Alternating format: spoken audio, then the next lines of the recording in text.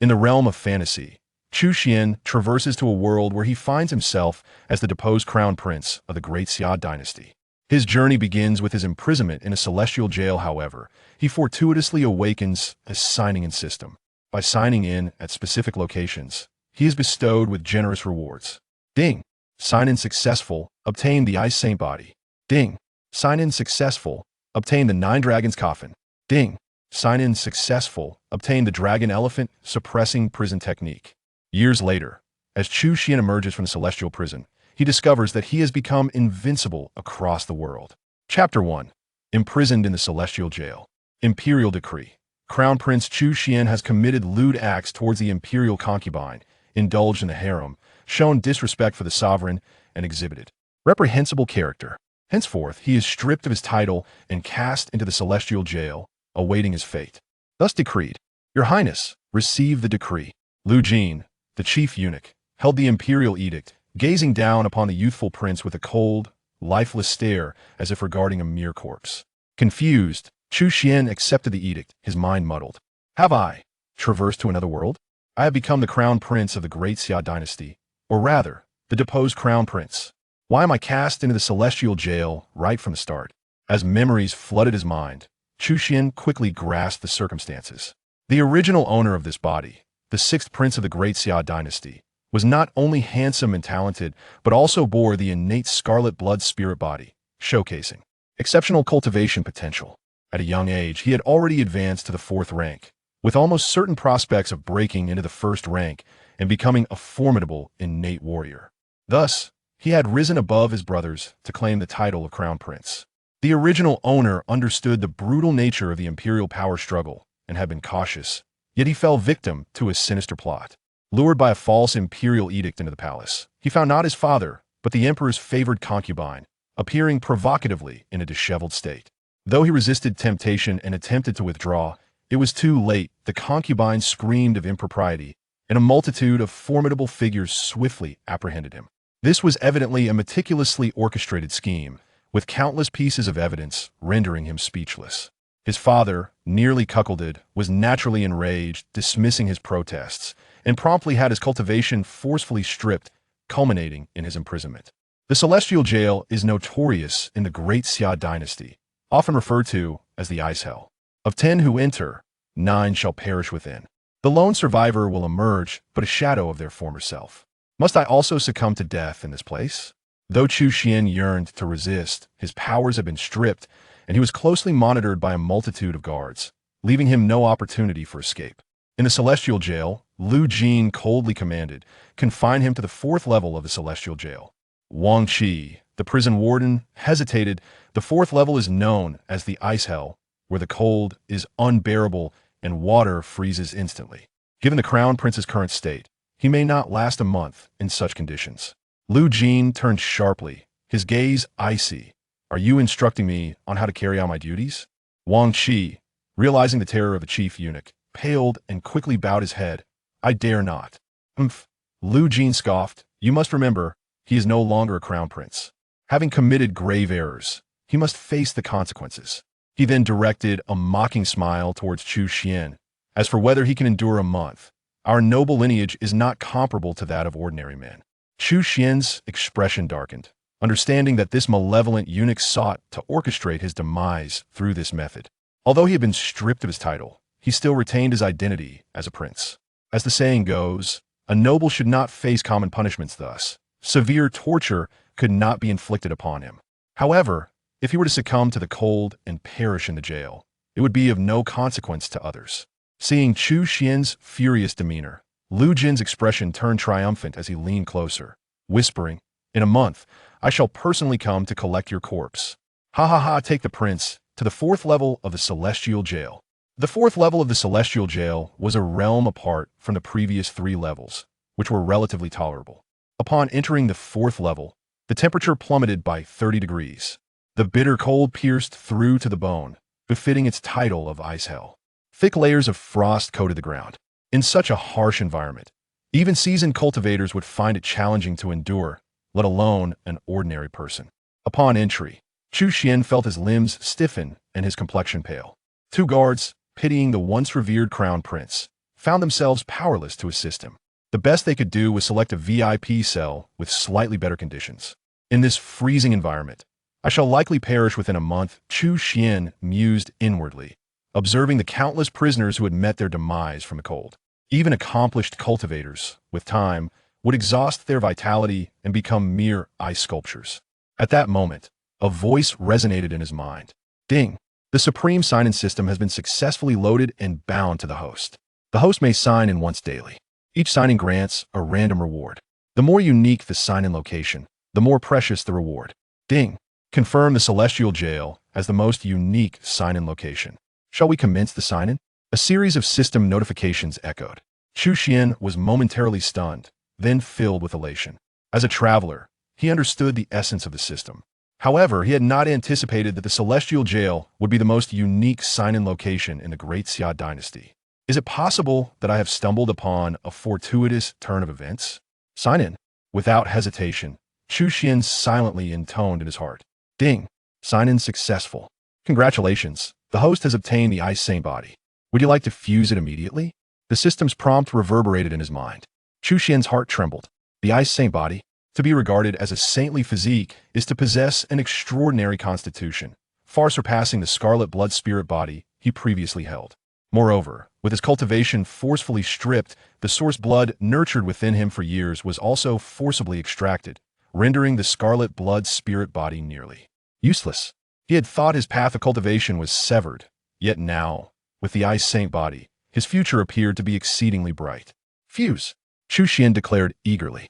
In an instant, a deep blue radiance surged into his being, infused with unimaginable energy that rushed through his limbs and bones. The meridians and dantian, once forcibly destroyed, now blossomed with renewed vitality under this tremendous energy's nurturing. Every muscle, every bone, every meridian, and every cell underwent an unprecedented transformation and rebirth. This was a genuine cleansing of the marrow, a metamorphosis of the soul. The entire process was excruciating, causing his very essence to tremble. Yet, it is equally transcendent. It feels as though an eternity has passed, or perhaps just a fleeting moment. At the instant when the sacred body of ice merged completely with Chu Xuan, an extraordinarily radiant brilliance surged skyward, illuminating the entire horizon. A heavy snowfall descended upon the vast imperial capital, with the cold wind howling and snowflakes dancing. It was as if summer had abruptly transitioned into winter.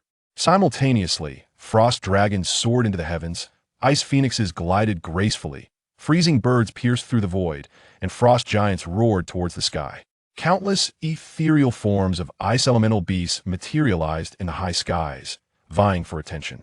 Such a remarkable phenomenon in the heavens and earth swiftly captured the attention of numerous powerful figures within the imperial capital. A peerless treasure has emerged, and it is a treasure of the ice element. Soon, a powerful individual proclaimed with certainty. In the confines of the palace, Emperor Xia abruptly lifted his head, rising with an expression of undeniable astonishment in his eyes. What is happening? Emperor Xia inquired in a deep tone. Your Majesty, it appears that a peerless treasure of the ice element has manifested, or perhaps an unparalleled physique of the ice element has been born a shadow in the darkness respectfully reported. Investigate immediately. Whether it be a treasure or an individual, we must locate it as swiftly as possible. By any means necessary, it must be in my grasp. Emperor Xia commanded without delay. Following his decree, countless powerful figures sprang into action. However, Emperor Xia could never have anticipated that this astonishing phenomenon was the result of the prince, whom he had just cast into the celestial prison. Chapter 2. 1,000 Years of Cold Essence. Mastery in 3 days as countless individuals outside fervently searched for unparalleled treasures. Chu Xuan gradually awakened within the confines of the celestial prison. He soon became acutely aware of the remarkable changes in his physique. If his previous form could be likened to an ordinary assembly line worker, his current body was undoubtedly a masterwork of divine craftsmanship. The disparity between the two was immeasurable. Within the frigid depths of the 4th level of the celestial prison, he no longer felt the slightest chill. Instead, he experienced an overwhelming sense of comfort, akin to soaking in a warm spring. Furthermore, Chu Xuan could distinctly sense the cold energy from all directions gradually integrating into his being. nourishing his body and rendering him increasingly powerful with each passing moment. Truly, he was worthy of the title of the Ice Saint body. Initially, he had feared succumbing to the bitter cold of this wretched place. However, with the Ice Saint body, the harsh environment now felt like a sanctuary, only serving to enhance his strength. Excitement sparkled in Chu Xuan's eyes as he attuned himself to the myriad transformations within his body, and before he realized it, an entire night had slipped by. The dawn of the next day arrived. System, check-in. Chu Xuan recalled the daily ritual of signing in. Ding. Check-in successful. Congratulations, host, for receiving a drop of 1,000 years of cold essence. The system's notification chimed, and Chu Xuan raised his right hand, where a single drop of crystalline blue liquid materialized in his palm, radiating a chilling aura that sent shivers down his spine. Undoubtedly, this was the 1,000 years of cold essence. Although it was merely a drop, it contained an extraordinarily terrifying ice energy. Any ordinary person who came into contact with it would likely be frozen solid in an instant. If its energy were to fully unleash, it could enclose an entire small city in ice within moments. However, for Chu Xuan, who possessed the Ice Saint body, this 1,000 years of cold essence posed no threat. Rather, it was a premium spiritual object that would facilitate his growth.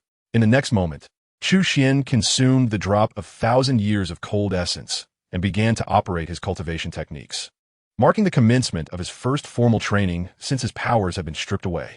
The exceptionally pure energy coursed through his limbs and meridians, enveloping him in a mist of white vapor, rendering him exceptionally enigmatic.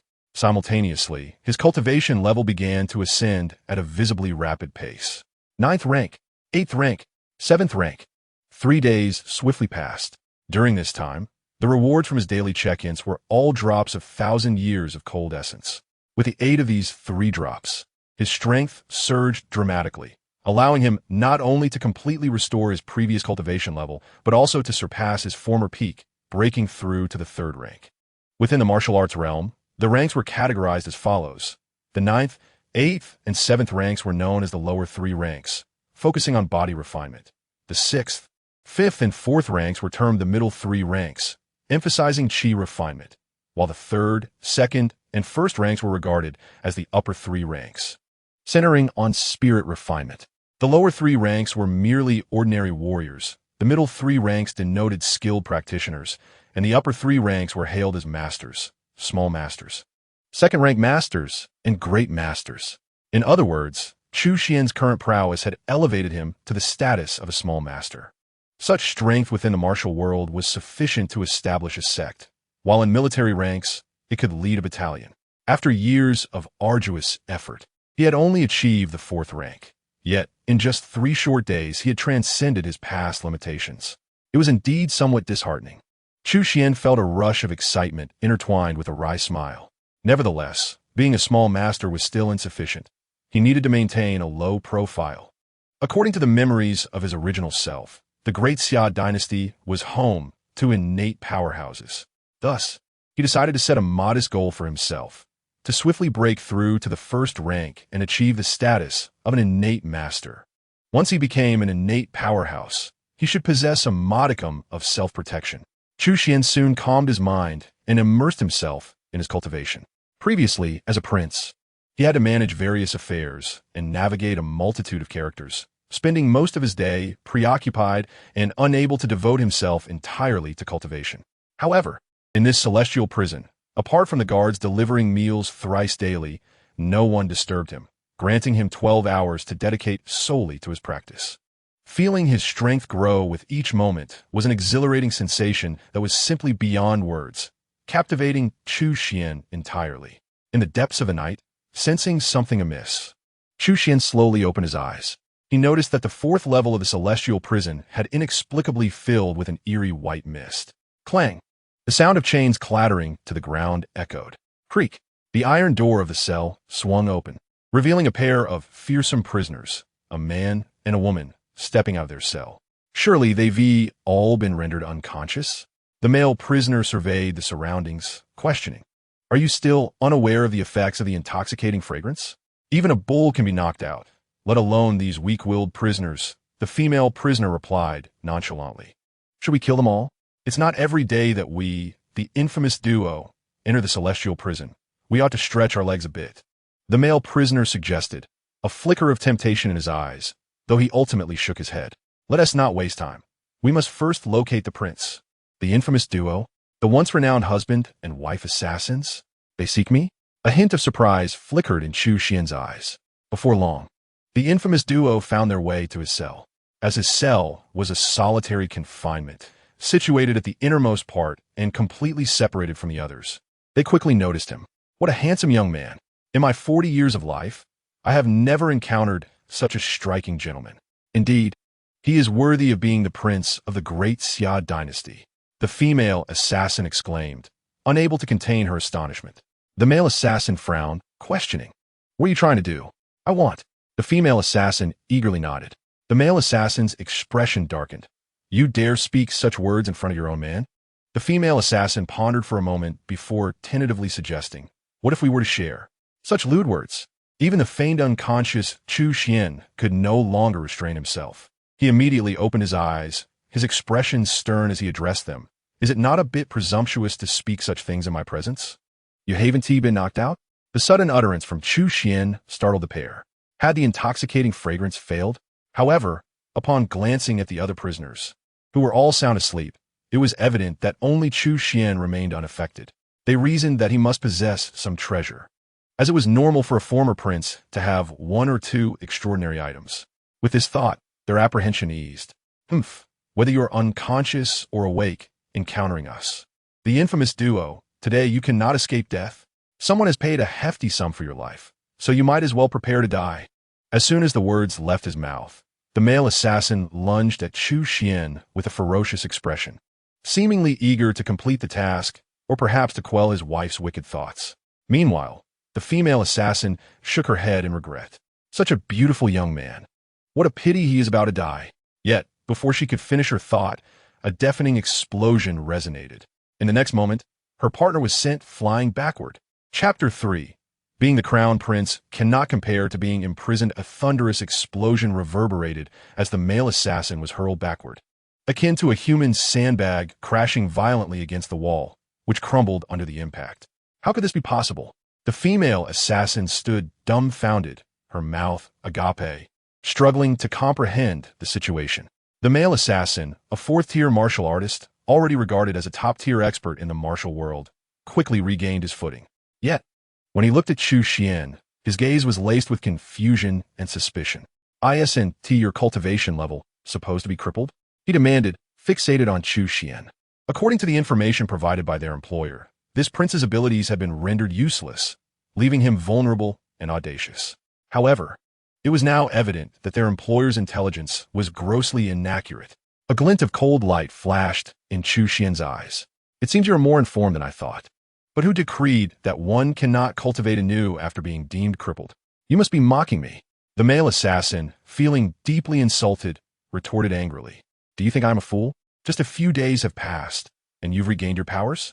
Do you believe yourself to be a reincarnated celestial being? To his surprise, Chu Xuan nodded earnestly. You are indeed correct. I am a descendant of Yin and Huang, a dragon's heir, and it is not unfathomable to claim I am a reincarnated celestial being. The notorious duo of assassins did not believe a single word. They were convinced that Chu Xuan had employed some trickery to conceal the truth of his cultivation level. Regardless of the reasons, at your peak, you are merely at the fourth tier, while we stand at the pinnacle of that level. Therefore, you face certain death today. They exchanged glances, their eyes burning with murderous intent. In an instant, glinting daggers appeared in their hands. Within the blink of an eye, they vanished from sight, moving with the swiftness of lightning. The two launched their assault from different directions, displaying an impeccable synergy, true to their reputation as a lethal duo. Alas, they had encountered Chu Xuan today. A terrifying aura erupted forth, reminiscent of a volcano in violent eruption. Before they could approach Chu Xuan, they were sent sprawling by the sheer force of the energy wave. Martial arts are categorized into 9 tiers. The lower 3 refine the body, the middle 3 refine the chi, and the upper 3 refine the spirit. Those at the upper 3rd tier are called masters because they have comprehended the essence of the martial way. Within their domain, ordinary martial artists are akin to ants, existing on a completely different level. Though Chu Xuan had only just broken through to the small master level of the third tier, he possessed the ice sacred body, naturally endowed with the icy essence. In the unique environment of the fourth level of the prison, the potency of this icy essence was greatly amplified, rendering even a first-tier grandmaster insufficient to contend with it. The infamous duo of assassins, despite being at the pinnacle of the fourth tier, found themselves utterly powerless against such transcendent force. In the blink of an eye, both knelt, as though crushed by an iceberg, unable to move even an inch. "You are at the master level," they exclaimed, terror etched on their faces. At that moment, they realized they had bitten off more than they could chew. If they had known their opponent belonged to such a realm, they would never have accepted this task, even at the cost of their lives. But now, it was too late for regrets. "Speak. Who sent you to kill me?" Chu Xuan inquired, looking down at them with a chilling demeanor. "We cannot disclose our employer's identity.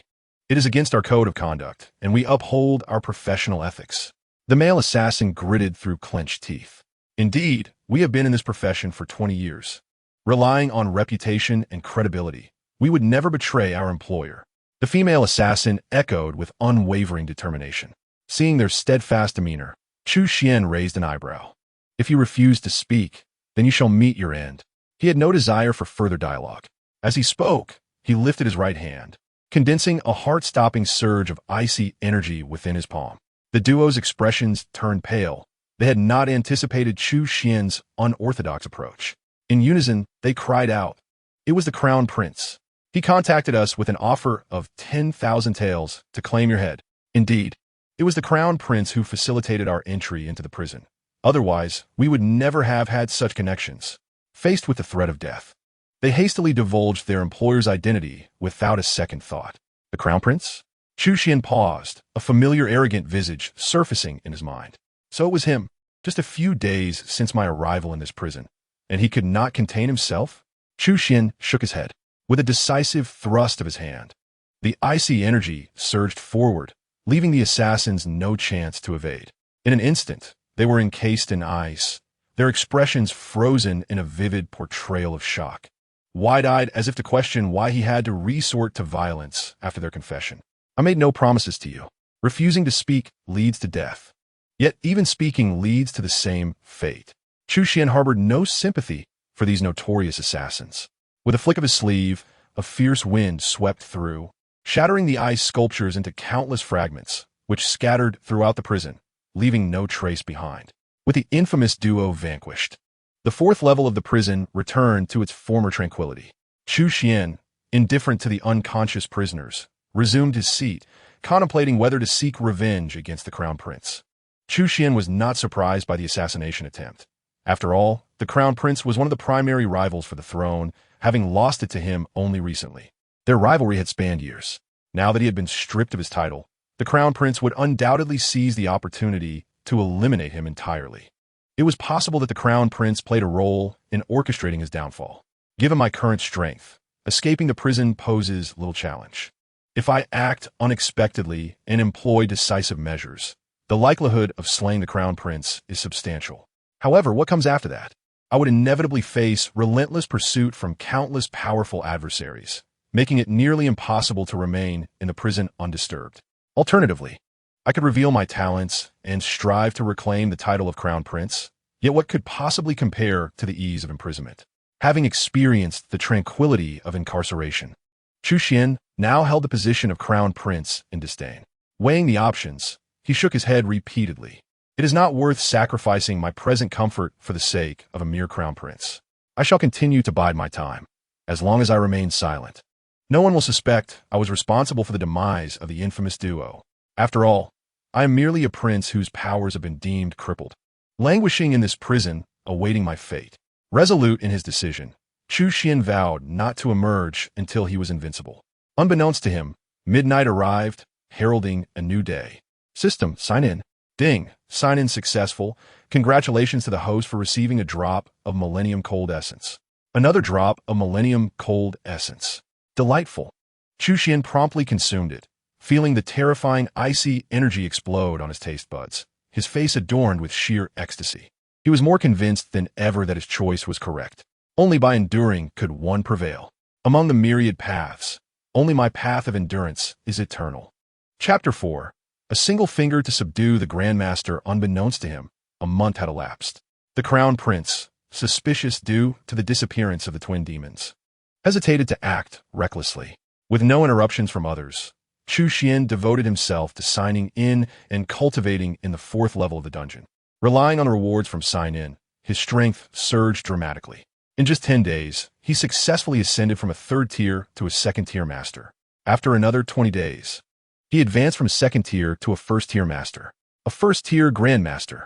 In the vast expanse of the Great Xia Dynasty, the number of martial artists was astonishing. While 3rd tier and 2nd tier masters were indeed rare, they still numbered quite a few when gathered together. However, 1st tier grandmasters were exceedingly scarce, with only a handful existing throughout the entire Great Xia. Each one was capable of sweeping through armies, deserving of the title of a formidable figure. Furthermore, those who broke through to become 1st tier grandmasters were typically over 50 years of age. As for someone like Chu Xuan, a 1st tier grandmaster at such a tender age, there had never been anyone since the founding of the Great Xia. If the world were to learn of this, countless perceptions would undoubtedly shatter. Nevertheless, Chu Xuan harbored no thoughts of pride. To him, he was merely a 1st tier grandmaster, having yet to break through to the innate level, thus lacking any grounds for arrogance. He must endure further. Ding! Sign-in successful. Congratulations to the host for acquiring the Divine Ice Finger. The Divine Ice Finger? Chu Xuan's eyes sparkled with excitement. On this new day, it seemed he had signed for something extraordinary. A genuine divine technique? Under the system's guidance, the legacy memories of this technique swiftly merged into Chu Xuan's mind. He effortlessly mastered this divine art. As he contemplated the extraordinary and powerful nature of this technique, a knowing smile graced his face. As the month drew to a close, Lu Jin, the chief eunuch of the Imperial Ritual Bureau, returned to the dungeon. What that one? His cold, sharp voice soon reached the ears of the dungeon warden, Wu Qi. Wu Qi, aware of who he referred to, wiped the non-existent sweat from his brow and cautiously replied, "The Crown Prince, the 6th Prince, is still in the 4th level of the dungeon." "He's still alive?" Lu Jin's gaze sharpened, akin to a hawk fixating on its prey. "Didn't you say he couldn't last a month?" Feeling the palpable pressure radiating from Lu Jin, Wu Qi's face blanched as he swallowed hard. "I'm not certain. It is generally true, but perhaps the prince has a more resilient constitution against the cold." A constitution resilient to the cold? This explanation evidently did not satisfy Lu Jin. He snorted coldly and strode towards the 4th level of the dungeon. Warden Wu Qi hesitated for a moment, but ultimately followed obediently. "Is the prince faring well here?" Upon reaching the 4th level, Lu Jin scrutinized Chu Xuan, a fleeting shadow crossing his eyes, before speaking in a sarcastic tone. Though the system could conceal Chu Xuan's cultivation, rendering him undetectable to others, his outward appearance could not be masked.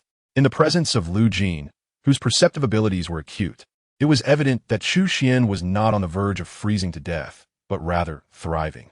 "Seems you're not dead yet. I trust this disappoints you." Chu Xuan raised his eyelids, responding with cold indifference. Witnessing Chu Xuan's impolite demeanor, Lu Jin's expression darkened. As the chief eunuch of the Imperial Ritual Bureau, he was not only a trusted confidant of the emperor, but also the foremost figure among eunuchs. Additionally, he was one of the few grandmasters in the Great Xia Dynasty, known for his prowess. The officials trembled before him, and even princes and nobles dared not offend him lightly. For a mere deposed prince imprisoned in the dungeon to dare exhibit such contempt was infuriating to Lu Jin. Once a prince, yet you failed to conduct yourself properly, attempting to seduce the empress and corrupt the harem, tarnishing the royal reputation and becoming a laughingstock. The emperor, in his magnanimity, has merely imprisoned you in the dungeon. Why can't you appreciate the emperor's good intentions? Why can't you be a bit more self-aware?" Lu Jin sneered, his words dripping with sarcasm. As he spoke, his aura as a 1st-tier grandmaster expanded. With a resounding crash, all the guards and prisoners on the 4th level fell unconscious, leaving only Warden Wu Qi unscathed. However, upon hearing Lu Jin's blasphemous words, Wu Qi was horrified, wishing he too could succumb to unconsciousness. Were such words to be uttered so casually? Though they bore no cost, they could cost him his life. "Self-aware? You mean self-aware enough to die?" Hearing this, Chu Xuan abruptly lifted his head, his gaze sharp as a blade.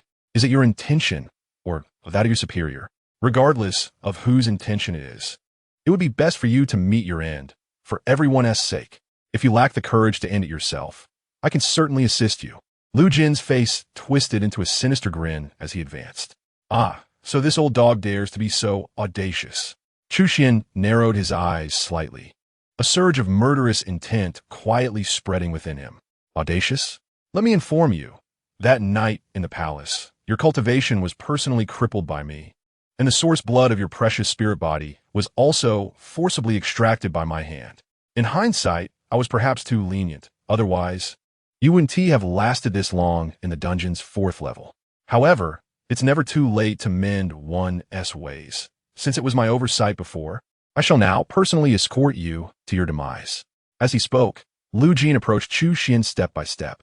So is you behind all this? Amidst the chaos of powerful adversaries, Chu Xuan had lost consciousness, and upon awakening, he found his cultivation shattered and the source blood of his spirit body forcibly taken. He had not known who was responsible until Lu Jin's confession unveiled the true culprit. Chu Xuan could no longer suppress the bloodlust within him. It seems you're quite enraged, but what does that accomplish? Lu Jin laughed arrogantly. I am a first-tier grandmaster. Dealing with you is as simple as crushing an ant. Therefore, I suggest you heed my advice and submit to your fate. It will be a swift end. Lu Jin's derisive laughter echoed as he instantaneously appeared before Chu Xuan, his fingers like talons, aimed directly at Chu Xuan's head. Swift as lightning and forceful as thunder. The sound of air bursting resounded through the void, a chilling wind swirling violently. The terrifying aura descended with overwhelming force, as if the heavens and earth were collapsing. A first-tier grandmaster. Is that reason enough for your arrogance? Have you perhaps rejoiced a tad too early? Chu Xuan's eyes held no fear, no gravity, only a hint of disdain. Though both are esteemed masters of the highest rank, the distinctions between them are profound. One possesses the sacred body of ice, having consumed an abundance of the essence of heaven and earth, and boasts a cultivation that is solid to the utmost degree. In contrast, Lu Jin is inherently flawed, his foundation unstable, and has only managed to achieve a meager breakthrough through relentless effort. The disparity between the two is akin to the radiant full moon compared to a mere firefly. With an air of calm, Chu Xuan unleashed the ice god finger. In an instant, a brilliant blue light surged forth, transforming the very fabric of reality. The icy currents of the 4th level of the heavenly prison spiraled violently. The power of the ice realm, he commanded, was amplified to an unimaginable degree. When it collided with Lu Jin's domain, the latter's realm crumbled with a mere glance. How could this be possible? Lu Jin's expression shifted drastically. Yet, even more terrifying was what followed. The ice god finger is a true divine technique, traditionally reserved for those of innate cultivation.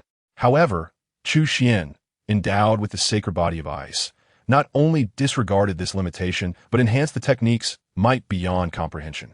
As he pointed, boundless mysteries unfolded. Chu Xuan seemed to transform into the supreme deity of the icy realm, elevated and unapproachable.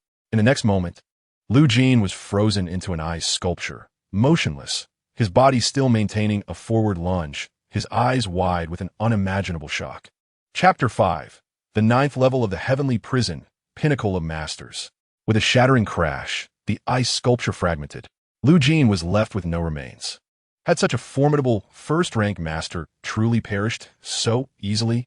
The warden, Wu Qi, stood dumbfounded, his eyes wide as saucers. He had anticipated the demise of Chu Xuan, the so-called worthless prince, only to witness a dramatic reversal. Chu Xuan stood unscathed, while the infamous Lu Jin was utterly annihilated. The process had been swift and decisive. One finger to subdue a master. The power displayed by Chu Xuan was nothing short of breathtaking. Naturally, this outcome was far beyond Wu Qi's expectations.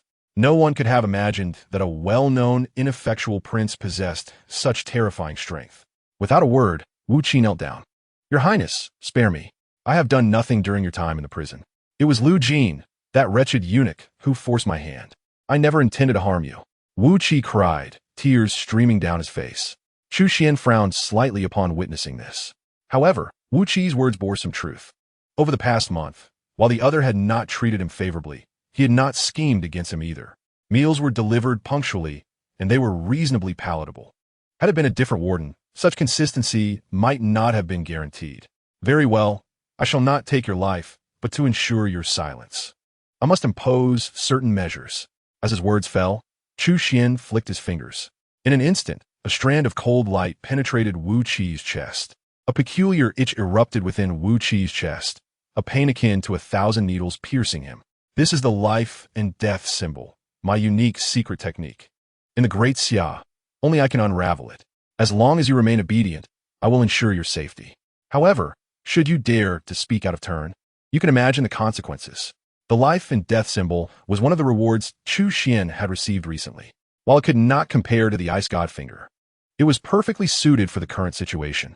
I understand. I would never dare to speak carelessly. Wu Qi swore fervently.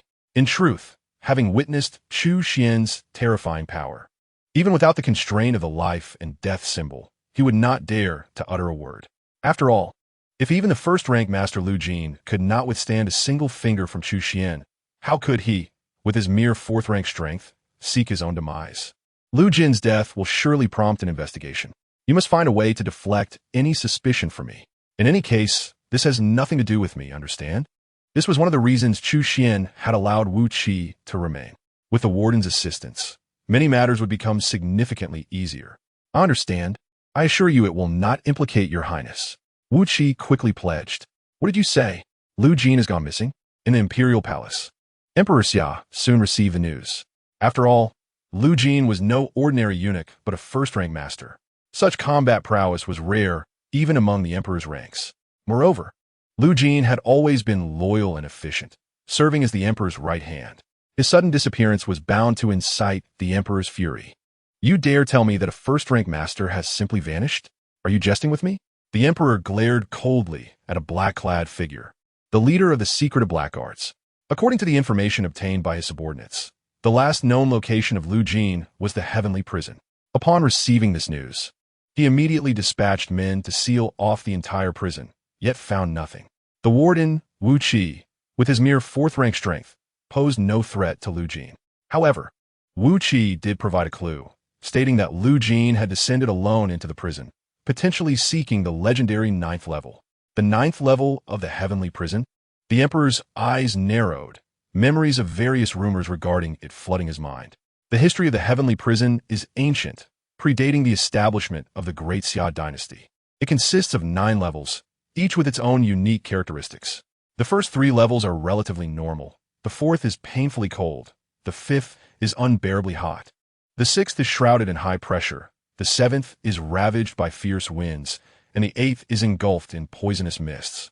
Yet, the 9th level is the most extraordinary, rumored to conceal immense secrets. Throughout history, emperors have sent powerful individuals to explore the 9th level, yet none have returned. Over time, it has become a taboo within the Great Xia Dynasty. Why would Lu Jin venture there? The emperor slowly raised his head, suspicion evident in his eyes. Could Wu Qi be deceiving you? The leader of the Black Guards shook his head. From what I know, Wu Qi is timid and averse to trouble, lacking the audacity for such deception, and he has no reason to do so. Furthermore, Lu Jin has long sought to break through his innate limitations and has privately attempted various means to seek opportunities in the 9th level. It is not inconceivable. Upon hearing this, even the unwilling emperor had to concede to the possibility. This matter will be set aside for now. The barbarian envoy is soon to arrive, and we must prioritize that. After they depart, you may further investigate this issue. As he spoke, he seemed to recall something and inquired, by the way, what is the current state of my rebellious son, imprisoned in the heavenly prison? The conditions in the heavenly prison are exceedingly harsh. His Highness's situation is dire. According to Wu Qi, given His Highness's physical condition, he may not endure much longer. The emperor nodded coldly and fell silent, as if he had never raised the question at all. The leader of the black-clad guards felt a chill run down his spine upon witnessing the situation. He dared not speak further and quickly took his leave. He never anticipated that the prison concealed such secrets. Hearing various rumors about the dungeon from Wu Qi, Chu Xuan couldn't help but feel astonished. The 9th level of the dungeon, he murmured to himself. Curiosity briefly piqued. However, he swiftly suppressed this curiosity, for he understood one crucial truth. Those who are overly curious often do not live long. The 9th level of the dungeon could be explored, but certainly not at this moment. Even if he were to venture there, it would be prudent to wait until his cultivation reached maturity, ensuring his safety before proceeding. For now, it was wise to remain obediently at the 5th level of the dungeon to sign in, as it was the sensible course of action. Indeed, Chu Xuan had now arrived at the 5th level of the dungeon. Each area possessed a fixed signing potential. After more than a month of signing in, the potential at the 4th level had diminished, prompting Chu Xuan to move directly to the 5th level. Unlike the 4th level, the 5th level was filled with flames. The heat intense, as if the sun blazed overhead. Glancing around, he found himself the sole occupant of this level, for ordinary individuals could not withstand such extreme temperatures. However, Chu Xuan, possessing the Ice Saint body, felt no discomfort. System, sign in. Chu Xuan silently urged, filled with anticipation. Ding, sign in successful. Congratulations to the host for obtaining a blood bodhi. A spark ignited in Chu Xuan's eyes. He raised his right hand, and in his palm appeared a mysterious spiritual fruit the size of a longan, radiating a crimson glow and pulsating with astonishing fiery spiritual energy. The blood bodhi was an exceedingly rare treasure, said to be formed from the blood of a fire Qilin. Whether this was true or not, he could not ascertain. But the energy contained within the blood bodhi was undeniably abundant, rivaling the millennium cold essence he had previously acquired. Indeed, signing in at a new location brought extraordinary rewards. Chu Xuan's excitement was palpable, and without hesitation, he consumed the blood bodhi. The terrifying energy contained within it would likely cause over 90% of ordinary cultivators to explode upon ingestion. Yet, Chu Xuan was different. His physique was extraordinarily resilient. Having previously swallowed the millennium cold essence without issue, let alone this blood bodhi. In an instant, an explosive surge of energy coursed through his limbs. Just recently having stepped into the realm of a first-grade grandmaster, he soon felt the bottleneck of his cultivation begin to loosen again. Unbeknownst to him, half a month passed in the blink of an eye. After this duration, Chu Xuan successfully ascended to the pinnacle of Grandmaster. Chapter 6. The Descent of Heavenly Fire. The Imperial Capital in turmoil. Upon reaching the pinnacle of Grandmaster, Chu Xuan's next objective was to break through to the innate realm. In truth, while Grandmasters possessed great strength, they still fell within the category of ordinary cultivators. Innate warriors, however, belonged to an extraordinary tier. Once one broke through to the innate realm, they could wield innate true qi, enabling them to fly and even double their lifespan. The distinction between ordinary cultivators and innate warriors was stark. For instance, a first-grade grandmaster, despite their prowess, would still bow before a sovereign like Emperor Xia. Yet, before an innate warrior, even a sovereign would treat them with utmost respect. If an innate warrior desired it, becoming a feudal lord was well within the realm of possibility. For a nation, each innate warrior was akin to a nuclear weapon. Thus, countless individuals dreamt of becoming innate warriors. Yet, the difficulty of breaking through to this realm was extraordinarily high. The odds were not 1 in 1,000, but rather 1 in a billion. For Chu Xuan, breaking through to the innate realm also posed a certain level of challenge. Despite the rewards accumulated from consecutive sign-ins over several days, he still could not successfully break through, merely advancing for the pinnacle of Grandmaster to the limit of Grandmaster. Of course, given the foundation laid by consuming numerous heavenly materials and earthly treasures, this limit was indeed rather formidable. According to Chu Xuan's estimation, even when facing true innate warriors, his current strength should not be lacking significantly. However, he was still not a genuine innate warrior. Chu Xuan had no interest in challenging higher tiers like those protagonists did. If possible, he preferred to overpower others through his own cultivation level. After all, who would willingly remain beneath another? Thus, his most pressing goal remained to break through to the innate realm. I can feel it. I am but a step away from the innate realm. Just one opportunity, and I should be able to succeed. Perhaps this opportunity would arise today. System, sign in. Chu Xuan immediately called out in his mind. Ding, sign in successful. Congratulations to the host for obtaining Solar True Fire. A jolt surged through Chu Xuan, and he could not help but widen his eyes. Solar True Fire? One of the 10 divine fires for myth? Such a thing could be signed in? At that moment, the sun, high above in the heavens, suddenly blazed with brilliance, and a strand of solar true fire descended from the vast cosmos. In an instant, boundless light and heat enveloped the earth, transforming the entire imperial capital of the Great Xia into a vast, raging furnace. The sky turned crimson, and the ground shimmered with heat, causing all to sweat profusely as they gazed in astonishment towards the heavens.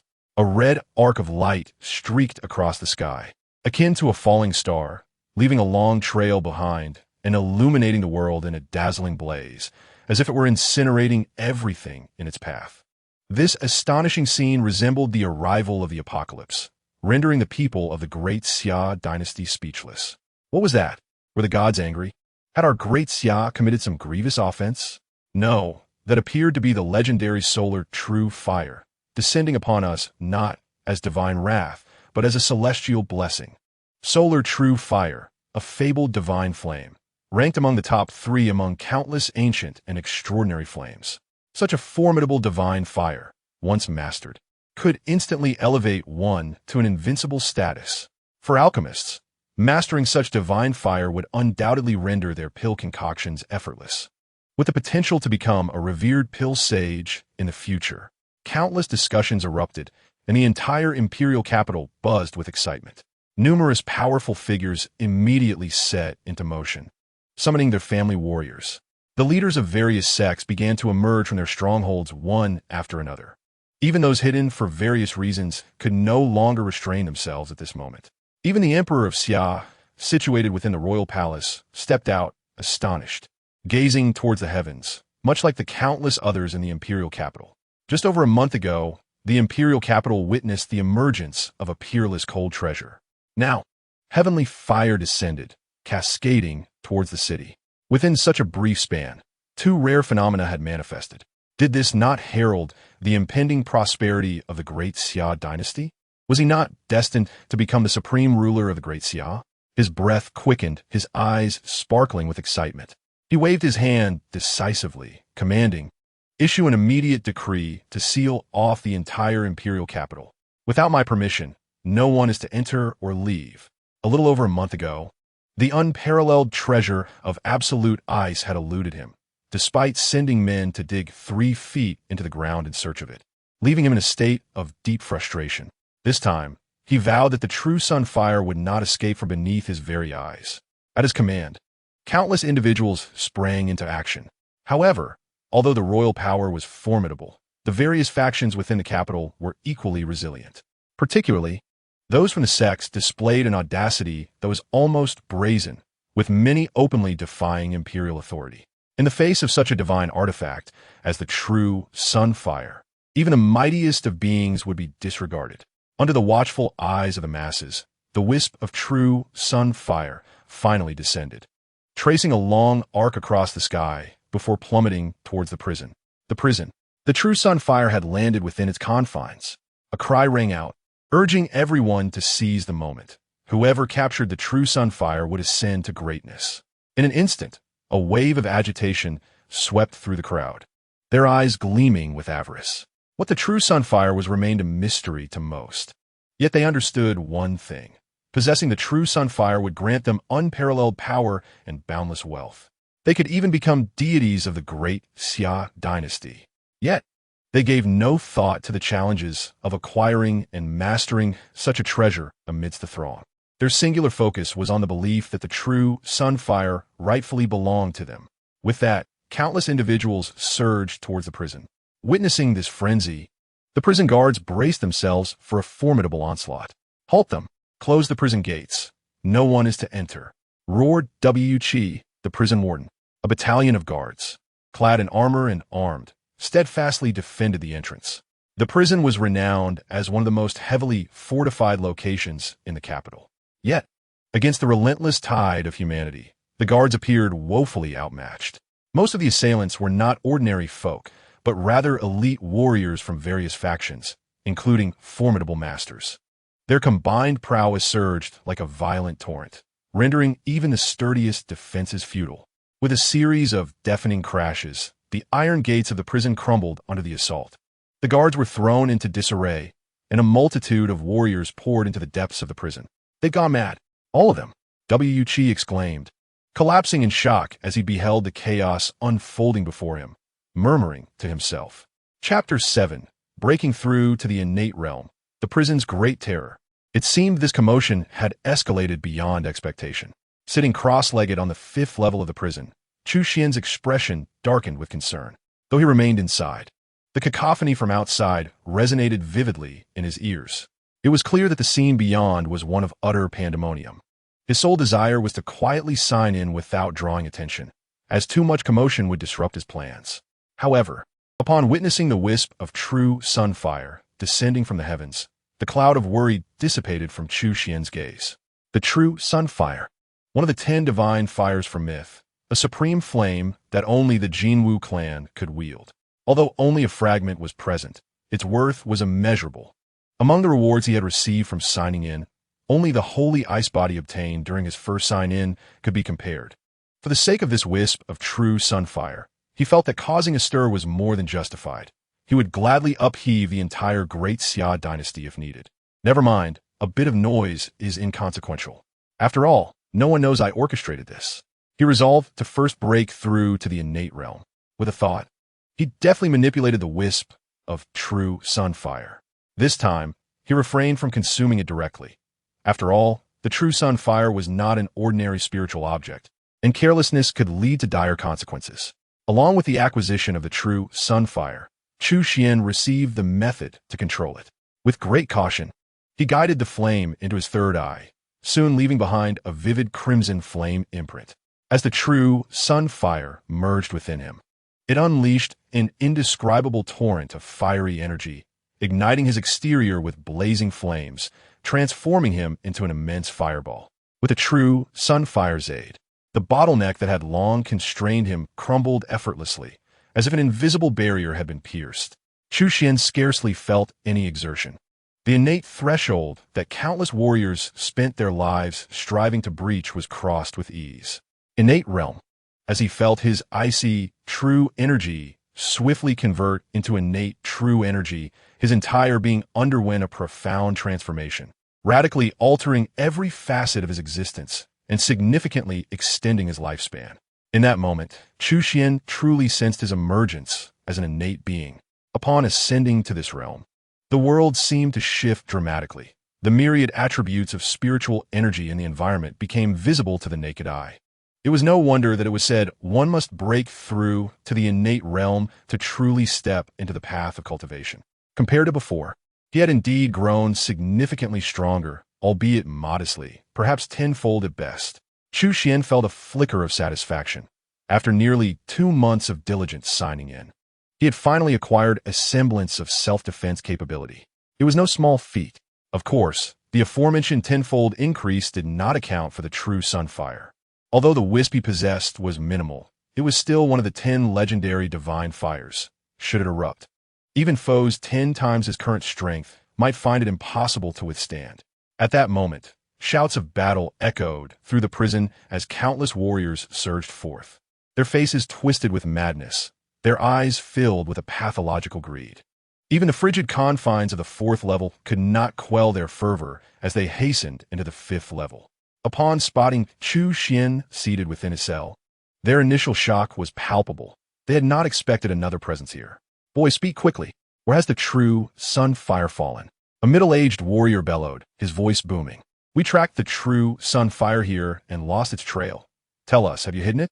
A cold-eyed elder in black, resembling a venomous serpent, fixed his gaze on Chu Xuan.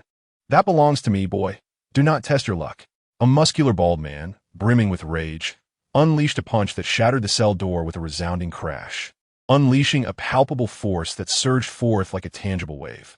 Confronted by those fierce and unfriendly gazes, Chu Xuan remained remarkably composed. Exhibiting not a trace of panic on his handsome visage, he leisurely surveyed the crowd before him. Those who had first ventured into the 5th level of the prison were undoubtedly among the elite warriors. At the very least, they possessed mid-grade, 3rd-tier cultivation, renowned in the outside world, with nearly half being masters of the realm. Among them were 2 first-tier grandmasters, a venerable elder clad in a Taoist robe, and a chilling old woman dressed in dark attire.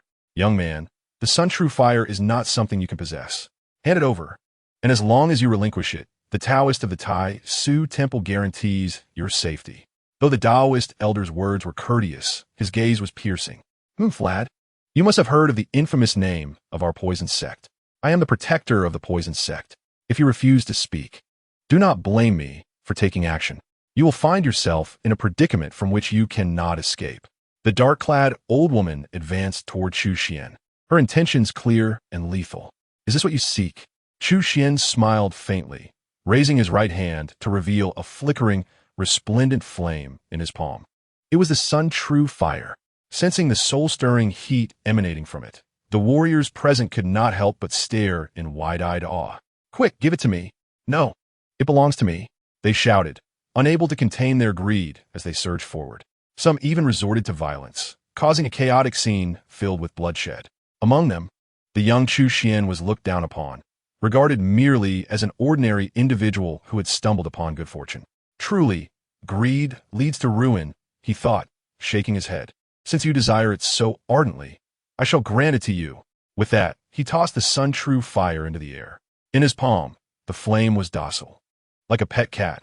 However, once it left his hand, it transformed into a ferocious tiger, brimming with malevolence. With a resounding explosion, an inferno erupted, engulfing the entire 5th level of the prison in flames. This was no ordinary fire. It was the supreme divine flame of the Sun True Fire, its power beyond imagination.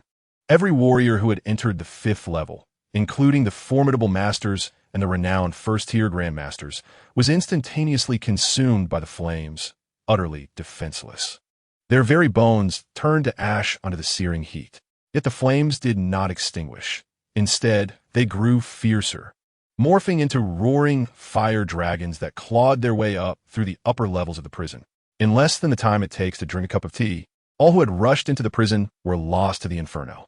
The Emperor of Xia, who had just led his forces to the prison's entrance, found himself halted in his tracks, his eyes widening in horror at the sight of the blazing inferno ahead.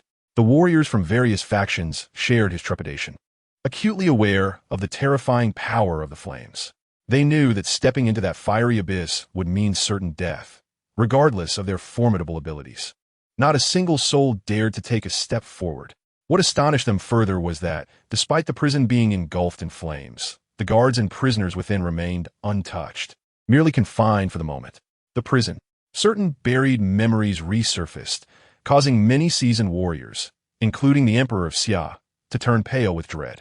They recalled that the prison was a forbidden place for many in the Great Xia Dynasty. Rumors spoke of great horrors within its walls. Chapter 8. The Crown Prince enters the prison, the inferno, and the prison rage for an entire day and night. When the flames finally subsided, no one dared to set foot inside. During this time, tales of the prison's terror had spread far and wide. Everyone understood the gravity of the situation. Many had come to the realization that the divine Sun True Fire was not something mere mortals could covet, setting aside the question of whether they could seize it. Even if they could, they would be unable to control it. And even if they managed to grasp it, they could not hope to safeguard it. The likelihood of ascending to greatness through this opportunity was exceedingly slim. Sacrificing their lives for such a chance was hardly worth it. Of course, some remained undeterred, unwilling to give up. However, gazing upon the pitch-black prison that resembled an abyss, they hesitated. 3 days later, a group of unexpected visitors arrived at the prison. Your Highness, the Crown Prince, what brings you here? The prison warden, Wu Qi, was taken aback upon seeing the young man leading the group. He never anticipated that the Crown Prince, rumored to be on the verge of ascending to the position of heir, would step into such a perilous place. The Crown Prince, Chu Meng, regarded him with a haughty glance and ignored Wu Qi's question, instead coldly inquiring, have there been any unusual occurrences in the prison over the past 3 days? None. Everything has been as usual, Wu Qi replied respectfully. Have you discovered any traces of the Sun True Fire? Chu Meng pressed further. None. Wu Qi said with a wry smile, shaking his head. If there were, I would not dare to conceal it. No one has had the courage to descend into the lower levels of the prison. A flicker of disappointment crossed Chu Meng's eyes, though he had anticipated this outcome. If the Sun True Fire had indeed been found, it would have been presented to his father, and he would have been left with nothing. Indeed, Chu Meng had come to the prison specifically for the Sun True Fire. As the Crown Prince of the Great Xia Dynasty, He possessed exceptional qualities. Yet his lack of cultivation talent had resulted in his failure to ascend to the position of heir, allowing the sixth prince, Chu Xuan, to surpass him. In a world where the strong could traverse the skies, having a successor with poor cultivation talent was a significant flaw. Chu Meng had sought to remedy this deficiency, trying various remedies over the years, achieving only a meager advancement to the 7th tier. After expending so much effort, he had not even managed to break through to the mid-grade 3rd tier, illustrating the extent of his inadequacy. However, the emergence of the Sun True Fire offered him a new path. If he could harness the Sun True Fire, not only could he compensate for his flaws, but he might also seize the opportunity to ascend to greatness. Aware of the associated risks, he had spent the past 3 days preparing meticulously. Now that everything was in place, he dared to enter the prison. "Now, I shall leave the rest to you all," Chu Meng said, casting a glance at the 9 individuals behind him. In stark contrast to his demeanor with Wu Qi, he exhibited deference toward these 9, even bowing slightly. Given his haughty disposition, this is indeed no small feat. However, the identities of these 9 individuals are certainly remarkable, each having been hired at a considerable expense. Among them, 6 are 2nd-tier masters, 2 are 1st-tier grandmasters, and there is even one who has reached the threshold of innate existence. "My esteemed father-in-law, I entrust my life and death during this venture entirely to your capable hands." Chu Meng gazed at the man clad in green robes who stood foremost among them, adopting an even more humble and respectful demeanor. This man, the head of the Fong family, one of the 8 prominent clans of the Great Xia Dynasty, is Fong Xingyi, a being on the brink of innate power. Although not a true innate warrior, being half a step forward marks a significant difference from an ordinary 1st-tier grandmaster. Frankly speaking, had they not shared a familial bond, Chu Meng would have found it nearly impossible to enlist the aid of such a formidable half-innate warrior. Yet, given their relationship, it is only natural. After all, should Chu Meng ascend to the throne, Fong Xingyi would not only become a national patriarch, but would elevate the entire Fong clan status. "As long as you do not enter the 9th level, I guarantee your safety." Fong Xingyi nodded slightly, his expression tranquil as he spoke. Though his tone was unassuming, it resonated with authority. Ordinary individuals might not comprehend the true terror of the celestial prison, but a warrior of his caliber understood that the real danger lay within the 9th level. So long as one does not enter that level, he was confident he could ensure Chu Meng's safety even in the face of peril. "Thank you, esteemed father-in-law."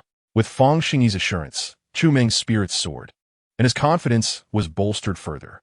In truth, they had previously reached an understanding. Upon locating the true Sunfire, they would share it equally. Chu Meng could resolve his inadequacies, while Fong Xingyi would seize the opportunity to break through to innate power. A mutually beneficial arrangement, indeed. The Crown Prince Chu Meng, the head of the Fong family. Fong Xingyi, 6 2nd-tier masters, 2 1st-tier masters, and a half-step innate warrior. It seems my royal brother's ambitions are indeed considerable. As soon as the Crown Prince Chu Meng and his entourage entered the celestial prison, Wu Qi had already conveyed the news to Chu Xuan through clandestine channels. Now, as long as Chu Xuan remained concealed, Chu Meng's group would inevitably return empty-handed. The internal structure of the celestial prison is intricate, and with Chu Xuan now being an innate being, should he choose to hide, it would be nearly impossible for the average person to locate him. However, this time, the visitor is none other than the Crown Prince Chu Meng. Remembering the recent encounter with the formidable duo he had vanquished, a flicker of peculiar light flashed in Chu Xuan's eyes. He truly had no desire to seek trouble with Chu Meng, but if the latter were to come knocking, he would not hold back. With this thought, a smile graced Chu Xuan's lips as he closed his eyes, returning to his meditation. After waiting for nearly a quarter of an hour, Chu Meng's group finally made their way into the 5th level of the celestial prison. Their caution was warranted, as the horror of the inferno that had occurred 3 days prior lingered in their minds. Thousands of warriors from various factions had perished, including over 100 3rd-tier masters. That conflagration had nearly obliterated a third of the elite warriors in the Great Xia imperial capital, prompting their vigilant approach. "It seems there is someone there." Suddenly, an exclamation broke the tension. The group instinctively tightened, raising their gazes in unison. Soon, they confirmed that there was indeed a figure within a cell ahead. "Why does this person seem so familiar?" The Crown Prince Chu Meng furrowed his brow, a hint of confusion crossing his features. Compared to 2 months prior, Chu Xuan's cultivation had significantly advanced, and his demeanor had transformed markedly. Particularly after his elevation to innate being, he exuded an entirely different aura. However, the bond of brotherhood prevailed, and Chu Meng quickly recognized Chu Xuan's identity. "You are Chu Xuan? How did you end up here?" Chu Meng's eyes widened in surprise. He had not anticipated encountering Chu Xuan in such a place. Initially, when Chu Xuan was cast into the celestial prison, he had indeed been concerned. Otherwise, he would not have summoned the formidable duo to offer support. However, after their inexplicable disappearance, his suspicions had led him to remain silent for a time. Only when the true sunfire emerged did his thoughts become entirely consumed by it. It was not until now that he remembered his 6th brother was imprisoned within the celestial prison. "My royal brother jests. Where else would I be but here?" Chu Xuan opened his eyes, speaking unhurriedly. "But tell me, royal brother, have you come to keep me company?" Chapter 9. Half-step and 8. Can you withstand my finger? Keep you company? I believe you are mistaken. Chu Meng's heart brimmed with disdain. Although they were brothers in name, within the royal family, there exists no semblance of brotherly affection. Moreover, Chu Meng had always believed that Chu Xuan had usurped his rightful place as the crown prince. He could not help but wish for Chu Xuan's premature demise. "It seems my 6th brother has been faring well in this celestial prison. 3 days ago, following the great fire, I feared you had perished." Chu Meng's smile was cold and humorless as he spoke. Now that he was surrounded by individuals with whom he shared a close bond, he felt no need to feign politeness. Hearing my royal brother's tone, "Do you wish for my misfortune?" A hint of amusement flickered on Chu Xuan's lips as he asked, half smiling. "You are well aware of your own actions. Not only have you brought shame upon the emperor, but you have also tarnished the reputation of the entire royal family. If I were in your position, I would have long since ended my life in the celestial prison, unable to bear the shame of living on. I had no idea, 6th brother, that you could be so shameless. You have truly opened my eyes." Chu Meng's gaze was icy, and his words dripped with venom. Had an ordinary person heard his remarks, they would either be overwhelmed with shame or consumed by fury. Yet Chu Xuan appeared unfazed by the sarcasm, responding with a calm demeanor. "Has my royal brother not heard the saying, 'Better to live in misery than to die in peace'? If one can live, who would willingly choose death? It seems you remain undeterred, 6th brother." Chu Meng's eyes suddenly turned cold as he recalled something. "You are now a waste, stripped of your title as crown prince by our father, left to languish in this celestial prison. Do you still harbor dreams of reclaiming your position?" "Reclaim?" At this, Chu Xuan was momentarily taken aback. He quickly grasped Chu Meng's implication that he believed he still sought to contest for the title of crown prince. In that instant, Chu Xuan could only burst into laughter. His current life was remarkably comfortable, and as long as he continued to cultivate steadily, he would inevitably become invincible in the future. Even if he were offered the throne, he would find it beneath him. How could he possibly care for the mere title of crown prince? However, Chu Meng had clearly misinterpreted his thoughts, believing he had discerned Chu Xuan's intentions. His expression turned fierce, and the murderous intent in his eyes solidified. "Since you remain so oblivious, for the sake of the royal family's honor, I shall be forced to take decisive action today." In the past, with his mere 7th-tier strength, he would never have dared to provoke Chu Xuan. After all, Chu Xuan's talent was renowned, possessing the scarlet blood spirit body.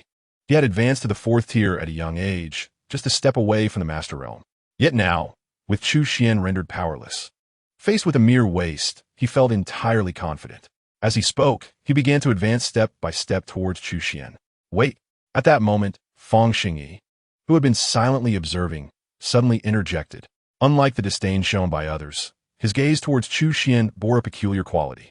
Had the prince been residing in this dungeon's 5th level all along? He abruptly inquired. Chu Xuan turned to glance at him, although they had never met. He deduced from the information provided by Wu Qi that this man must be Fang Xingyi, the head of one of the 8 prominent families.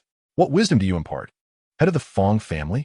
Chu Xuan replied with an unperturbed expression. "Has the prince ever encountered the true sunfire here?" Fang Xingyi asked slowly. "I have." Chu Xuan unexpectedly nodded, much to the astonishment of those present. After all, the true sunfire lay within his grasp. How could he not have seen it? "Really? You have seen the true sunfire? Pray tell, where is it?" The crowd erupted, their spirits ignited by his words. Even the crown prince, Chu Meng, appeared elated. After all, the elusive true sunfire was the true goal of his endeavor, overshadowing the now-defunct Chu Xuan. But why would I share that with you? Chu Xuan Tito Palaifuli. The crowd was instantly incensed upon hearing this. However, before they could respond, Chu Xian's gaze fell once more on Fang Xingyi, and he asked with a smile, I have heard that the head of the Fang family is a half-step-in-8? Fang Xingyi, unsure of the reason behind Chu Xian's sudden inquiry, acknowledged with a nod. For his status as a half-step-in-8 was well known and required no concealment. How formidable is a half-step-in-8? How does it compare to an ordinary first-grade grandmaster? Chu Xian inquired curiously. Upon hearing this, Fang Xingyi beamed proudly. A half-step-in-8 is beyond the comparison of a first-grade grandmaster. If I were to exert my full strength against a typical first-grade grandmaster, I could defeat them in 10 moves and slay them within 30. Defeat in 10 moves? Kill within 30? As Chu Xian recalled his encounter with Lu Jin, who was the esteemed prime minister, he mused that Lu Jin could certainly be deemed a typical first-grade grandmaster. Reflecting on their duel, he seemed to have dispatched Lu Jin with a single strike. This realization left Chu Xian with a peculiar expression. He had initially thought that a half-step-in-8 would be on par with the limits of his former grandmaster level, but now it appeared that the two were worlds apart. Of course, it was also possible that Fang Xingyi was deliberately fabricating false information. After all, many cunning individuals enjoyed playing the role of the underdog. Could the head of the Fang family enlighten me further? Chu Xian inquired.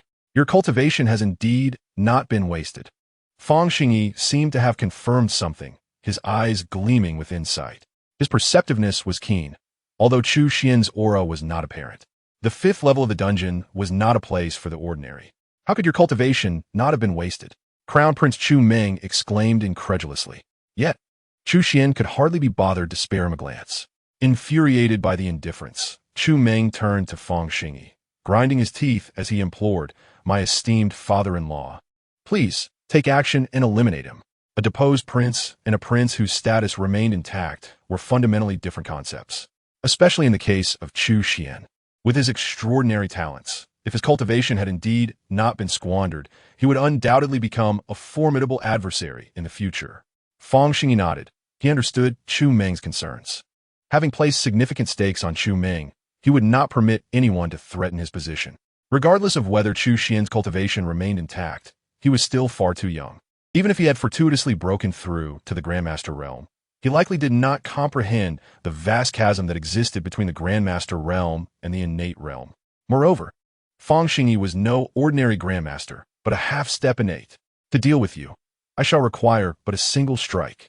As he spoke, a murderous intent glimmered in Fang Xingyi's eyes. The 8 prominent families thrived in the Xia Dynasty, each having ascended by treading upon the bones of the fallen. Fang Xingyi was no benevolent figure. Even in the face of a prince, he would show no mercy. An ominous aura enveloped the space, and within moments, Fang Xingyi's essence surged to its zenith. Those present felt a sudden weight, their gazes towards Fang Xingyi filled with reverence. Very well, I shall also strike just once. Half-step-in-8. I wonder if you can withstand a single finger? Fang Xingyi intended to proclaim arrogance, but at that moment, a monumental shift in Chu Xian's aura occurred. It surged forth like a torrential flood, engulfing the entire 5th level of the dungeon in an instant. Compared to his domain, Fang Xingyi's presence felt like a mere, trickling stream submerged beneath the ocean's vastness. His eyes widened in shock, and fear gripped his heart as he instinctively sought to flee. Yet, at that moment, Chu Xian extended a single finger, as if summoning the might of a supreme deity, unleashing an unrelenting chill. With a deafening explosion, the very fabric of reality seemed to shatter. In that moment, the half-step-in-8 could not withstand the force of Chu Xian's singular strike. Fang Xingyi bore witness to this truth with his own life. Under the onslaught of Chu Xian's icy finger technique, even Fang Xingyi, a half-step-in-8, found himself unable to escape. His body was swiftly consumed by the icy power, transforming into a lifelike ice sculpture, only to be reduced to powder moments later. In the blink of an eye, he had perished completely, along with the 6 second-grade grandmasters and 2 first-grade grandmasters who stood behind him, all obliterated in the ensuing storm of frost. The only survivor was Crown Prince Chu Meng. Not because of his meager 7th grade cultivation, but because Chu Xuan had deliberately spared him. Otherwise, even the residual force from the divine technique would have been more than sufficient to obliterate him entirely. Nevertheless, the impact of this scene upon his psyche was unfathomable. After painstakingly inviting 9 formidable allies to assist him in seizing the true sunfire, now not only had he failed to glimpse its shadow, but all 9 allies had vanished in an instant. Glancing around at the vacant space beside him, he then looked up to see Chu Xuan before him, his expression vacant, akin to a marionette. In that moment, he even forgot his fear, his mind consumed solely by an overwhelming astonishment. It was undeniable that the events that had transpired were beyond anything he could have imagined. After what felt like an eternity, he finally regained his senses. With a thud, Chu Meng bent his knees and collapsed to the ground. With a series of resounding slaps, he reddened both sides of his face, blood trickling from the corners of his mouth. Then, he looked up at Chu Xuan, tears streaming down his face as he pleaded, "Six, brother, I was wrong. I truly understand my mistakes. For the sake of our brotherly bond, spare me this once. In the future, the elder brother will surely follow your lead and never again harbor any ill thoughts." Observing the Crown Prince's heartfelt performance, even though Chu Xuan recognized its insincerity, he could not help but feel a sense of admiration. He had never known that his once proud and arrogant elder brother could be so adept at both taking and relinquishing pride. To kneel and weep at a moment's notice was an ability not possessed by the average person. "Yet you did not speak to me in such a manner earlier," Chu Xuan remarked with a smirk, embodying a blend of amusement and sarcasm. "Sixth brother, you have misunderstood me. It was merely a moment of folly, a fleeting lapse in judgment. I did not intend to harm you. I only wished to frighten you. After all, we are brothers, bound by blood. How about we turn against each other?" Chu Meng swore vehemently, his expression so heart-wrenching that one might believe his words. Oh, Chu Xuan was not easily deceived. A slight smirk graced his lips as he inquired, "Then might I trouble you, brother, to enlighten me about the infamous duo of the male and female assassins?" Chu Meng's gaze faltered, his expression stiffening momentarily. He had presumed that the duo had fallen into the hands of some other prince, or even their father, never considering that they had met their demise at the hands of Chu Xuan. After all, at that time, Chu Xuan had appeared to him as a mere wastrel, while the duo were renowned assassins, clearly of a different caliber. Yet now, he comprehended the truth. Most likely, the duo had indeed perished at Chu Xuan's hands. "Brother, are you referring to that notorious pair of assassins? I have heard of them, yet I have never had any dealings with them. As a prince of the Great Xia, of noble birth, how could I possibly consort with such vermin? You must be mistaken." Chu Meng insisted, adamantly refusing to concede. Chu Xuan shook his head. "Brother, why the need for such pretense? We have known each other for years. If others do not understand you, do you think I am oblivious? To be honest, you have plotted against me more times than I can count. Shall I enumerate them for you? Therefore, let us dispense with the cunning and embrace sincerity. With your intelligence, I trust you could deduce the reason I spared your life. If you persist in this charade, do not blame me for resorting to force." As Chu Xuan stepped closer, the chilling intent in his icy gaze left Chu Meng feeling a tremor of dread, extinguishing any remaining flicker of hope. Is there a chance for survival? Chu Meng in Gui, lifting his gaze. "Brother, you have proclaimed our bond. I shall not deceive you. If you confess, I can grant you a swift end. If you remain silent, I shall make your existence a living hell." Chu Xuan raised his right hand, flames dancing ominously at his fingertips, illuminating his cold, merciless visage. "The true fire of the sun has indeed fallen into your grasp." Chu Meng suddenly grasped the situation. How could the once downtrodden Chu Xuan have become so powerful? If it was indeed the true fire of the sun, everything fell into place. This realization extinguished any lingering hopes he harbored. "Yes, it was I who devised the scheme to lure you into the palace. That little eunuch had long been in my employ. I prepared for this plan for years." But at this moment, Chu Meng abruptly lifted his head, a twisted, maniacal grin spreading across his face. "However, it was not solely my design. The 3rd and 7th princes were complicit as well."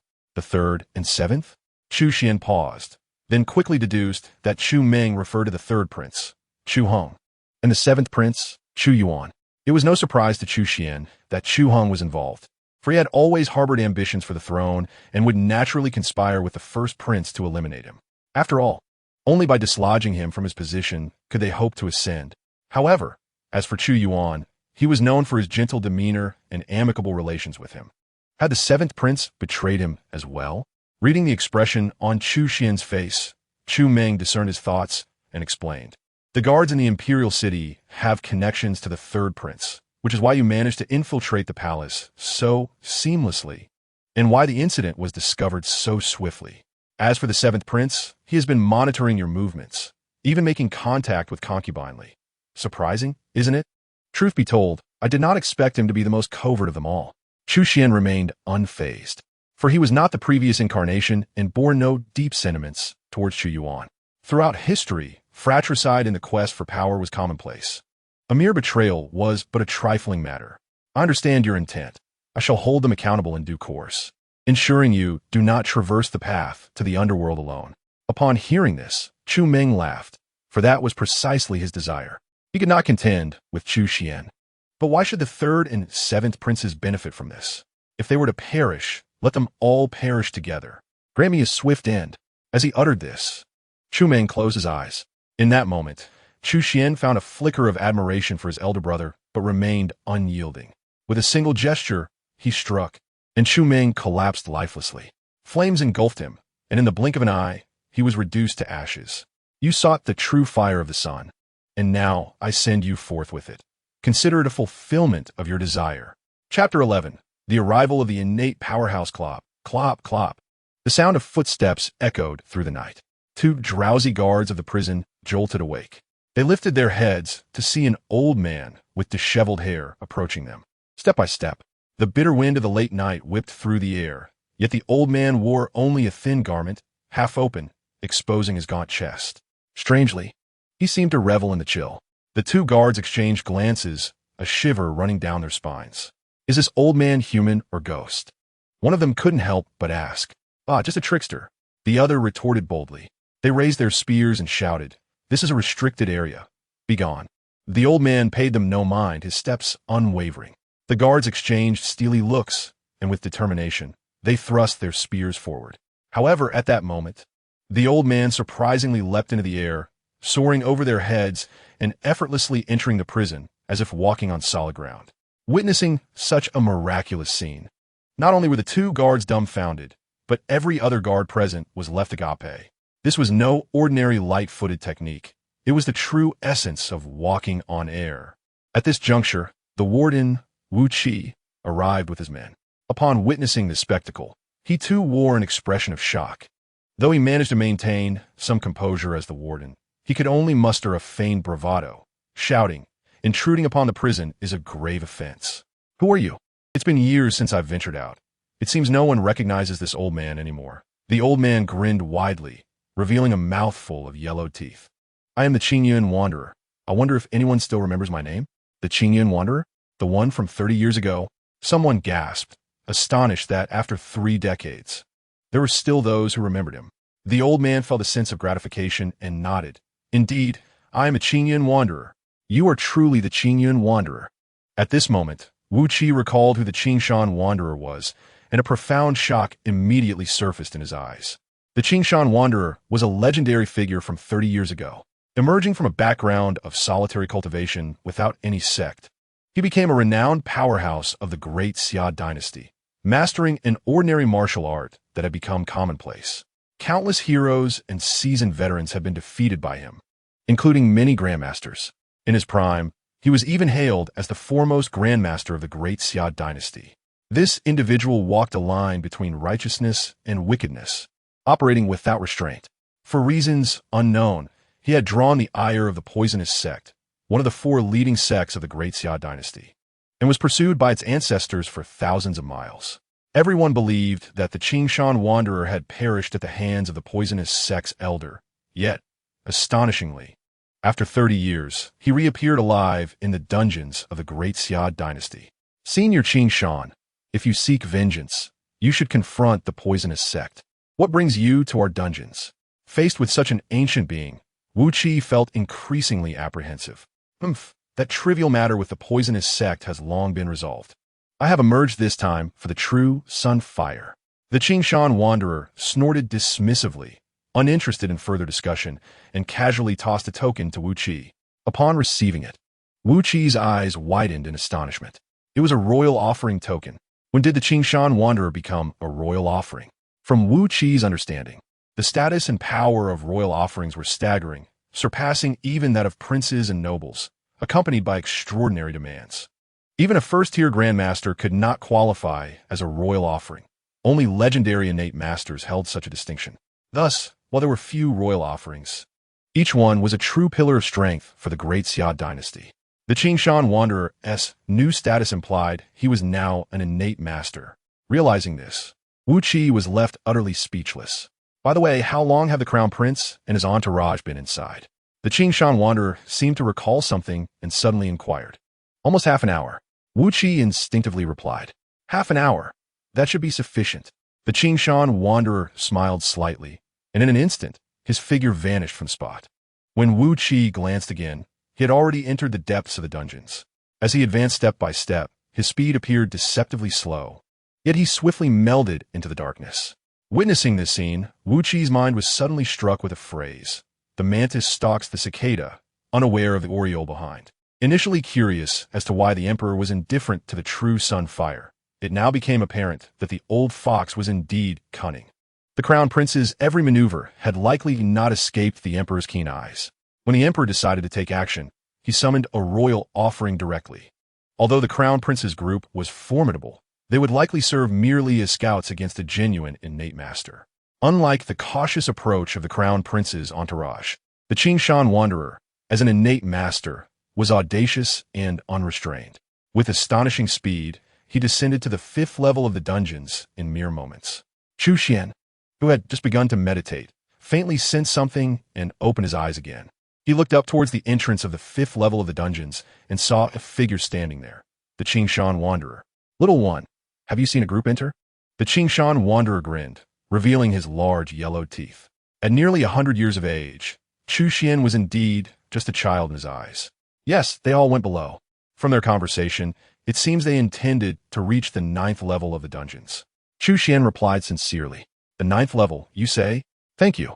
The Qingshan Wanderer paused for a moment, then his figure flickered as if shifting shadows, and in the blink of an eye, he arrived at the entrance of the 6th level of the dungeons.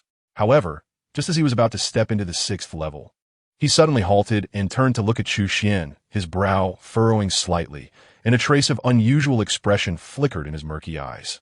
Little one, is it not hot for you to remain here? Not at all. I'm naturally cold-bodied and prefer warmer places, Chu Xuan replied, maintaining his composure. Naturally cold-bodied? That wouldn't indicate an ailment, would it? Since we have met, I am in a good mood today, so I shall offer you a free examination. Before his words had fully settled, the Qingshan Wanderer vanished. A resounding crash echoed as one of the dungeon's columns shattered. Yet the Qingshan Wanderer appeared unfazed, materializing before Chu Xuan in an instant. His bony hand shot out like lightning, aiming for Chu Xuan's right hand. However, he grasped nothing but air. Chu Xuan took 2 steps back, chuckling lightly. My mother once told me that boys should learn to protect themselves when outside and not let just anyone touch them.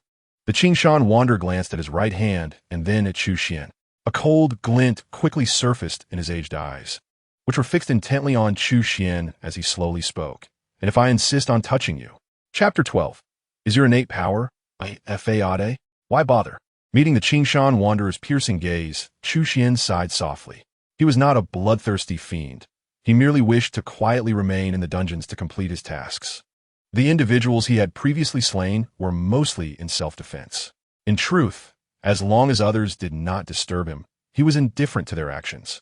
Even if they turned the dungeons upside down, he would not care. Yet, contrary to his wishes, one after another, they perceived him as easy prey. You have labored diligently to reach this stage and become an innate being. Why must you contend with me? You walk your sunny path, and I shall traverse my solitary bridge. Is that not acceptable? Seeing the Qingshan Wanderer remain unmoved, Chu Xuan felt a sense of helplessness. Upon hearing his words, the Qingshan Wanderer's eyes suddenly sharpened. You are indeed remarkable. Few possess the ability to discern my cultivation level at a glance. Speak, what is your true identity? Why do you hide within these dungeons? This is of no concern to you. Chu Xuan shook his head, his expression turning chilly. He merely sought to avoid trouble, not out of fear of the other. As fellow innate masters, Chu Xuan felt no trepidation whatsoever. Clearly, without some effort, you are unwilling to reveal the truth. The Qingshan wanderer stated coldly, his eyes gleaming with arrogance. It appears the people of the Great Xia Dynasty have forgotten the origin of my name, Qingshan Wanderer, after decades of my absence. To be honest, since ascending to the innate realm, I myself am uncertain of how powerful I have become. The Qingshan Wanderer spoke with a chilling tone. An aura of terrifying power surged from within him. His previous frailty vanished, and his long hair danced wildly. The surrounding spiritual energy of heaven and earth raged, enveloping him like vibrant rainbows, accentuating his extraordinary presence. His feet lifted off the ground as innate energy radiated from him. His gaze was fierce and authoritative. It must be said that innate masters and ordinary martial artists were indeed worlds apart. The mere aura they projected belonged to entirely different realms. Frankly speaking, an ordinary martial artist, standing before an innate master, might lack even the courage to strike, let alone contend with them. At that moment, Chu Xuan could not help but reveal a look of astonishment. Although he had transcended the innate realm, he had yet to engage in combat with other innate powerhouses. To be precise, apart from himself, the first innate being he had encountered was the Qingshan Wanderer. However, he did not seem to be as formidable as anticipated, Chu Xuan pondered. Nevertheless, he did not let his guard down. After all, some matters cannot be judged solely by appearances. They may harbor hidden intricacies. The world is replete with heroes, and those who are excessively proud and arrogant only invite their own downfall. Chu Xuan was acutely aware that his cultivation time was brief, necessitating constant vigilance and caution. He immediately summoned his inner strength, causing the chilling true energy within him to surge. For precautionary measures, he also discreetly activated the solar true fire nurtured within his dantian. Should a perilous situation arise, he could unleash a devastating strike at any moment. At that moment, the Qingshan Wanderer finally made his move. He struck with one palm, unleashing innate true energy that manifested into a vibrant green palm print, forcefully directed towards Chu Xuan. Chu Xuan's gaze sharpened as he mirrored the action, slamming his palm forward, unleashing a torrent of icy true energy that surged ahead. In an instant, the previously scorching fifth level of the celestial prison experienced a drastic temperature drop, transforming into a frigid purgatory akin to the fourth level. The two terrifying energies clashed, and the palm print conjured by the Qingshan Wanderer shattered almost instantaneously, unable to withstand even a second. The Wanderer's expression shifted dramatically. However, as a seasoned powerhouse with years of renown, he did not retreat. Instead, he charged forward with resolve. He advanced 3 steps, clenched his fist, and struck violently against the icy torrent. A single force could shatter myriad techniques. He intended to obliterate it with one punch. In the next moment, a series of explosive sounds erupted. The Wanderer's palm, wrist, and arm erupted in clouds of blood mist. Accompanied by a scream, he was sent flying backwards, crashing to the ground like a sandbag. Upon closer inspection, his entire right arm had vanished. There was not a shred of flesh left. Not even bone fragments remained. This is impossible. This cannot be happening. Staring at his empty right arm, the Qingshan Wanderer erupted in a frenzied howl. He was the Qingshan Wanderer, a distinguished powerhouse who had made a name for himself in the Great Xia 30 years ago. Now, 3 decades later, his strength had reached new heights, and he had ascended to the lofty status of an innate powerhouse. In the Great Xia Dynasty, innate powerhouses were the pinnacle of existence. Even if other innate powerhouses were stronger, they were merely stronger. They were all on the same level and certainly could not obliterate his arm in a single blow. Moreover, this young man before him, how could he possibly possess such strength? Who on earth are you? His bloodshot eyes fixated on Chu Xuan, gritting his teeth as he demanded an answer. Chu Xuan was momentarily taken aback. Engaging in combat with an innate powerhouse for the first time, he had anticipated a fierce battle and prepared himself accordingly. However, the outcome was starkly different from his expectations. Not only had he not utilized the solar true fire, but he hadn't even called upon the ice god's finger technique. With just one palm strike, his opponent had been defeated. Comparatively, what was the difference between this man and those half-step innate beings like Feng Xingyi? Your innate power is a mere facade. Isn't it? Chu Xuan couldn't help but voice his thoughts. Upon hearing this, the already frenzied Qingyuan wanderer felt a surge of rage, unable to contain himself as he spat a mouthful of blood. His already pale complexion grew even more ghastly. He glared at Chu Xuan, as if harboring an irreconcilable grudge. This is outrageous. Defeating him was one thing, but to insult him in person, was there any difference from dancing on his grave? Such audacity could not be tolerated. Chu Xuan offered an awkward smile, realizing he had misspoken. The Qingyuan wanderer was indeed an innate powerhouse. That much was undeniable. After all, the aura of an innate being vastly differed from that of an ordinary martial artist, who lacked the ability to manipulate the energies of heaven and earth. Thus, it was clear that the Qingyuan wanderer was not weak. The only explanation then was, could it be that my strength is simply too formidable? Chu Xuan murmured to himself. Upon reflection, it seemed plausible. He not only possessed the unparalleled physique of the ice sacred body, but he had also consumed a significant amount of rare treasures over the past 2 months. Though he casually consumed items such as a millennium of cold marrow and blood bodhi daily, each of these treasures was worth a fortune in the outside world, often leading to fierce competition among countless powerhouses. Only he could treat these treasures as mere sustenance. It was precisely because of this that the foundation he had established was far beyond that of an ordinary martial artist. Additionally, his breakthrough to the innate realm was facilitated by the power of solar true fire. The solar true fire is one of the 10 divine flames of myth, and now it had fused within him, continuously refining his true energy. Compared to ordinary innate beings, it would indeed be somewhat unfair. It seems I am indeed not weak. At the very least, I am not inferior to typical innate powerhouses. My self-defense capabilities have strengthened a notch. Having found clarity, Chu Xuan felt a surge of elation. He then stepped forward and lightly struck downwards. The Qingyuan wanderer met his end. Chapter 13. The blazing sacred body unites as one your majesty. The soul tablet of the Qingyuan wanderer has shattered. The leader of the Black Guards rushed in to report. The Emperor of Xia, engrossed in reviewing memorials, suddenly froze. He immediately looked up, his expression darkening as he coldly inquired, "What did you say?" The shattering of a soul tablet signifies the fall of its owner. Yet, how could a lofty, innate powerhouse suddenly perish? Under the piercing gaze that felt almost tangible, the leader of the Black Guards felt a chill run down his spine and lowered his head, explaining with trepidation, since entering the celestial prison last night, the Qingyuan wanderer has not reemerged.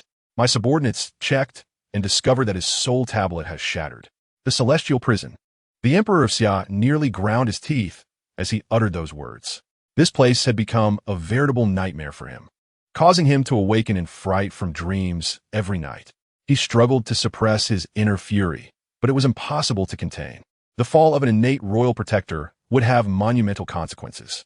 The Great Xia Dynasty's foothold in the southern heavens was not a tranquil one. External threats loomed, and internal factions stirred unrest. Should word spread that the Great Xia royal family had lost an innate powerhouse, it would undoubtedly trigger a series of reactions. By the way, what of my eldest prince? Suddenly recalling, the Emperor of Xia immediately inquired sharply. The Qingyuan wanderer had entered the celestial prison alongside the eldest prince and his entourage. If they emerged unscathed, their culpability would be unquestionable. In a sense, this could be a fortuitous turn of events. After all, dealing with these individuals would be far simpler than confronting the unfathomable depths of the celestial prison. As a ruler, he could easily devise dozens of methods. However, the leader of the Black Guards shook his head, directly dismissing the Emperor's conjecture. The Crown Prince has yet to emerge from the dungeon, and along with him, the 9 masters, including Feng Xingyi, have vanished without a trace. Completely engulfed by the abyss of the prison, a deep-seated apprehension surfaced in the eyes of the Emperor of Xia. 9 formidable masters, one of whom had even achieved the threshold of innate strength, have simply ceased to exist. In recent days, the dungeon has claimed far too many lives of the mighty. Now, even those on the cusp of innate power have perished within its confines. If this continues, what dire consequences might unfold? He could scarcely bear to contemplate it. No, this cannot be allowed to persist. The Emperor of Xia made an immediate decision and swiftly issued an order. Summon the elders of the 4 great sects and convey my willingness to share the legendary True Sun fire with them. While the Emperor was engulfed in anxiety, Chu Xuan's spirits were remarkably high. After dispatching the Qingyun hermit, he discovered several volumes of cultivation insights among the remnants left behind. Although he did not regard the Qingyun hermit as a significant threat, he had nonetheless cultivated for nearly a century. The insights he documented, filled with fundamental principles, proved to be quite enlightening for Chu Xuan. It became evident that the innate realm is categorized into 9 levels. The Qingyun hermit had broken through to innate strength 2 decades ago, and, after 2 decades of arduous training, had attained the 3rd level of the innate realm. In contrast, having recently attained innate strength, Chu Xuan could be considered at the 1st level. This led to an intriguing question. How could the Qingyun hermit at the 3rd level be so easily overwhelmed by Chu Xuan at the 1st level?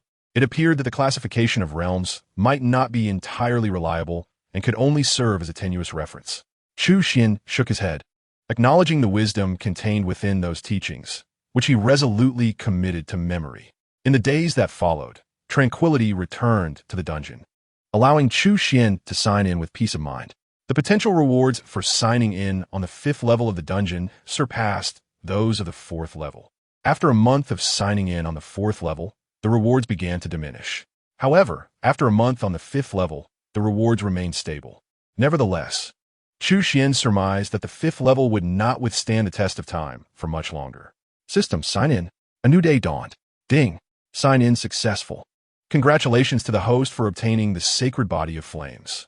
Would you like to merge it now? Chu Xuan was momentarily taken aback, then elated.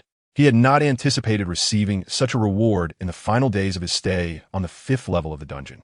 Following the True Sun fire, fortune had smiled upon him once more.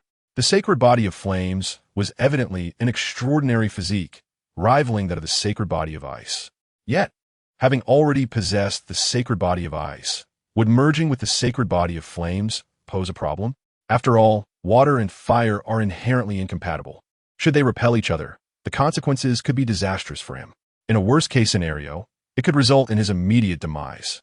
Concern for his own life weighed heavily on Chu Xuan. Ding. Please rest assured, all sign-in rewards belong to the host and will not cause any harm. Ding.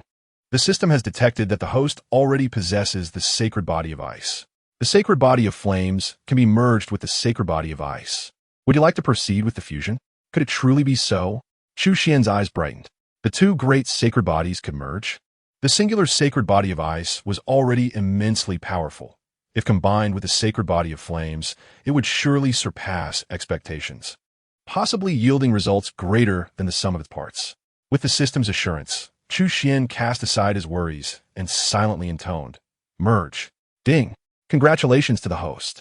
The sacred body of ice and the sacred body of flames have merged to form the primordial sacred body, incomplete. The primordial sacred body ranks among the 5 great sacred bodies of the innate realm, surpassing the sacred body of ice in tier and belonging to the supreme category of sacred bodies. The complete primordial sacred body requires the merger of the sacred body of ice, sacred body of flames, sacred body of earth, sacred body of wood, and sacred body of crimson gold. The host is encouraged to continue their efforts. A flurry of system notifications echoed in his mind. Chu Xuan's eyes widened in astonishment. Initially, he had imagined a simple fusion of 2 sacred bodies resulting in something akin to a water-fire sacred body. Yet it had transformed into an entirely new primordial sacred body. The primordial sacred body, one of the 5 great sacred bodies of the innate realm, belonged to the supreme category, far exceeding ordinary sacred bodies in strength. However, his current primordial sacred body remained incomplete, necessitating the fusion of the sacred body of earth, sacred body of wood, and sacred body of crimson gold to achieve true wholeness. For others, this would seem an insurmountable task. Yet for Chu Xuan, it merely required locating signing-in locations rich in the 5 elemental attributes, which posed little challenge.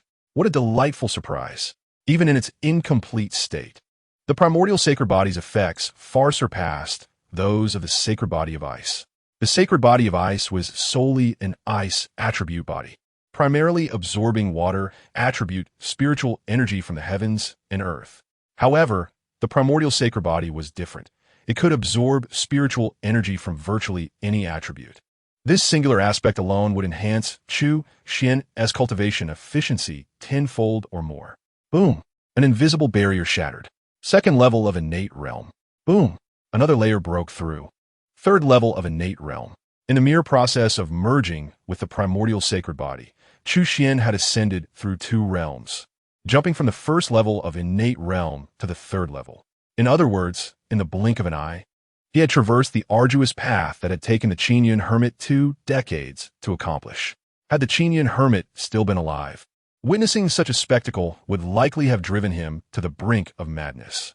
Simultaneously, the outside world was once again enveloped in extraordinary celestial phenomena.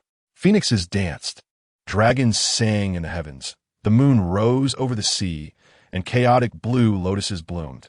These wondrous manifestations shrouded the entire imperial capital, their magnitude surpassing that of previous occurrences. However, the powerful beings within the capital had grown desensitized. In just 2 months, the celestial phenomena had appeared far too frequently. On the first occurrence, they had felt elated. On the second, they had been filled with excitement. Yet by the third, they felt nothing but exhaustion. For the phenomena were elusive and intangible. During the first event, they had dug to the depths of the earth to find treasures of ice, but found nothing. The second event, which promised the true sunfire, had instead claimed the lives of thousands of elite warriors in a fiery demise. It felt as though the heavens were toying with them. Despite this, countless individuals remained vigilant, eyes wide open in search of fortune. After all, what if luck favored them? One must always harbor dreams. Chapter 14. The ambitious barbarian prince indeed. The primordial sacred body lives up to its title of supreme sacred body. The sacred body of ice is already considered a top-tier sacred body, yet the disparity between it and the primordial sacred body is stark.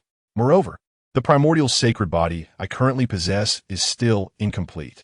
Just how powerful would it be if fully realized? In the dungeon, Chu Xuan's eyes sparkled with excitement. The fusion of the sacred body of ice and the sacred body of flames had birthed the primordial sacred body, far exceeding his expectations. To illustrate with a simple example, previously, it took him nearly half a day to refine a blood bodhi. Do not underestimate this duration. After all, the blood bodhi is a treasure of heaven and earth. For an ordinary warrior, it could take 10 days or even half a month to successfully refine it. However, with the Taichu sacred body now at his disposal, Chu Xuan only needed a couple of hours to completely refine and absorb a blood bodhi. This is merely one manifestation of the immense power of the Taichu sacred body. Even in routine cultivation, the efficiency of the Taichu sacred body far surpasses that of the ice sacred body. The celestial energies from all directions surged wildly towards him. Envying Chu Xuan and Li, it was as if the energies were not merely being absorbed. Rather, they were actively seeking to penetrate his being. With such astonishing cultivation efficiency, in just a few days, Chu Xuan's cultivation soared to new heights, effortlessly breaking through the bottleneck of the third layer of the innate realm and advancing to the fourth layer. The speed of this progress, if spoken of, would undoubtedly drive countless innate experts into a frenzy. After all, they typically required years to break through their realms, making Chu Xuan's pace seem akin to that of a snail in comparison. Even more astonishing was the fact that Chu Xuan's cultivation was remarkably stable, with an exceptionally solid foundation. Despite his desire to suppress his growth, he found himself unable to do so and could only ascend obediently. Meanwhile, outside the imperial city, a group of peculiar-looking foreign tribesmen arrived unexpectedly. They were a delegation from the barbarian tribe, which resided in the southern regions of the Great Xia, an area rife with wilderness and perilous creatures, making it inhospitable to outsiders. Yet, it was precisely this harsh environment that fostered the barbarian tribe's fierce and combative nature, rendering them a persistent threat to the Great Xia Dynasty. Amidst this grand city, the 20-year-old barbarian prince, Wuduin, gazed in awe, his eyes betraying a palpable greed and ambition. Such a magnificent city rightfully belongs to our barbarian tribe. This bountiful land should become our territory. If we could seize this fertile ground, imagine how many barbarian warriors could be nurtured. Wuduin murmured to himself. Hearing this, the high priest of the barbarian tribe, who led the delegation, smiled and replied, "Prince, you are a rare prodigy of our tribe. Once you mature, all of this shall come to pass." Indeed, I am blessed with the bloodline of the Flamebird, destined to become the king of the South. Wuduin declared confidently. Suddenly, a thought struck him, and he inquired with a sly grin, "High Priest, you have often mentioned the vastness and richness of the Great Xia Dynasty, filled with talented individuals. Is there anyone who can compare with me?" "There is indeed," the High Priest responded. "The Great Xia Dynasty has a sixth prince named Chu Xuan, who possesses the Scarlet Blood Spirit body and has reached the pinnacle of the fourth grade at a young age. He is certain to break through to the innate realm." Wuduin's expression faltered momentarily. Such talent seemed to rival his own. However, the High Priest quickly shifted the conversation. "Yet, according to my information, he recently fell victim to royal conflicts, leaving him with his cultivation completely ruined and imprisoned in the Celestial Dungeon, where he is likely already dead." Wuduin's anger turned to delight, and he sneered. "The Great Xia Dynasty is already decaying, consumed by intrigue and deceit, failing to cherish such talent. Once I grow, none shall stand against me." Later that night, outside the Celestial Dungeon, two shadowy figures lay low on the rooftop. Upon closer inspection, they were none other than the barbarian High Priest and Prince Wuduin, who should have been at the inn. "High Priest, why have you brought me here?" Wuduin asked, bewildered. The High Priest pointed towards the dungeon, his gaze intense. "Recently, a celestial anomaly occurred. The true fire of the sun descended from the heavens and landed directly in the Great Xia's Celestial Dungeon. This divine flame is legendary, and should you, Prince, master it, not only will you easily break through to the innate realm, but you will also have great prospects beyond that." Wuduin's excitement was palpable. Yet, he soon voiced a concern. If the true fire of the sun is so powerful, why has no one from the Great Xia attempted to retrieve it? "Leaving it for us?" "There are two reasons," the High Priest said, raising two fingers. "First, the Celestial Dungeon is notorious for its dangers, not a place for the average person to enter. However, you need not worry. I am a sixth-layer innate expert and can ensure your safety. Second, the true fire is an entity that cannot be easily tamed. Yet for you, Prince, it is not an insurmountable challenge. With your flame, bird bloodline, you are naturally attuned to the heavenly fire, and while I cannot guarantee that you will completely subdue it, your chances are certainly greater than those of others." After hearing this, Wuduin had no further doubts and eagerly looked towards the Celestial Dungeon. "But with such formidable guards, how do we gain entry?" he soon questioned. The High Priest, observing the heightened security, frowned. "Indeed, it is much more fortified than I imagined. However, this only confirms that the true fire remains within. With my strength, I still stand a chance of sneaking in. But for you, Wuduin, almost no possibility exists. Fortunately, I have prepared for this." As he spoke, the High Priest produced two weathered talismans from his robes, treating them as treasures. With a hint of reluctance in his eyes, he handed one to Wuduin. "What is this?" Wuduin inquired, intrigued. "This is a talisman," the High Priest reminisced. "In my youth, I ventured beyond the lands of the barbarian tribe, enduring countless hardships to reach the eastern wilderness outside the southern region. That place is a true haven for cultivation, home to many ancient powers and extraordinary treasures. Such as this talisman. Though it appears to be merely a piece of yellow paper, it contains a special concealment spell. With a surge of energy, it can be activated immediately." As he spoke, the High Priest infused his true energy into the talisman. A hazy glow enveloped him, and in the next instant, he vanished from sight. Wuduin was left astonished, realizing the true value of the talisman. With it, he could traverse anywhere, above or below. "Once my cultivation is complete, I must visit the eastern wilderness. But before that, I must first seize the true fire." Emulating the High Priest, Wuduin infused his true energy into the talisman. However, his strength paled in comparison to that of the High Priest, and after expending much of his true energy, he finally activated the talisman. A similar haze enveloped him, and his figure also disappeared. Utilizing the talisman's unique effects, the two boldly approached the Celestial Dungeon, eluding detection. Moments later, they successfully infiltrated the dungeon. In the fifth layer of the dungeon, Chu Xuan suddenly opened his eyes, jolted awake from his meditation. Disturbed in the dead of night, his mood was understandably displeased. He spoke in a deep voice, "Since you have arrived, why hide in the shadows?" The barbarian High Priest and the barbarian Prince Wuduin possess concealment talismans that can deceive ordinary individuals, yet they are no match for the innate perceptiveness of Chu Xuan, a being of primordial essence. In truth, The concealment talisman wielded by the high priest is merely a low-grade rune, far less formidable than anticipated. Were it a high-grade talisman, his financial means would scarcely allow such a luxury. High priest, it seems he has discovered us, Wuduin exclaimed in alarm. 1 foot hovering uncertainly at the threshold of the 5th level of the prison, unsure whether to step forward or retreat. The high priest's countenance darkened as their eyes met, and they swiftly nodded in agreement. Having been seen through, there was no longer any need for subterfuge, especially since the 5th level of the prison was devoid of any other presence. They immediately severed the effect of their talismans, emerging from the shadows as if stepping into the light. "You are of the barbarian tribe?" Chu Xuan inquired, his brow furrowing at their attire. "Are you the guardian of this prison?" The high priest retorted coldly. Currently, the prisoners were all concentrated in the first 3 levels, with the 4th entirely empty, making the appearance of an individual on the 5th level rather peculiar. To the high priest, it was evident that Chu Xuan was most likely the guardian of the prison. "No, I am merely an ordinary prisoner," Chu Xuan replied, shaking his head. Although he was taken aback by their barbarian identities, it seemed of little consequence to him. As for being the guardian, he firmly rejected that label. "An ordinary prisoner?"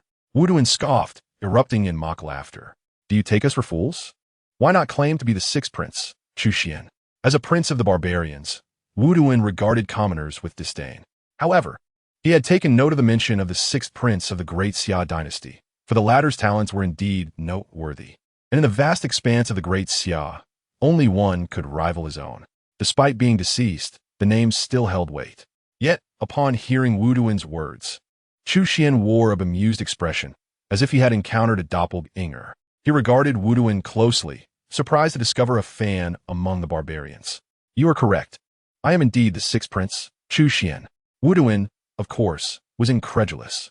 Anger and embarrassment surged within him, convinced that this Great Xia individual spoke nothing but falsehoods.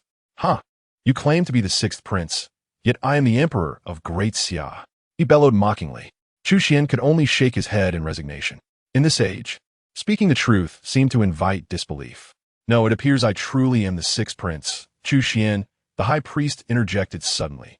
Although he had never seen Chu Xuan in person, he had viewed his portrait, albeit the likeness was too vague to recognize at first glance. Only upon Chu Xuan's own admission did he realize that this young man truly was the 6th prince. Wuduin's expression froze, and within his heart, a myriad of emotions swirled.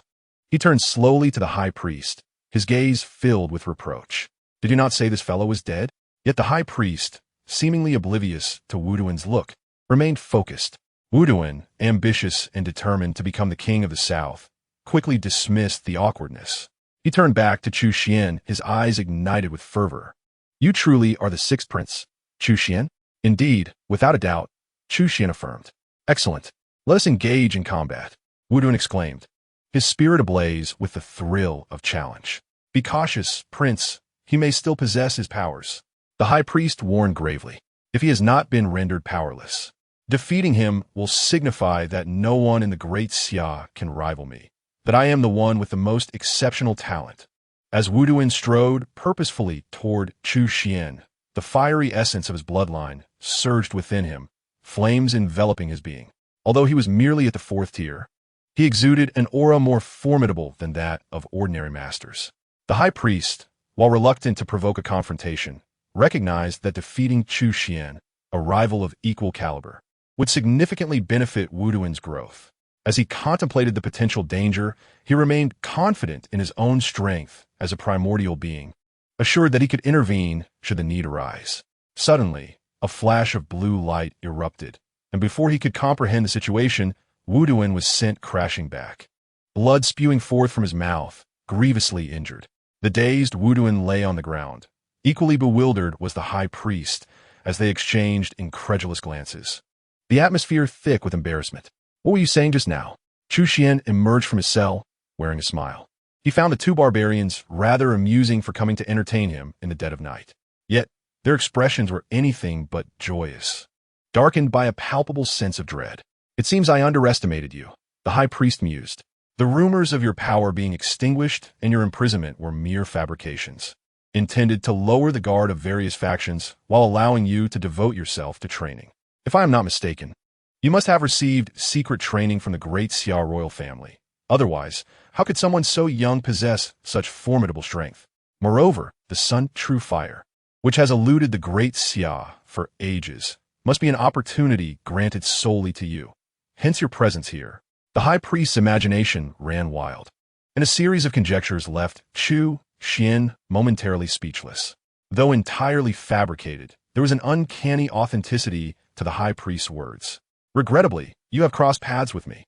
While it may seem unjust for me to personally confront you, I must apologize for the sake of the future of the barbarians. Dying at the hands of a primordial powerhouse, such as myself, is hardly a disgrace. As his words echoed, the high priest's aura surged forth, and in the next instant, he shot towards Chu Xuan like a comet streaking through the sky. The high priest's combat experience was unparalleled, a realm far beyond the likes of the youthful Wuduan. With murderous intent, he unleashed a torrent of power, a tempestuous force that shook the very foundations of the 5th level of the prison. Amidst the chaos, Chu Xuan stood resolute, his garments billowing in the gust, his demeanor as steady as a mountain, his gaze calm and unwavering. As the barbarian high priest approached him with lethal intent, ready to strike him down, he retaliated with lightning speed. A single finger thrust forth, tearing through the void. The terrifying innate true energy surged forth like an endless, tumultuous sea. From a distance, it appeared as though two violent torrents were colliding head-on. In an instant, the outcome was decided. The barbarian high priest was sent flying back at a speed even greater than before, reminiscent of the recent fate of Prince Wuduan. However, his demise was evidently far worse than that of Wuduan. In confronting Wuduan, Chu Xuan had merely delivered a casual strike. Yet in deference to this innate powerhouse, he employed the full extent of his innate strength. In a single blow, the barbarian high priest suffered grievous injuries. His body crashed to the ground, bones shattering and splintering. He lay there like a pool of mud, unable to rise. The once menacing glint in his eyes gradually dulled. Before Chu Xuan could approach, his head tilted, and he breathed his last. Witnessing this scene, Prince Wuduan's eyes widened in disbelief, filled with unimaginable shock. Was their high priest truly dead? Just earlier in the day, he had been brimming with ambition, proclaiming his intent to conquer the Great Xia Dynasty and become the Lord of the South. That very night, he had been ecstatic, believing he was on the verge of acquiring the sun true fire, which would elevate him to great heights. Yet, upon entering the celestial prison, he realized the reality was far from his expectations. Without even catching a glimpse of the sun true fire, he had already suffered a devastating blow. Now, he could only watch as the barbarian high priest perished before him, feeling as if the world was collapsing around him. This was not a grand opportunity. It was evidently a journey to death. Moreover, it was a journey that led to the delivery of his own head. Spare my life, I implore you. I am the prince of the barbarians. I can be of great use to you. If you spare me, I can assist you in conquering the barbarians and help you become the Lord of the South. Faced with the threat of death, Wuduan finally understood that all his previous dreams were mere illusions. Only living remained real. He struggled to rise, bowing repeatedly before Chu Xuan, pleading without an ounce of his former pride. Conquering the barbarians? Becoming the Lord of the South? Such words might hold weight with others, but they held no allure for me. Wouldn't it be more fruitful to break through several realms in that time? Before he could finish speaking, Chu Xuan pointed, and a terrifying force pierced through Wuduan's forehead. Wuduan's eyes widened in shock, filled with deep reluctance, before he collapsed lifelessly to the ground. This ambitious barbarian prince had silently perished within the celestial prison. From the two corpses, Chu Xuan discovered some intriguing items. He found a messenger's business card on Wuduan. Upon opening it, he learned that the young barbarian he had slain was indeed Prince Wuduan. As for the other individual, he was the high priest of the barbarians, known as their foremost sage. No wonder he possessed innate cultivation. In Chu Xuan's estimation, this high priest's strength surpassed even that of the Qingyan hermit, nearing the 6th level of innate cultivation. Why then did the 6th level high priest struggle against his 4th level cultivation? That seemed quite reasonable. From the high priest's belongings, Chu Xuan also retrieved a book. Initially, he expected it to be some form of cultivation technique or insights, but upon opening it, he discovered it was a diary. A diary? Who among the respectable writes diaries? A cursory glance revealed that this diary chronicled the high priest's early travels across the continent. detailing his observations and the customs of various places. After returning to the barbarians, he had no time to travel further, yet he kept this diary close, cherishing it as his most precious memory.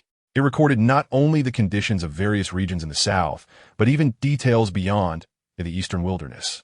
According to the high priest's entries, the south was merely a corner of the continent, while the eastern wilderness was the true sanctuary for cultivation. Quite intriguing, Chu Xuan thought, and he carefully stored the diary, intending to study it further in his leisure. Upon glancing at the two corpses, he shook his head. As envoys of the barbarians, they should have remained in the relay station, yet they had sneaked into the celestial prison under the cover of night, clearly harboring ulterior motives. Their demise was of their own making. As soon as he finished speaking, Chu Xuan snapped his fingers, unleashing a flame that swiftly engulfed the two corpses. As for the repercussions of their deaths, he could not be bothered. After all, he was merely an ordinary prisoner in the celestial prison. Such matters held no relevance for him. Since acquiring the Sun True Fire, erasing traces had become considerably easier. The high priest's body vanished at a visibly rapid pace, but the flame surrounding Prince Wuduan suddenly transformed. A vibrant red firebird emerged from within him, alive and poised to take flight. What is this? Chu Xuan instinctively took 3 steps back, his guard up, as a flicker of confusion danced in his eyes.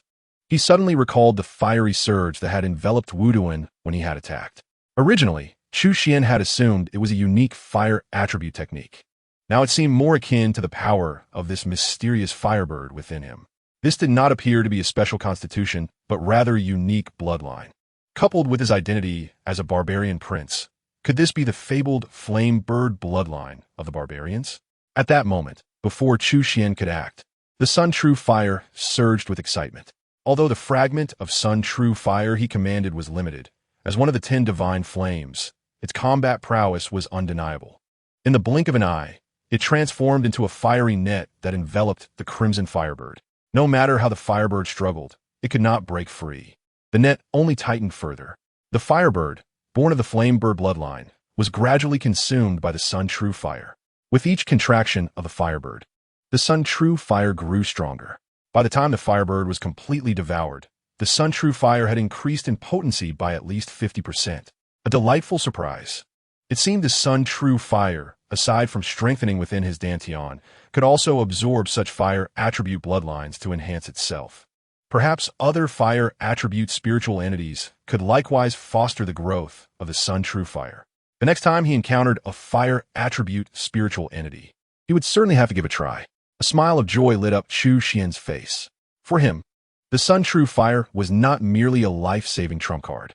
As long as it resided within him, it continuously purged and refined his true energy, akin to an automated process, yielding benefits every moment. The stronger the Sun True Fire became, the greater the advantages it would bestow upon him. Chapter 17. Earth Armor. Indomitable Defense. Early the following morning, officials from the Ministry of Rites hurried into the palace. Your Majesty, the barbarian high priest and the barbarian Prince Udan have vanished. Such news in the early morning left the Emperor of Xia bewildered. What does it mean, vanished?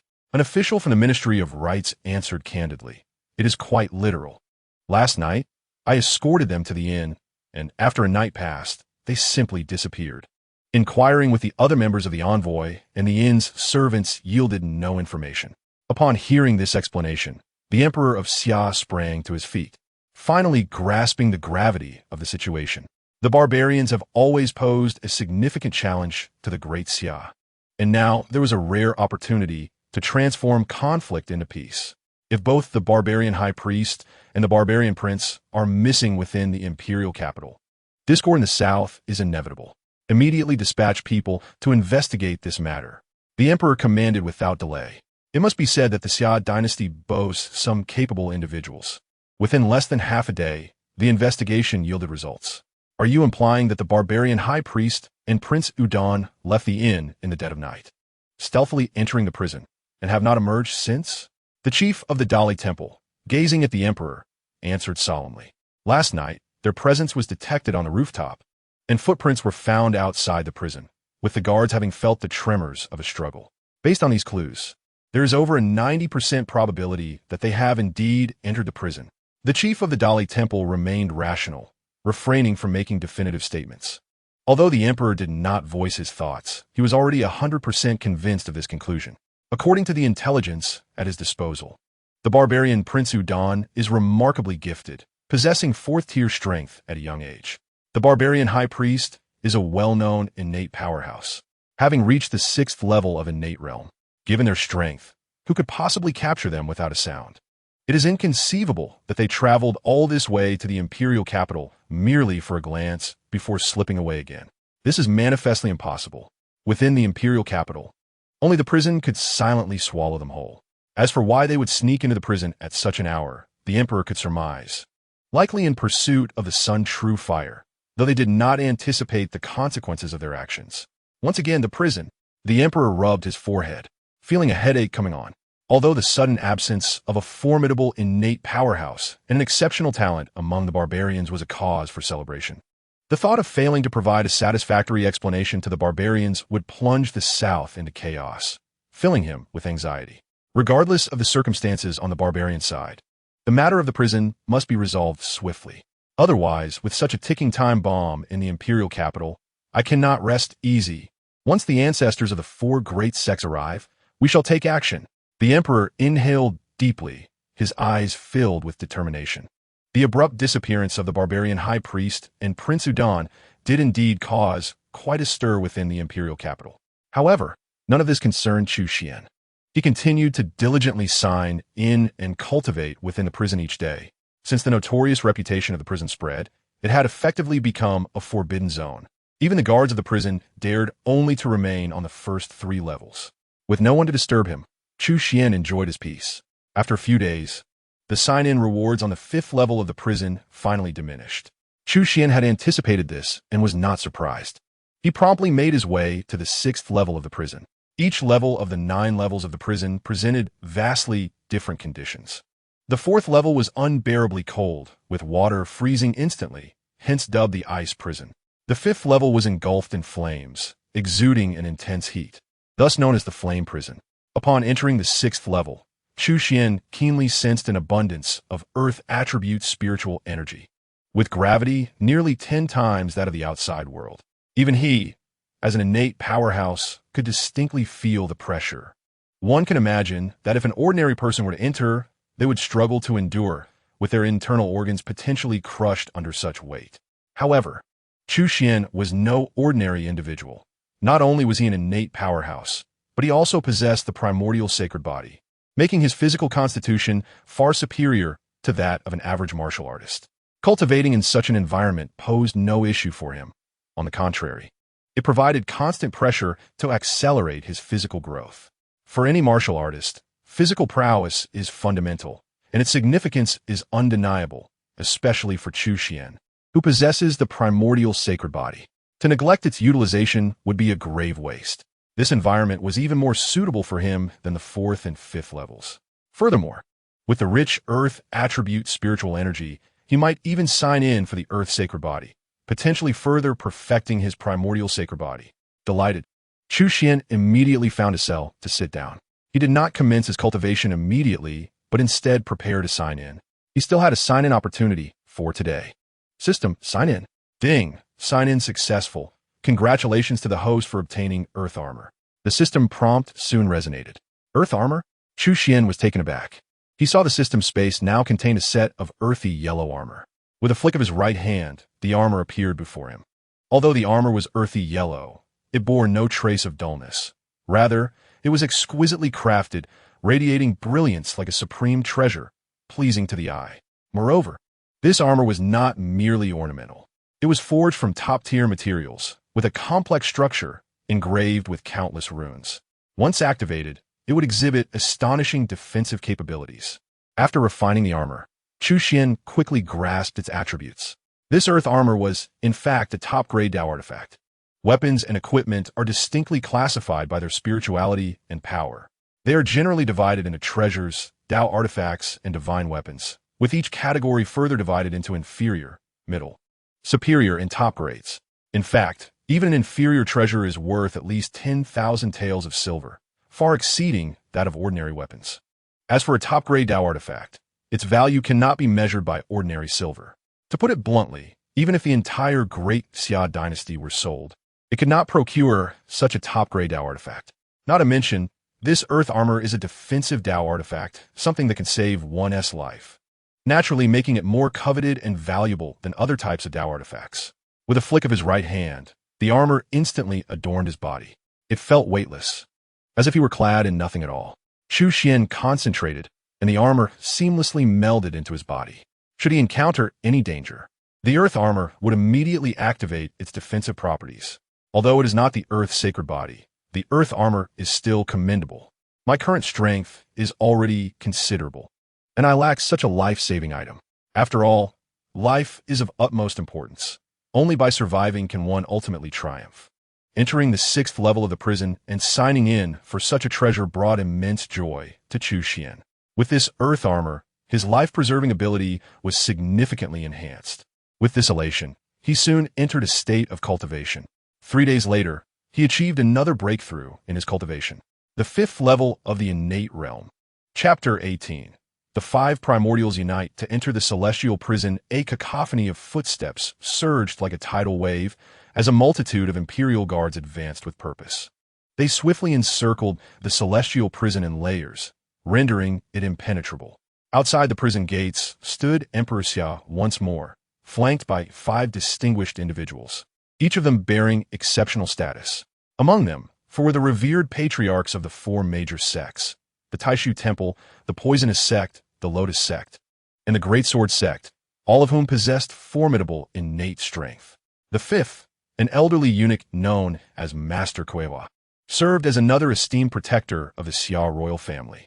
The royal family boasted 4 such protectors, with the most powerful being the ancient sect master of the Xia dynasty, a figure at the pinnacle of innate mastery, the true backbone of the dynasty. However, his lifespan was waning, and he remained in seclusion, emerging only during dire crises. Another royal figure was currently engaged in cultivating a secret technique, rendering him equally unavailable. With the recent demise of the recluse Qing Yuan, only Master Kuehua remained to take action. Despite being a eunuch, Master Kuehua ranked 2nd among the 4 protectors, having attained the 7th level of innate mastery. Even the great shaman of the barbarian tribes, if still alive, would likely find himself outmatched. The patriarchs of the other sects harbored considerable respect and caution towards him. "I never expected you to still be alive," remarked the patriarch of the Great Sword Sect, who had reached the 5th level of innate mastery. As a sword cultivator, his combat prowess exceeded that of his peers. Yet he felt immense pressure in the presence of the 7th level Master Kuehua. "I do not have many years left to live. Bringing my old bones here is not just to assist His Majesty, but also to uncover who is responsible for my foster son's demise." Master Kuehua's gaze turned cold as he looked towards the celestial prison, a glint of malice flickering in his eyes. Like many eunuchs, he had taken in a foster son, who was none other than Lu Jin, the grand eunuch slain by Chu Xuan 2 months prior.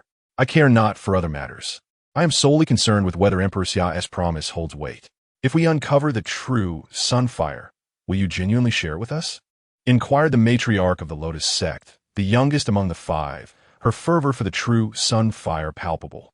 "We are willing to assist, but should you dare to sever ties once the deed is done, do not blame us for being ungracious," warned the patriarch of the Poisonous Sect, his demeanor ominously stern. Though the patriarch of the Taishu Temple remained silent, his expression mirrored the seriousness of the situation. Despite their usual rivalries, the 4 patriarchs stood united at this critical juncture. "Rest assured, as the sovereign of the Xia, my word is as solid as a mountain. Once we resolve the issues within the celestial prison, I pledge to share the true Sunfire with you." Though the 4 venerable sects were a thorn in his side, the immediate threat posed by the celestial prison outweighed all else. After all, its proximity to the imperial palace rendered it a source of great concern. Any unforeseen event could be catastrophic. "Very well, we shall place our trust in you this once." The patriarchs exchanged glances before nodding in agreement. Together, the 5 of them strode into the celestial prison. "Your Majesty, might it be prudent to allow my troops to accompany us?" suggested the commander of the Imperial Guards, who stood nearby. The emperor cast a contemplative glance his way, momentarily tempted by the idea, yet ultimately shook his head. He had considered the tactic of overwhelming numbers before. However, When the True Sun fire had descended from above, countless martial artists had recklessly invaded the prison, resulting in a devastating fire that spared no one. The Celestial Prison was an accursed place, far beyond what ordinary soldiers could endure. Moreover, the terrain severely limited any advantage in numbers. Even if he were to deploy an army of 100,000, they would likely be unable to stir the waters if a similar inferno were to arise again. With the 5 primordials joining forces, they should be more than capable of overcoming any adversary. The Emperor brimmed with confidence. Not to mention Master Kuehua at the 7th level of innate mastery. The other 4 patriarchs also boasted strengths between the 5th and 6th levels. Together, they formed an alliance that should find no equal within the borders of the Xia Dynasty. This sentiment was shared by the 5 primordials as they entered the Celestial Prison. Within the Xia Dynasty, the innate realm stood as the pinnacle of power. Each innate master was a figure of monumental stature. Furthermore, they were not novices but seasoned veterans, each having honed their skills for decades. Master Kuehua, the eldest among them, had surpassed the innate realm for nearly a century. United as they were, there should be no opposition capable of standing against them, not just within the Xia Dynasty, but across the entirety of southern territories. Despite the ominous reputation of the Celestial Prison, today it was destined to be subdued by their combined might. Legends spoke of its ancient history, existing long before the present day. Today they would unveil the profound secrets hidden within its depths. Even the most notorious of layers, Layer 9, would yield its mysteries to their unified strength. With their spirits buoyed, they descended layer by layer. 3rd layer, 4th layer, 5th layer. In the blink of an eye, they reached the 6th layer of the Celestial Prison.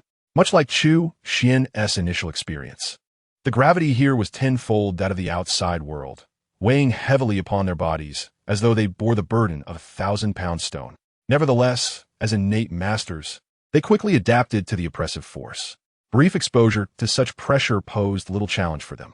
However, their movements were inevitably hampered. Running 100 meters while carrying a person was vastly different from running unencumbered, and the gravity of the 6th layer felt akin to carrying 10 individuals. There seems to be someone in that cell. The matriarch of the Lotus sect, with her keen perception, was the first to detect Chu Xuan's presence. Someone? The other 4 instinctively tensed, turning their gazes toward the source of the voice. Soon, they too discerned Chu Xuan's figure, left momentarily speechless. For in their eyes, it appeared as though the occupant of the cell was engaged in cultivation. Cultivating under tenfold gravity in the 6th layer of the Celestial Prison, even as seasoned innate masters, they could only withstand such a peculiar environment for a brief time. Prolonged exposure would be unbearable. The thought of attempting to cultivate in such conditions was beyond their imagination. It was akin to courting death. Yet, as they observed, Chu Xuan sat cross-legged upon the stone bed, evidently immersed in profound cultivation. This state was not one easily attained. It suggested he had been practicing here for a considerable duration. What manner of being is he? Even the typically audacious patriarch of the Great Sword sect could not suppress his murmurs of disbelief. The elder of the poisonous sect glared with a fierce light in his eyes. He strode forward with purpose, hindered only by the overwhelming gravity that rendered his once proud agility ineffective. In Chapter 19, the innate perished, the Summer Emperor powerless. Chu Xuan had sensed the presence of 5 innate powerhouses long before they arrived. However, engrossed in a critical breakthrough, he chose to ignore them temporarily. The elder of the poisonous sect, oblivious to this context, believed he had seized a prime opportunity and advanced with a sinister grin. The other 4 innate powerhouses remained aloof, watching silently. Each was a seasoned elder drenched in blood, indifferent to the fate of an unfamiliar youth. "Kid, next time you train, choose a better location," the elder of the poisonous sect declared as he approached Chu Xuan. His right hand spread wide, launching a lightning-fast attack. At that moment, Chu Xuan's eyes suddenly flew open, his dark irises shimmering like stars, erupting with divine light. A thunderous roar echoed as a terrifying wave of energy surged forth. He had successfully advanced from the 5th to the 6th level of innate power. Caught off guard, the elder felt a sudden numbness in his right hand and was violently thrust backward by the overwhelming energy. He soared through the air in a long parabolic arc before crashing to the ground like a heavy sack. This unexpected turn of events left the 4 onlookers dumbfounded. If they were not mistaken, this young man was also an innate powerhouse. What a joke! When had such a young, innate power emerged in the Great Xia Dynasty? This lad surely harbored a great secret regarding the celestial prison. Let us seize him together. The elder quickly regained his footing, fixing his furious gaze on Chu Xuan. Before he could finish his sentence, he charged forward. The other four exchanged glances, their eyes reflecting curiosity and greed. Regardless of the young man's knowledge of the celestial prison's secrets, his ability to break through at such a young age must mean he concealed an immense secret. Resolute, they surged forward, determined not to miss this opportunity.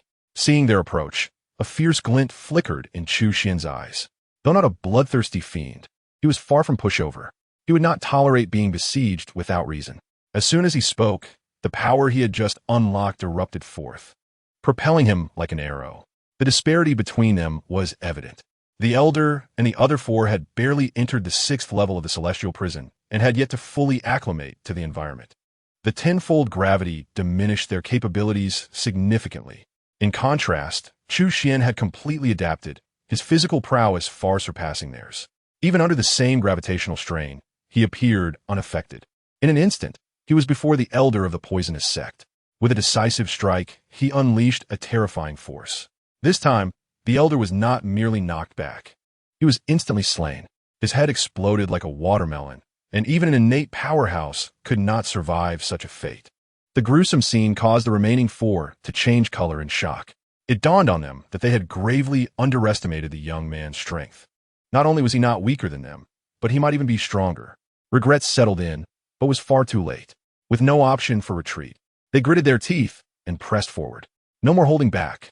Give it everything we've got. If we don't, we might all perish here today. They roared, their faces filled with determination. They unleashed their full powers, employing their most formidable techniques. The elder of the Lotus sect condensed his energy into a sacred white lotus, while the elder of the Void Temple wielded a whisk that conjured thousands of terrifying beams of light. The elder of the Giant Sword sect's ancient sword gleamed with brilliant golden radiance, and the elder of the Sunflower sect unleashed nearly invisible embroidery needles with deadly precision. They were indeed renowned top-tier powerhouses, and in this life-and-death moment, they showcased astonishing strength. Each technique was lethal, and together, their combined might was enough to instill fear. Even a peak innate powerhouse would struggle to withstand their full onslaught. The elder of the poisonous sect had simply been caught off guard. Now, with all four of them attacking, this young man had no hope of survival.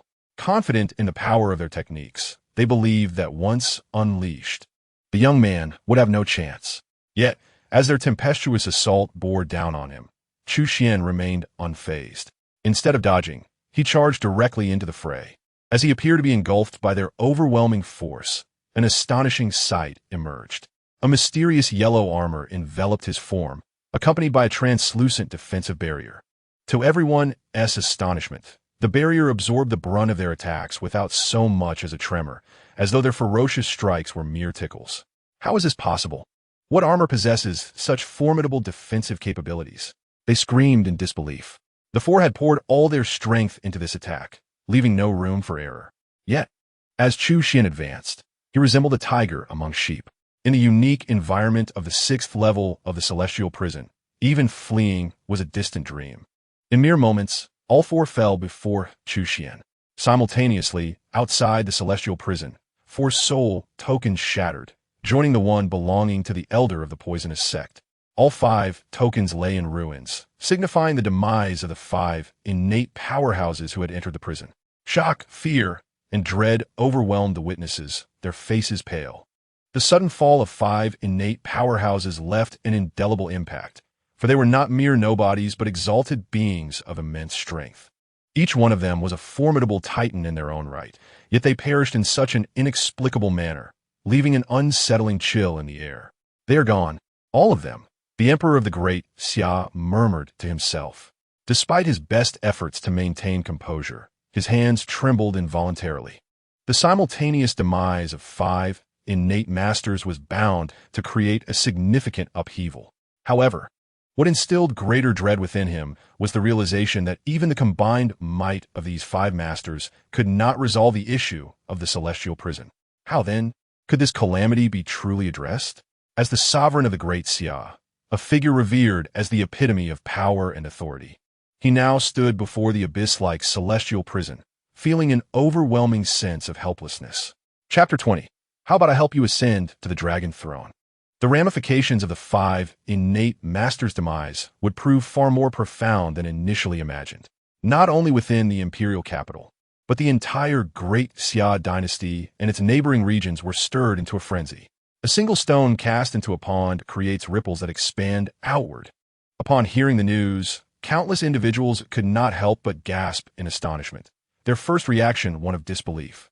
Innate masters, known for their immense strength and significantly prolonged lifespans, symbolized invincibility in the eyes of many.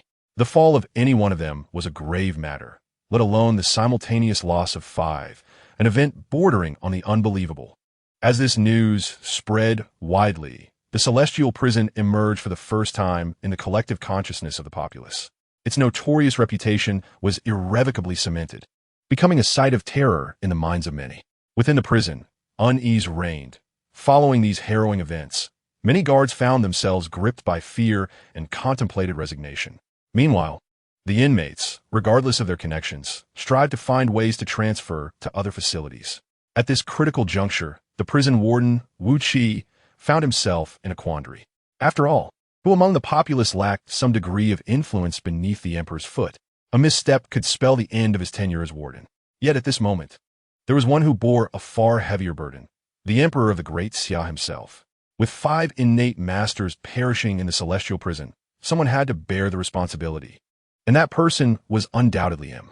After all, it was he who had initially invited the 4 grand sex ancestors to the imperial capital. Now, with the 4 ancestors lost, the sects promptly dispatched envoys to demand an explanation from the emperor. Ordinary factions lacked the stature and courage to make such demands, but the 4 grand sects were different. Their deep-rooted heritage allowed them to endure even the loss of one innate ancestor, and they still had others to uphold their legacy. Furthermore, their extensive influence, both direct and indirect, had infiltrated even the inner workings of the Great Xia Dynasty. Should this matter be mishandled, the entire dynasty could very well plunge into chaos. Simultaneously, the barbarian tribes had learned of the deaths of their great priest and Prince Wuduan, prompting them to send representatives to the imperial capital. Unlike previous delegations, this group adopted a decidedly aggressive stance, proclaiming that if the emperor did not provide a satisfactory account, the barbarian king would personally lead an army to demand one. The multitude of issues left the emperor utterly exhausted. To make matters worse, with the sequential deaths of 2 innate offerings, the foundation of the royal family had been halved, genuinely shaking the core of the nation. Chu Xuan, however, remained blissfully unaware of the turmoil outside. Even if he were aware, he would likely remain indifferent. After all, he was not even a prince, but merely an ordinary prisoner in the celestial prison, unburdened by matters beyond his concern. In fact, his spirits were quite high, for he had gleaned numerous treasures from the 5 innate masters. The weapons they held dear were of little interest to him. They were but ordinary artifacts lacking any divine qualities. Instead, it was the manuals and cultivation insights he discovered that piqued his curiosity. Although these individuals were of average strength, they were, nevertheless, innate masters with remarkable legacies, far beyond the capabilities of wandering cultivators like Qinyan. As the saying goes, in a trio, there's always a teacher for me. From these manuals and insights, Chu Xuan learned many subtle details and knowledge he had previously overlooked. He also gained an understanding of the tiers beyond the innate realm, namely the Purple Mansion realm and the Dharma Aspect realm. Purple Mansion realms men, Dharma Aspect great beings. Yet, in the southern lands, where spiritual energy was scarce, it had been eons since an adept of such caliber had appeared. The last known Purple Mansion realms man had emerged over 1,000 years ago, while the existence of Dharma Aspect great beings was almost legendary. To ascend from the innate realm to the Purple Mansion realm, the most critical aspect was to establish a Purple Mansion within the Dantian. This process required special spiritual materials as a medium, the more precious the chosen material, the larger the expanse of the Purple Mansion would be, solidifying the foundation and enhancing future potential. Thus, it seemed a bit troublesome, Chu Xuan mused, slightly furrowing his brow. Ordinary spiritual materials were beneath his notice, yet the special ones were exceedingly rare and not easily obtained. Nevertheless, he resolved to focus on his cultivation for the time being, as he was merely at the 6th layer of the innate realm, still some distance from its pinnacle. He suppressed his thoughts and continued to diligently cultivate. Days passed, and on the 6th level of the celestial prison, Chu Xuan accumulated numerous earth-type spiritual materials.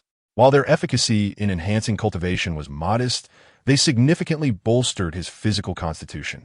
With their aid, the potential of his primordial sacred body began to be realized.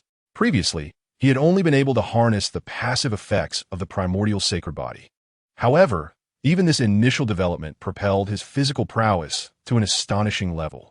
By his own estimation, even without activating his innate true energy, his physical strength now rivaled that of seasoned innate masters, if not those at the pinnacle of the innate realm. With the addition of innate true energy, he was unable to gauge the full extent of his strength. Feeling his power grow day by day, Chu Xuan was filled with delight and immersed himself in his training. Until one fateful night, half a month later, an unexpected visitor arrived. Chu Xuan reluctantly opened his eyes, internally lamenting the timing of these intrusions. Did they all prefer to come at night, as if they were nocturnal creatures? You truly have not perished. The newcomer, cloaked in black, obscured their face, their voice revealing them to be a woman. Chu Xuan recognized a hint of familiarity in her voice, though he could not immediately place it. Just as he was about to speak, the figure removed her hood, revealing a face as exquisite as a painting, with almond-shaped eyes and rosy cheeks.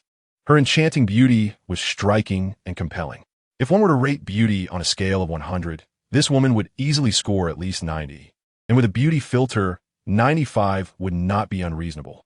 She could undeniably be considered a true beauty. In that fleeting moment, Chu Xuan furrowed his brow deeply. It's you. Regarding the woman before him, Chu Xuan could not claim familiarity, yet his impression of her was indelibly profound. It was she who had orchestrated his fall from the esteemed position of a crown prince to that of a prisoner in the dungeon. Indeed, she was the consort who had, on that fateful night, half undone her robe and cried out in protest. She was known as the most beautiful woman in the imperial harem. Lady Li, what brings you here? Chu Xuan's expression turned icy, his face betraying no emotion as he inquired. Naturally, I am here to seek your highness. Lady Li replied with a charming smile, seemingly unfazed by Chu Xuan's cold demeanor. Instead, she gazed at him with a look brimming with affection, her eyes as exquisite as pearls, filled with deep emotions as though they could pierce through the autumn waters. Most men would find it difficult to withstand such a gentle assault from her eyes, and even the most steadfast of them might transform into a devoted admirer. However, Chu Xuan was impervious to her charms. He merely scoffed, saying, I offered you a chance. Since you refused to speak, do not blame me for my rudeness. As he spoke, Chu Xuan rose from his seat, advancing step by step toward Lady Li. An eye for an eye, a grievance for a grievance. Lady Li's heart trembled. From the frigid gaze of Chu Xuan, she could genuinely sense that this crown prince was indeed profoundly different. Wait, my intentions today are quite simple. How about I help you ascend the throne? Hearing this, Chu Xuan couldn't help but chuckle, his eyes brimming with scorn. Let us first set aside whether I desire that position. What can you offer to assist me? You are merely a consort in the harem. Although you appear to hold a noble status, in reality, you are nothing more than a canary trapped in a gilded cage. Upon hearing this, Lady Li's complexion fluctuated between pale and flushed. Her chest rose and fell unevenly as she bit her lip, seemingly stifling her anger. I understand that you harbor resentment over my scheming against you. But do you realize I was also powerless at that time? Lady Li retorted, her face a blend of shame and fury.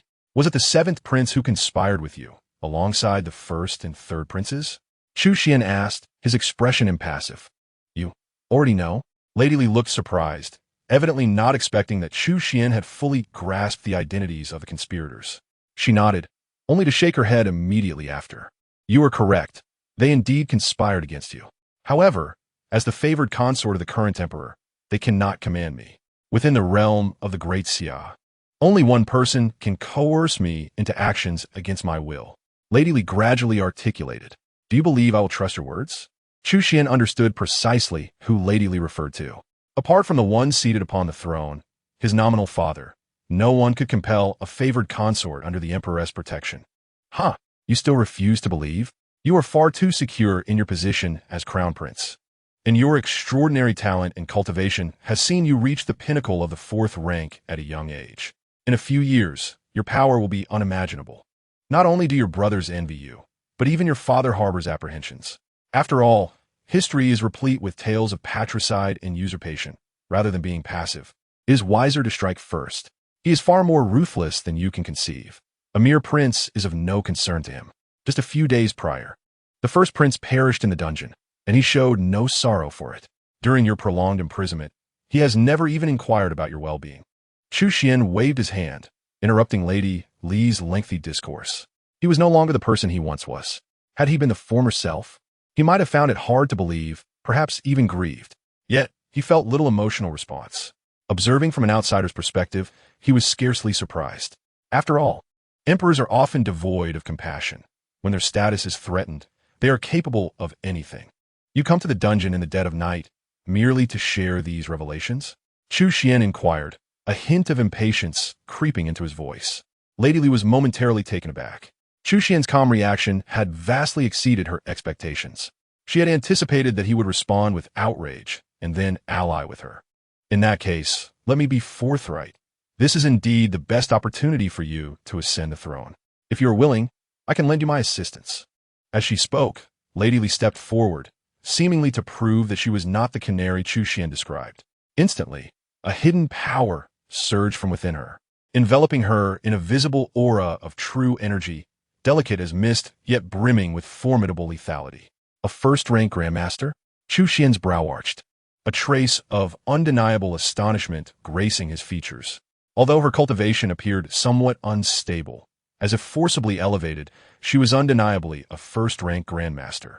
This level of strength meant little to him. However, in the context of the Great Xia Dynasty, the significance of a first-rank grandmaster was extraordinary. Do you believe such power can aid you?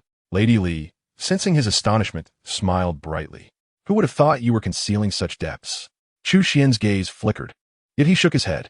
A mere grandmaster seeking to change the dynasty is indeed a bit of a pipe dream. Under normal circumstances, that may be true, but you remain imprisoned, unaware of the monumental changes outside. Since the demise of the 5 innate powerhouses, the 4 major sects have been in constant flux, and the southern tribes are stirring restlessly. Various forces are becoming increasingly agitated, and the Great Xia Dynasty finds itself in a state of peril.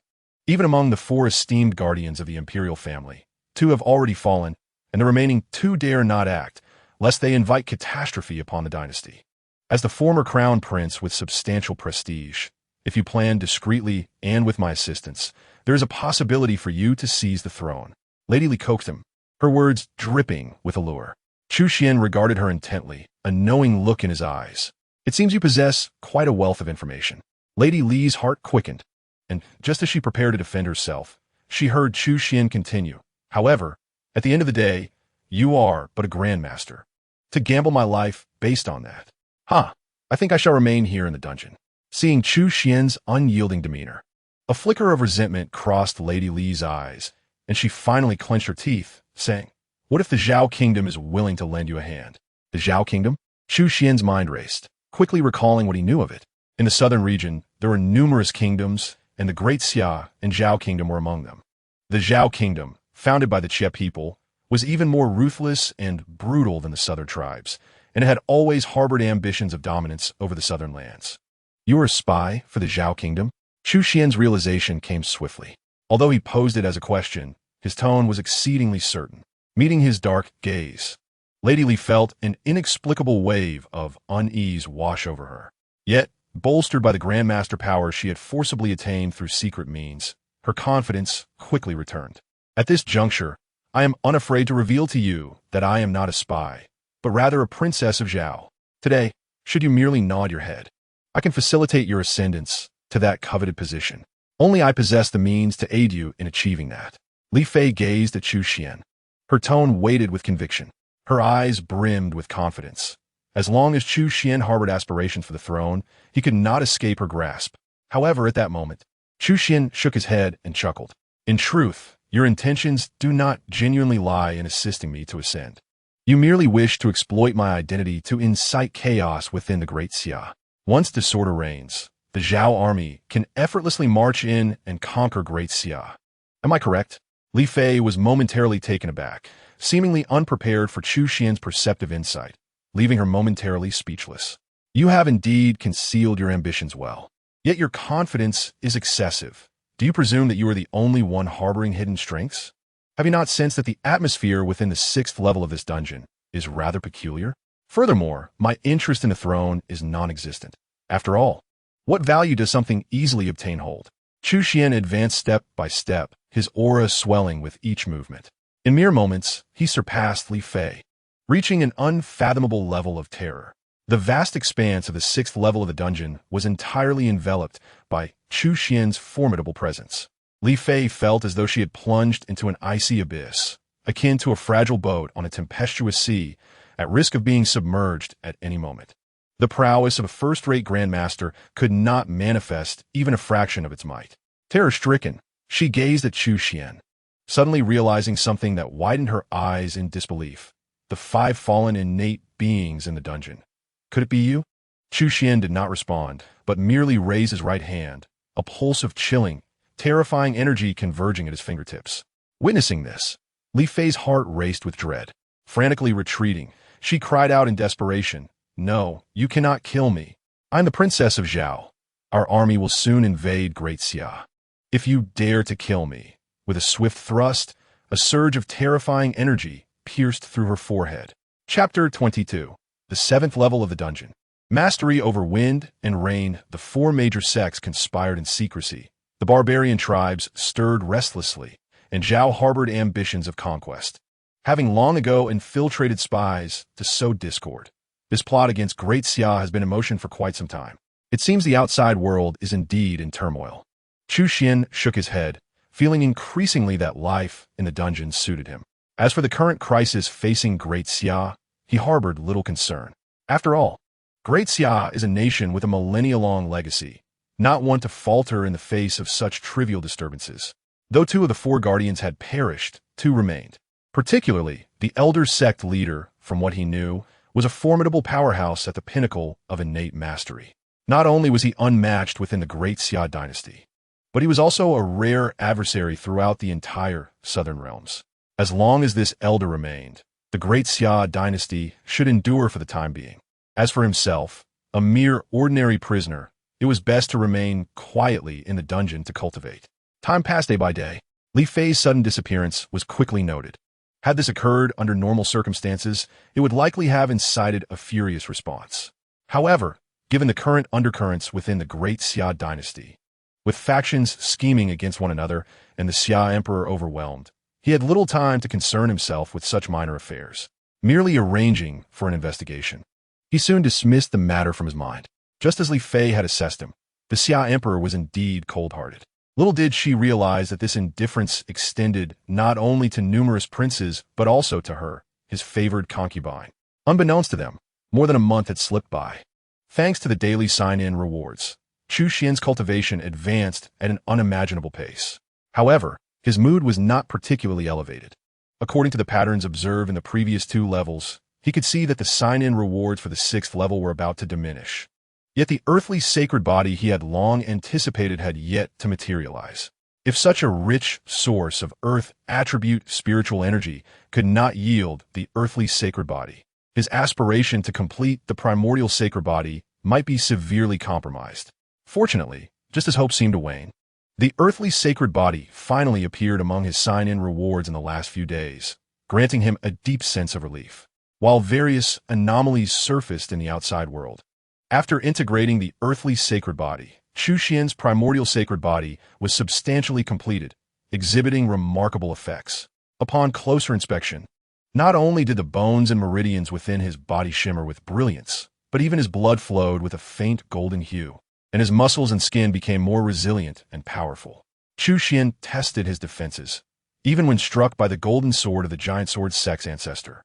Without employing true energy, the blade could not pierce his skin. Though he held little regard for that golden sword, it was nonetheless a top-tier mid-grade treasure, valued at tens of thousands of taels of silver within the Great Xia Dynasty. One can imagine that ordinary weaponry would struggle to inflict any harm upon him. Even standing still, common folk would find it impossible to cause him injury. As for tactics involving mass assaults, they had become utterly ineffective against him. Of course, should hundreds or thousands of innate masters converge to attack, it might still pose a threat.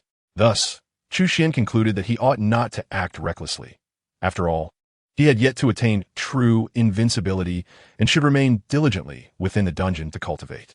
Upon acquiring the earthly sacred body, the sign-in rewards for the 6th level swiftly began to decline. Chu Xuan felt no surprise. However, he held little interest in the ordinary rewards. Without hesitation, he made his way to the 7th level of the dungeon. Standing at the entrance of the 7th level, Chu Xuan could not help but furrow his brow slightly. Indeed, the conditions within the 9 levels of the dungeon worsened with each descent. While the 4th and 5th levels could be endured with some grit, the 6th level was perilous. Upon reaching the 7th level, it was clear that this was not a domain for the average individual. Looking up, he observed how the 7th level was besieged by howling winds, as if standing at the eye of a tempest. The grayish winds seemed to arise from nowhere. Yet their might was astonishing. The ground and walls bore the scars of what appeared to be vicious cuts, as if severed by blades. Though martial artists could envelop themselves in true energy for protection, even they could not withstand such a ferocious environment for long. However, for Chu Xuan, the threat was minimal, as he possessed the exceptional earth armor. The earth armor erected a defensive barrier, effectively blocking the rampant winds. The sole concern was that maintaining the earth armor would continuously deplete his true energy. Yet, given Chu Xuan's current reserves, this level of expenditure posed no challenge. Indeed, it paled in comparison to the natural recovery of his true energy. In no time, he found a suitable spot to sit cross-legged, seamlessly entering a state of cultivation. Returning to the matter at hand, although the environment here is harsh, the spiritual energy of heaven and earth is remarkably abundant. This celestial prison appears to be constructed atop a vein of spiritual energy. It seems that the deeper one descends, the denser the spiritual aura becomes. Ordinary innate powerhouses would hesitate to absorb such wildly turbulent spiritual energy, yet Chu Xuan, with his astonishing physical fortitude, remains unaffected by its influence. He eagerly absorbs all the errant spiritual energy, refining and assimilating it at an astonishing rate, consequently elevating his cultivation level. In the blink of an eye, it is the 2nd day, and the sign-in count refreshes once more. System, sign in. A flicker of anticipation dances within Chu Xuan's heart. Generally speaking, the rewards for signing in at a new location for the first time are seldom disappointing. Soon, the familiar notification chimes in. Ding. Sign in successful. Congratulations, host. You have acquired the ability to summon wind and rain. The ability to summon wind and rain? Chu Xuan's eyes gleam with excitement. This is no ordinary divine ability. It surpasses even the ice god finger he obtained previously. Summoning wind and rain is one of the legendary 36 transformations of the celestial talisman. As the saying goes, 3 is inexhaustible and 6 is boundless, with 36 representing the notion of infinity. The transformations of the celestial talisman are all true divine abilities. The power to summon wind and rain allows one to manipulate nature and alter celestial phenomena. It can summon fierce gales and unleash torrential downpours, or even combine both. If mastered to its fullest extent, it would be a trivial matter to overturn a nation. A wealth of memories floods his mind, and Chu Xuan swiftly grasps this divine ability. To some extent, this can be considered a growth-oriented skill. The greater one's magical power, the mightier the effect of its application. Indeed, he has obtained yet another formidable trump card, enhancing his self-defense capabilities to a greater degree. The joy in Chu Xuan's eyes is unmistakable. He eagerly begins to delve into the study of this newfound ability, although he has successfully mastered it under the system's guidance. Achieving a deeper comprehension and integration requires further diligence. As time flows unnoticed, more than a month slips by. Upon reflection, he realizes that he has spent over half a year within the celestial prison. After diligently striving and with a modicum of assistance from the system, he has finally reached the 9th layer of innate realm.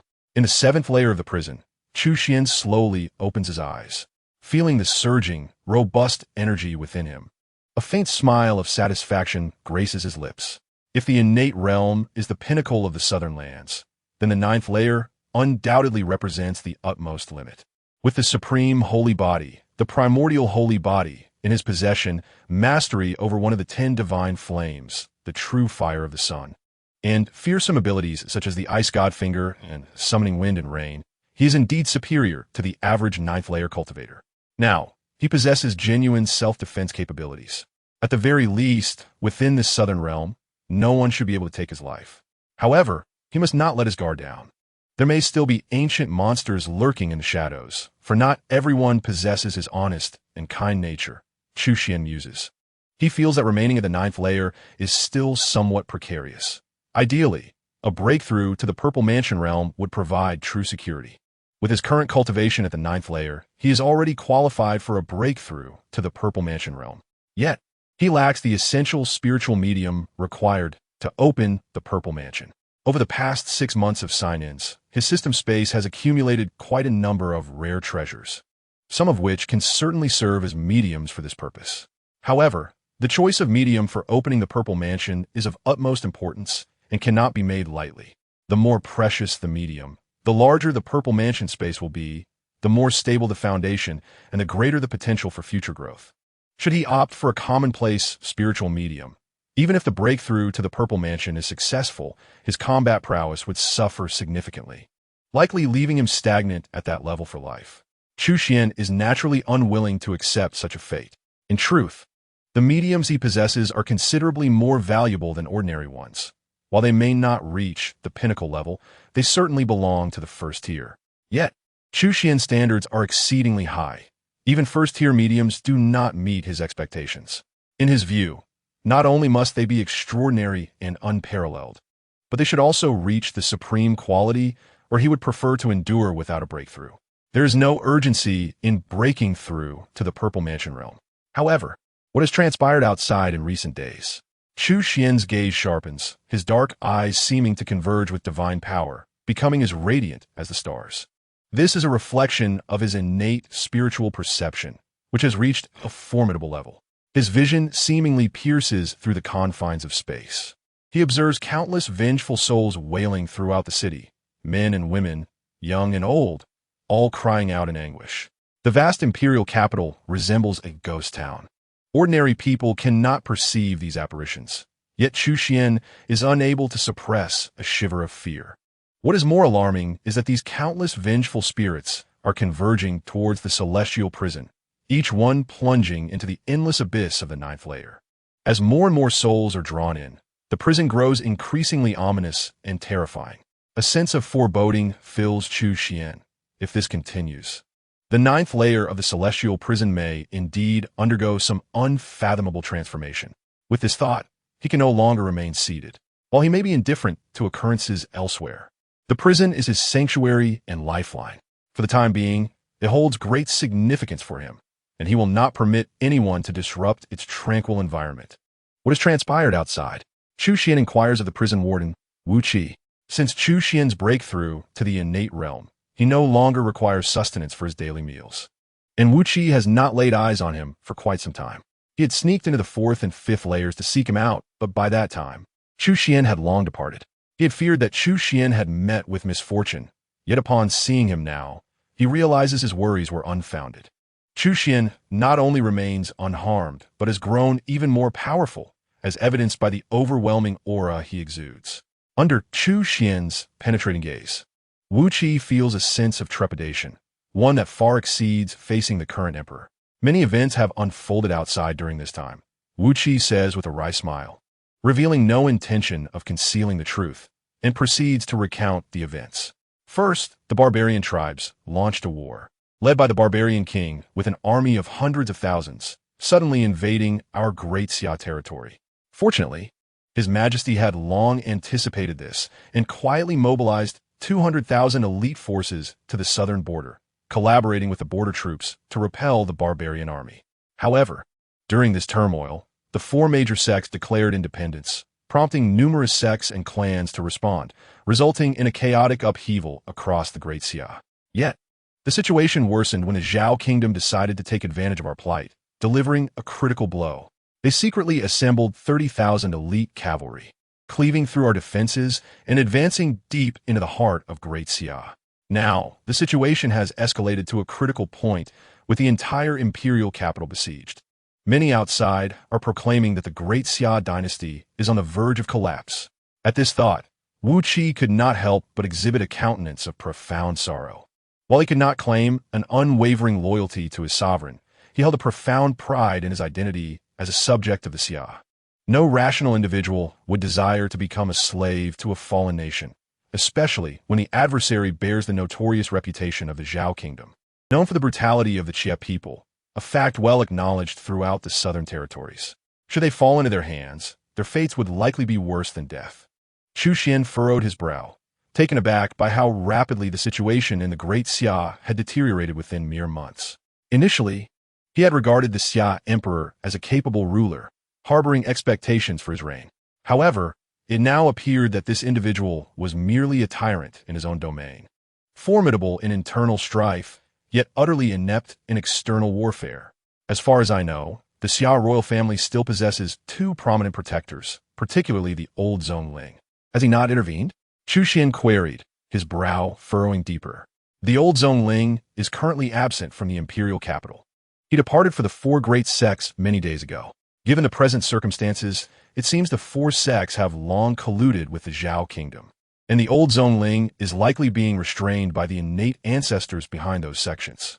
As for the other protector, despite being an innate powerhouse himself, he is powerless against the Zhao kingdom's elite cavalry of 300,000. Chu Xuan's frown deepened further. While innate powerhouses are indeed invincible, facing an elite cavalry of 300,000 battle-hardened troops leaves little room for action. Moreover, the Zhao kingdom has long been plotting this move. How could they not have taken precautions? It is highly probable that their ranks include innate experts as well. Based on what you've said, the Zhao army has yet to breach the imperial capital, so why are so many innocent civilians perishing? Chu Xuan expressed his bewilderment. If the capital had been breached and the cavalry had surged in, indiscriminately slaughtering, the presence of so many restless souls would be more comprehensible. Yet, the capital remains intact, and yet it is filled with wailing spirits. This is indeed perplexing. Is those Xia people? Wu Qi's teeth clenched at this revelation. The 300,000 Xia cavalry, in their haste to arrive, brought only a few days' worth of provisions. Upon reaching the capital's outskirts, they were thwarted by the city walls. Thus, they resorted to abducting the surrounding populace, compelling them to attack the city while using them as sustenance, even mockingly referring to them as two-legged sheep, particularly the women, who suffered unspeakable indignities by night and were slaughtered for food by day. They are not even human, merely beasts unworthy of life. Wu Qi's eyes widened in fury, filled with indignation and hatred. Chu Xuan's eyes narrowed slightly, his heart igniting with a similar rage. If it were merely a matter of conquest and territorial expansion, even the annihilation of city or nation would not overly concern him. However, such barbaric acts of consuming human flesh shatter his moral thresholds. 300,000 cavalry. Chu Xuan raised his head, envisioning the gruesome slaughter occurring outside the city. A chilling intent to kill flickered in his gaze. In the dead of night, all was silent. Chu Xuan awoke from his meditative state, slowly opening his eyes, which glimmered with a latent murderous intent. He then rose to his feet and stepped outside. Moments later, he arrived at the 4th level of the dungeon. The warden, Wu Qi, had been waiting there for some time. Upon seeing Chu Xuan, he immediately approached. "Your Highness, I have made the necessary arrangements. You can use the secret passage without fear of being discovered." Chu Xuan nodded and instructed, "Lead the way." Under Wu Qi's guidance, Chu Xuan successfully exited the dungeon. This was the first time in over 6 months that he had stepped beyond its confines. As he surveyed his surroundings and inhaled the fresh air, he found himself feeling somewhat disoriented. "Your Highness." Wu Qi hesitated at the dungeon's entrance. Chu Xuan glanced back, guessing his unspoken thoughts, and waved his hand dismissively. "Fear not. Such lowly beasts scarcely warrant my concern." Before he finished speaking, Chu Xuan swept his sleeve and soared into the air, ascending step by step like a legendary, celestial being. Witnessing this spectacle, Wu Qi's eyes brimmed with admiration. He had once seen the Qinyan hermit traverse the skies, but the aura exuded by Chu Xuan was on an entirely different level. Given such astounding prowess, why had he remained confined to the dungeon? Wu Qi pondered, unable to comprehend. In his view, if Chu Xuan showcased his abilities, the title of Crown Prince would be assuredly his, perhaps even the throne itself. Yet, He remained oblivious to the fact that such positions held no allure for Chu Xuan. In truth, had it not been for the merciless brutality of the Xia people, which had unleashed countless restless souls into the 9th level of the dungeon, he would have had little desire to leave its depths. Floating in the air, it took less than a moment for him to arrive above the Xia encampment outside the imperial capital. He swiftly detected 2 hidden innate experts within the camp, one at the 4th level of innate mastery, the other at the 7th. Even the 9th level was unworthy of his attention. He merely cast a glance and dismissed them. He then boldly stood in the air, gazing downward. What he beheld was a scene of unspeakable horror, far more shocking than Wu Qi had described.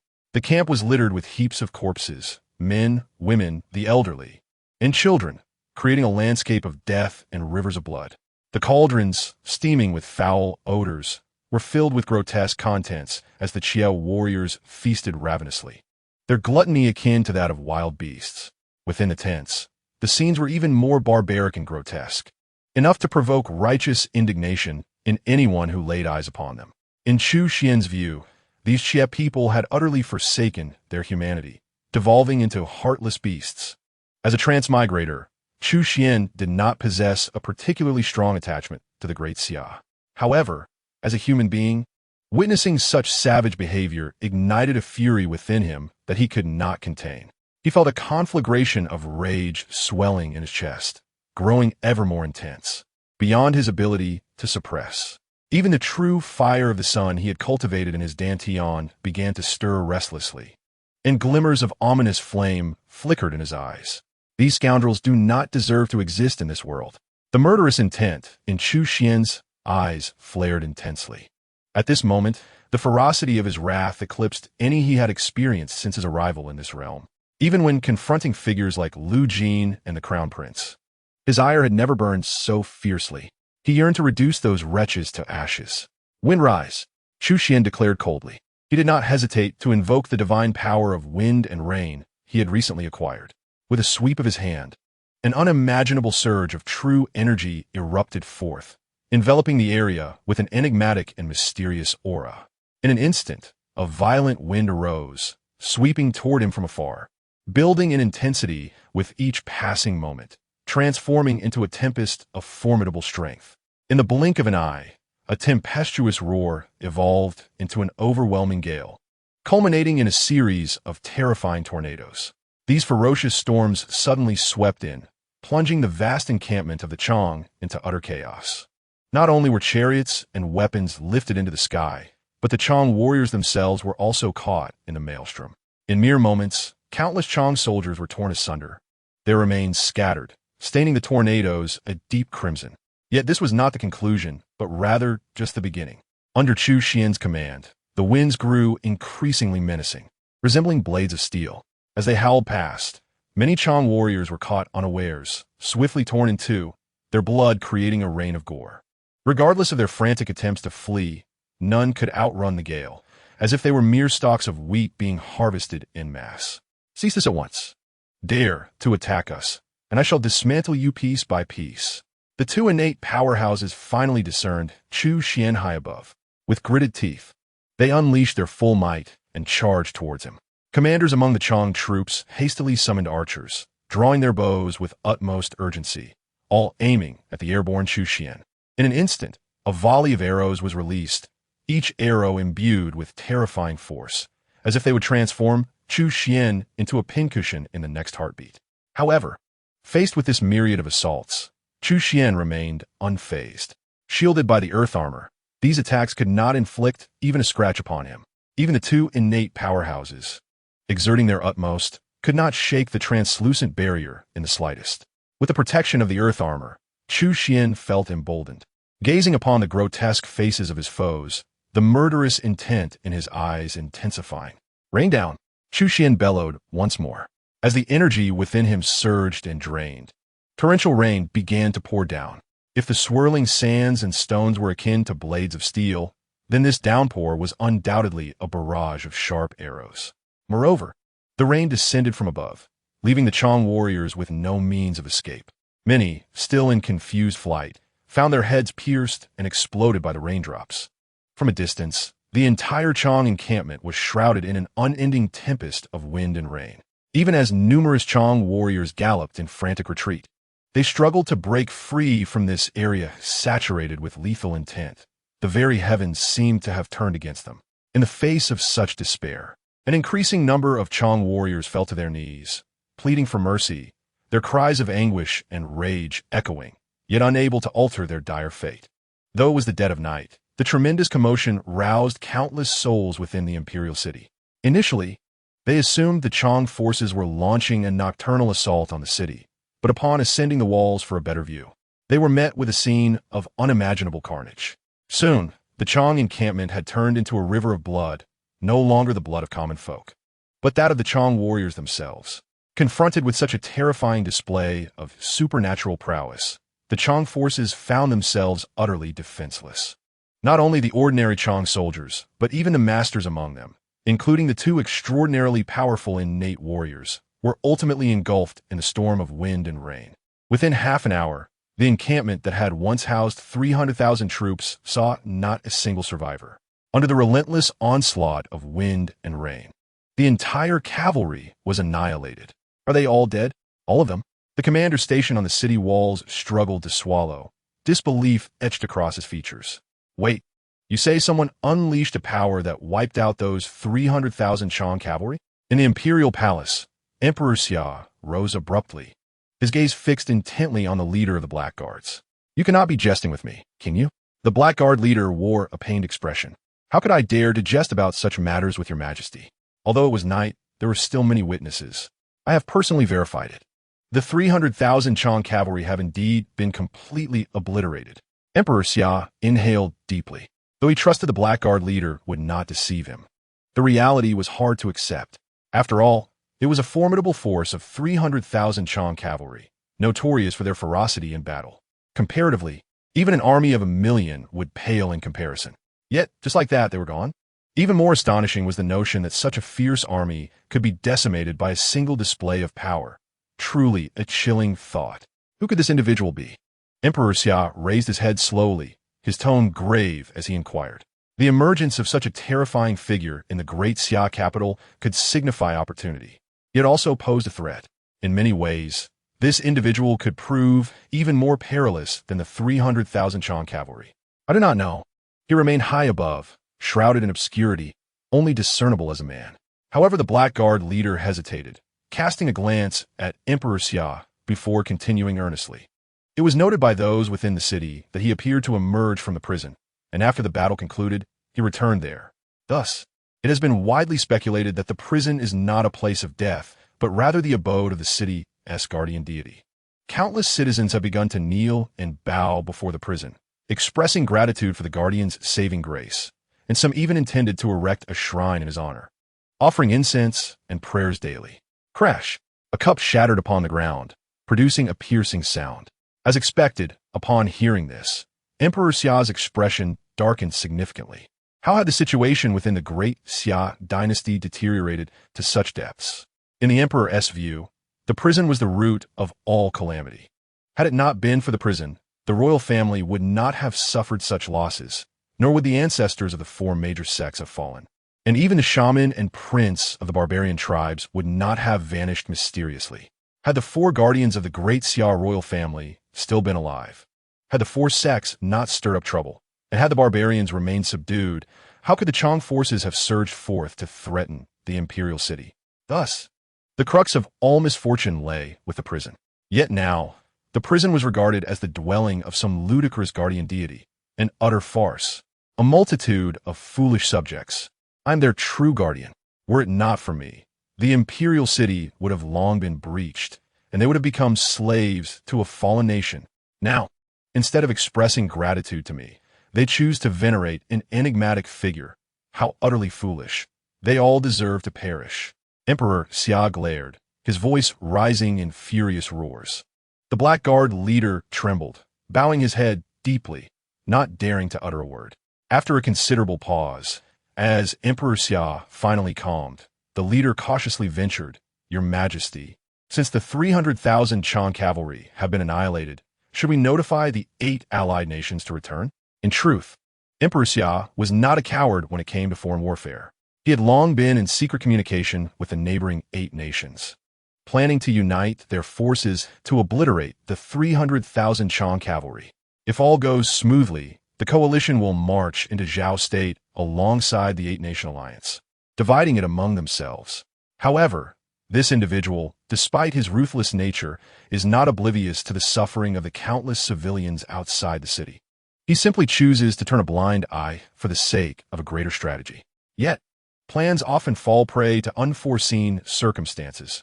Who would have anticipated that in a single night, the 30,000 cavalry of the Chong would be obliterated, rendering his previous patience seemingly impotent? It is no wonder he is now in such a state of despair. Upon hearing this, Emperor Xia abruptly lifted his head, his eyes gleaming with a peculiar light as he inquired, "Do you think that if we unite the strength of the 8 nations, we could completely eradicate that prison of heaven?" At this, the leader of the Black Guard was taken aback.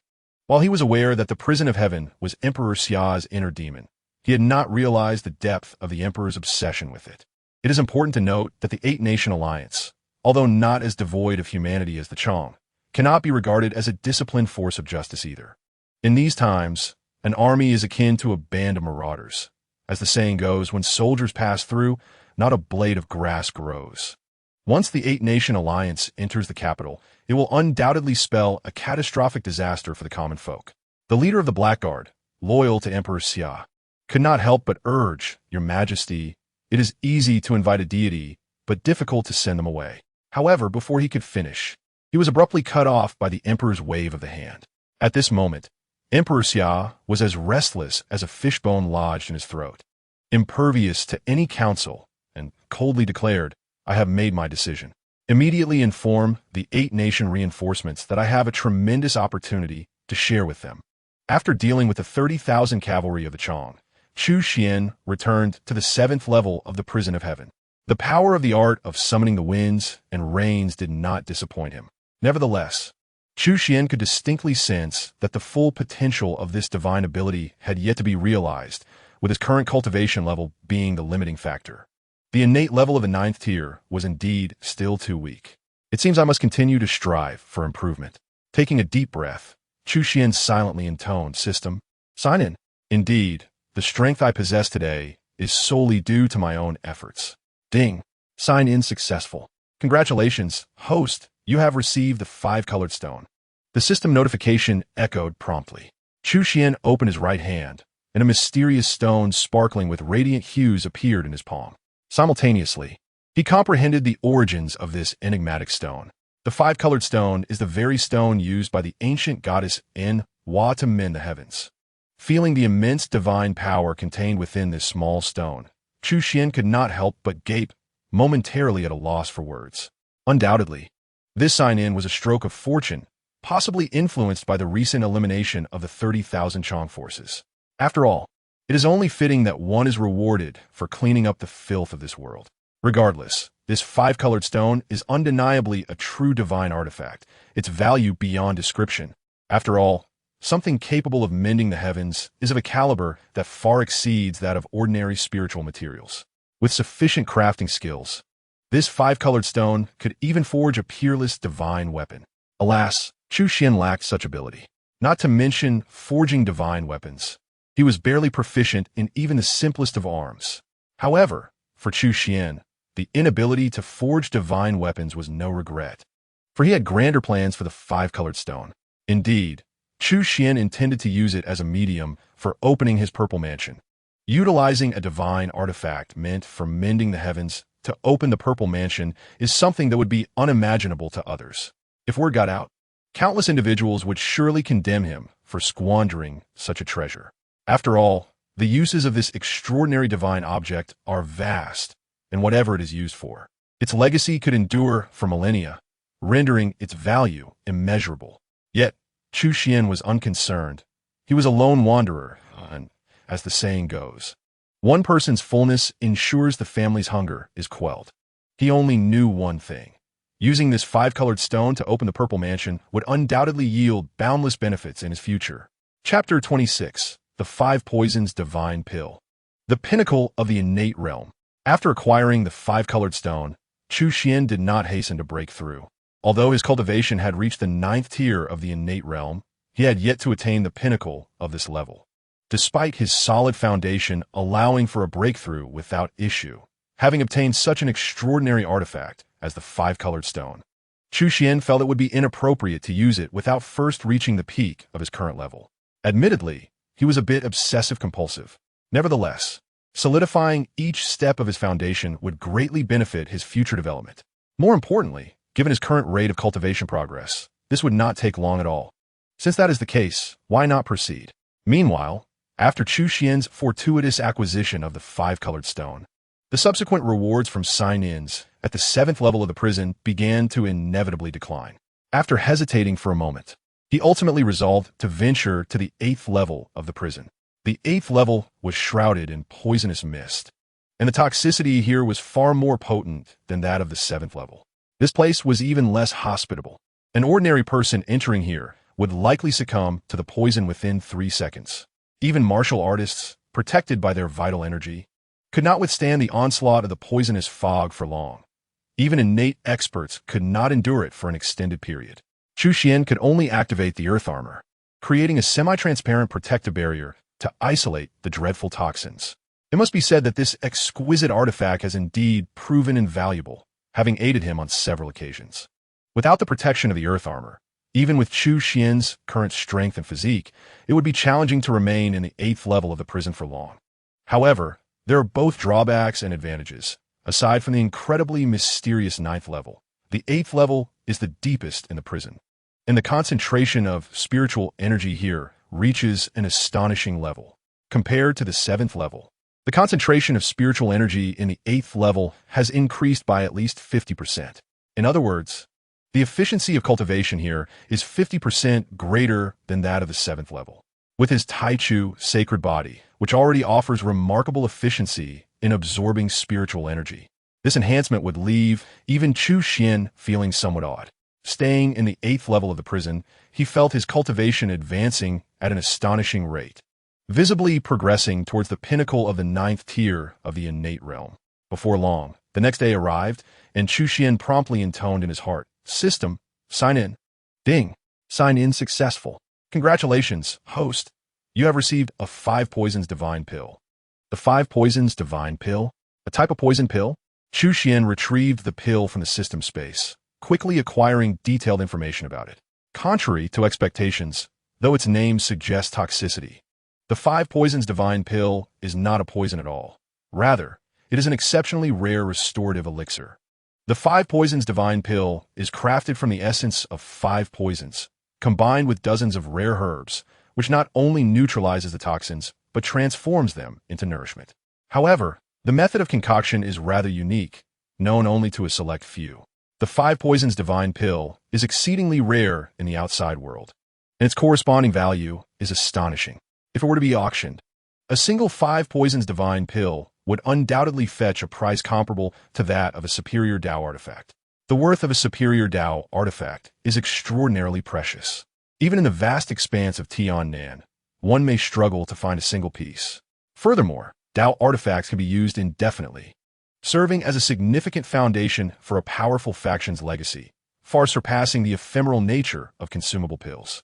The fact that the value of the 5 Poisons Divine Pill can rival that of a superior Dao artifact speaks volumes about its rarity. However, the 5 Poisons Divine Pill is indeed extraordinary, possessing the ability to refine one's essence and marrow, effectively transforming one's physique and enhancing cultivation potential. The medicinal properties contained within are remarkably gentle, devoid of the myriad drawbacks typical of ordinary pills. Even an ordinary person consuming it could swiftly become a martial arts powerhouse. With just a modicum of training, breaking through to the innate realm would be a mere formality. Clearly, this 5 Poisons Divine Pill is exceptional. Given its immense value, I shall consume it myself. Without the slightest hesitation, Chu Xuan swiftly placed the pill into his mouth. Despite possessing the primordial sacred body and already exhibiting remarkable cultivation talent, who would not desire to enhance their abilities further. Upon ingestion, the pill instantly transformed into a torrent of potent medicinal energy, far exceeding Chu Xuan's expectations, eclipsing even the extraordinary treasures he had previously consumed. This remarkable energy, while powerful, exhibited a gentle nature, flowing like a stream into his limbs and bones. The sensation was akin to basking in a celestial hot spring, providing his body with an unprecedented nourishment. To speak candidly, Chu Xuan had primarily relied on the power of rare treasures for his cultivation thus far. While such treasures are indeed valuable, their spiritual energy remains unrefined and tends to be rather volatile. In addition, Chu Xuan's own cultivation experience was not particularly extensive, leading to occasional minor errors. Even with his robust physique, subtle internal injuries inevitably arose. These injuries resembled inconspicuous cracks, not affecting him significantly in daily life, yet if allowed to accumulate, they could potentially evolve into chronic ailments, adversely impacting his future. However, under the gentle medicinal influence of the 5 Poisons Divine Pill, these internal injuries rapidly healed. Unbeknownst to him, his physique was elevated to a new level through this subtle transformation. Concurrently, his cultivation level ascended steadily. The speed at which he absorbed the spiritual energy of the world paled in comparison to the direct consumption of such a priceless pill. With the powerful medicinal force of the 5 Poisons Divine Pill propelling him forward, Chu Xuan's cultivation swiftly reached the pinnacle of the innate realm's 9th layer. Yet, this was not the conclusion. At this point, less than a third of the pill's immense medicinal power had been expended. More than 2/3 remained, still driving Chu Xuan's cultivation to further heights. In truth, the pinnacle of the innate realm merely represents the zenith for ordinary martial artists. Each individual's physique varies, leading to vastly different peaks. With Chu Xuan's primordial sacred body, his pinnacle undoubtedly far exceeds that of an average martial artist. In this fervent pursuit of cultivation, the aura emanating from Chu Xuan grew increasingly formidable. Day and night passed unnoticed, and after extensive refinement, he finally fully absorbed the medicinal power of the 5 Poisons Divine Pill. Not only had his physique been significantly enhanced, but his cultivation was also elevated to an entirely new dimension. While it was difficult for Chu Xuan to articulate the specifics of this new realm, it was at least several times stronger than the conventional pinnacle of the innate realm. At this juncture, he had truly attained the ultimate pinnacle of the innate realm. Or perhaps it would be more fitting to term it the limit of the innate realm. Having reached this threshold, his next objective was to attain the Purple Mansion realm.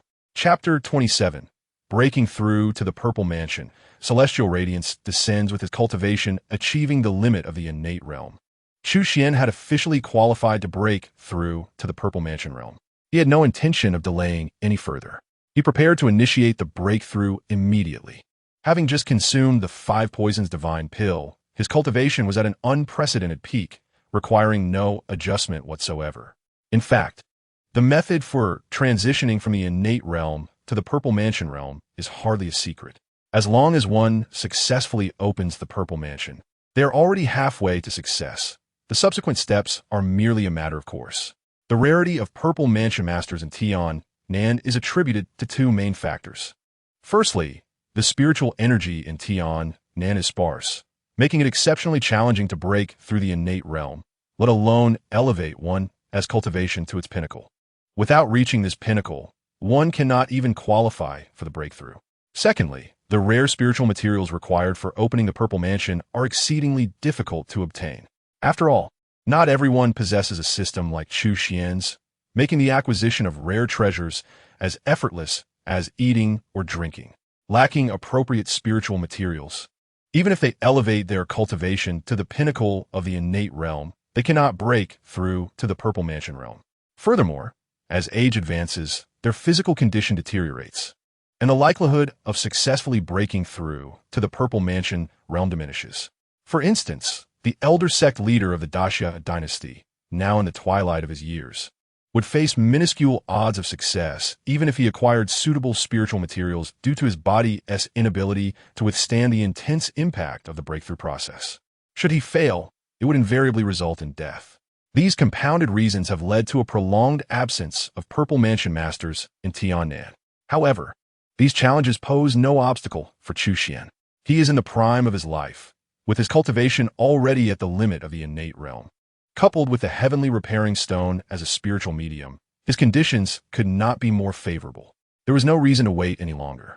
He would seize the moment and break through to the Purple Mansion realm in one decisive effort. Chu Xuan held no concerns regarding the likelihood of success in breaking through to the Purple Mansion realm. With his exceptional circumstances, if he could not succeed, it would be hard to believe that anyone else could. The heavenly repairing stone was swiftly retrieved from the system space, and feeling the boundless divine power within. Chu Xuan's confidence soared. Even if he faltered, such a supreme divine artifact as the heavenly repairing stone would certainly not let him down. After all, if it could mend the heavens, what was the opening of the Purple Mansion in comparison? Chu Xuan promptly activated the breakthrough secret technique and pressed the heavenly repairing stone against his dantian. Immediately, strands of divine light burst forth. In an instant, the entire 8th level of the celestial prison became radiant, enveloping Chu Xuan in vibrant hues.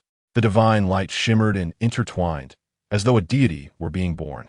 Endless divine power surged into Chu Xuan's dantian, and under the relentless stimulation of this divine force, the sea of energy within his dantian soon began to boil. All of his innate true chi became exceptionally lively, swirling frantically around him, as if he had transformed into a colossal vortex.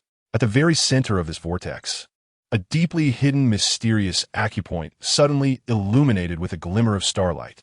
As if it were the solitary star gleaming in the night, an unprecedented radiance emerged. The divine power derived from the 5-colored stone surged wildly into it, instantly causing this flicker of starlight to blossom with resplendent brilliance. It must be said that with the aid of this celestial artifact, the difficulty of Chu Xuan opening the Purple Mansion was nearly reduced to its lowest point. The entire process unfolded with remarkable ease, and soon, a mysterious space was established in the position of Chu Xuan's dantian. This was indeed the Purple Mansion space. As more and more divine power flowed in, the Purple Mansion space quickly stabilized and began to expand further. Alongside this transformation, the innate true energy mastered by Chu Xuan gradually metamorphosed in a magical power, and the aura radiating from him grew increasingly formidable. Meanwhile, Emperor Xia was hosting a grand banquet in the palace to welcome the representatives of the 8 nations' reinforcements. As the wine flowed liberally, the emperor set down his cup, a smile gracing his face as he inquired, "How have you all contemplated my previous proposal?" Upon hearing this, the representatives of the 8 nations exchanged glances, their eyes flickering with intrigue. As I understand, that celestial prison is a significant forbidden ground in your nation, having devoured numerous powerful individuals, including innate beings, spoke the king of martial spirits, the representative of the martial nation. He was not only the commander of the martial nation's army, but also an innate powerhouse, wielding considerable influence among the representatives. As expected, his words prompted several representatives from other nations to shake their heads in refusal. To be frank with Emperor Xia, we are here to deal with the misdeeds of the Jia people. Other matters are currently beyond our consideration. According to the information I have received, the annihilation of the 300,000 Jia troops was due to the intervention of a mysterious powerhouse within the celestial prison. Such a force is not something ordinary individuals can provoke. Indeed, we cannot ascertain the benefits of the celestial prison, but the dangers are undeniably significant. Perhaps we should discuss how to divide the Zhao kingdom instead? Although Emperor Xia had meticulously calculated his strategy, the representatives from other nations were not naive. They would not agree to risk their lives for intangible benefits. Observing the continuous rejections, a shadow of gloom crossed Emperor Xia's gaze. Nevertheless, he maintained his smile and remarked, "I understand your concerns, but as the saying goes, once this village is passed, this shop is no longer available. The true Sunfire is a formidable existence. As you all surely know, such an opportunity. Are you truly not even a little tempted?" At the mention of the true Sunfire, the representatives hesitated. Even the previously resolute king of martial spirits felt a flicker of doubt. His breakthrough to the innate realm at an age nearing 50 was thanks to a chance encounter with a rare fire known as the Emu spiritual fire. Among the various celestial fires, the Emu spiritual fire held no prestigious rank, merely classified as a common variant. Yet, it had facilitated his successful advancement into the innate realm. If such an ordinary fire could be so extraordinary, one could only imagine the magnitude of power the true Sunfire, hailed as one of the 10 great divine flames, might possess. Securing it could indeed propel one to unimaginable heights. But who can prove that the true Sunfire lies within the celestial prison? A representative suddenly interjected. Others nodded in agreement. Ultimately, there was no concrete evidence to substantiate the presence of the true Sunfire within the celestial prison. After all, words alone held no weight. If there was solid proof, they might have been willing to take the risk. Emperor Xia opened his mouth, although various phenomena had occurred. He had no tangible evidence to present. At that moment, the ground beneath him began to tremble. Cups and wine vessels toppled, spilling their contents everywhere. The already irritable Emperor Xia furrowed his brow, ready to chastise, but was suddenly struck by an astonishing spectacle in the sky outside. This unexpected occurrence sent a chill through everyone in the hall. They all rose in unison, instinctively gazing outward. The sky was adorned with brilliant multicolored rays, extending for thousands of feet. This radiant light spread from the distant horizon, enveloping the imperial capital as if it were shrouded in celestial splendor. The dazzling light descended from the heavens, swirling in layers, with the focal point unmistakably located somewhere within the imperial capital. It appeared to be the realm of the Yaoqi, where all manner of extraordinary phenomena converged. Even from a distance, simply witnessing it captivated the hearts and minds of onlookers. What place is that? A representative could not help but ask in astonishment. The celestial prison, came a swift reply. Upon hearing this, the expressions of all present transformed dramatically. The representatives turned their eager gazes toward Emperor Xia, their eyes brimming with fervor, while the emperor maintained a deep gaze, his expression inscrutable, revealing no hint of joy or sorrow. As morning dawned, the sun shone brightly. A large contingent of elite troops from the imperial capital suddenly mobilized, swiftly sealing off the celestial prison and its surrounding areas. Before the gates of the celestial prison, flanked by civil and military officials, Emperor Xia arrived for the third time, adorned in his dragon robe. Gazing at the imposing gates before him, a chilling glint flickered in his eyes. He never anticipated that he would stumble repeatedly before such a mere prison. The series of setbacks at the celestial prison only intensified Emperor Xia's obsession with eradicating it, transforming the endeavor into a veritable nightmare in his heart. I am the sovereign of this nation. No one can threaten my position, nor can anyone defy my will. He raged internally, surveying the formidable individuals surrounding him. He cast aside the shadows of previous failures, his heart brimming with unprecedented confidence.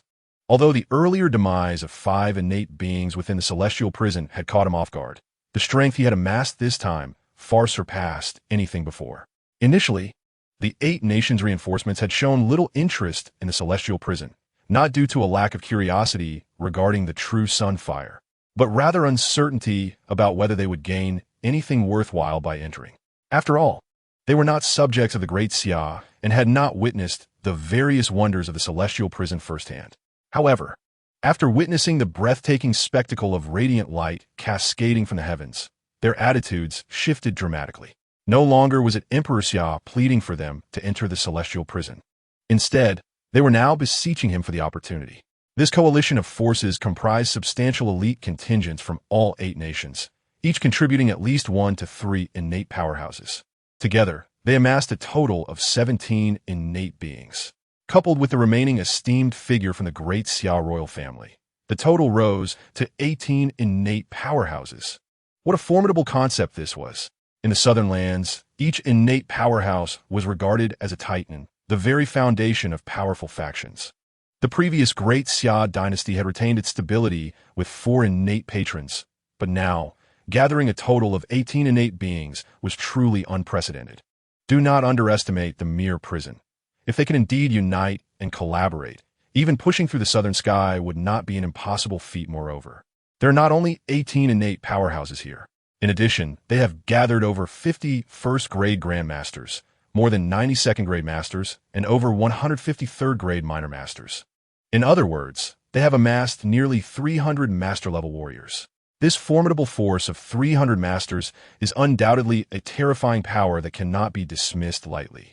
After all, every master-level warrior has already grasped the realm of intent, capable of establishing sects in the martial arts. When these 300 masters walk together, even the peak innate superiors would likely choose to steer clear if they encountered them along the way. 18 innate warriors and 300 masters. Such strength is more than sufficient to sweep through the southern sky. Confronting a mere prison is certainly well within their capabilities. The The representatives from various nations were equally spirited. The collective action of so many top-tier warriors was assuredly a grand event that the southern sky had never witnessed before. Even years later, their legends might still be passed down. This mission indeed has the potential to become a celebrated tale, perhaps to be remembered as 18 Innates and 300 Masters, together exploring the prison. The martial spirit king, representing the innate warriors, also expressed his excitement. However, at this moment, the Summer Emperor shook his head, his gaze fixed intently on the prison ahead, and he pronounced deliberately, "It is not about exploring the prison together. Today, we shall overturn the prison." The crowd was momentarily taken aback, then erupted into hearty laughter. Indeed, it is not about exploring the prison, but rather about toppling it. With so many powerful warriors acting in unison, how could a mere prison stand in their way? Today, they would undoubtedly overturn this prison. The Summer Emperor turned to look at the civil and military officials behind him, and finally set his gaze upon the princes, commanding them, "You shall enter with me." This time, the Summer Emperor had no intention of remaining in the rear. He was prepared to personally enter the prison, partly due to his unwavering confidence in this operation, and partly out of concern that the representatives from the 8 nations would directly divide the immense opportunities within the prison. After all, when it came time to reap the benefits, these individuals would not hesitate. The Great Xia royal family had only dispatched one innate warrior, which would surely not suffice against them. Only by personally intervening could the emperor secure a share of the spoils. Faced with this irrefutable command from the Summer Emperor, the princes, whether willing or not, had no choice but to obediently follow behind. Soon, they stepped into the prison in succession. On the 8th level of the prison, Chu Xuan awoke from his cultivation. He slowly lifted his head, gazing upward. His profound eyes seemed to penetrate through the layers of walls, perceiving the myriad scenes outside the prison. "Should I commend your tenacity or question your fearlessness?" A smirk of mockery danced at the corners of his mouth. He then lowered his eyelids, directing his gaze inward. Having successfully broken through to the Purple Mansion realm, his transformation was indeed substantial.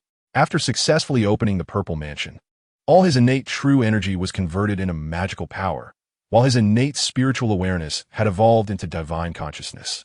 It was precisely because of this divine consciousness that Chu Xuan could effortlessly perceive the various phenomena outside.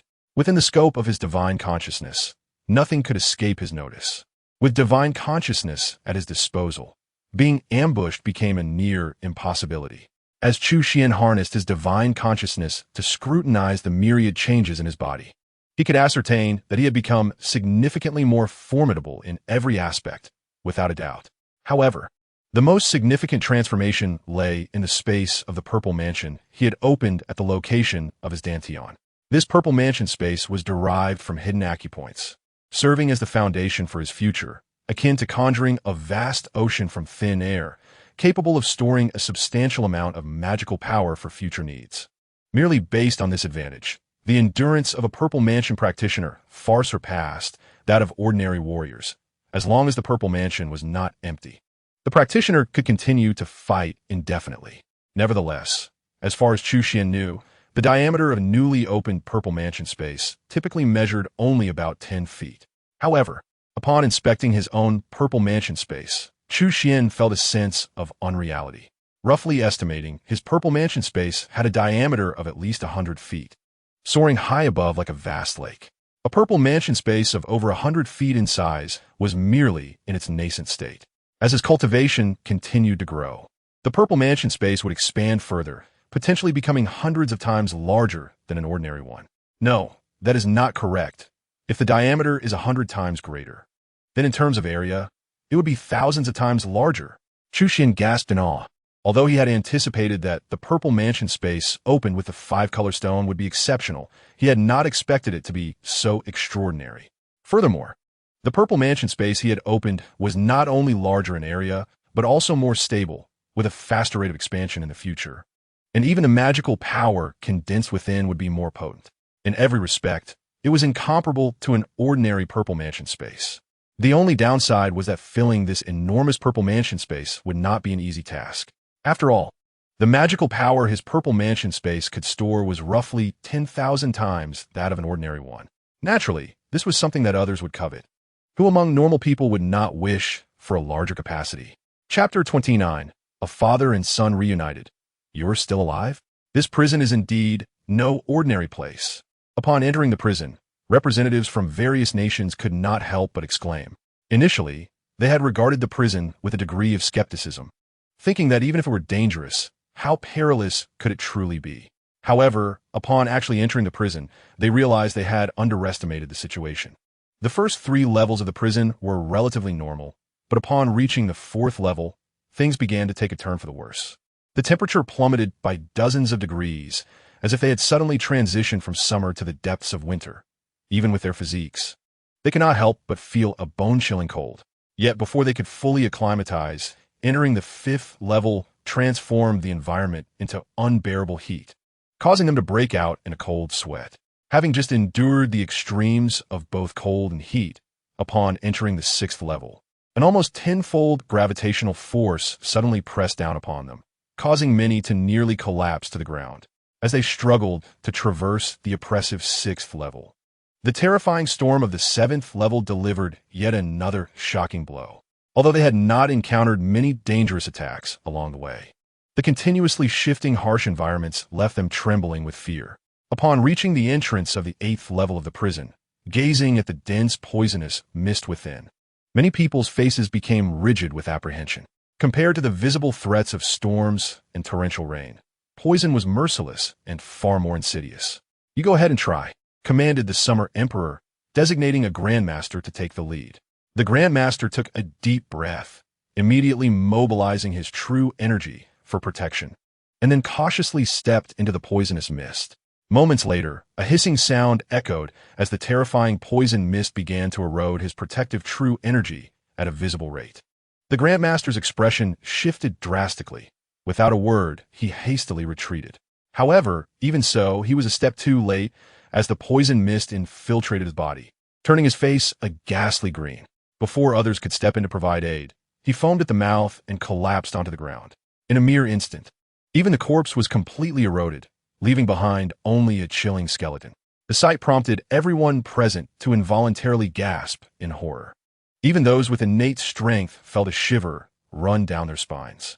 A first-rank Grandmaster, considered a top-tier expert in the outside world, found himself utterly powerless against the toxic miasma of the 8th level of the prison. The potency of this miasma was truly beyond imagination. What to do? The faces of the crowd turned grim. They had gathered with great effort, only to find themselves halted at the 8th level of the prison. The true energy of Grandmaster-level experts could not withstand the corrosive nature of this miasma. Though innate experts might endure for a while, it would be a maximum of about 15 minutes. The critical issue was the uncertainty surrounding the 9th level. If they could not enter it within that time frame, even innate experts would face life-threatening dangers. One innate expert conducted a brief test and then spoke in a solemn tone. Upon hearing this, the crowd felt even more pressure rather than relief. If the 8th level was already so troublesome, the 9th level would undoubtedly be even more perilous. Although they were intrigued by the opportunities hidden within the prison, they were not foolish enough to gamble with their lives. Wait, there seems to be someone there. A cry of astonishment erupted from the crowd. Everyone paused and instinctively looked up. Soon, they indeed spotted a figure seated cross-legged in a cell at the deepest part of the 8th level. This person was none other than Chu Xuan. Previously, he had required the protection of the earth armor to remain in the 8th level for an extended period. But after his breakthrough to the Purple Mansion realm, he no longer needed such protection. The toxic miasma that entered his body posed no threat. He forcefully refined it, converting it into pure spiritual energy to infuse into his Purple Mansion space. In other words, the miasma had become virtually indistinguishable from ordinary natural spiritual energy to him, not only failing to pose a danger, but instead serving as nourishment for his enhancement. Thus, Chu Xuan sat casually on the stone bed in his cell, cultivating with an expression of calm composure, just as he had in the previous levels. What on earth is he? This scene profoundly impacted the onlookers, especially when juxtaposed against the earlier deceased Grandmaster, leaving them in a state of disbelief. Why does this person seem somewhat familiar? At that moment, someone suddenly spoke up. The crowd, startled, turned their heads in unison. They quickly realized that it was none other than the 7th prince of the Great Xia Dynasty, Chu Xuan. Under the intense gaze of so many powerful figures, even Chu Xuan who was typically composed, felt a flicker of unease. He promptly confessed, "I just feel a sense of familiarity. He seems a bit like my sixth brother." Sixth Prince, Chu Xuan? The former crown prince who was rendered useless half a year ago? How could that be? The powerful figures of the Great Xia Dynasty shook their heads in disbelief. According to their knowledge, Sixth Prince Chu Xuan had long since been incapacitated and had likely perished within the prison. Even if he had not died, it was inconceivable for him to be sitting safely in the 8th level. Yet that moment, Third Prince Chu Hung also spoke up solemnly. "He does bear a striking resemblance to my little brother." The first Prince Chu Ming and third Prince Chu Hung had always been Chu Xian's greatest rivals. Just as Chu Ming had recognized Chu Xuan at first glance, Chu Hung also held a profound impression of him. If one person could be mistaken, it might be an optical illusion, but if two shared the same sentiment, it certainly raised suspicions. Soon, everyone's gaze turned toward the Summer Emperor. If anyone present was most familiar with Sixth Prince Chu Xuan, it would undoubtedly be him, as they were father and son. He must indeed be Chu Xuan. The Summer Emperor narrowed his eyes slightly, a complex emotion flickering within them, one that even he could not articulate. As he stepped forward, almost at the very edge of the 8th level of the prison, he exclaimed, "I cannot believe you are still alive." Hearing this, Chu Xuan opened his eyes. He surveyed the crowd, a peculiar expression of half-smile, half-mischief gracing his face. He truly had not anticipated that it would be these three who recognized him first. 7th Prince Chu Yuan, 3rd Prince Chu Hung, and his own father. Without a doubt, these three shared a significant bond with him. This also related to his substantial cultivation advancement and the change in his aura. Had he still been the original Chu Xuan, many would have easily recognized his identity. After all, he had once been the crown prince of the Great Xia Dynasty. Reflecting on this, the fact that they could identify him so swiftly in the current circumstances revealed the weight he held in their hearts. "I'm not dead. Are you disappointed?" Chu Xuan raised his head and replied with profound implications. He did not refer to him as father. In his heart, this man did not deserve that title. After all, he was no longer the original 6th Prince Chu Xuan. Upon hearing Chu Xuan's words, the Summer Emperor's expression darkened, a glint of coldness flashing in his eyes. "It seems you have encountered considerable opportunities in this prison, and now you believe you have grown wings and can fly away? Uncle, please capture this ungrateful son on my behalf." The Summer Emperor referred to the purple-clad elder by his side, the remaining royal guardian of the Great Xia Dynasty, as an innate expert. Although he could not remain in the miasma for long, apprehending a young man and exiting would require minimal time. Of course, the purple-clad elder nodded, innate true energy enveloping him as he prepared to act. However, at that moment, a large hand suddenly blocked his path. "Wait." The voice was calm, yet carried an undeniable authority. The purple-clad elder frowned and looked up, discovering that it was a middle-aged man with an imposing demeanor, the king of martial spirits. "Your Majesty, what is the meaning of this?" The Summer Emperor's expression darkened. The king of martial spirits, though not the oldest among the innate experts present, nor the most profound in cultivation, was among the strongest due to his mastery of a unique fire, the ethereal wood spirit fire. Though it was merely an ordinary exotic fire, it still posed a significant threat to innate experts. Why the rush to act?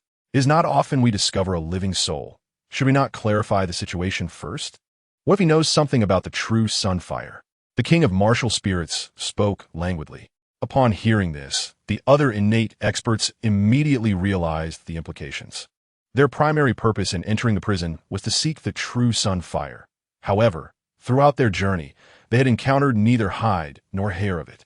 Now that they had finally found a living person, he might possess crucial information. If he fell into the Summer Emperor's hands, it would eliminate their chances entirely. Faced with the subtly shifting gazes of the crowd, the Summer Emperor felt a sinking sensation in his heart. He was acutely aware that his intentions had been discerned, and for a moment, he hesitated to provoke the ire of the assembly. Feigning indifference, he calmly remarked, "I see. Ask whatever you wish, King Wuling. But once your inquiries are complete, you must surrender this rebellious child to me." King Wuling turned his gaze towards Chu Xuan, his eyes piercing with intensity as he promptly inquired, "Might I ask, Your Highness, the significance of the fiery mark upon your forehead?" Chu Xuan touched the flame mark on his brow, a remnant of the sun true fire he had once fused with. There seemed to be deeper mysteries entwined within it. yet he had yet to fully comprehend them. He glanced at King Wu Ling in mild surprise, not anticipating such keen insight from him. Nevertheless, Chu Xuan shook his head and replied earnestly, "I fear I cannot disclose that information." Upon hearing this, King Wu Ling appeared momentarily taken aback, seemingly unprepared for Chu Xuan's forthright rejection. However, he quickly regained his composure, a cold smile gracing his lips as he declared, "You may deceive others, but you shall not deceive me." Raising his right hand, he revealed a similar flame mark on his wrist, albeit slightly different from Chu Xuan's. "This was left when I fused with the wood spirit fire. If I am not mistaken, you have already mastered the Sun True Fire, have you not? Your ability to remain unscathed in the 8th level of the prison must be attributed to its power." At this revelation, the hearts of all present raced uncontrollably. The Sun True Fire resided within this young man. Even Emperor Xia's gaze towards Chu Xuan shifted, astonished that the Sun True Fire had fallen into his possession. Yet, observing Chu Xuan's calm demeanor amidst the toxic miasma, which seemed ineffective against him, everything began to make sense. "Hand over the Sun True Fire. Is not something you are worthy of possessing," they implored. "Indeed, surrendering the Sun True Fire may spare your life. Otherwise, you shall surely meet your demise today. Do not test my patience." At this moment, other powerful beings in attendance began to clamor. With knowledge of the Sun True Fire's whereabouts, their restraint waned. Their gazes towards Chu Xuan mirrored that of a child spotting a treasure, filled with insatiable greed and desire. After all, it was the Sun True Fire. King Wu Ling, wielding merely a common wood spirit fire, had achieved prominence among innate experts. If they could attain the Sun True Fire, they would undoubtedly soar to unimaginable heights, perhaps even claiming supremacy in the southern lands. With such temptation laid bare before them, they could hardly contain themselves, eagerly preparing to act. Had it not been for the dreadful miasma in the 8th level of the prison, they might have charged recklessly forward. Yet, observing the twisted, avaricious expressions on their faces, a glint of sharpness flickered in the depths of Chu Xuan's eyes. Slowly raising his right hand, a radiant divine flame blossomed within his palm. "The Sun True Fire is here. Whoever desires it may come forth and claim it." Fearing that others might hesitate, he began to stride toward them. As he drew closer, the toxic miasma thinned under the fervent blaze of the Sun True Fire. With the miasma dissipating, the greatest obstacle before them seemed to vanish, plunging everyone into a frenzy. "They have gone mad," they exclaimed, witnessing the Sun True Fire's existence. Doubts vanished as they widened their eyes, nearly popping out of their sockets, yearning to claim the Sun True Fire for themselves. "It is mine." A thunderous roar erupted as one innate expert could no longer restrain himself and charged forward, innate energy surging like a tidal wave, propelling him at breakneck speed. With the first to lead, soon a second and third followed suit, including those at the master level, all rushing ahead. In an instant, chaos engulfed the 8th level of the prison. The clamor of battle echoed throughout the space as countless powerful beings unleashed their might, causing the very prison to tremble. Yet, to everyone's astonishment, as they lunged at him like ravenous wolves, Chu Xuan displayed no intent to evade. With a firm grip, he transformed the true sun fire in his palm into a blazing sword. With a single stroke, the leading innate expert was cleaved in two, flames consuming the remnants until only ash remained. Yet, this did not deter the others. On the contrary, witnessing the terrifying power of the sun, true fire ignited their greed and desire even further. With such power, the more formidable the sun true fire, the greater the aid it would provide once obtained. Conversely, Chu Xuan, a mere youth, had his limits. Even if he persevered, how many times could he muster its strength? The unparalleled power of the sun true fire, while formidable, demanded an exorbitant toll with each use. Should he falter, it would render him no more threatening than a toothless tiger, leaving them to reap the rewards unchallenged. Under such a fatal temptation, countless experts surged forward, each believing themselves to be the fortunate one to claim the prize. However, future developments defied their expectations. Chu Xuan's limits appeared far beyond their assumptions. Time and again, he summoned the sun true fire without showing signs of fatigue. In stark contrast, those who charged at him, whether master or innate expert, fell victim to his flaming sword, dispatched with ease as if mowing down grass. Witnessing this spectacle, even King Wu Ling, who had remained hidden, could no longer sit idly by. Indeed, while he had unveiled Chu Xuan's secret of mastering the Sun True Fire, he had refrained from charging in immediately, acutely aware of the overwhelming power of the.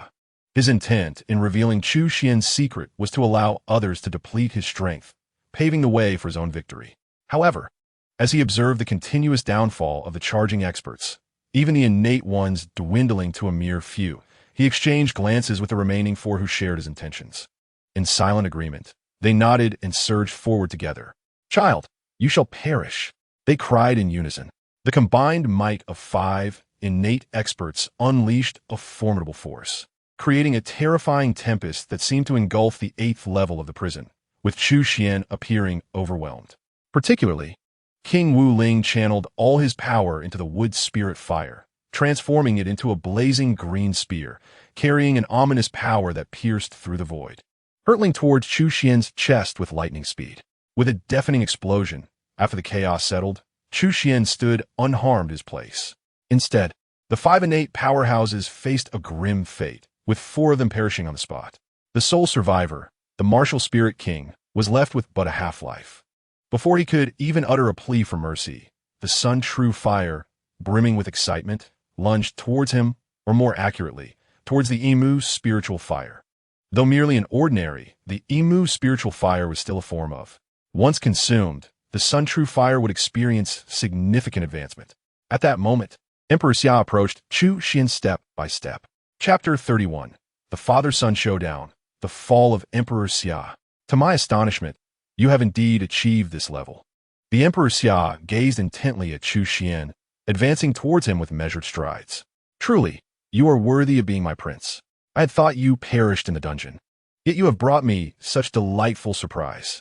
Surrender the Sun True Fire to me, and in consideration of our blood ties, I shall not only spare your life, but also ensure you remain my prince from this day forth. The emperor halted before Chu Xuan, extending his right hand, the meaning unmistakable. Chu Xuan could not help but chuckle in disbelief. He had no intention of forcibly recalling the Sun True Fire, which was currently devouring the Imu spiritual fire, nor of handing it over to Emperor Xia. He shook his head, a mocking expression adorning his face, and queried, "Are you perhaps too full of yourself? Do not speak of the title of prince, even the throne you currently occupy. If I so desire, who could possibly stop me?" Upon hearing this, the emperor's gaze hardened momentarily. However, he did not display anger. Instead, he regarded Chu Xuan with a profound look. "It seems you truly are relentless. Very well, I shall impart a lesson today. What I grant you is yours, and what I withhold from you shall forever remain unattainable." As his words fell, the emperor seemed to unshackle some restraint within him, and his aura surged upward with remarkable velocity. To the onlookers, he appeared merely as a second-tier, ordinary master. Yet, in that fleeting moment, his cultivation soared to the apex of a first-tier grandmaster. And this was merely the beginning. He soon ascended into the realm of innate power. His momentum showed no signs of abating, akin to a wild stallion breaking free from its reins. First layer of innate realm. Second layer of innate realm. Ultimately, he surged up to the 8th layer of innate realm before finally coming to a halt. The astonishing aura emanating from Emperor Xia caused Chu Xuan to widen his eyes in disbelief. It was not so much the emperor's strength that astonished him. Rather, within Chu Xuan's perception, the emperor's cultivation appeared rather hollow, evidently relying on excessive external forces. His true combat prowess was far from formidable. Nevertheless, the 8th layer of innate realm was still the 8th layer of innate realm, even when gathering 18 innate powerhouses from 8 nations. The strongest among them only reached the 7th layer of innate realm. In other words, the emperor, who outwardly seemed to be a mere second-tier warrior, was in fact the strongest among all. The depth of the emperor's concealment greatly surpassed Chu Xuan's expectations. He had believed himself sufficiently cautious, having hidden in the dungeon for over half a year, yet compared to an old schemer like Emperor Xia, who had concealed his capabilities for decades, he realized his own naivety. What you rely upon is merely the Sun True Fire. Admittedly, the Sun True Fire possesses formidable power. I cannot deny that. However, at present, your Sun True Fire is engaged in consuming the Imu spiritual fire. Attempting to employ it now may not be so simple, and considering your consecutive battles, Your cultivation should be nearly exhausted. Do you still harbor any hope in facing me? Have you resigned yourself to your fate? The emperor looked down upon Chu Xuan, his eyes brimming with absolute confidence. His audacity to enter the dungeon was not without foundation. His formidable cultivation at the 8th layer of innate realm was his true assurance. Surrender the sun, true fire to me, and I shall swiftly reach the pinnacle of the innate realm. At that point, I shall have the opportunity to challenge the Purple Mansion realm, and perhaps even become the first Purple Mansion true person in Tian Nan in a millennium. The emperor spoke with unrestrained ambition. Yet, as he articulated his grand plans, Chu Xuan felt an odd sensation within. Was it truly wise to speak such words before a Purple Mansion true person? I have but one question.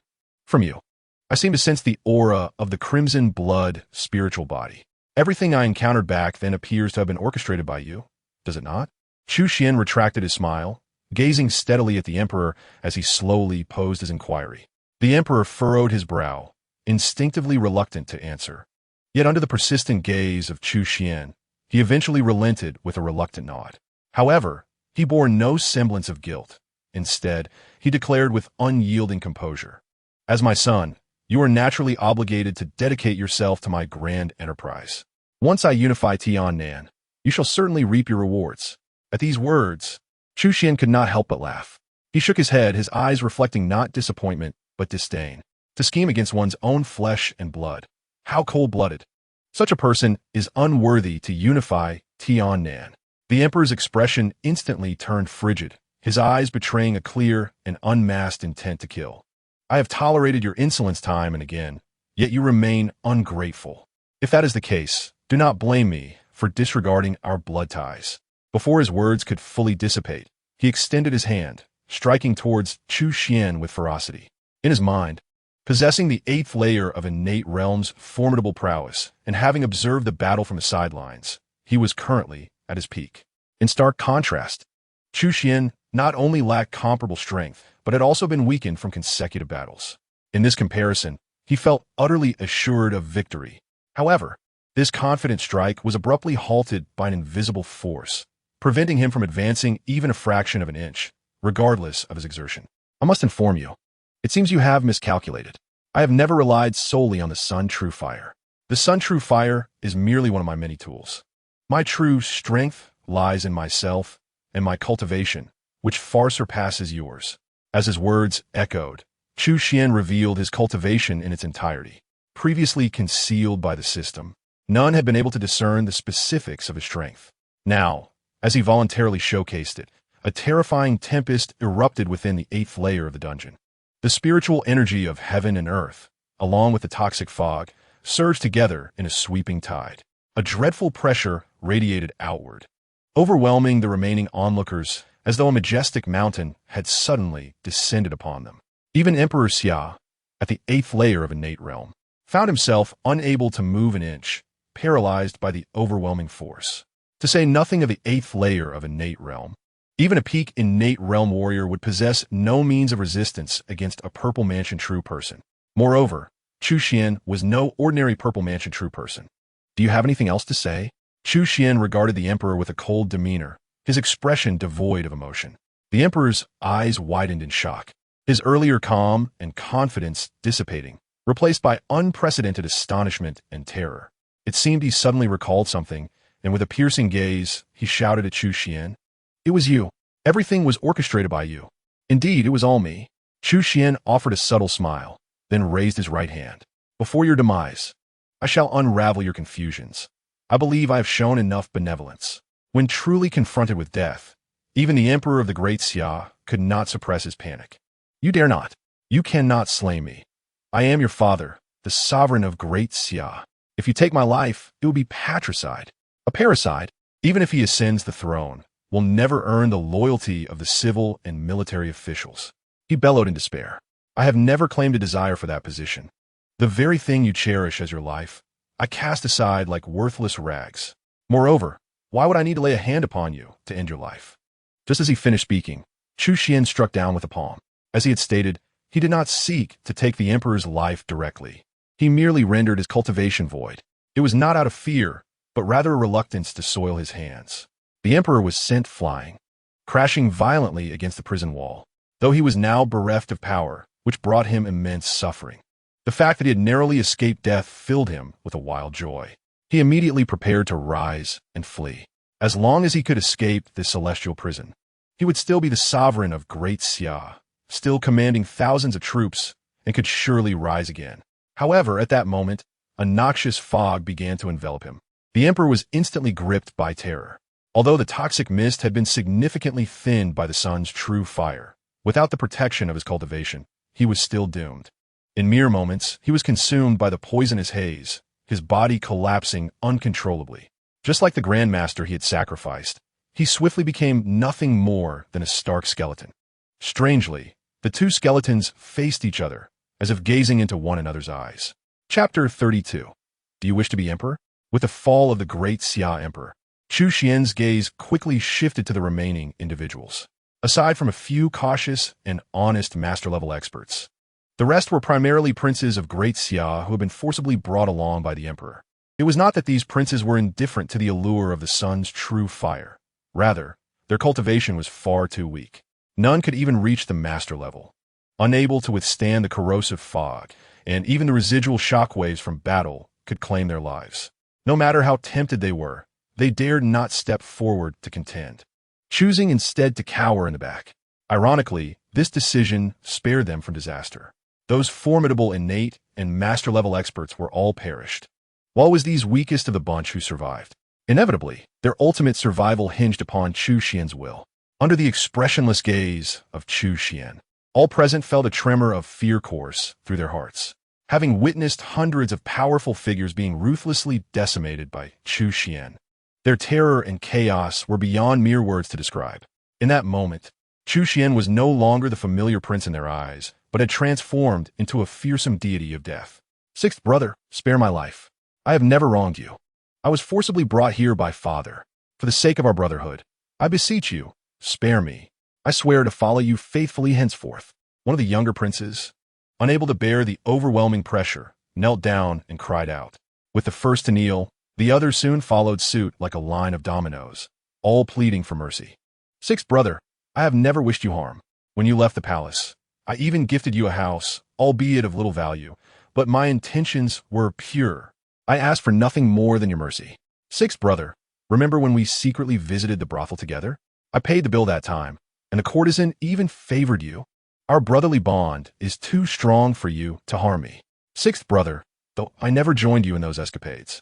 We struggled together under the master's punishment for misreading our lessons. We were the two dimmest students. Our brotherhood is unbreakable. As the princes vied to prove the depth of their friendship, recounting tales from their youth, Chu Xuan could only furrow his brow in annoyance. Enough. Silence. He snapped. The moment he spoke, the crowd fell silent, too frightened to utter another word. Not all princes, however, knelt in supplication. Two remained standing, Prince Chu Hong and Prince Chu Yuan. They did not kneel, not out of defiance, but because they understood that Chu Xuan would not spare them. Indeed, Chu Xuan looked directly at them and bluntly asked, "For the sake of our brotherhood, do you have any final words?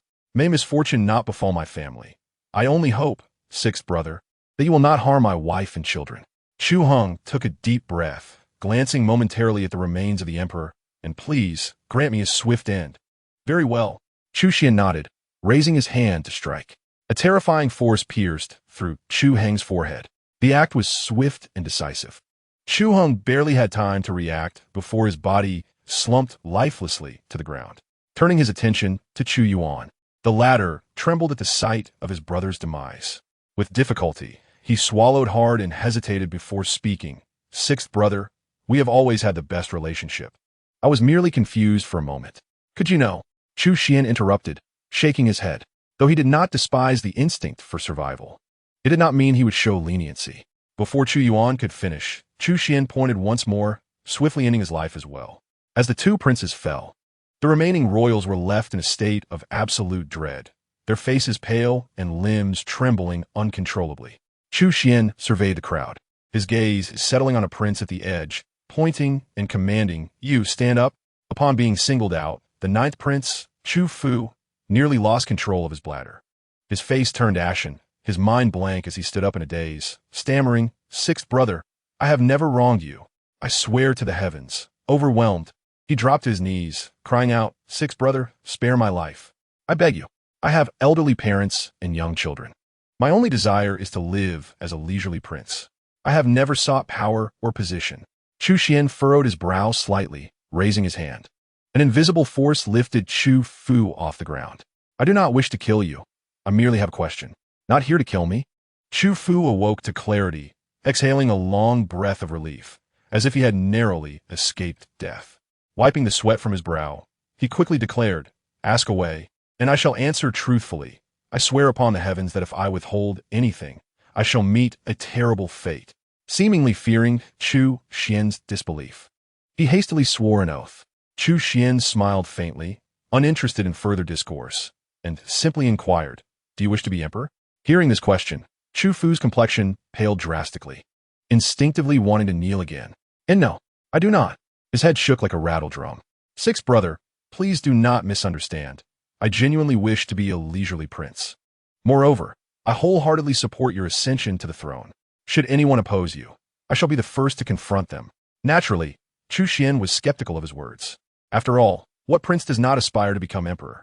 However, the ninth prince, Chu Fu, lacked a strong background and remarkable cultivation talents, making him rather ordinary in other respects. Among all the princes, his overall capabilities were arguably the weakest. Thus, he had to remain discreet, never engaging in the struggles for power, and consistently lived an honest life, solely desiring to be a carefree prince. Yet, it was precisely his humility and rationality that caught Chu Xuan's attention. With the demise of Emperor Xia, the throne could not remain vacant. If he was unwilling to take the throne, someone else inevitably would. Rather than allowing an ambitious individual to occupy that position, it would be more prudent to support a more honest prince to rise to power. At the very least, he would not have to worry about constant turmoil, as was the case with Emperor Xia, who frequently visited the prison. This way, he could dedicate himself entirely to cultivation. "I am serious. I shall ask you once more. Do you wish to be emperor?" Chu Xuan inquired again. If the answer was truly negative, he would not force the issue. After all, it is difficult to find a three-legged frog, but there is an abundance of princes yearning for the throne. Seeing that Chu Xuan did not appear to be joking, Chu Fu was taken aback. After a struggle within himself, he gritted his teeth and finally responded earnestly, "I cannot deceive you, sixth brother. If you ask for my honest feelings, I naturally desire it, but I am fully aware that I lack the qualifications." "No, you possess those qualifications," Chu Xuan declared emphatically. "I say you have them, and thus, you do. From this moment onward, you shall be the emperor of the Great Xia Dynasty." Chu Xuan's words rang with authority. No longer a matter for discussion, but rather a proclamation of fact. Upon hearing this, Chu Fu was instantly bewildered. Was this a stroke of fortune falling upon him from the heavens? He had no understanding of what Chu Xuan saw in him. The other princes present shared similar confusion. Such a momentous decision had been made so effortlessly. Shouldn't they reconsider? After all, they too were capable. In the blink of an eye, a month had passed. With Chu Xuan's support, the ninth prince, Chu Fu, successfully ascended to the throne. During this process, numerous individuals voiced their opposition. However, through Chu Xuan's persuasive reasoning and emotional appeal, these dissenters soon recognized their errors and shifted their positions to firmly support the new emperor. During this time, Chu Xuan also met with the elder sect leader of the four great sects, who had recently returned to the imperial capital. Their exchange was amicable, devoid of any conflict. The elder sect leader's lifespan was already dwindling, and following his battle with the ancestors of the four great sects, his condition had deteriorated significantly. Even if he refrained from further combat, he likely had only a few years left. For him, as long as the individual seated on the throne was of the Chu lineage, he had no particular preference as to who became emperor. If possible, he would even prefer Chu Xuan to take the throne, for Chu Xuan's prowess was unparalleled, and he harbored great potential to lead the Great Xia Dynasty into a new era of prosperity. However, Chu Xuan had no such ambitions. Thus, the ascension of the supported Chu Fu was an acceptable outcome. From the elder sect leader, Chu Xuan acquired numerous valuable items, including legacies left by the ancestors of the Chu family, various cultivation texts secretly amassed by the royal family over the years, and insights compiled by the elder sect leader and generations of royal offerings. These treasures held far greater value for Chu Xuan than mere gold or jewels, as they would significantly enrich his foundation, broaden his horizons, and enhance his understanding. Even if he did not directly practice the techniques in those texts, they could offer him valuable insights. In any realm, knowledge remains the most precious asset. Only by amassing extensive knowledge can one traverse further along the path of cultivation in the future. Thus, time passed day by day, with the new emperor in place. The Great Xia Dynasty returned to its course, and Chu Xuan resumed his tranquil cultivation within the prison. Daily sign-ins were, of course, indispensable. However, much to Chu Xuan's dismay, it seemed that due to the overwhelming toxins in the 8th level of the prison, the majority of items he signed in for over the past month were related to poisons, be it poisonous herbs, toxins, or even venomous creatures. His system space was now filled with numerous toxic items, leading any observer to mistakenly believe he was a master of poisons. Ding! Sign-in successful. Congratulations, host. You have acquired a teleportation talisman. Finally, something unrelated to poison. Chu Xuan let out a sigh of relief, raising his right hand to reveal a mystical talisman shimmering with a soft glow. The yellowed paper bore countless runes, skillfully inscribed, its profundity unfathomable. Upon closer inspection, it even induced a sense of vertigo, while the aura emanating from it was profoundly unsettling. The concealment talisman once utilized by the barbarian high priest could not be compared to this talisman. Chu Xuan quickly accessed the information regarding the teleportation talisman. It was indeed a premium talisman. With a mere infusion of spiritual energy, one could instantaneously teleport thousands of miles. While it might not be of everyday use, during critical moments, such as when faced with danger, this talisman could serve as a means of salvation. Instantly teleporting thousands of miles, Chu Xuan murmured, his eyes lighting up. He immediately turned to gaze toward the deepest part of the prison, the 9th level. Chu Xuan was undeniably curious about the 9th level. Particularly during this period of lackluster sign-ins in the 8th level, his desire to enter the 9th level intensified. However, the 9th level was unlike any other place. It harbored genuine peril. Throughout history, previous emperors had dispatched individuals to explore it, many of whom were innate experts, yet none returned. Of course, Chu Xuan's current strength far surpassed that of any innate expert.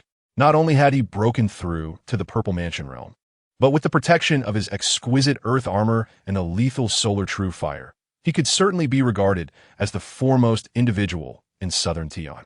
Nonetheless, Chu Xuan refrained from taking unnecessary risks. Even with a 99% chance of success, what if he encountered that 1%? As the saying goes, a child born with a golden spoon should not sit under the eaves, and Chu Xuan would not joke with his own life. With the acquisition of the teleportation talisman, he finally cast aside his last shred of concern. For with this talisman in hand, even when faced with a life-threatening situation, he could swiftly teleport thousands of miles away in an instant. A distance of thousands of miles would place him beyond the reach of Great Xia. Whatever terrifying presence resided in the 9th level of the prison would be powerless against him. After all, if it were possible to escape the prison, he would not have waited until today. Chu Xuan murmured to himself, his heart resolute. He did not immediately venture into the 9th level of the prison. Instead, he first infused sufficient magical power into the talismans in his hands, ensuring that he could activate them in an instant. He then adjusted his state to its optimal condition, conjuring a full 3 layers of defensive shields from the earth armor. Additionally, he subtly mobilized his cultivation, with the Sun True Fire in a state of semi-activation. After completing this series of preparatory actions, Chu Xuan finally stepped towards the 9th level of the celestial prison. In the blink of an eye, he arrived at the entrance of the 9th level, where 2 tightly shut bronze doors obstructed his path. These bronze doors were rather peculiar, even blocking divine consciousness from passing through. Without hesitation, Chu Xuan reached out his hands and pushed forward. With a long creaking sound, the 2 bronze doors were swiftly opened by him. Inside was pitch black, obscuring his view of anything. Chu Xuan advanced step by step into the darkness. At that moment, as if triggered by some mechanism, the 2 bronze doors instantly slammed shut, and waves of black, demonic energy surged forth from all directions. Like the tumultuous tides of a raging sea, this black demonic energy quickly engulfed him entirely. Chu Xuan could keenly sense the terrifying power contained within this black energy. Even the defensive shield formed by the supreme earth armor was corroded, emitting hissing sounds and billowing white smoke. In comparison, the poisonous mist from the 8th level of the celestial prison was utterly inferior. Chu Xuan even suspected that the poisonous mist of the 8th level might merely be a byproduct of this black, demonic energy. As he observed the 3 layers of defensive shields from the earth armor failing to withstand the corrosive effects of the black energy, he immediately summoned his trump card. The Sun True Fire ignited in the palm of his hand. After successfully absorbing the ethereal wood spirit fire, the Sun True Fire had made significant progress, and now its range was evidently much greater than before. Upon encountering the Sun True Fire, the black demonic energy retreated as if it had met its nemesis, quickly clearing a substantial area and restoring Chu Xuan's line of sight. Looking ahead, he saw a colossal pit at the center of the 9th level, from which the terrifying black demonic energy emanated. Deep within that pit lay the colossal entity. As his gaze fell upon it, Chu Xuan's breath caught in his throat, and he felt his heartbeat slow for a moment. Shock washed over him, his eyes betraying his disbelief. How could this be possible? Chapter 34, The Divine Elephant's Prison Suppression Technique, a Dragon's Corpse. An immensely large dragon's corpse, with a fearsome dragon head, sharp claws, dark scales, a massive body, and eyes as large as lanterns. Even after being buried here for who knows how many years, it still emanated an unsettling and terrifying aura. Merely gazing upon it from a distance filled one with dread, and those with weak wills could easily lose themselves and become puppets. The surging black demonic energy throughout the 9th level of the celestial prison was all derived from this dragon's corpse, which seemed to have once belonged to an exceedingly fearsome demonic dragon. Even after countless years of death, it still retained overwhelming demonic energy. The resentful souls that Chu Xuan had sensed earlier were also drawn here by this dragon's corpse. Should it absorb a sufficient number of resentful souls and spirits, this dragon's corpse might yet give birth to a trace of true spirit and be resurrected. However, if it were to be revived, it would no longer be the original demonic dragon, but rather a chilling and terrifying corpse dragon. Yet, with Chu Xuan's intrusion, this possibility was evidently extinguished. It appeared that the purpose of this celestial prison's existence was to suppress this demonic dragon. Although the dragon had become a corpse, its remains had not decayed. Instead, it exhibited astonishing vitality, as if it had just perished, its value still immeasurable. Unfortunately, it seemed that I currently lack the means to utilize it. Without a divine weapon, I cannot penetrate its scales, and even attempting to sample its flesh is futile. Moreover, I'm unable to transport it into the system space. Chu Xuan sighed inwardly. Although he possessed a system space, it could only store rewards obtained through system sign-ins. Other items could not be placed within. At a loss for a good method, he decided not to dwell on it any longer. After all, it wouldn't escape. After surveying his surroundings and finding no other special entities, Chu Xuan casually found a spot to sit cross-legged. The black demonic energy of the 9th level was indeed formidable. The powerful individuals who had previously entered here were likely consumed by it. Even the supreme earth armor could not withstand the corrosive onslaught of this energy, illustrating its terrifying power. For ordinary cultivators, entering here would spell certain death, leaving not even a bone behind. However, for Chu Xuan, who wielded the Sun True Fire, this demonic energy posed no threat whatsoever. After absorbing a considerable amount of the black demonic energy, the Sun True Fire experienced notable growth, seemingly surpassing the effects of previously consuming the Firebird's bloodline and the ethereal wood spirit fire. Truly, it lived up to its reputation as one of the legendary 10 divine flames. Chu Xuan's eyes brightened, and he tossed the Sun True Fire upwards. Instantly, the Sun True Fire transformed into a resplendent golden crow, circling above his head twice before joyfully pursuing the remaining demonic energy. The once fearsome demonic energy, which had wreaked havoc for years and remained invincible, could only become the prey of the Sun True Fire, its nemesis. The vast accumulation of demonic energy within the 9th level, compounded by the continuous output from the dragon's corpse, provided ample sustenance for the Sun True Fire for an extended period. Should it absorb all this demonic energy, the Sun True Fire would undoubtedly achieve unprecedented advancement. After observing for a while to ensure everything was in order, Chu Xuan withdrew his gaze and entered a state of meditation. He was now 100% certain that this celestial prison was constructed atop a spiritual vein. Perhaps it was originally intended to suppress this demonic dragon, as all the natural spiritual energy had been concentrated within the celestial prison. The 9th level served as the heart of the entire prison, being the closest to the spiritual vein, with the concentration of spiritual energy nearly visible to the naked eye. Naturally, Chu Xuan was overjoyed, even across the entire southern region. It was unlikely to find a better place for cultivation.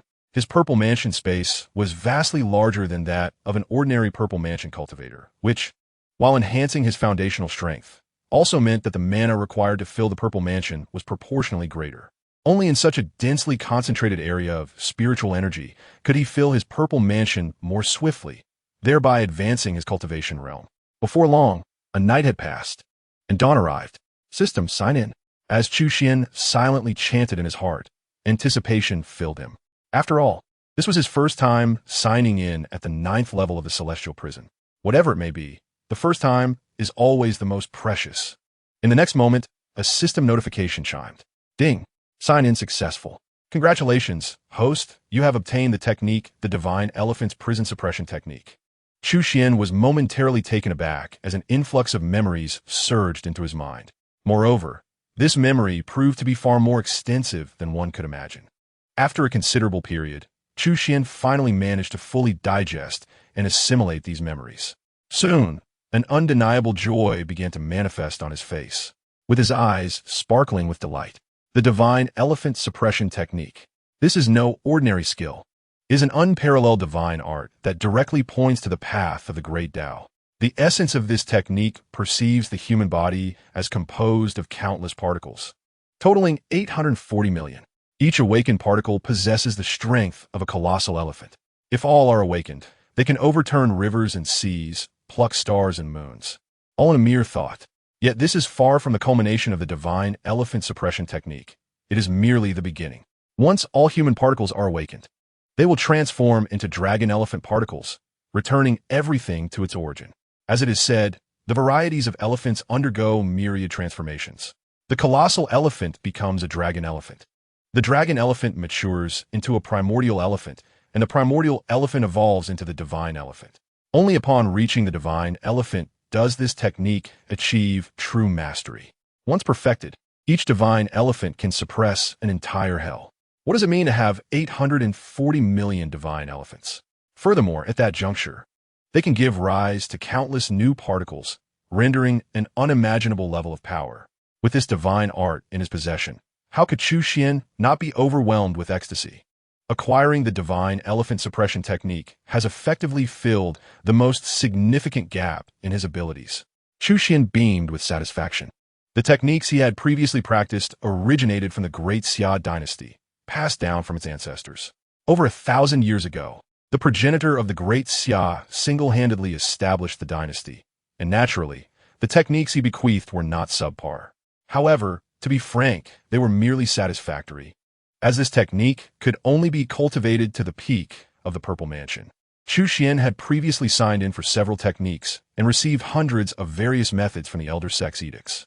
Yet, he had always been somewhat dissatisfied with these techniques. It was not that they were inadequate, but rather they did not meet his aspirations. Even if he chose to switch techniques, he feared he would soon find himself once again facing a bottleneck. It was not until he obtained the Divine Elephant Suppression Technique that he felt true contentment. The only slight disappointment was that the Divine Elephant Suppression Technique was not a traditional method of refining qi from the Xianmen sect. Rather, it was an exalted technique inclined towards body refinement. Nevertheless, this was of little concern, if necessary. He could simply seek out a suitable Xianmen qi refining technique to complement it later. Chu Xuan quickly adjusted his state of mind and eagerly began to cultivate this supreme technique. Born with the primordial sacred body, his physical strength far exceeded that of ordinary individuals, and now, with this divine art, he felt as though he had gained wings. Chapter 35. The Elder Sect's Edict passes. 18 years in an instant. Sixth brother, the Elder Sect's Edict is nearing the end of its days. 3 months later, Chu Fu hurriedly arrived at the Sky Prison to share this news with Chu Xuan. Upon hearing this, Chu Xian's brow furrowed, His condition should have allowed him to hold on for another year or two. How could he be at death's door now? At this point, he abruptly looked up at Chu Fu, his eyes gleaming with intensity. Did you compel him to act again? Startled, Chu Fu quickly shook his head in denial. Though he was now the ruler of the Great Xia, he still felt a deep-seated respect for Chu Xuan. It has nothing to do with me. It was his own realization that time was short. He ventured out of the imperial capital once more and executed all the troublemakers in the vicinity. I only learned of this afterward, and by the time I found out, he was already on the brink of death. He wished to see you one last time before departing. Chu Xuan Sayin Wali, given his understanding of the old man. This was indeed a course of action he would take. Rather than quietly awaiting death, he would prefer to extract every last ounce of value from himself, contributing to the Great Xia Dynasty as best he could. His entire life had been dedicated to the Great Xia, and now he was poised to depart for its sake.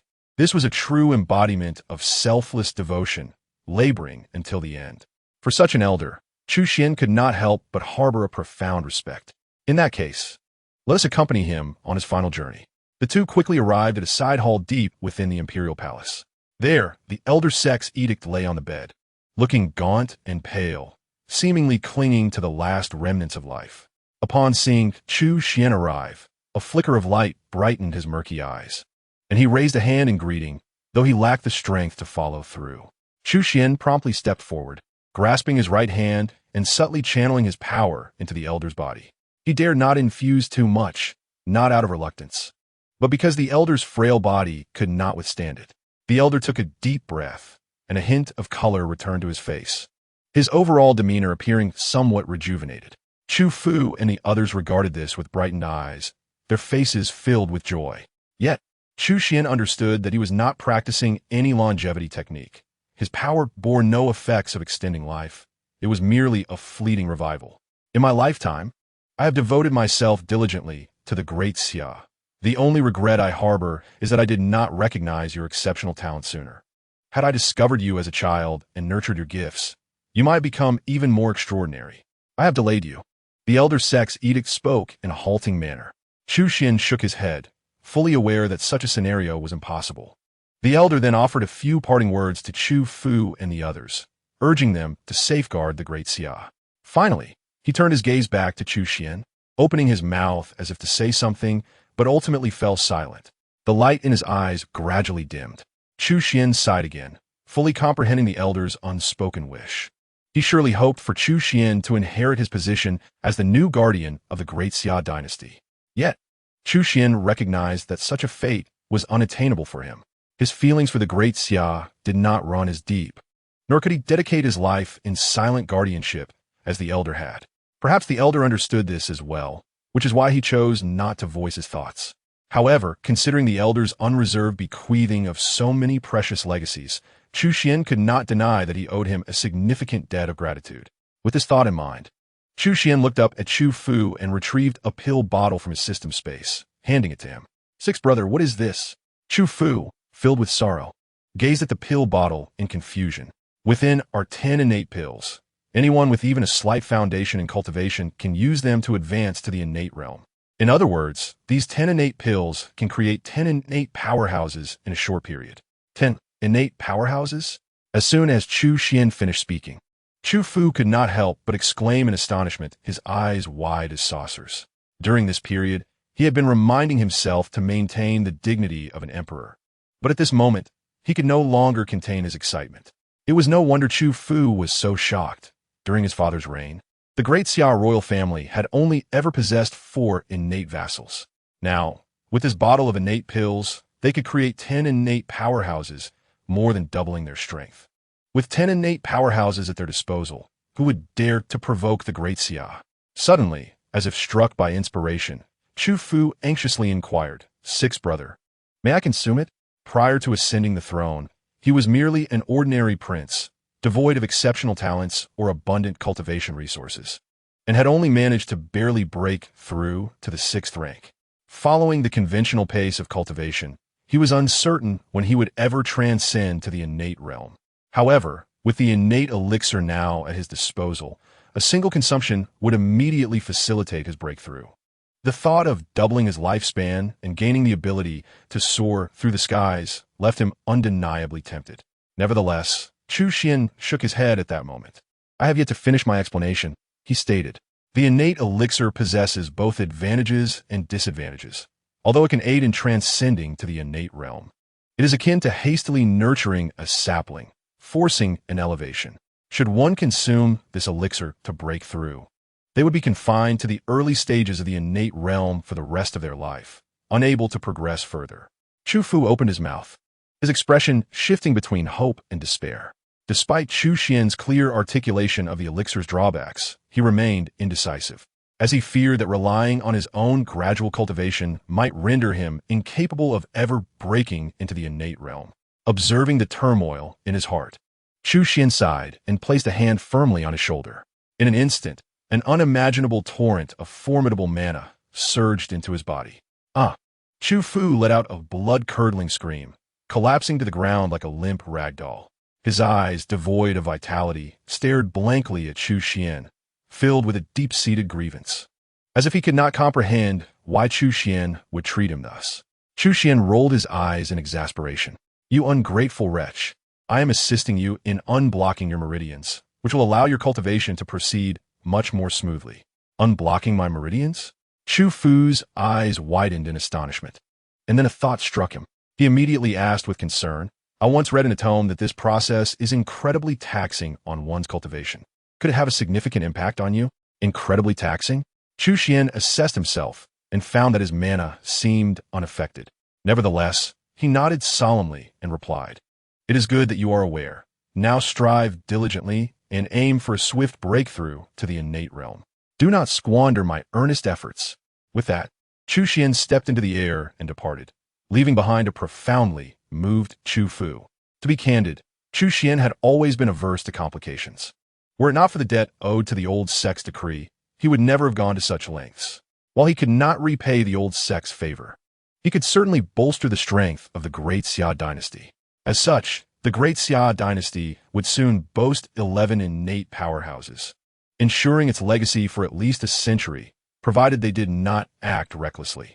As for what lay beyond that time frame, it was of no concern to him. Returning to the 9th level of the celestial prison, Chu Xuan swiftly entered a state of cultivation once more. With each inhalation and exhalation, he seemed to transform into a divine elephant, a terrifying manifestation hovering above him. In an instant, his bones trembled, and his blood surged like an avalanche. He absorbed the surrounding spiritual energy with fervor, akin to an immense furnace. Thanks to his formidable physique, the primordial sacred body, he welcomed all attributes of spiritual energy without discrimination. This energy was swiftly transmuted into pure mana and gently flowed into his purple mansion space. Should other cultivators of the Purple Mansion witness Chu Xuan's astonishing efficiency in cultivation, they would undoubtedly stare in disbelief. However, given the vastness of Chu Xuan's Purple Mansion, attaining further advancement would still demand considerable time. Chu Xuan truly grasped the essence of the saying, "One must endure hardship to rise above others." Yet, feeling the swift progress of his strength, he was profoundly entranced. Thus, time passed, and in the blink of an eye, 18 years had elapsed. Chapter 36. The Limit of the Purple Mansion Realm, Refining the Dragon Corpse. Unbeknownst to him, 18 years had slipped by. During this time, Chu Xuan remained within the celestial prison, never once stepping beyond its gates. Even when Chu Fu earnestly invited him on several occasions, he unhesitatingly declined. It must be said that Chu Xuan's path of perseverance had deepened significantly. His resolve was further fueled by the example of the Summer Emperor, who had concealed his cultivation for decades. Compared to that, his 18 years of diligent practice within the prison seemed trivial. After these 18 years of arduous training and the daily rewards from his efforts, Chu Xuan's cultivation had ascended to the pinnacle of the Purple Mansion realm. No, it should be stated that he had reached the very limit of the Purple Mansion realm. His Purple Mansion space expanded from hundreds of feet to over 1,000 feet, brimming with supremely pure mana. Viewed from above, it resembled an ocean, reaching a point where it could no longer expand. At least within the confines of the Purple Mansion realm, his space had reached its utmost limit. Furthermore, the supreme technique, Divine Elephant Suppression Technique, had been cultivated to a proficient level in Chu Xuan's hands. Coupled with his extraordinary primordial sacred body, His physical strength was now nothing short of terrifying. Each punch and kick could unleash an overwhelming force akin to that of a colossal elephant. Even ordinary cultivators of the Purple Mansion realm would struggle to withstand a single strike from him.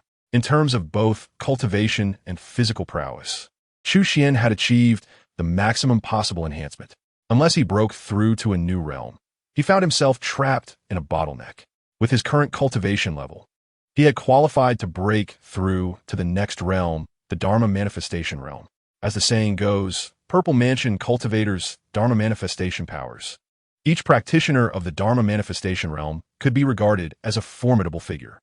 To transition from the Purple Mansion realm to the Dharma Manifestation realm, one must use their Purple Mansion as a foundation, harnessing vast amounts of mana as energy, and resonate with the external stars to evolve into profound manifestations. The essence of the Dharma Manifestation realm lies within the manifestation itself. Each individual's manifestation is unique, and the more powerful the manifestation, the greater the assistance it provides to the practitioner. If one could manifest a supreme form, they could move mountains, fill seas, and pluck stars from the sky with ease. Chu Xuan took a deep breath, excitement flickering in his eyes. His current state was entirely adequate. His Purple Mansion posed no issues, and his mana was abundant. However, he felt uncertain about resonating with the external stars. It was a lamentable situation, as despite having everything he needed for cultivation, he had no mentor to guide him and had relied solely on self-exploration, which sometimes left him feeling insecure. After all, Chu Xuan's ambition was not merely to manifest an ordinary form. If that were the case, he could easily achieve it given his current conditions. Yet, his aspirations lay in manifesting a supreme form, a feat that was exceedingly rare and not easily attainable. Even with Chu Xuan's solid foundation, he could not confidently proclaim his success.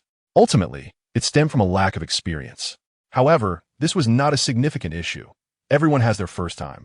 In the beginning, no one possesses experience, and sometimes one must simply grit their teeth and press on, taking a deep breath, just as he prepared to summon his resolve. His gaze was drawn to the dragon corpse lying in the vast pit before him. After enduring a decade of arduous cultivation in the 9th level of the celestial prison, Chu Xuan had grown accustomed to the presence of the dragon corpse. Each day, it generated a modicum of demonic energy, fueling the sun's true fire for consumption and growth. At that moment, a bolt of insight struck his mind. He suddenly perceived that this dragon corpse might provide immense assistance during his breakthrough into the law manifestation realm. The notion of refining the dragon corpse took root in his thoughts. Admittedly, this idea was rather audacious, considering the extraordinary origins of the dragon corpse. Having been suppressed in the 9th level of the celestial prison for over a millennium, it was still saturated with demonic energy, clearly far from being an ordinary dragon. Such a terrifying dragon corpse could hardly be easily refined. Were it that simple, it would not have been confined within the celestial prison. Yet, contemplating the potential benefits of a successful endeavor stirred excitement within him. The life essence contained within such a colossal dragon-esque body would undoubtedly be unfathomable. Given Chu Xuan's current state, the addition of such an immense life force would significantly enhance his chances of evolving into an unparalleled law manifestation. There was even a glimmer of hope for manifesting an extraordinary law manifestation of unparalleled strength. Moreover, the divine elephant prison suppression technique he had acquired through previous endeavors had reached a level of mastery, allowing him to forge a furnace of heaven and earth for refining external substances. If he exerted himself fully, there was a genuine opportunity to refine the dragon corpse. This was the fundamental reason behind Chu Xuan's daring idea. Without the divine elephant prison suppression technique, attempting to refine such a formidable dragon corpse, impervious to water and fire and resistant to blades, would be utterly impossible. Why not give it a try? If it failed, he could always halt midway. After all, the consequences of failure would not be catastrophic. Should he succeed, the rewards would be monumental. With fervor igniting his spirit, Chu Xuan's determination solidified. Not one to waver.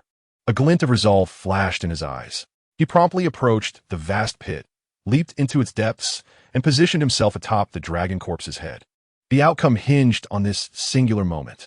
Taking a deep breath, he began to channel the divine elephant prison suppression technique with all his might, causing his blood and energy to surge.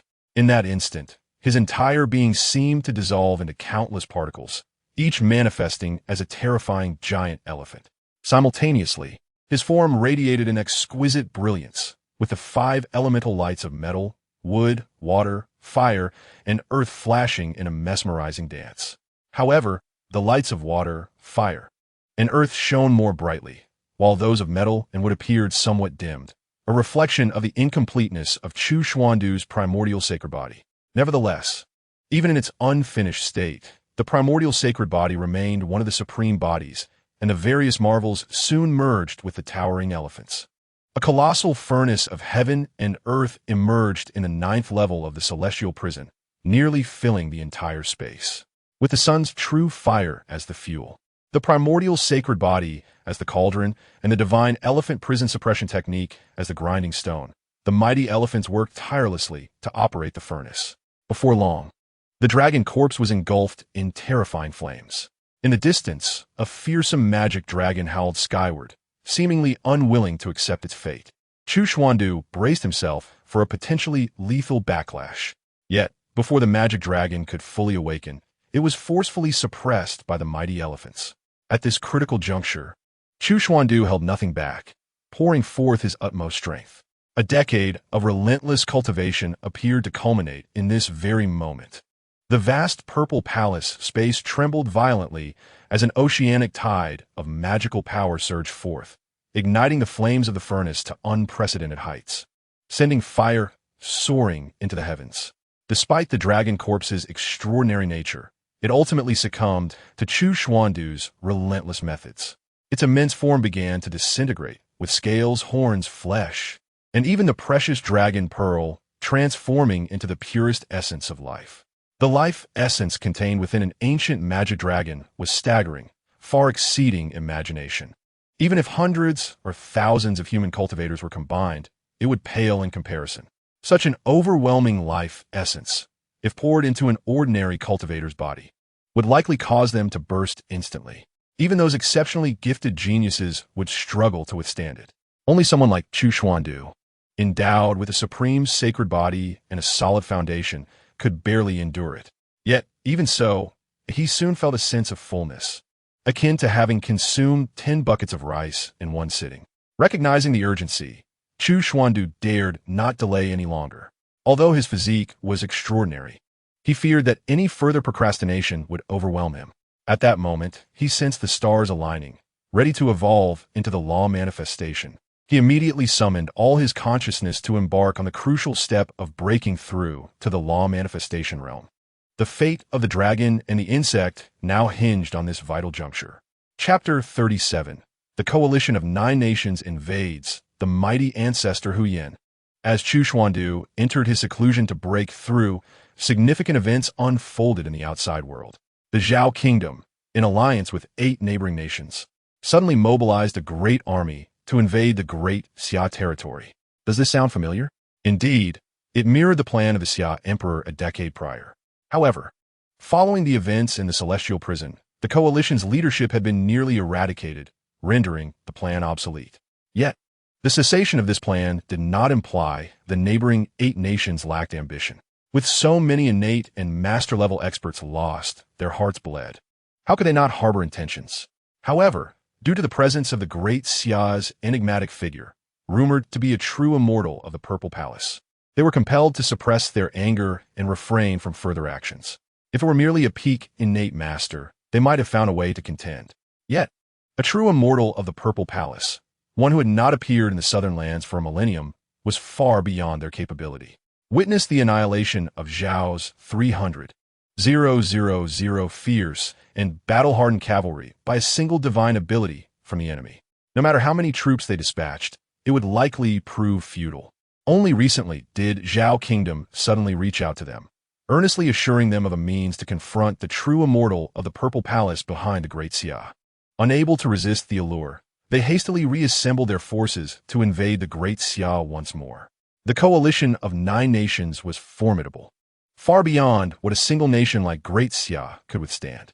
Even with all their might, Great Xia continued to fall back, while the coalition advanced with unrelenting momentum, swiftly reaching the gates of the imperial capital.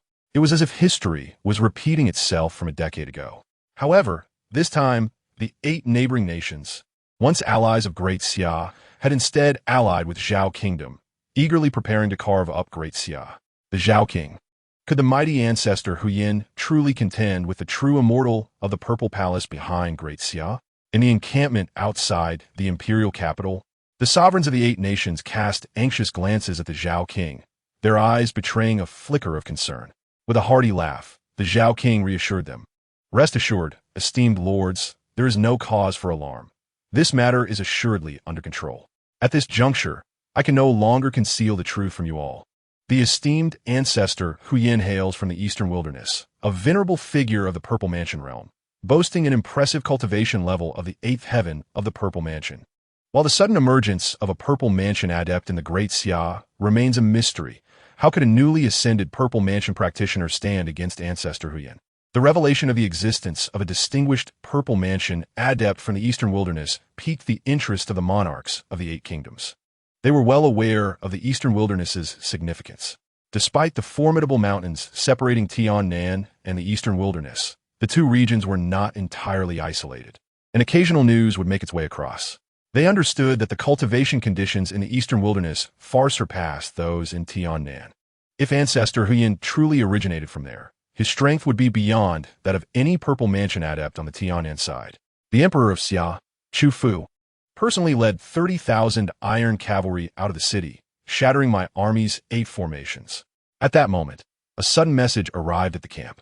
The once jubilant monarchs from various nations were doused with cold water. They exchanged incredulous glances, struggling to believe the news. Soon, they rose in unison, shouting in anger, "What did you say?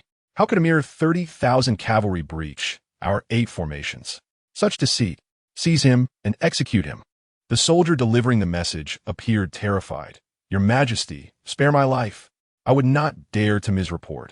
According to intelligence from the front lines, the Emperor of Xia, Chu Fu, possesses innate strength and is accompanied by 10 innate warriors who charge at the forefront, rendering our forces utterly defenseless.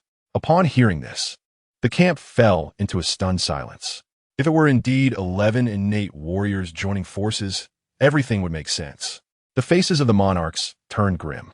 Had this been a decade ago, the presence of 11 innate warriors would have alarmed them, but it would not have left them without recourse. However, 10 years prior, 17 innate warriors from the 8 kingdoms perished in the campaign against the Great Xia. Adding the 2 innate warriors from the Zhao Kingdom, that totaled 19. With so many innate warriors lost, their own numbers had dwindled significantly. As they led their armies into the Great Xia, they had left only 1 or 2 innate warriors to guard their rear. They believed the Great Xia to be similarly weakened, yet they had unexpectedly summoned a formidable contingent of 11 innate warriors. Zhao Wang, with 11 innate warriors, we may be unable to contend. Perhaps we should call upon ancestor Huyin for assistance.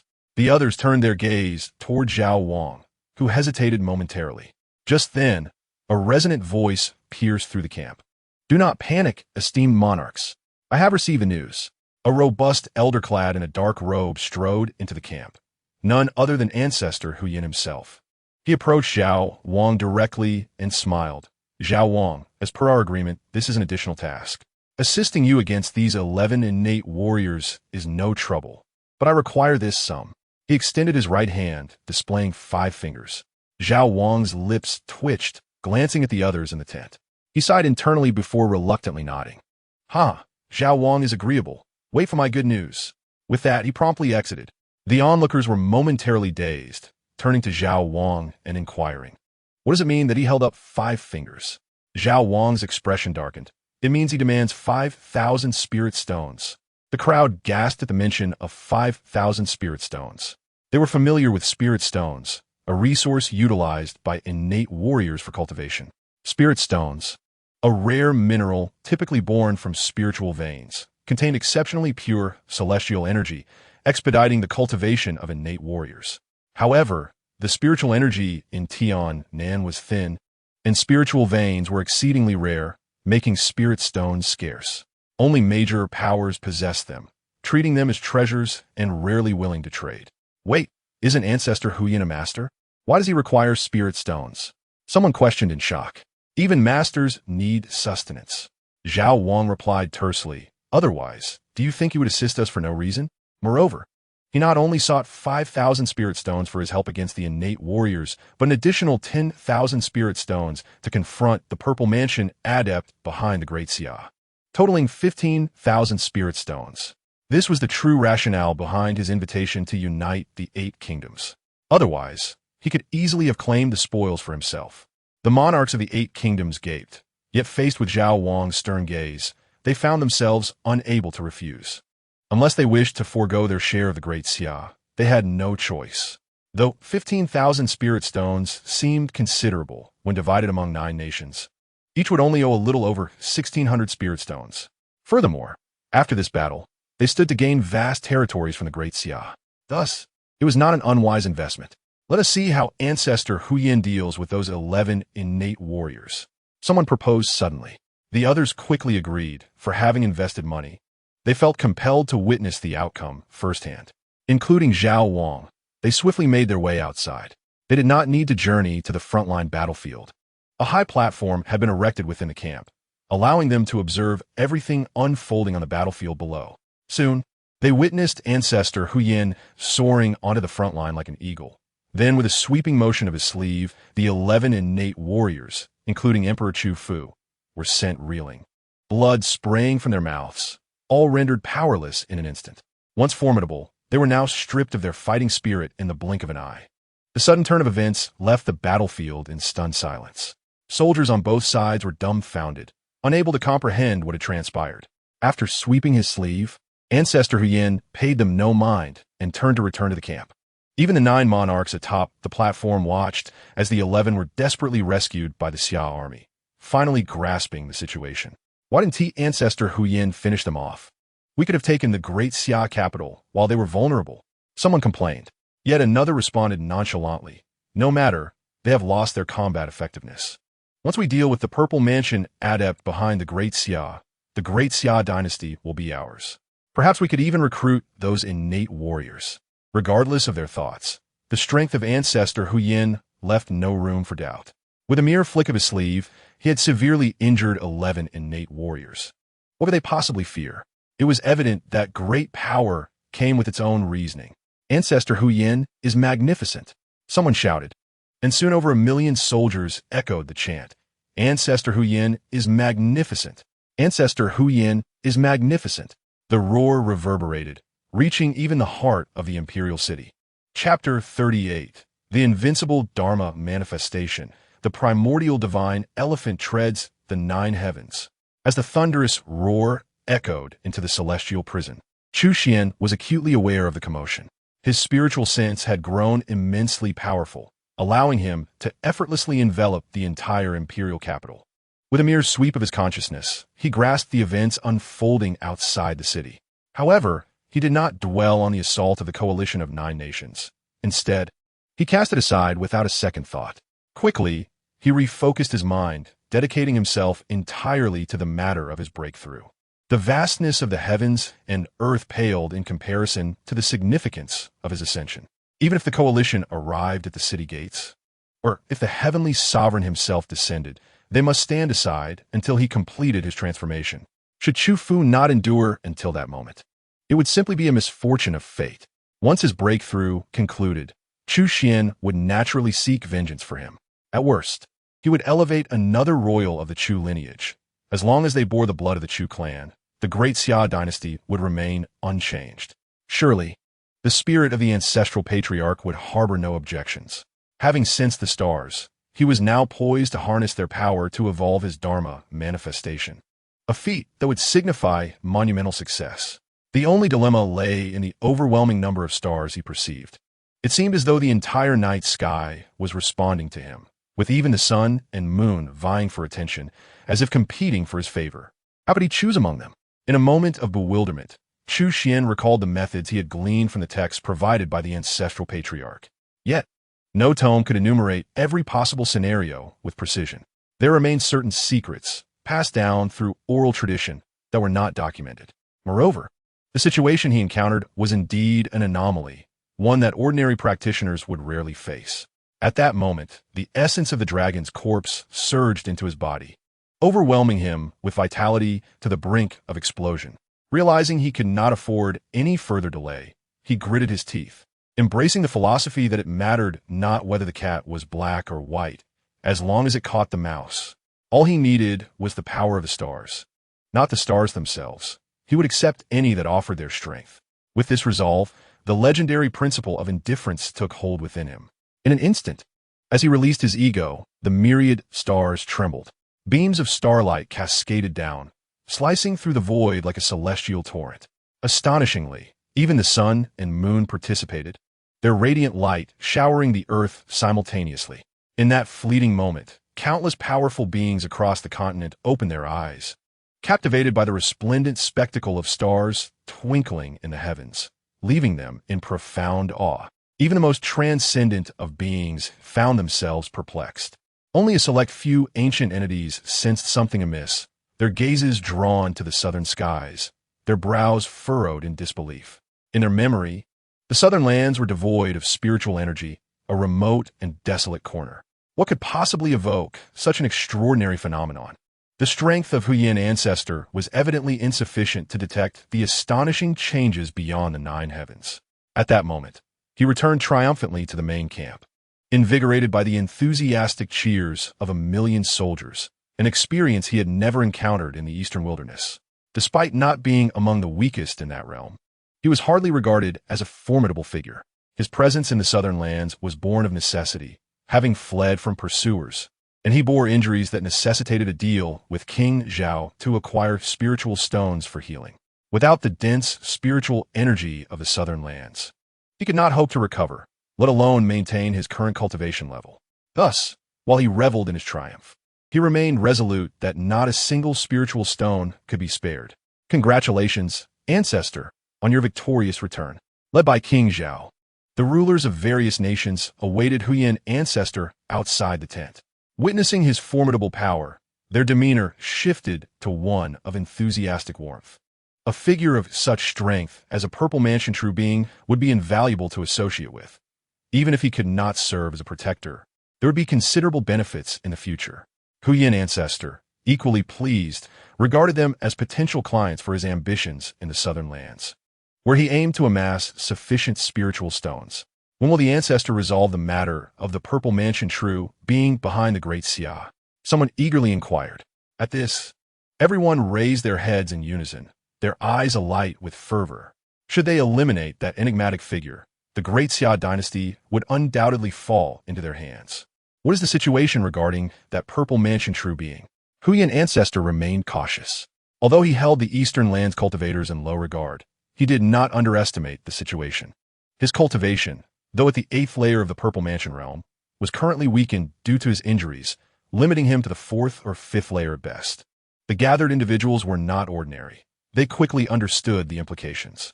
King Zhao thumped his chest, assuring the ancestor need not worry. This individual has only recently broken through. Merely 10 years passed. I have sent people to investigate multiple times. He is quite youthful, certainly not an ancient monster. Only 10 years since his breakthrough.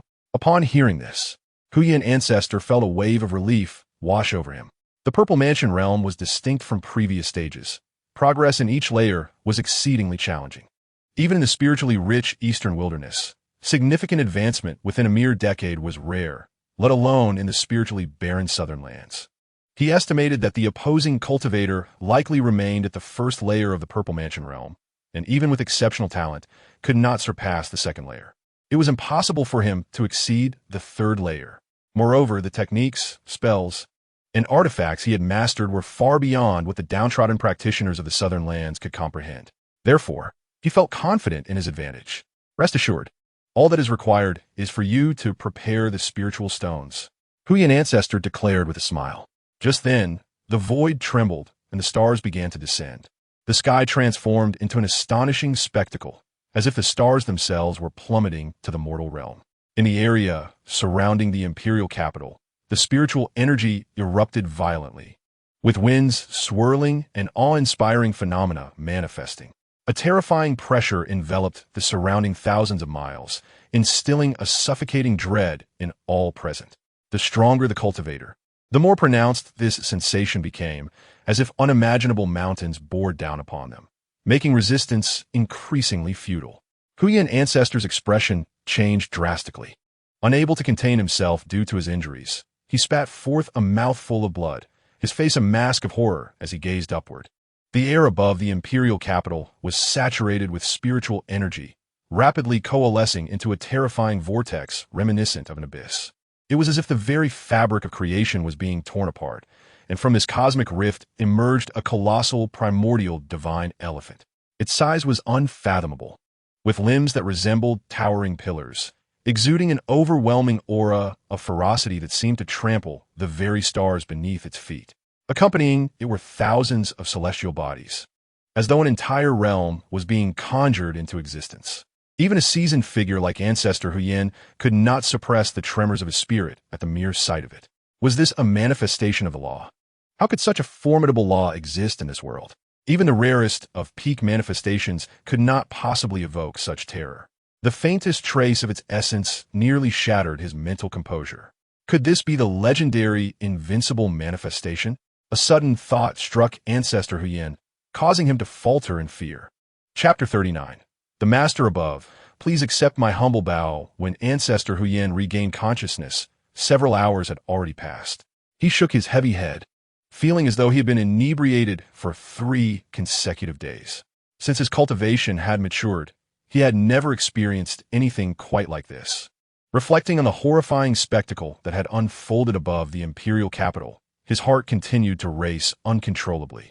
Surveying his surroundings, he found that the vast army of 1,000,000 lay unconscious upon the ground, sprawled as though intoxicated. Even King Zhao, the rulers of the 8 nations, and the military generals were all in disarray, lying haphazardly. It was reasonable to assume that a similar situation prevailed throughout the imperial city.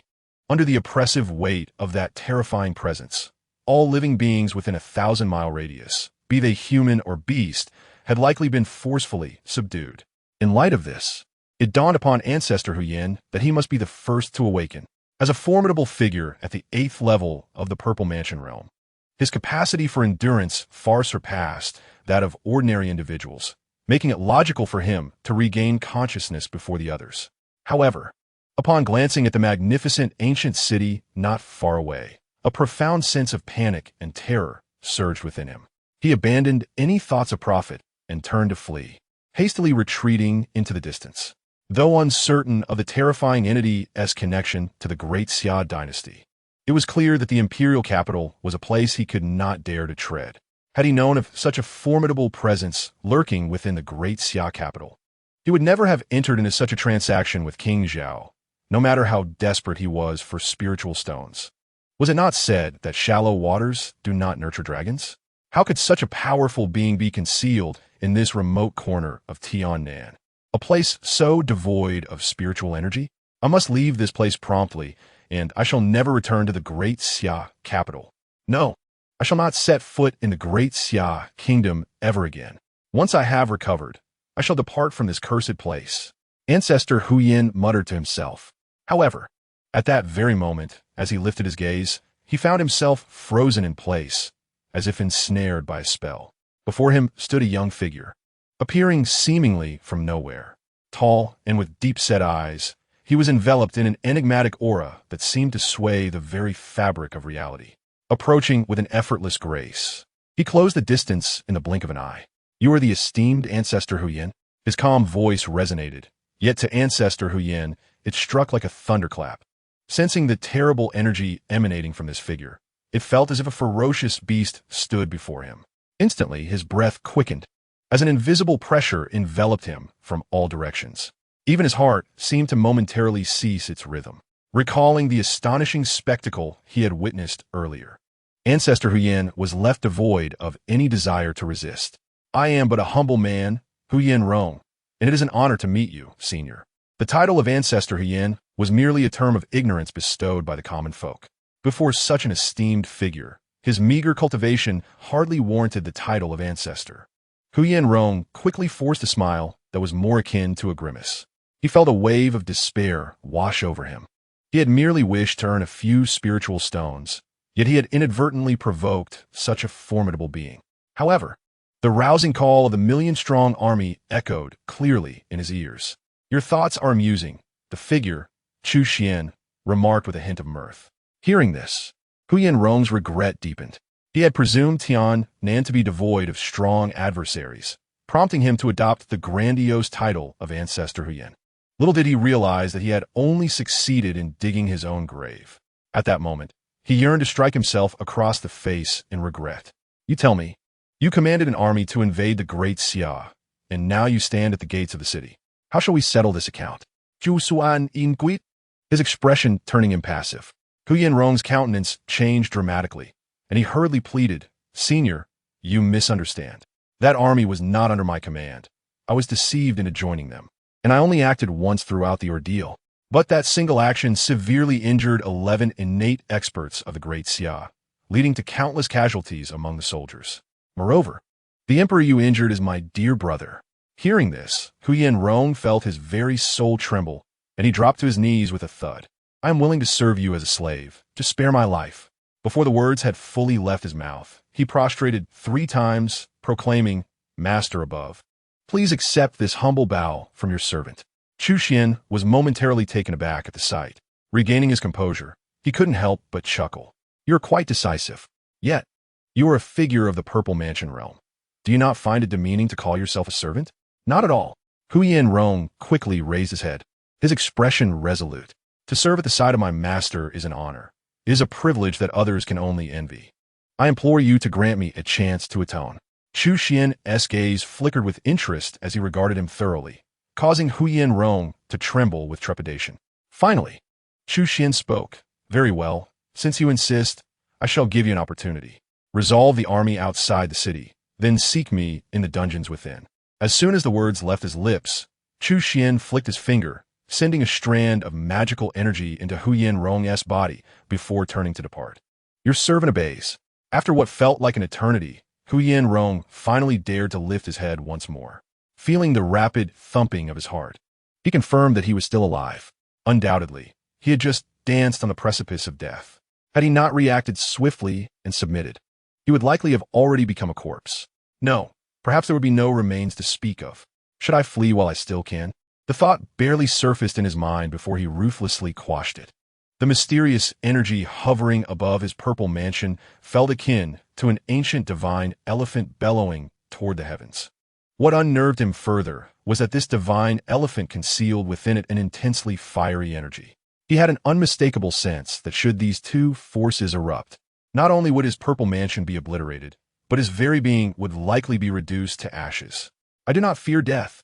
Rather, I believe in the importance of honoring one's commitments. Since I vowed to atone, how could I possibly flee in secret? Indeed, I am not afraid of death. I willingly wish to serve that esteemed predecessor."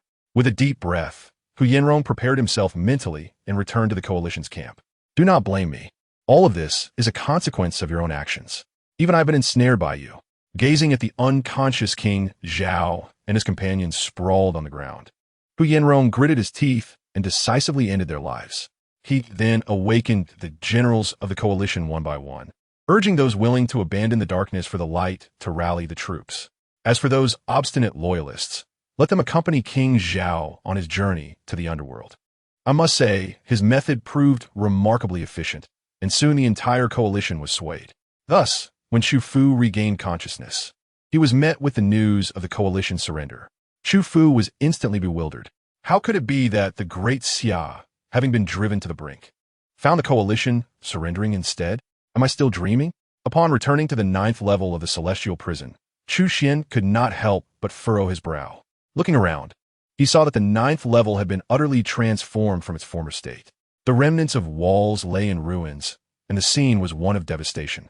More importantly, the earth's veins were damaged, and even the spiritual energy of heaven and earth had thinned considerably. Regrettably, all of this was wrought by his own hand. Ultimately, it stemmed from the astonishing nature of the Dharma manifestation he had evolved. The manifestation, which condensed the power of countless stars, was far beyond the ordinary.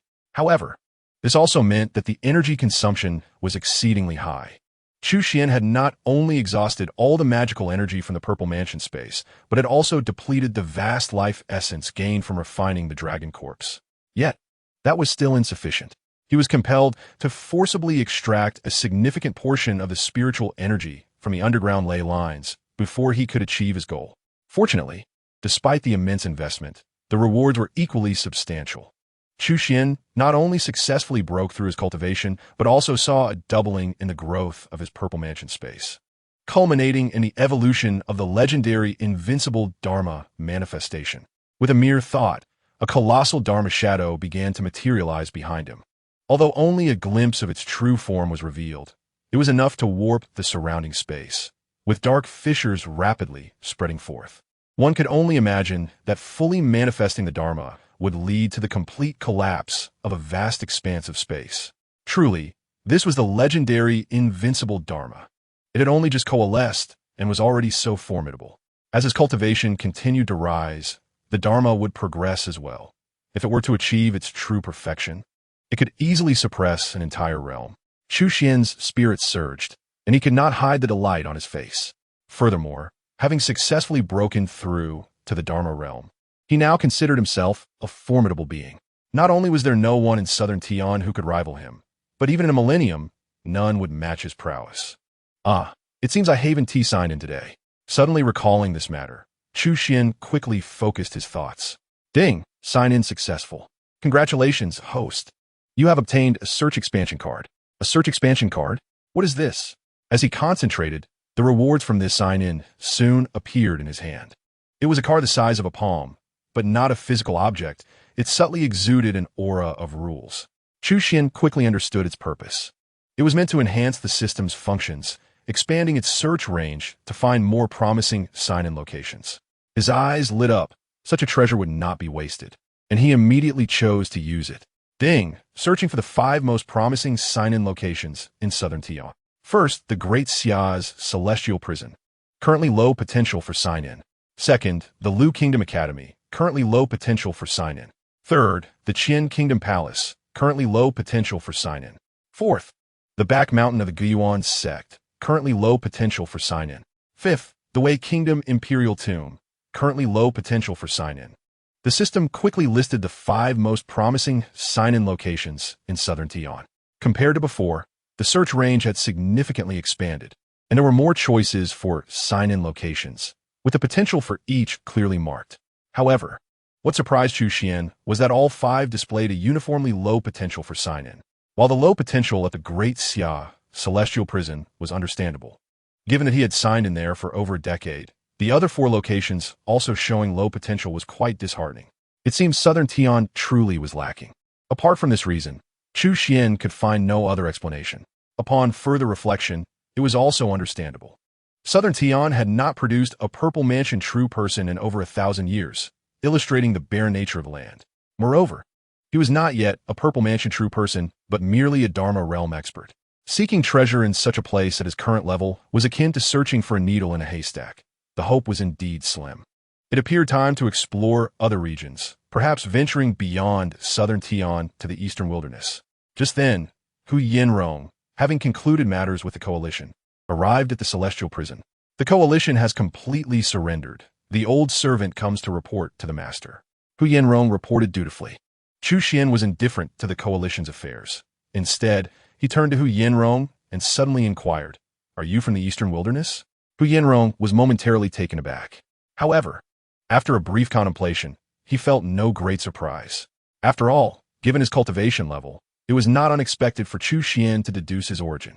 Unable to deceive his master, the old servant indeed hailed from the eastern wilderness. As he spoke, Hu Yinrong recounted his background. He had originally been the leader of the Spirit Talisman sect in the eastern wilderness, possessing an 8th-layer Purple Mansion cultivation. While he was not an illustrious powerhouse, he was certainly a notable figure. His downfall was entirely due to his trust and treachery. He had been engrossed in the art of talisman making, entrusting the sect's power to his most trusted junior. Little did he know that his junior harbored ulterior motives, plotting to usurp power and intending to eliminate him. Although he narrowly escaped with his life, he sustained severe injuries and was forced to hide in the remote southern Tian. He had planned to recover from his wounds in southern Tian before returning for vengeance, but he unexpectedly encountered Chu Xuan. And then, there were no further developments. Upon hearing his story, Chu Xuan could not help but scoff. This fellow was indeed quite unfortunate. For now, you may stay by my side. As long as you devote yourself wholeheartedly, your injuries are of little concern to me, Chu Xuan said promptly, since he intended to venture to the eastern wilderness. Having an acquaintance as a guide would undoubtedly alleviate many troubles. As for Hu Yanrong's injuries, they posed no issue for Chu Xuan, who had acquired numerous valuable items over the years, including miraculous healing elixirs. However, he did not immediately offer them to Hu Yanrong, as he was still in the process of atonement. Despite his indifference to those items, he would not casually bestow them upon others. Upon hearing this, Hu Yanrong was filled with delight and promptly expressed his gratitude. "Thank you, Master. I shall certainly double my efforts." Before long, Chu Fu arrived at the prison. At that moment, he realized that only one person could sway over 1,000,000 allied troops to change their banners. And that was none other than the Great Xia Dynasty's Chu Xuan. Coupled with the recent terrifying phenomenon, his conviction was unwavering. However, before Chu Fu could utter a word, Chu Xuan spoke first. "I intend to depart." Chu Fu was taken aback, momentarily at a loss for words. In truth, he had long anticipated this day. After all, Chu Xuan was not the old sect's decree. He could not remain tethered to the Great Xia Dynasty indefinitely. "For the sake of our brotherhood, I shall leave you a few items. From now on, the Great Xia Dynasty will depend on you alone." As soon as he finished speaking, Chu Xuan waved his right hand, and instantly, 3 items appeared before Chu Fu: a high-tier talisman capable of slaying a Zifu master, a vial of elixir to elevate his cultivation to the pinnacle of innate power, and a special spiritual object to serve as a medium for opening the Zifu. While these items held little significance for Chu Xuan, they were invaluable to Chu Fu. If all went well, he might even aspire to become a Zifu master. Reflecting on how he once dared not even dream of innate power, Chu Fu's heart brimmed with gratitude. "Six, brother, Yet, when he raised his head again, he found that Chu Xuan had already drifted away, with Hu Yanrong following closely behind. The two figures, like graceful swans, vanished into the distant horizon. Chapter 41. The Spirit Talisman Sect, Inheritors of the Talisman Masters. In the East Wilderness, at the entrance of the Spirit Talisman Sect, a pair of figures, one old and one young, ascended the steps. The younger one, barely in his 20s, had a countenance like jade and eyes akin to stars, not only striking in appearance, but also possessing a captivating aura. The elder followed closely, mirroring his steps, humble in demeanor, yet exuding a powerful presence, clearly possessing profound cultivation. These two were none other than Chu Xuan and Hu Yanrong, having journeyed from the southern lands. Despite the formidable mountains separating the south from the east wilderness, for powerful beings capable of flight, traversing the two regions was not a daunting task. In just 3 days, they had traveled from the Yin Kingdom to the Spirit Talisman Sect. According to your words, the Spirit Talisman Sect is merely a third-rate sect in the East Wilderness? Chu Xuan gazed upward, taking in the pavilions and towers, with celestial cranes gracefully dancing amidst the scenery. An impressive sight, indeed.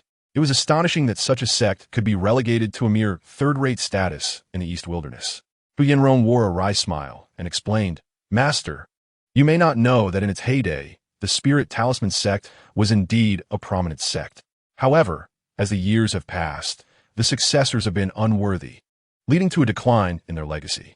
The East Wilderness comprises 72 prefectures, each of which is no less expansive than the South.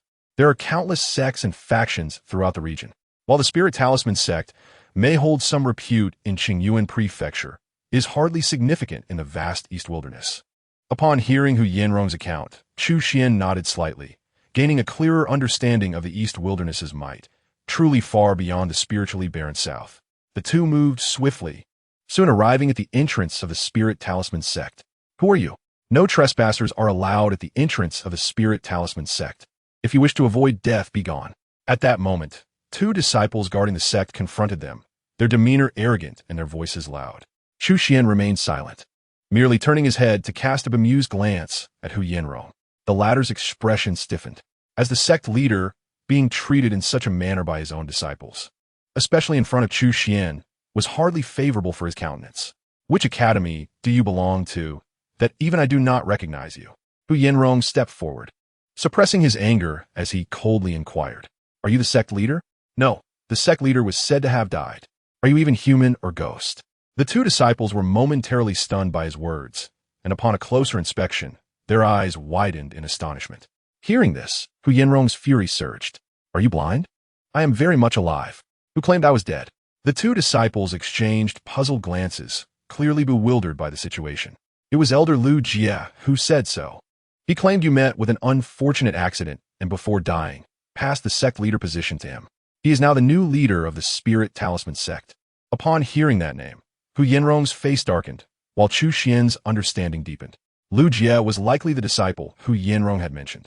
It was he who had severely wounded Hu Yanrong, forcing him to escape to the far-off southern lands to recuperate.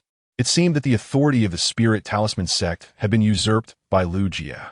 However, Lu Jie likely never anticipated that Hu Yanrong would return to the sect so swiftly. Chu Xuan chuckled and shook his head, then turned his gaze to a stone tablet standing at the entrance. The tablet, several feet tall, bore the two characters Spirit Talisman, showing signs of age and wear around its edges. Yet, those two characters were extraordinary, boldly inscribed in a powerful manner, captivating anyone who gazed upon them. This stone tablet was far from ordinary. A sudden feeling stirred within Chu Xuan. He focused his thoughts and silently intoned, "System, sign in." The sign-in system allowed daily participation, and Chu Xuan was keen to take advantage of it. The previous days had been spent traveling, with little of note to be gained in the wilderness. However, arriving at the Spirit Talisman sect today, he felt certain of a fruitful outcome. This was one of the reasons for his visit. Ding. Sign-in successful. Congratulations, host, on obtaining the inheritance of the Talisman Master, Miao Fuzi. The inheritance of Talisman Master Miao Fuzi? Chu Xuan was momentarily taken aback. Unexpectedly, this sign-in yielded not a treasure, but a legacy. Soon, a torrent of memories flooded into his mind, far more extensive than he had anticipated. A Talisman Master is a unique profession, capable of inscribing runes, crafting talismans, and even commanding talismans in battle.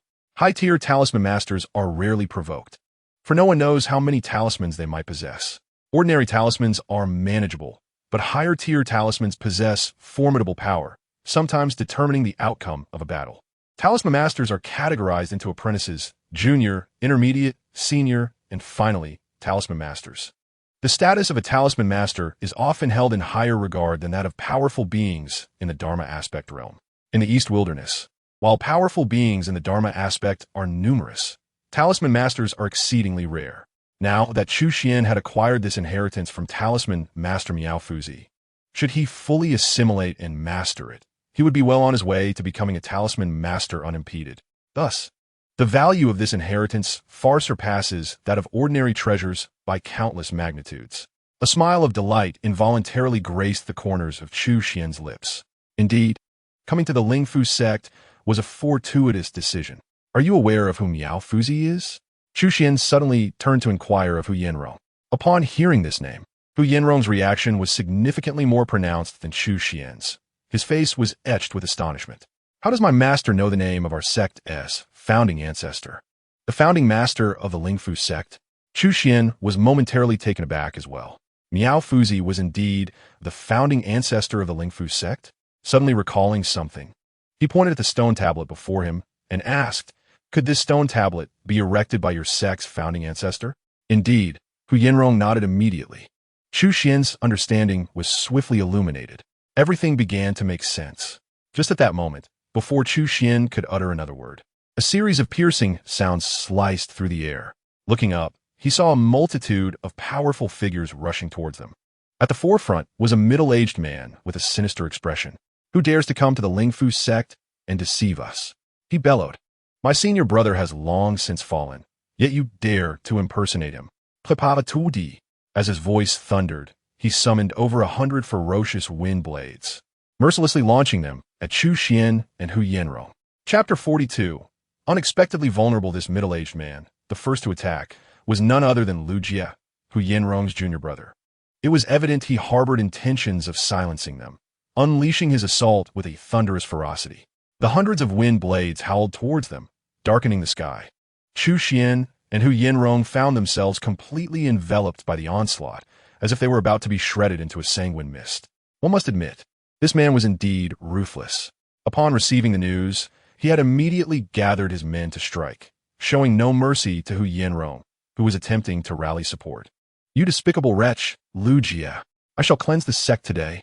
Hu Yinrong's eyes widened in fury, with old grievances surging forth. He could no longer contain himself and roared as he soared into the air. He unleashed his full cultivation, the magical energy from the purple mansion space surging forth like a torrential flood. The brilliant purple light shimmered like stars, coalescing into a magnificent rainbow that collided with the violent wind blades. Both were cultivators of the purple mansion realm. Yet Lu Jie's strength evidently surpassed Hu Yinrong's by a considerable margin. Hu Yinrong managed to shatter a dozen wind blades, but Lu Jie, with a mere thought, summoned dozens more that descended upon him in a flurry. Hu Yinrong was caught off guard and was swiftly sent flying back. "How audacious to come to our Lingfu sect to deceive us. Today, you shall have no place to rest in death." Lu Jie erupted into a triumphant laugh upon witnessing Hu Yinrong's disarray. Initially startled by Hu Yinrong's return to the sect, he soon felt a wave of reassurance as their battle confirmed Hu Yinrong's current state. Had Hu Yinrong remained hidden, Lu Jie would have felt uneasy, but now, with the opportunity to eradicate him at hand, it was as if fate had delivered him a chance to eliminate a potential threat. "You have brought this upon yourself." Lu Jie's face twisted into a sinister grin, his murderous intent intensifying. Without hesitation, he launched another assault, swiftly producing a blue talisman. As he infused it with magical energy, the talisman transformed into a torrent of hailstones raining down from above, blanketing the area and seemingly freezing the very heavens. Throughout this ordeal, Lu Jie's target remained Hu Yinrong. As for the young Chu Xuan, Lu Jie dismissed him as merely an appendage of Hu Yinrong. Anyone associated with Hu Yinrong was marked for death.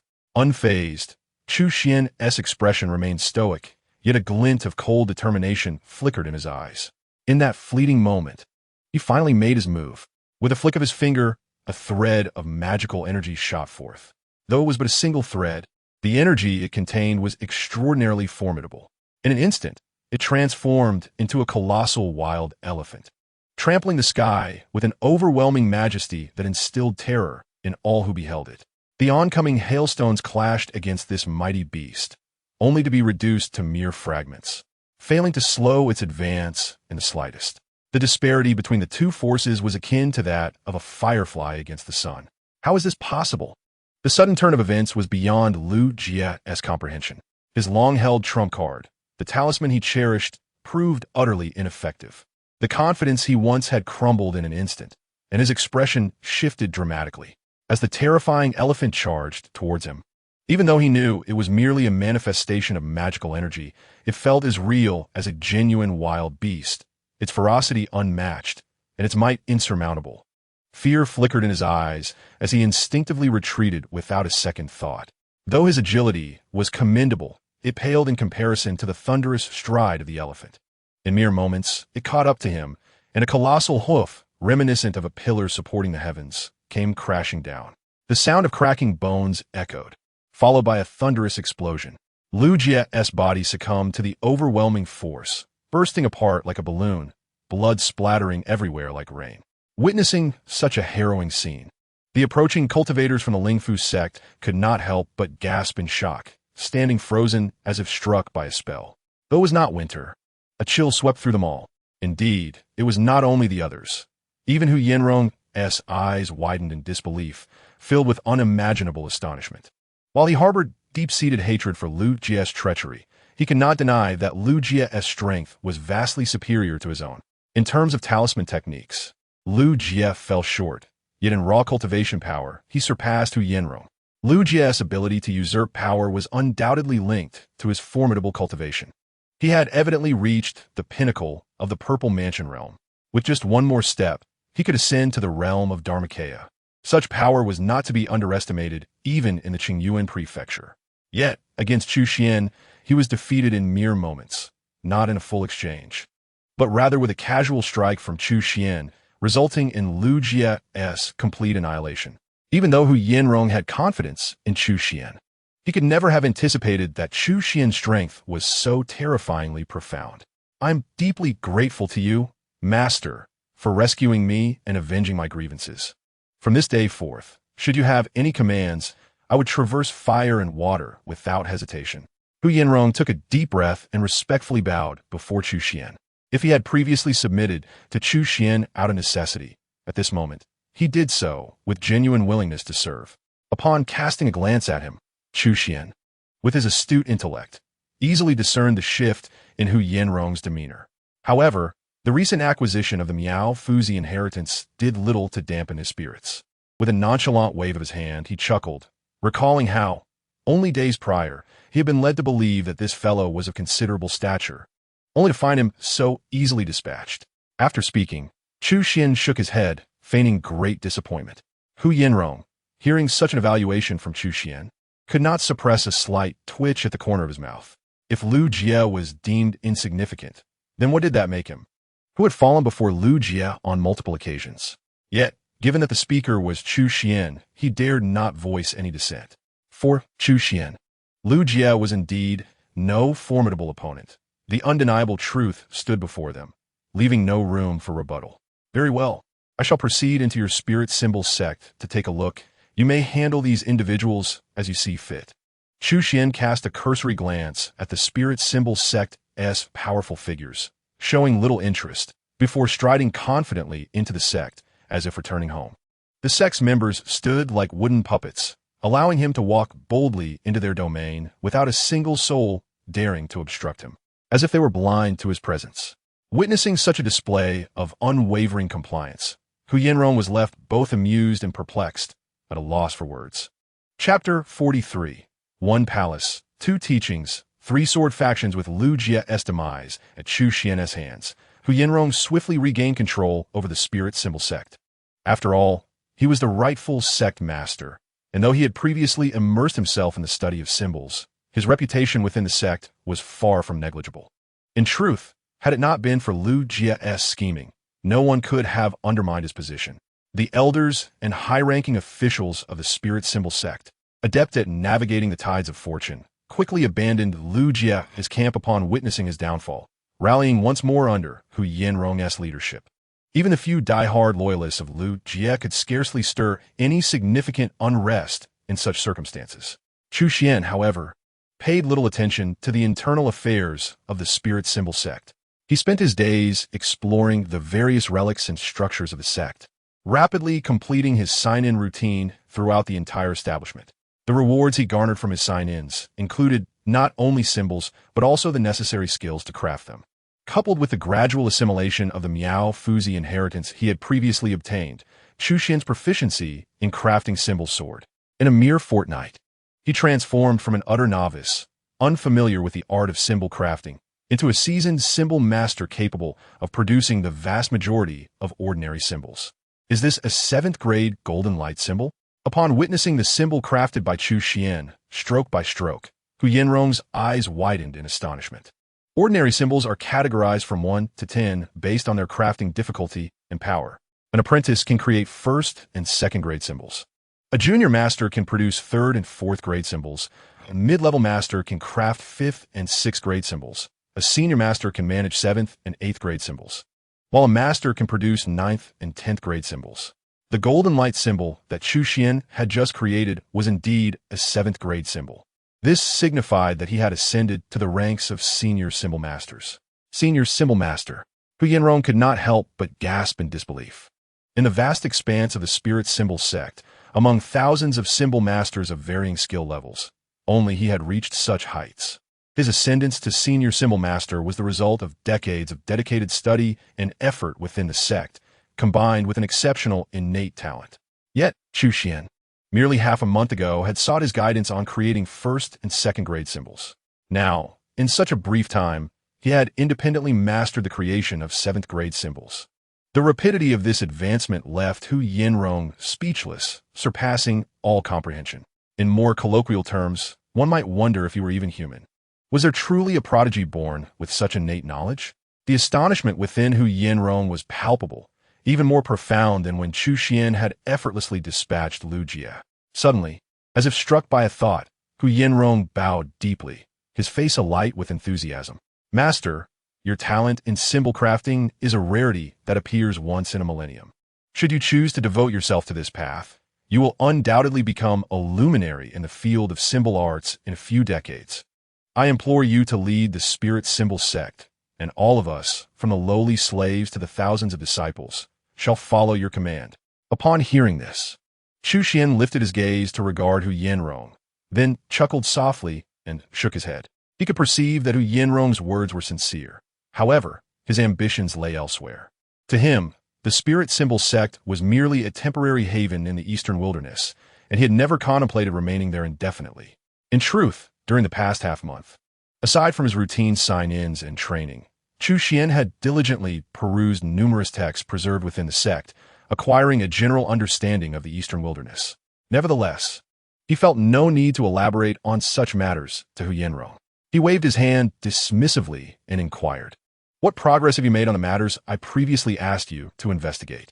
Recognizing Chu Xuan's demeanor, Hu Yanrong sighed with a tinge of regret, but refrained from further comments. He quickly composed himself and replied, "I have completed the investigation and am prepared to report to you." Days later, in the capital of Qingyuan Prefecture, Chu Xuan and Hu Yanrong made their appearance. This city could be regarded as the heart of Qingyuan Prefecture, steeped in history and grand in its magnificence, bustling far beyond the imperial capital of the Great Xia.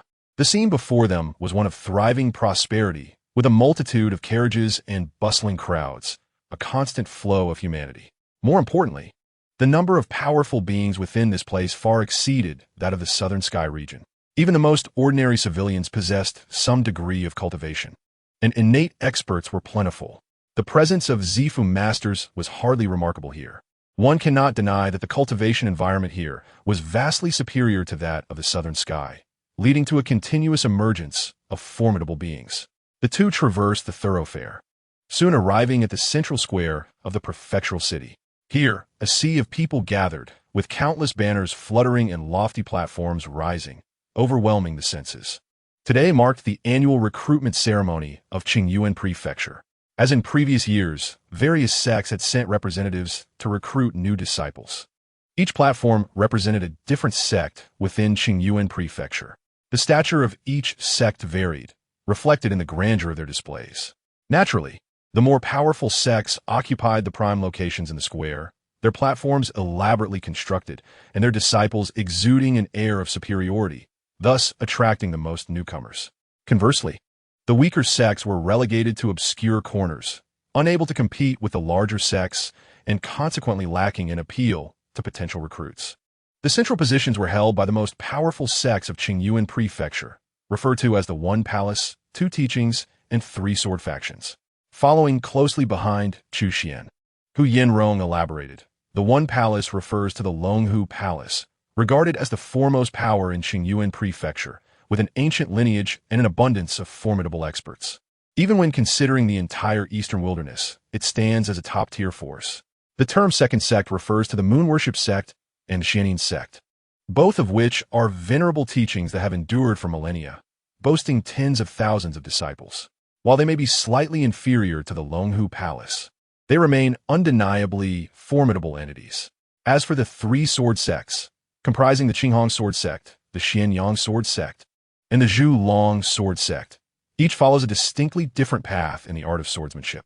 The Qinghong Sword Sect is renowned for its swift swordplay, adhering to the principle that speed is invincible. The Xianyang Sword Sect advocates the philosophy of the heavy sword wielded without an edge, emphasizing profound skill. While the Zhu Long Sword Sect possesses a myriad of esoteric sword techniques that can injure the spirit, rendering opponents defenseless. Listening intently to Hu Yanrong's detailed account of the various sects, Chu Xuan could not help but nod slightly. However, his curiosity was piqued by another faction. "What the Tai sacred land that I previously asked you to investigate?" Chu Xuan inquired. "Did you not mention that they would also be recruiting disciples in this city today?" As he walked, nearing his destination, he had yet to discover any trace of the Tai sacred land. Hu Yanrong, momentarily taken aback by the question, quickly regained his composure and pointed to a location. "The Tai sacred land is over there." Following Hu Yanrong's gesture, Chu Xuan soon spotted a small stall tucked away in a corner. It bore no banners, only a piece of cloth inscribed with the 4 characters, Tai E Sacred Land. In that instant, a singular thought crossed Chu Xuan's mind. Surely this cannot be a jest? Chapter 44. What do you think of me? Is that truly the Tai E Sacred Land? Chu Xuan turned to Hu Yanrong, disbelief etched across his features. His knowledge of the Tai E Sacred Land stemmed not from hearsay, but from a systematic search. Among the 5 most promising sign-in locations in Qingyuan City, the Tai E Sacred Land ranked first, being the sole site rated with exceptionally high potential. Such a coveted location was not one Chu Xuan intended to overlook, which was why he had tasked Hu Yanrong with gathering information about it. His visit to the city today was specifically for this purpose. However, the current situation seemed to diverge from his expectations. Unbeknownst to you, my master, Hu Yanrong remarked, maintaining a calm demeanor. Having grown up in Qingyuan City, he was well aware of the storied past of the Tai E Sacred Land. It is said to have been established during ancient times by formidable beings, and few forces in the eastern wilderness could rival its long-standing history. In its heyday, the Tai E Sacred Land reigned supreme, its halls filled with powerful practitioners and countless disciples, instilling awe and reverence across the realm, compelling all factions to submit. Yet, fate is often unpredictable. Over a century ago, the Tai E Sacred Land met with a catastrophe, resulting in the near annihilation of its stronghold in a single night. Consequently, the once mighty lineage rapidly descended into decline. Vast territories belonging to the Tai E Sacred Land were swiftly occupied by rival factions, and its sacred mountains and spiritual abodes were divided amongst various powers. Even the treasured scriptures of the Tai E Sacred Land were forcefully seized.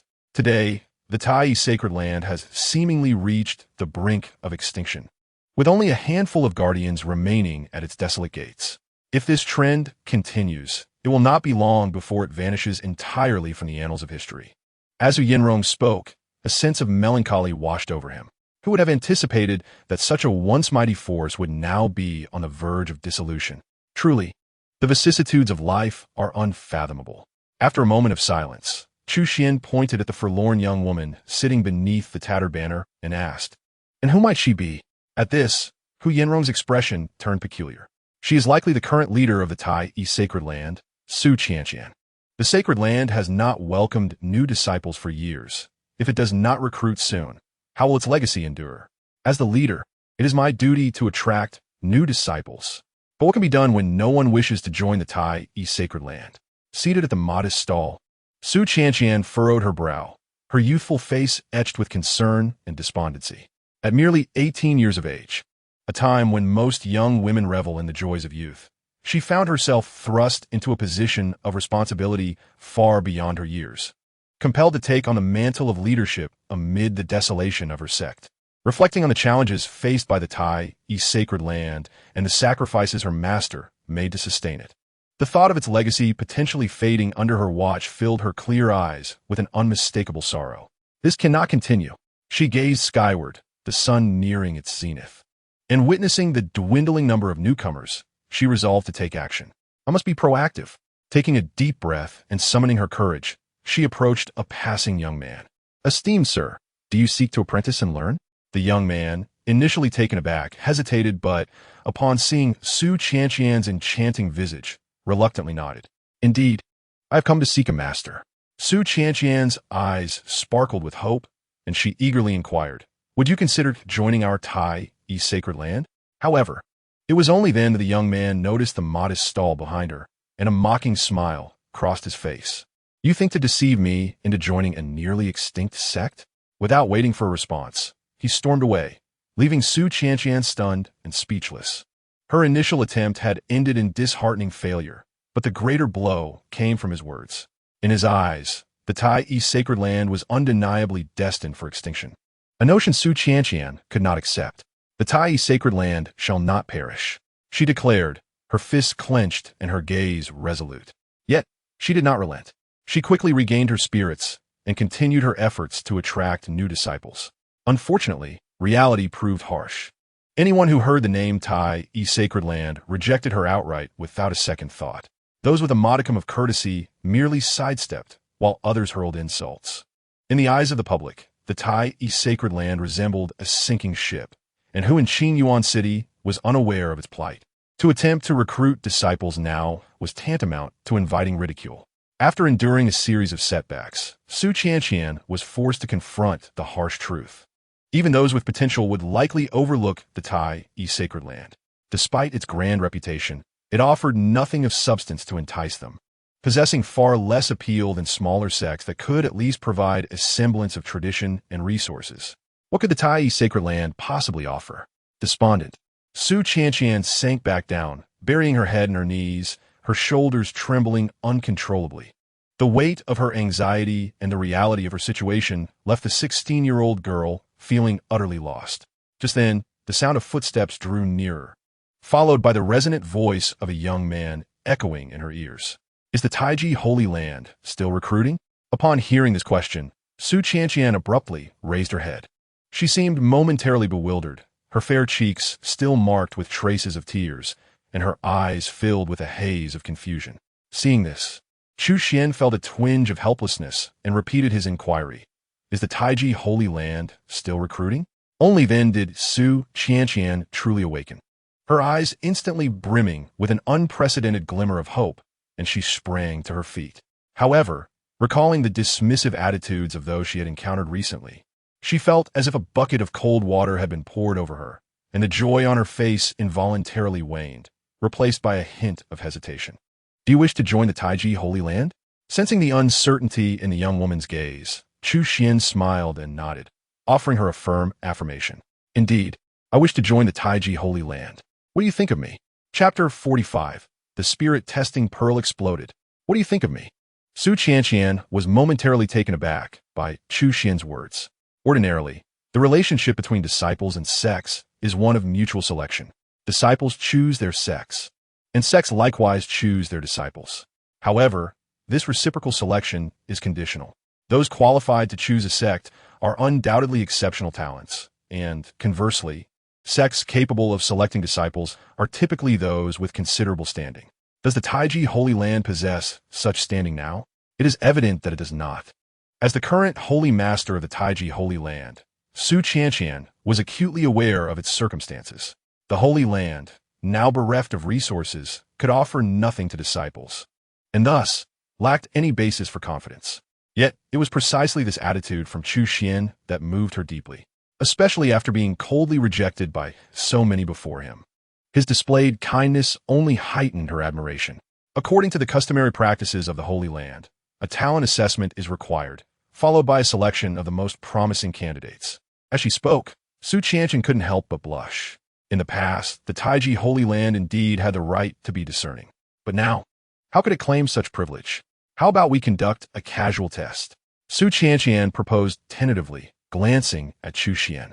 Regardless of the outcome, it can still allow you to join the Taiji Holy Land. What do you think? Seeing her cautious demeanor, as if afraid of scaring him away, Chu Xuan found himself at a loss for words and could only nod in agreement. After all, there was no harm in a test. Upon receiving his consent, Su Qianqian clenched her fists in excitement, her face radiating a barely contained joy. She felt she had finally taken a solid first step on the path to recruiting disciples. Quickly, she retrieved a somewhat worn gray pearl from her pocket, treating it like a treasure as she polished it before introducing it to Chu Xuan. This is the Spirit Testing Pearl, which can roughly assess one's talent. Although it is merely the lowest grade of Spirit Testing Pearl, it still costs at least 1,000 spirit stones. I found this second-hand gem at a general store and haggled with the owner for quite a while, ultimately securing it for 400 spirit stones, thus saving 600 spirit stones. Seeing her proudly display the pearl, Chu Xuan couldn't help but chuckle. The esteemed Holy Master haggling over a mere few hundred spirit stones was rather amusing. Such frugality in a leader was a rarity in the eastern wilderness. However, he felt no disdain. Her radiant smile evoked an unexpected sense of warmth within him. You simply need to hold the spirit-testing pearl and channel a thread of energy into it, based on the color of the light it emits. We can ascertain your talent level: red, orange, yellow, green, blue, indigo, violet. If you reach the orange level, your future will be promising. Su Qianqian's expectations were modest. She would be satisfied with an orange level. Yet, even if the result were only the lowest red level, she would not turn Chu Xuan away.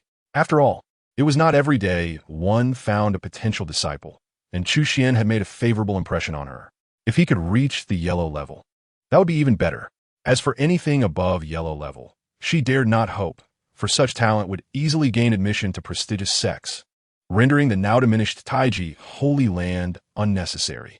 Yet, the ensuing scene vastly exceeded Su Qianqian's expectations. Chu Xuan took the spirit-testing pearl and, following her instructions, channeled a minuscule amount of energy into it. However, Chu Xuan was a formidable law manifestation expert, even among renowned sects. His level of cultivation would qualify him to oversee a territory. Moreover, his magical power was of a purity seldom seen in others of his rank. Thus, even when he consciously restrained himself, the slight energy input proved too much for the spirit-testing pearl. With a series of cracking sounds, the surface of the pearl erupted in fine fissures. Red, orange, yellow, green, blue, indigo, and violet lights flashed in rapid succession, dazzling in their brilliance. Yet, before a second could pass, a resounding explosion echoed as the spirit-testing pearl, purchased for 400 spirit stones, shattered spectacularly. Witnessing this, Su Qianqian's eyes widened in disbelief. She stood frozen, unable to react for a long moment. The outcome was clearly far beyond her expectations. Chu Xuan examined the fine powder left in his hand, feeling an uncharacteristic embarrassment wash over him. He had not intended for this to happen.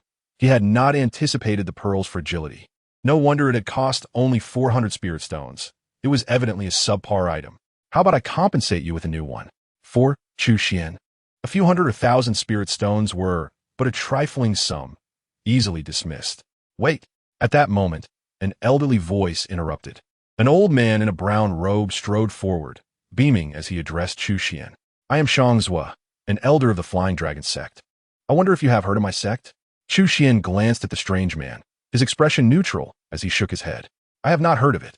The brown-robed elder paused momentarily at this response, but managed to force a smile. It matters not if you have not heard of us. I shall enlighten you.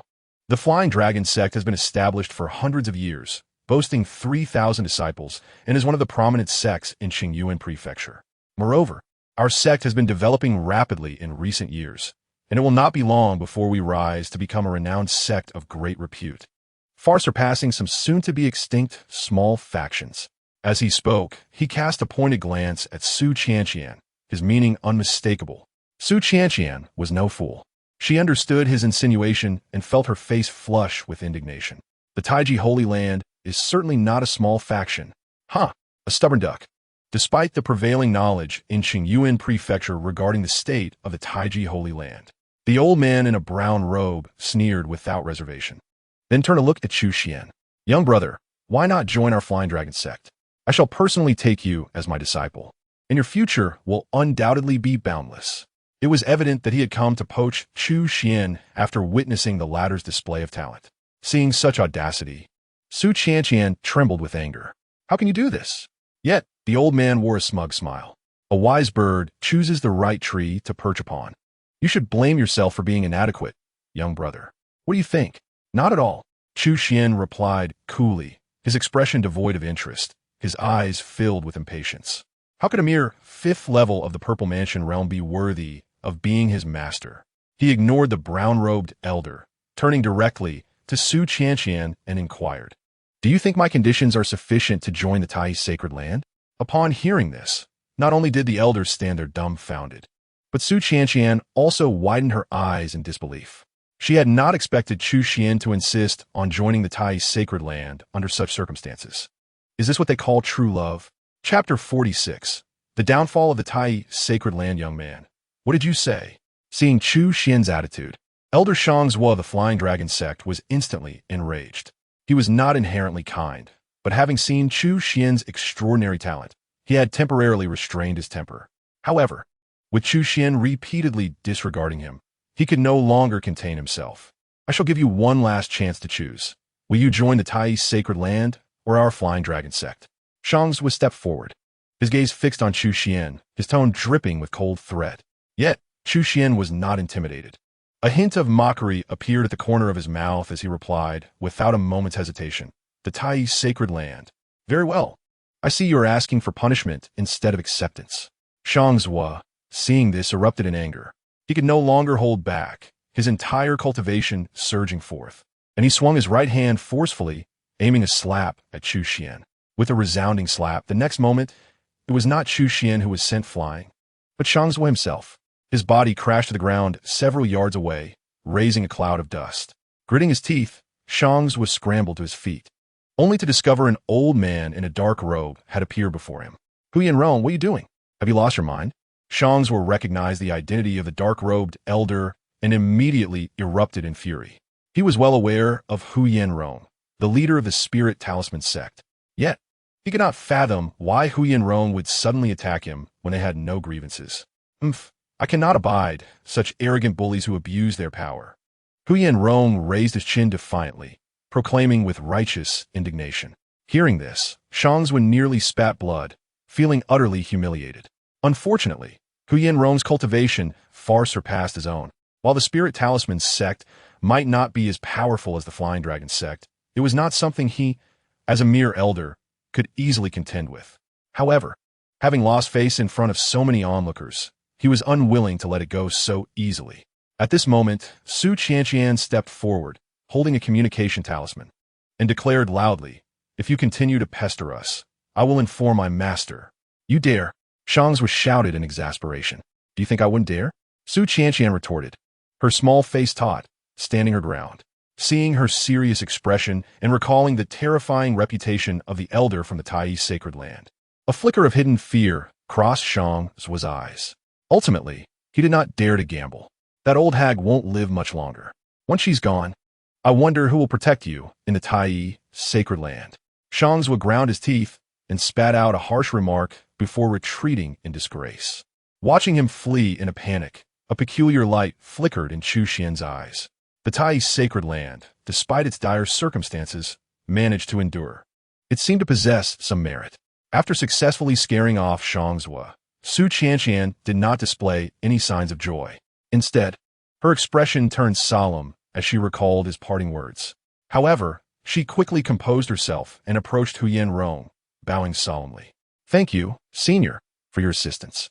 Hu Yanrong was momentarily taken aback, then instinctively glanced at Chu Xuan. Chu Xuan met his gaze with a knowing look, and Hu Yanrong smiled warmly. "Misu, there is no need for such formality. I cannot stand by and watch." However, Xiangzhou is narrow-minded. Although he has temporarily retreated, he will undoubtedly seek revenge. It would be wise for you to return to your sect quickly. Su Qianqian hesitated briefly, glancing at Chu Xuan before finally nodding. "Thank you for your advice, Senior. I will gather my things and leave at once." While Su Qianqian packed her belongings, Hu Yanrong approached Chu Xuan, his eyes filled with confusion. "Master, do you truly wish to join the Tai sacred land?" In his view, given Chu Xuan's strength, he could easily establish his own sect without needing to join a failing Tai sacred land. If Chu Xuan desired, he could easily bring the Spirit Talisman sect to him. Yet it was clear that was not his intention. Thus, Hu Yanrong was perplexed as to what Chu Xuan found appealing about the Tai sacred land. Chu Xuan nodded, but offered no further explanation. "What about that old servant?" Hu Yanrong asked, a look of melancholy crossing his face. Chu Xuan glanced at him, realizing that the man seemed accustomed to following him. Feeling somewhat helpless, he replied, "You should return to your Spirit Talisman sect and continue your studies in talismans. If anything arises, I will inform you in advance." After contemplating for a moment, Chu Xuan raised his hand and imparted a simplified version of the Miao Fuzi inheritance to Hu Yanrong. This was not merely a reward for Hu Yanrong's loyalty. More importantly, this inheritance originally belonged to the Spirit Talisman sect. If Hu Yanrong could utilize it to break through to become a talisman master, it would effectively provide Chu Xuan with a free laborer. The value of a talisman master far outweighed that of a mere high-level talisman artisan. Hu Yanrong, unaware of the myriad thoughts in Chu Xuan's mind, was instantly rendered speechless upon feeling the sudden influx of inherited memories in his mind. His gaze toward Chu Xuan transformed into one of reverence, almost compelling him to kneel and worship. As Hu Yanrong looked on with reluctant admiration, Chu Xuan and Su Qianqian set off on their journey back to the Tai sacred land. Despite her youth, Su Qianqian's cultivation was remarkable, having reached the pinnacle of the innate realm. At 16 years of age, this was a rare feat, even in the Qingyuan prefecture. Moreover, This was accomplished despite the limited support from the Tai's sacred land. Otherwise, with her talent, breaking through to the Purple Mansion realm would have been well within her grasp. As for Chu Xuan, his displayed cultivation was also at the innate realm, precisely at the first level. The two traveled swiftly, and, after several hours, they successfully returned to the gates of the Tai sacred land. Though referred to as gates, they were merely a barren mountain peak. Most of the area had turned to ruins, with only a few dilapidated palaces remaining. "Senior sister, you're back. Sister, did you bring me any delicious treats from the capital?" "Miss, you must have had a tiring journey." The remaining 3 members of the Tai Holy Land quickly gathered around. There was a tall, foolish-looking man, a little girl around 4 or 5 years old, and an elderly servant with a limp. Although Chu Xuan had long anticipated that the current state of the Tai Holy Land would not be promising, its downfall still exceeded his expectations. No wonder people say the Tai Holy Land is on the brink of extinction, with only a handful of people and the elderly and young among them. It seemed that even basic sustenance could be a challenge. Seeing the expression on Chu Xuan's face, Su Qianqian couldn't help but feel anxious. To prevent Chu Xuan, her hard-won disciple, from abandoning her, she had refrained from discussing the state of the Tai Holy Land during their journey. In a sense, she had deceived him into returning. However, one cannot hide the truth forever. The ugly bride must eventually meet the in-laws. "Junior brother Chu, I did not intend to deceive you. If you wish to change your mind now, I would understand and would never force you," Su Qianqian said hesitantly. Chu Xuan glanced at her and understood her thoughts. He immediately shook his head and smiled. "Sister, why would you think such a thing? Since I have chosen to join the Tai Holy Land, how could I leave halfway? As long as you do not disdain me, I shall henceforth be a member of the Tai Holy Land."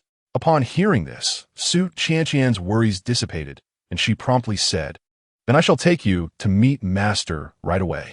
Moments later, Chu Xuan found himself in the presence of the true core figure of the Tai Holy Land, the Grand Elder, Deng Ying.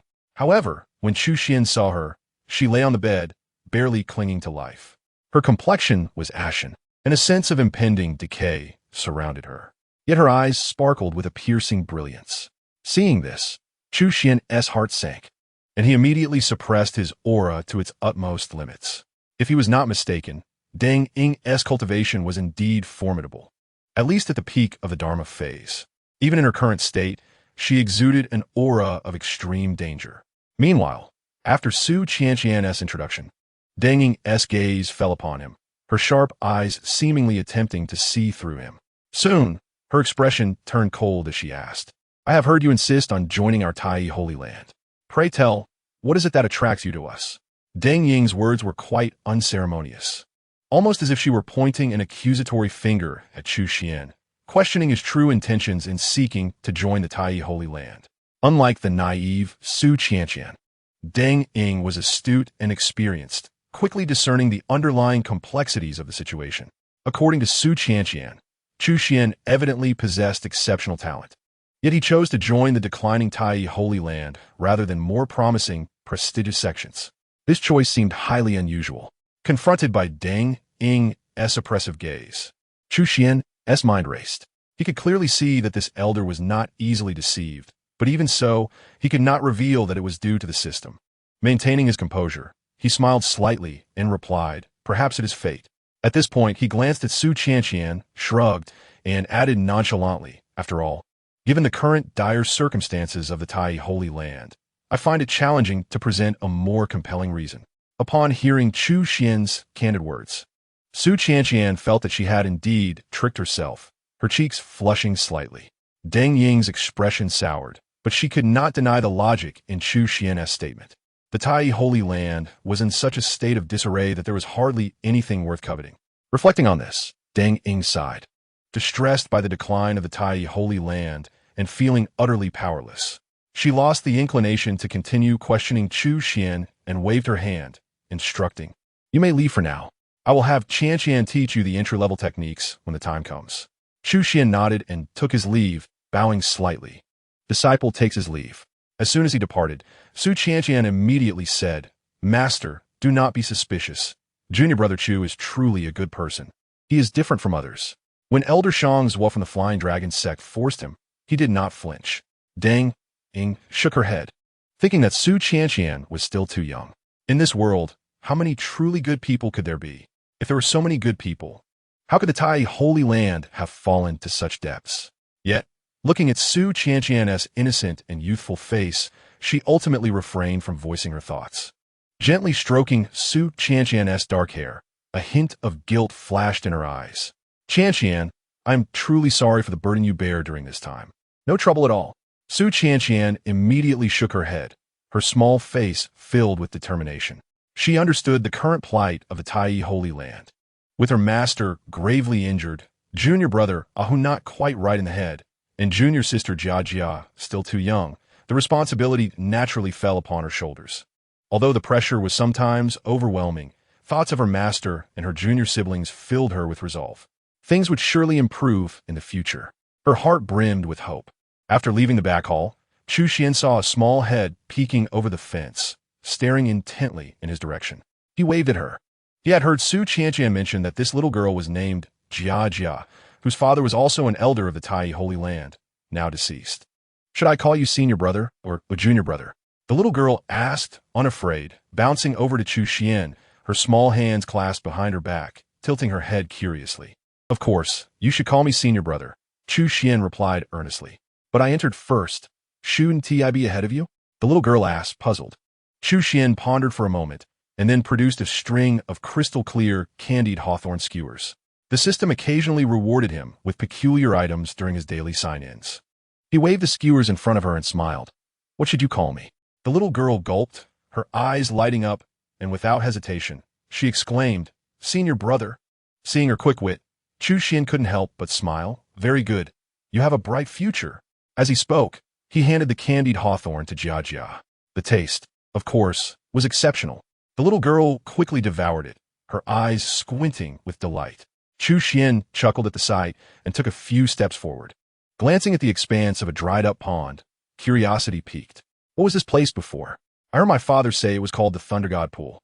It is said that it could summon thunder from the heavens, not only for crafting magical artifacts, but also for tempering the body and practicing special thunder-based techniques. The little girl explained while munching on the candied hawthorn. The Thunder God Pool? Summoning thunder from the heavens? Chu Xuan sighed inwardly, recognizing the remarkable history of the Tai Holy Land. The remnants of these ruins spoke volumes of its former grandeur, a stark contrast to its present desolation. However, if these elements were still present, the current strength of the Tai sacred land would undoubtedly be unsustainable, likely destined to be handed over to others. System, sign in. With a mere thought, Chu Xuan acted without hesitation, bestowing his inaugural sign-in at the Tai sacred land upon the Thunder God Pool. To be honest, he was quite curious about the extraordinary potential that the system had assessed for sign-ins. He had exerted considerable effort to join the Tai sacred land, hoping it would not disappoint him. Ding! Sign-in successful. Congratulations to the host for acquiring the divine weapon, the Thunder Spirit Spear. As the system's prompt echoed, the once desolate Thunder God Pool erupted in a brilliant display of lightning, resembling a seething ocean of thunder. Within this tempest, a dazzling aurora burst forth, akin to a lightning bolt, hurtling towards Chu Xuan at an astonishing speed, so swift that he barely had time to react. The entire process was fleeting. Even Jia, standing nearby, remained oblivious. Yet, Chu Xuan was left utterly astonished at the sight of the terrifying spear, shimmering with thunderous light, suspended within the system's space. A divine weapon. To obtain such a treasure on his first sign-in, even with Chu Xuan's composure, he could not suppress the surge of exhilaration. A genuine divine weapon's value is immeasurable. The earth armor he donned was an exquisite artifact, worth a fortune, yet in comparison to a divine weapon, it was insignificant.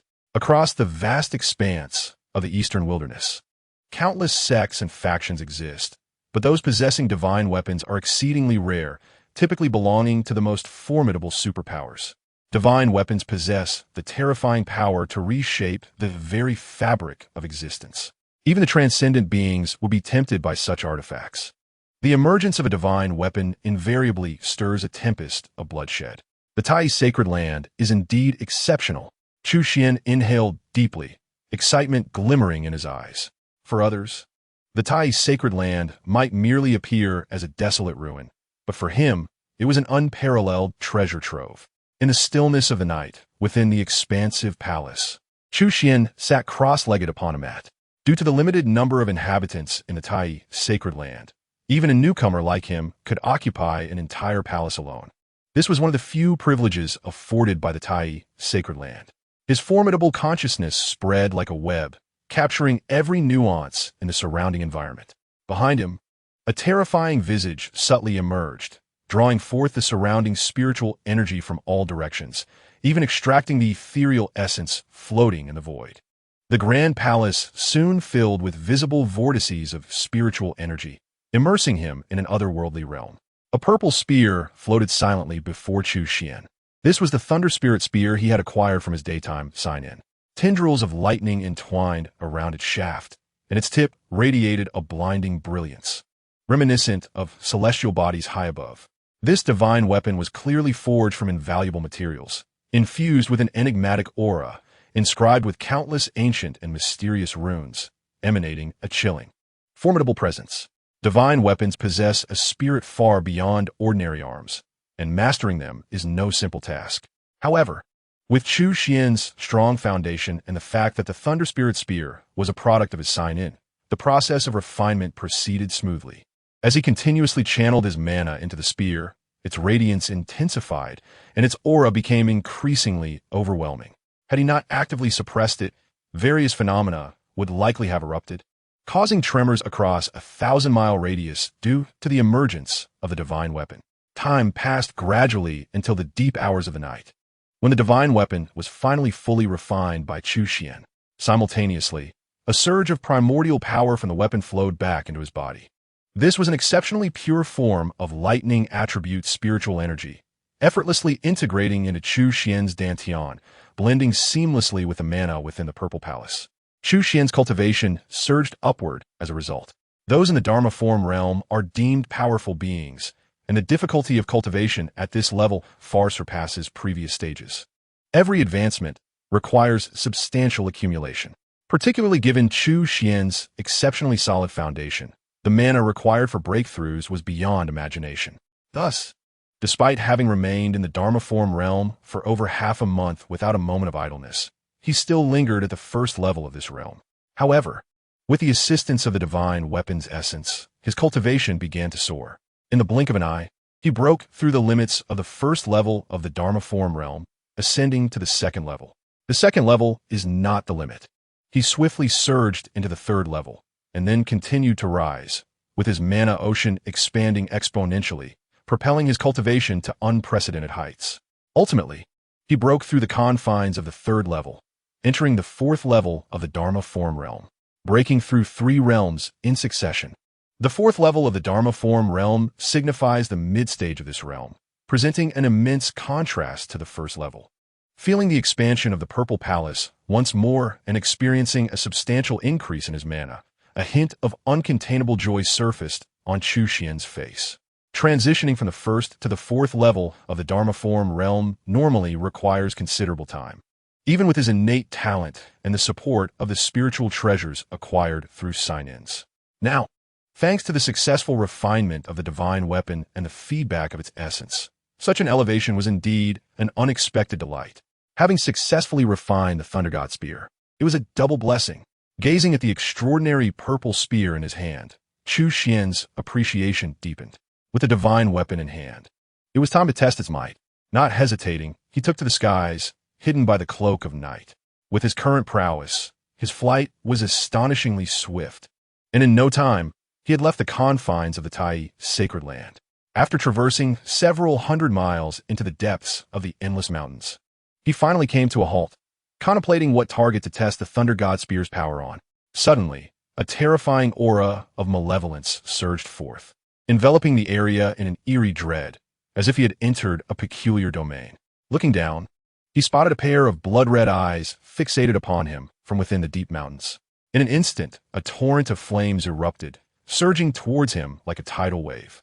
Amidst the overwhelming blaze, a massive black demon sheep, several meters long, opened its gaping maw and lunged towards Chu Xuan with astonishing speed. This was undeniably a formidable beast lurking in the depths of the mountains.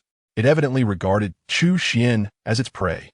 Chu Xuan, possessing the Taichu's sacred body and having consumed numerous rare treasures, radiated vitality to an extraordinary degree, shining like the sun even in the darkness, which posed a lethal allure to the demon beasts. If it could devour Chu Xuan, the benefits would be unimaginable, potentially transforming its very essence. Unbeknownst to the danger it faced, upon witnessing the scene, Chu Xuan's expression revealed no trace of joy. Instead, his eyes glimmered with an unmistakable, chilling malice. What better target to test the might of the Thunder Spirit Spear? Despite confronting a fearsome and terrifying beast, Chu Xuan exhibited no signs of trepidation. Without hesitation, he withdrew the Thunder Spirit Spear. As a steady stream of magical energy flowed into the weapon, it erupted in a dazzling display of purple light, accompanied by countless arcs of lightning flickering wildly. "Go!"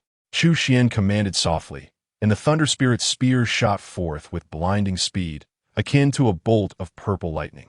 The goat demon, sensing the impending threat, immediately summoned a whirlwind of demonic energy, transforming it into layers of protective shields before it. Simultaneously, it unleashed a fiery serpent from its mouth, imbued with terrifying power, aimed directly at the Thunder Spirit Spear. However, facing the spear's relentless advance, all its efforts proved futile.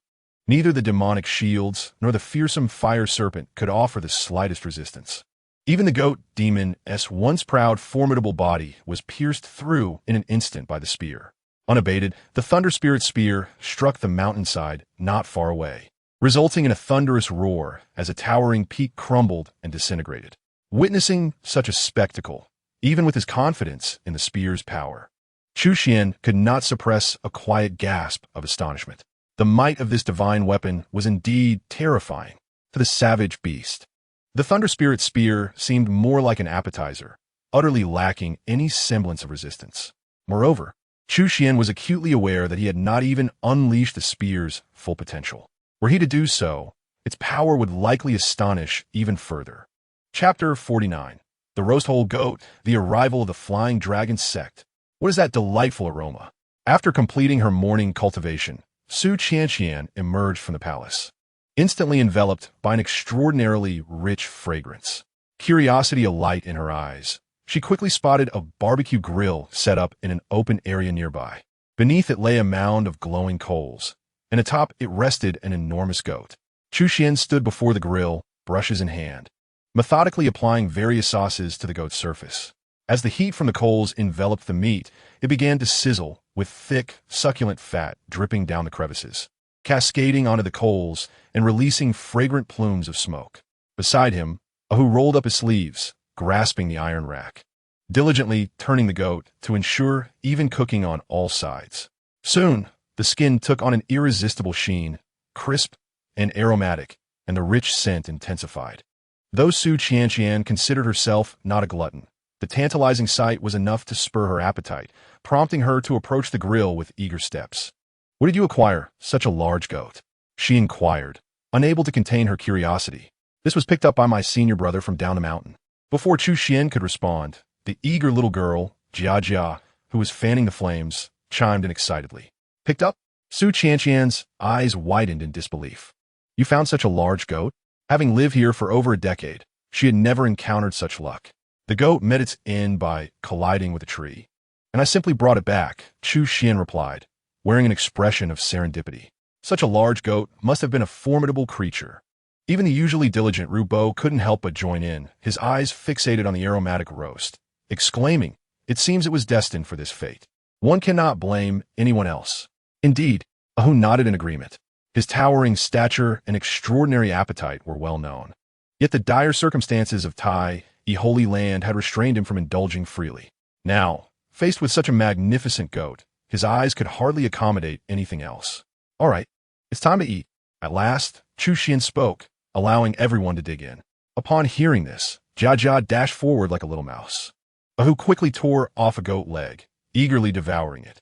Even Rubo, despite his mobility challenges, displayed an unexpected agility, swiftly joining them. Only Su Qianqian hesitated. Feeling a bit shy, she swallowed hard, her voice slightly restrained. Is it really appropriate to indulge in something so greasy this early in the morning? Noticing her discomfort, Chu Xuan smiled, appraising her with a glance before offering her half a goat leg, saying, "Junior sister, you are quite slender. You ought to nourish yourself."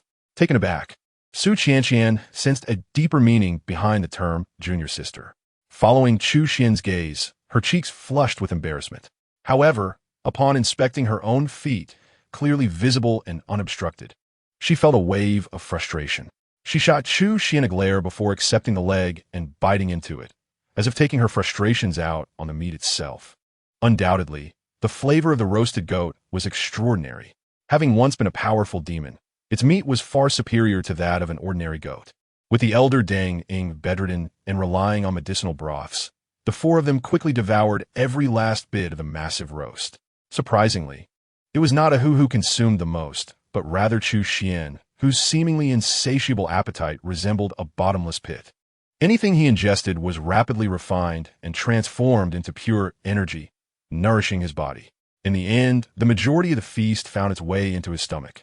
Of course, the others, albeit consuming less, were still thoroughly satisfied given their cultivation levels and appetites, each feeling pleasantly stuffed. "I am full," Jia declared, patting her little belly. Ahu and Rubo had already sprawled out on the ground, while Su Qianqian managed to stand, her face adorned with a satisfied smile. She could hardly recall the last time she had enjoyed a meal so heartily. Turning to Chu Xian, she felt a newfound warmth toward him, after such a lavish feast. The other three also found their fondness for Chu Xian growing, unconsciously accepting his presence among them. Suddenly, a loud knocking echoed at the front gate. Before anyone could respond, the door was violently kicked open. "Where is everyone?" a brash voice called out, followed by the entrance of a large group, swaggering and unabashedly. "It's you." Upon recognizing the leader, Su Qianqian's expression darkened. Chu Xian's gaze sharpened as well, for he recognized the figure. It was Shangzua, the elder of the Flying Dragon sect, who had previously pursued them in Qingyuan City. "What brings you to our Tai, Holy Land?" Su Qianqian demanded, her tone serious. "What brings me?" Shangzua laughed heartily at her inquiry, surveying the surroundings before his eyes fell upon Chu Xian, a shadow of malice crossing his features. With a skin-deep smile, he remarked, "You are likely unaware, but from this moment forth, all powers within 1,000 miles must offer tribute to our Flying Dragon sect, including your Tai Holy Land. An annual tribute of 3,000 spirit stones is expected. Let us settle this year's payment first." As he spoke, he extended his right hand towards Su Qianqian, the implication unmistakable. 3,000 spirit stones? You must be dreaming. Su Qianqian's face flushed with indignation upon hearing this. She could barely afford second-hand spirit stones, let alone part with 3,000. Even if she possessed such wealth, she would never surrender it to the Flying Dragon sect. "This is the territory of the Tai Holy Land. Why should we pay tribute to you?" What a delusion! The others, including Ahu, echoed her sentiments with fervor. Observing their defiance, Shangzua displayed no anger, seemingly having anticipated their reaction. He let out a cold laugh and disdainfully remarked, "Can you truly make decisions here? Perhaps it would be best to summon your esteemed elder. Such matters should be left to her discretion. However, I have heard she is bedridden and unable to move. Is that true?" A glint of cunning sparkled in his eyes as he posed this question. Su Qianqian felt a weight in her heart upon hearing this. She had been perplexed by Shangzua's retreat in the capital, and now he boldly intruded into the Tai Holy Land. It seemed his intentions were far from simple. "Have you made your decision? Will you submit and pay your tribute, or shall I summon your elder to negotiate personally?" Shangzua, arms crossed, exuded an air of dominance as he coldly inquired. You think yourself worthy to meet my master? We will not pay tribute. Not a single spirit stone shall be given. You might as well give up on that notion." Su Qianqian declared resolutely, her expression tense. Noticing her defiance, Shangzua's smirk deepened, confirming his suspicions. It appeared the information he had received was accurate. The elder of Tai Holy Land was indeed incapacitated. The only threat he had perceived from Tai was Elder Deng Ying, and if she was unable to act, the remaining members were of no concern to him. Recalling the orders from the sect leader and the humiliation he had suffered in the capital, his gaze turned dangerously resolute. "Elder Shang, perhaps it is time to show them the consequences of their defiance." The disciples behind Shangzua began to shout in agreement. "Look at the numbers we bring. If we do not receive a satisfactory answer, even if I consent, these disciples will not." Ahu, his eyes wide as saucers and fists clenched, resembled a furious bull. Though not the sharpest, his loyalty to the Tai Holy Land was unwavering. Yet, rather than instilling fear, the Flying Dragon sect's members laughed heartily at his bravado. "You think you can challenge us? Foolish giant. I assure you, if you do not pay tribute, none of you will escape." Shang's expression was menacing as he spoke, his voice dripping with malice. As he gestured, the disciples of the Flying Dragon sect closed in, their faces filled with malice. The members of the Tai Holy Land felt a chill of dread. It became clear that these individuals were prepared to fight. Chu Xuan, torn by the imminent confrontation, realized they would not stand a chance against such odds. However, seeking help from her master felt unbearable given her master's current state. Moreover, she suspected this was precisely the adversary's intent. Having witnessed the unfolding events, Chu Xuan grasped the situation with clarity. Shang's audacity suggested not merely personal vengeance, but the influence of hidden forces targeting the Tai Holy Land. The true threat lay not within, but from an external source. What transpired previously was of no concern to him, but he would not allow such a situation to unfold now. Having acquired the divine weapon, the Thunder Spirit Spear, on his first day, he viewed this place as his domain. Anyone daring to disrupt, it would be his foe. A fierce glimmer ignited in Chu Xuan's eyes as he contemplated this. Yet, he had no intention of revealing his power. Glancing at the enraged Ahu, he smiled subtly before flicking his fingers, channeling a stream of energy into Ahu's body. To Chu Xuan, this was a mere trickle of power, but for Ahu, it was an unimaginable surge of energy. A clear-headed individual might sense something amiss, but Ahu, consumed by rage, was overwhelmed by this newfound strength. "Get lost, you scoundrels!" Ahu roared, feeling as though his chest would burst from the intensity of his fury. He charged forward, a tempest unleashed. "No, Ahu!" Chu Xuan and the others gasped in alarm, but Ahu, like a fierce tiger, was beyond their reach to restrain. Shang Zhua, startled, tensed up at Ahu's reckless advance, but soon found amusement in his clumsy aggression. "Since you seek your demise, I shall oblige." A feral glint flashed in Shang Zhua's eyes as he thrust forward, unleashing a formidable force that propelled him to Ahu's side. The clash that followed was thunderous and unexpected.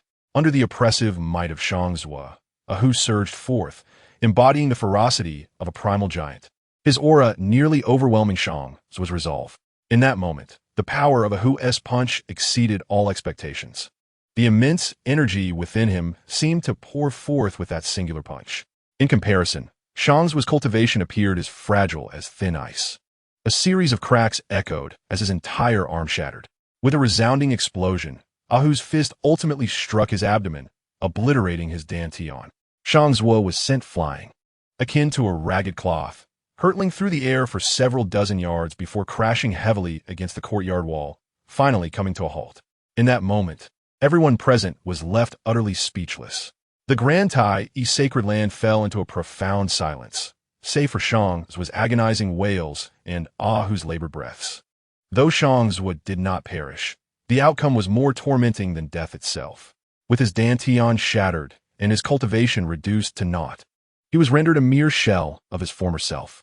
Given his once arrogant demeanor, the days ahead would likely prove more agonizing than death. As this realization dawned upon those present, their gazes instinctively turned towards Ahu, their eyes filled with disbelief.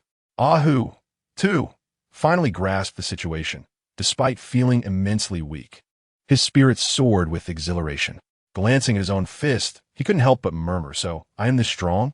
He then raised his gaze towards the remaining disciples of the Flying Dragon sect, viciously proclaiming, "Come on, who else wishes to test my fist?" Upon hearing this, the disciples' faces paled instantly. If even Shang Zhua, an elder of the Purple Mansion realm, was no match for him, who would dare to seek their own demise? They hurriedly lifted the still wailing Shang Zhua and fled in a chaotic frenzy. "Haha, if you have the guts, don't run." Ahu laughed heartily, ready to give chase. However, as he took a step forward, he collapsed in a starfish position on the ground. After a moment, he struggled to lift his head, looking utterly spent as he said, "Quick, help me up, I have no strength left." Chu Xuan and the others were left dumbfounded. They exchanged glances before bursting into laughter. This was the Ahu they knew. Chapter 51. The Tai Golden record naturally. Su Qianqian and the others were deeply curious about Ahu's sudden outburst of power. Logically, it was inconceivable that he could rival Shangzhua, let alone shatter his purple mansion with a single blow. They were aware that the two were separated by two significant realms, making the outcome utterly astonishing. Even the elder Deng Ying, lying in a sickbed, was incredulous upon hearing the news. Yet, Ahu himself was utterly oblivious. His mind had always been somewhat clouded, and he was thoroughly confused about the incident, only recalling a surge of power emanating from within him, unable to articulate the reason behind it. Fortunately, upon examining Ahu's condition, they found no issues apart from his weakness, allowing them to breathe a sigh of relief. Following this incident, it seemed the Flying Dragon sect had grown cautious, refraining from sending individuals to demand tribute, and several days passed without any disturbances. In the transmission hall, under Su Qianqian's guidance, Chu Xuan stepped inside. Like the other remaining palaces of the Tai sacred land, the transmission hall was now in a state of disrepair, yet remnants of its former grandeur were still evident. However, what was most regrettable was not the hall's dilapidation, but the fact that the vast collection of martial arts texts once housed there had been completely plundered. Now, only empty shelves remained, thickly coated in dust. In its prime, the Tai sacred land had boasted 36 lineages. Each lineage's inheritance equaled that of the core doctrines of top-tier sects, capable of forging a dominant power. Among them, the strongest lineages could even touch upon the Great Tao, achieving immortality. Few could rival the Tai sacred land among the 72 prefectures of the Eastern Wilderness. As Su Qianqian reminisced about the past glory of the Tai sacred land, pride swelled within her. Yet, gazing at the surrounding emptiness, her expression dimmed with sorrow. Alas, such splendor was now a distant memory. Taking a deep breath, she quickly regained her composure and introduced to Chu Xuan, "Our lineage originates from one of the 72 branches, Yuchan Peak. Although some teachings have been lost, we still surpass many ordinary sections. I will now impart to you our foundational technique, the Yuchan treasure record. With diligent effort, you should be able to reach the peak of the innate realm within a few years.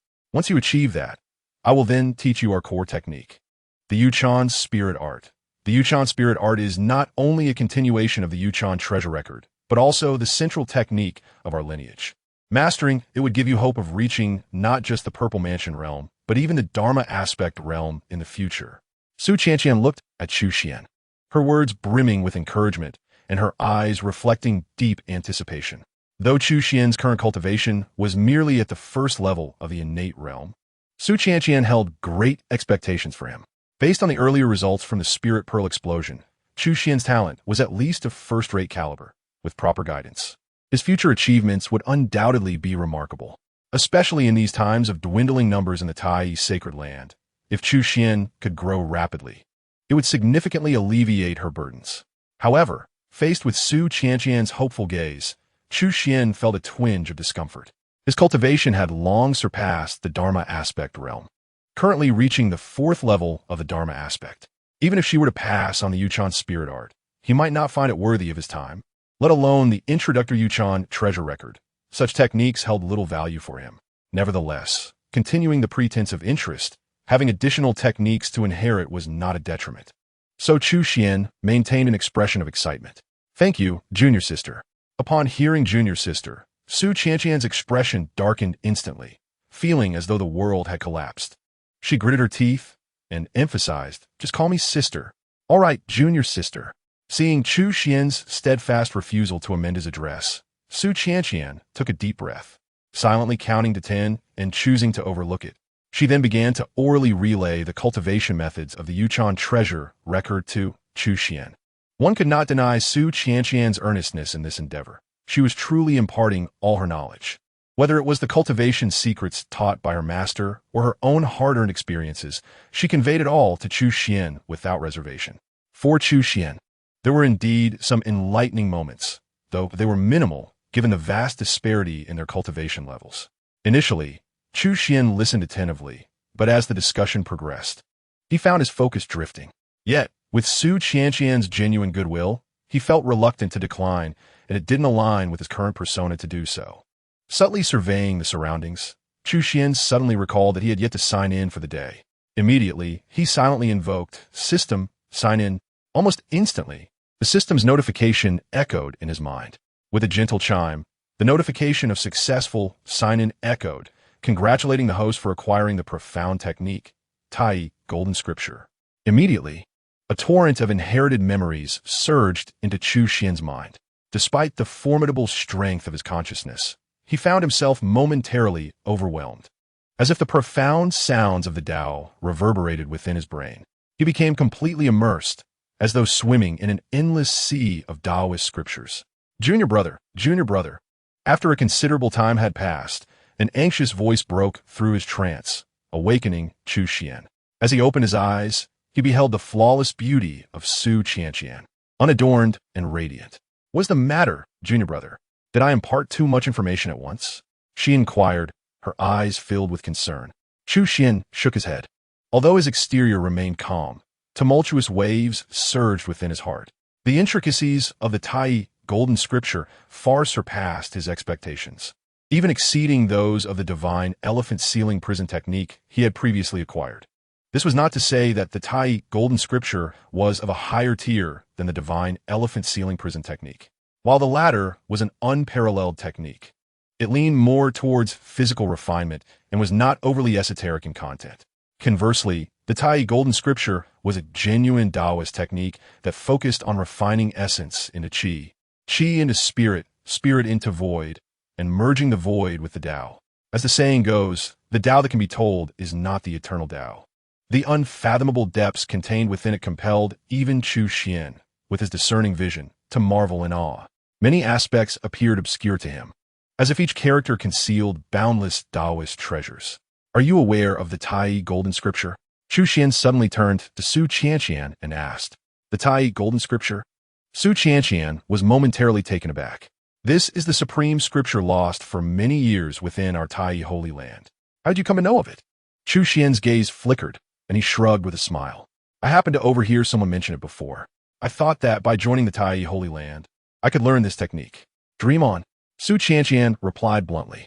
"The Tai Golden Scripture is the supreme scripture of our Tai Holy Land, and only the Holy Master is qualified to practice it.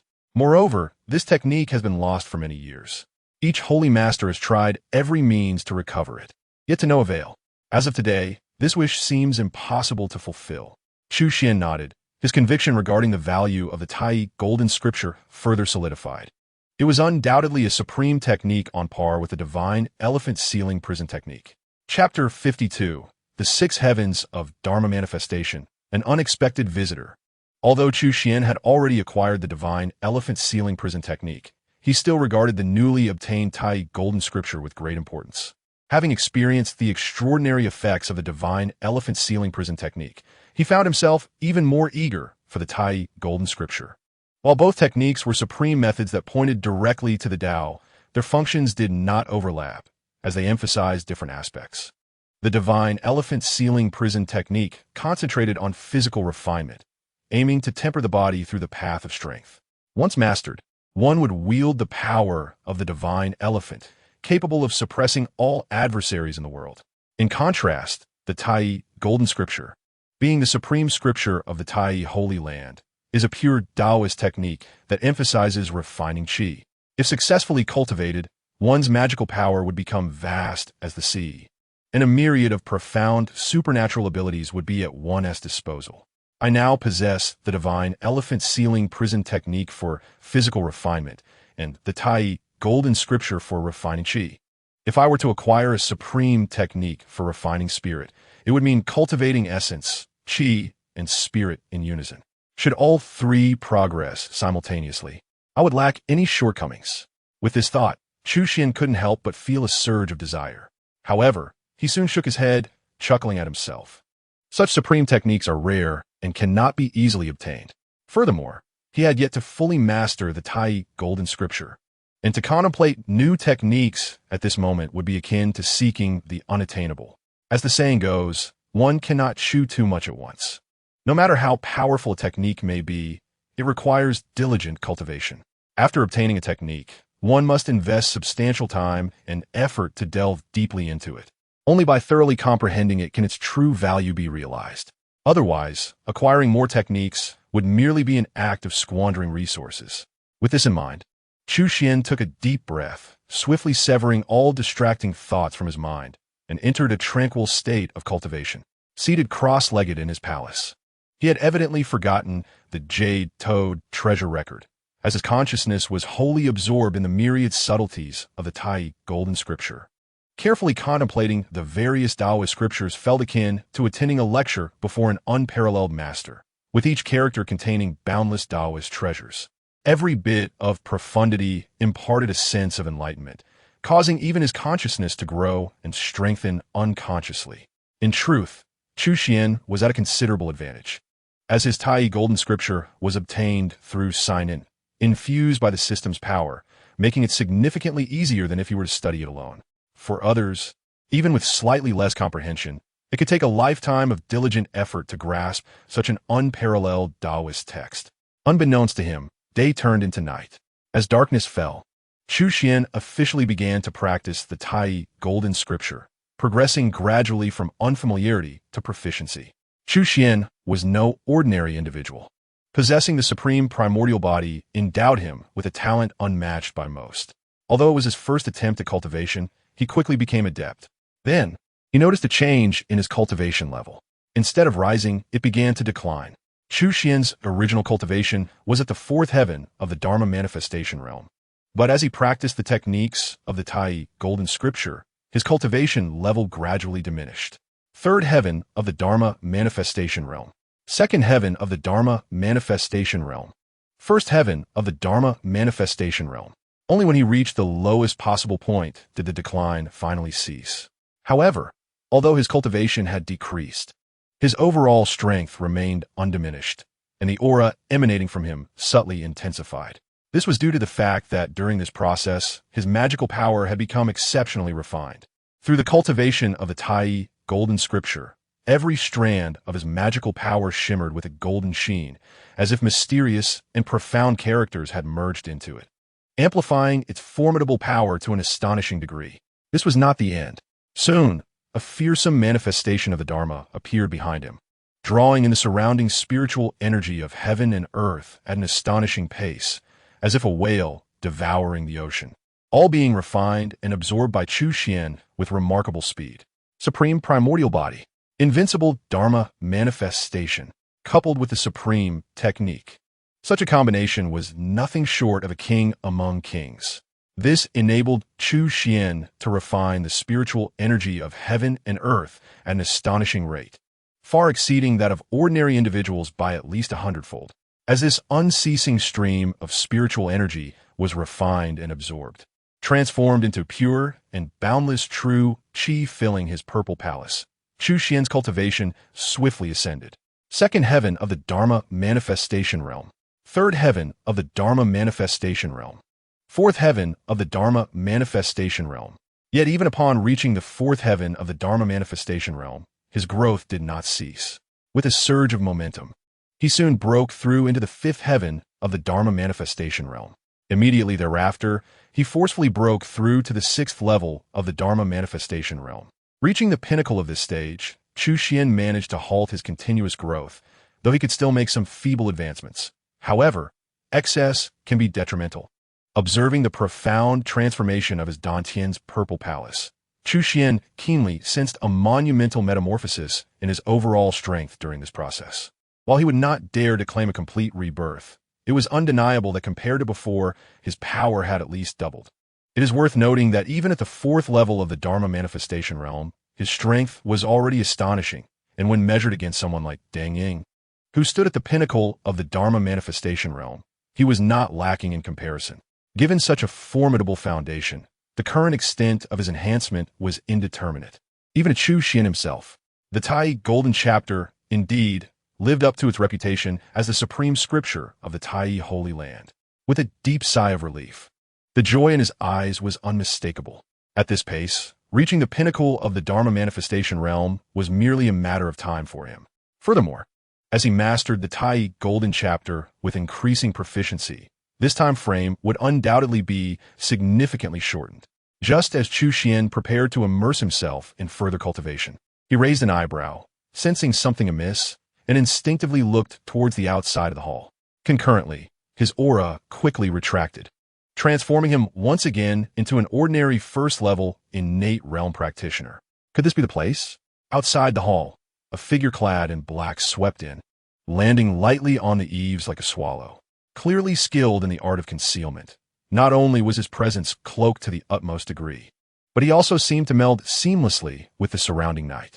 Even if a common person were to walk by, they would scarcely perceive his existence. According to Shang Zhua, this lad had just entered the Tai Holy Land a few days prior, and his loyalty to the sect was surely minimal. Compared to others, he should serve as the best point of breakthrough. As for his first-level innate realm cultivation, it was as insignificant as an ant, posing no threat whatsoever. A hint of undisguised disdain flickered in the black-clad man's eyes. Acknowledging the vast disparity in cultivation levels between them, he felt no trepidation and, in an instant, his figure flashed, slipping directly into the hall. Moments later, he appeared brazenly before Chu Xuan, adopting a haughty demeanor as he coldly inquired, "Boy, do you wish to live or die?" "Does it matter whether I wish to live or die?" Chu Xuan raised his head and replied. Upon seeing Chu Xuan's calm expression, Xue Ping could not help but furrow his brow. This was clearly not how he had anticipated the situation to unfold. In his view, Chu Xuan's reaction was excessively composed. Nonetheless, Chu Xuan's willingness to cooperate saved him considerable effort. Quickly suppressing his inner doubts, he coldly stated, "If you wish to die, I can arrange that for you.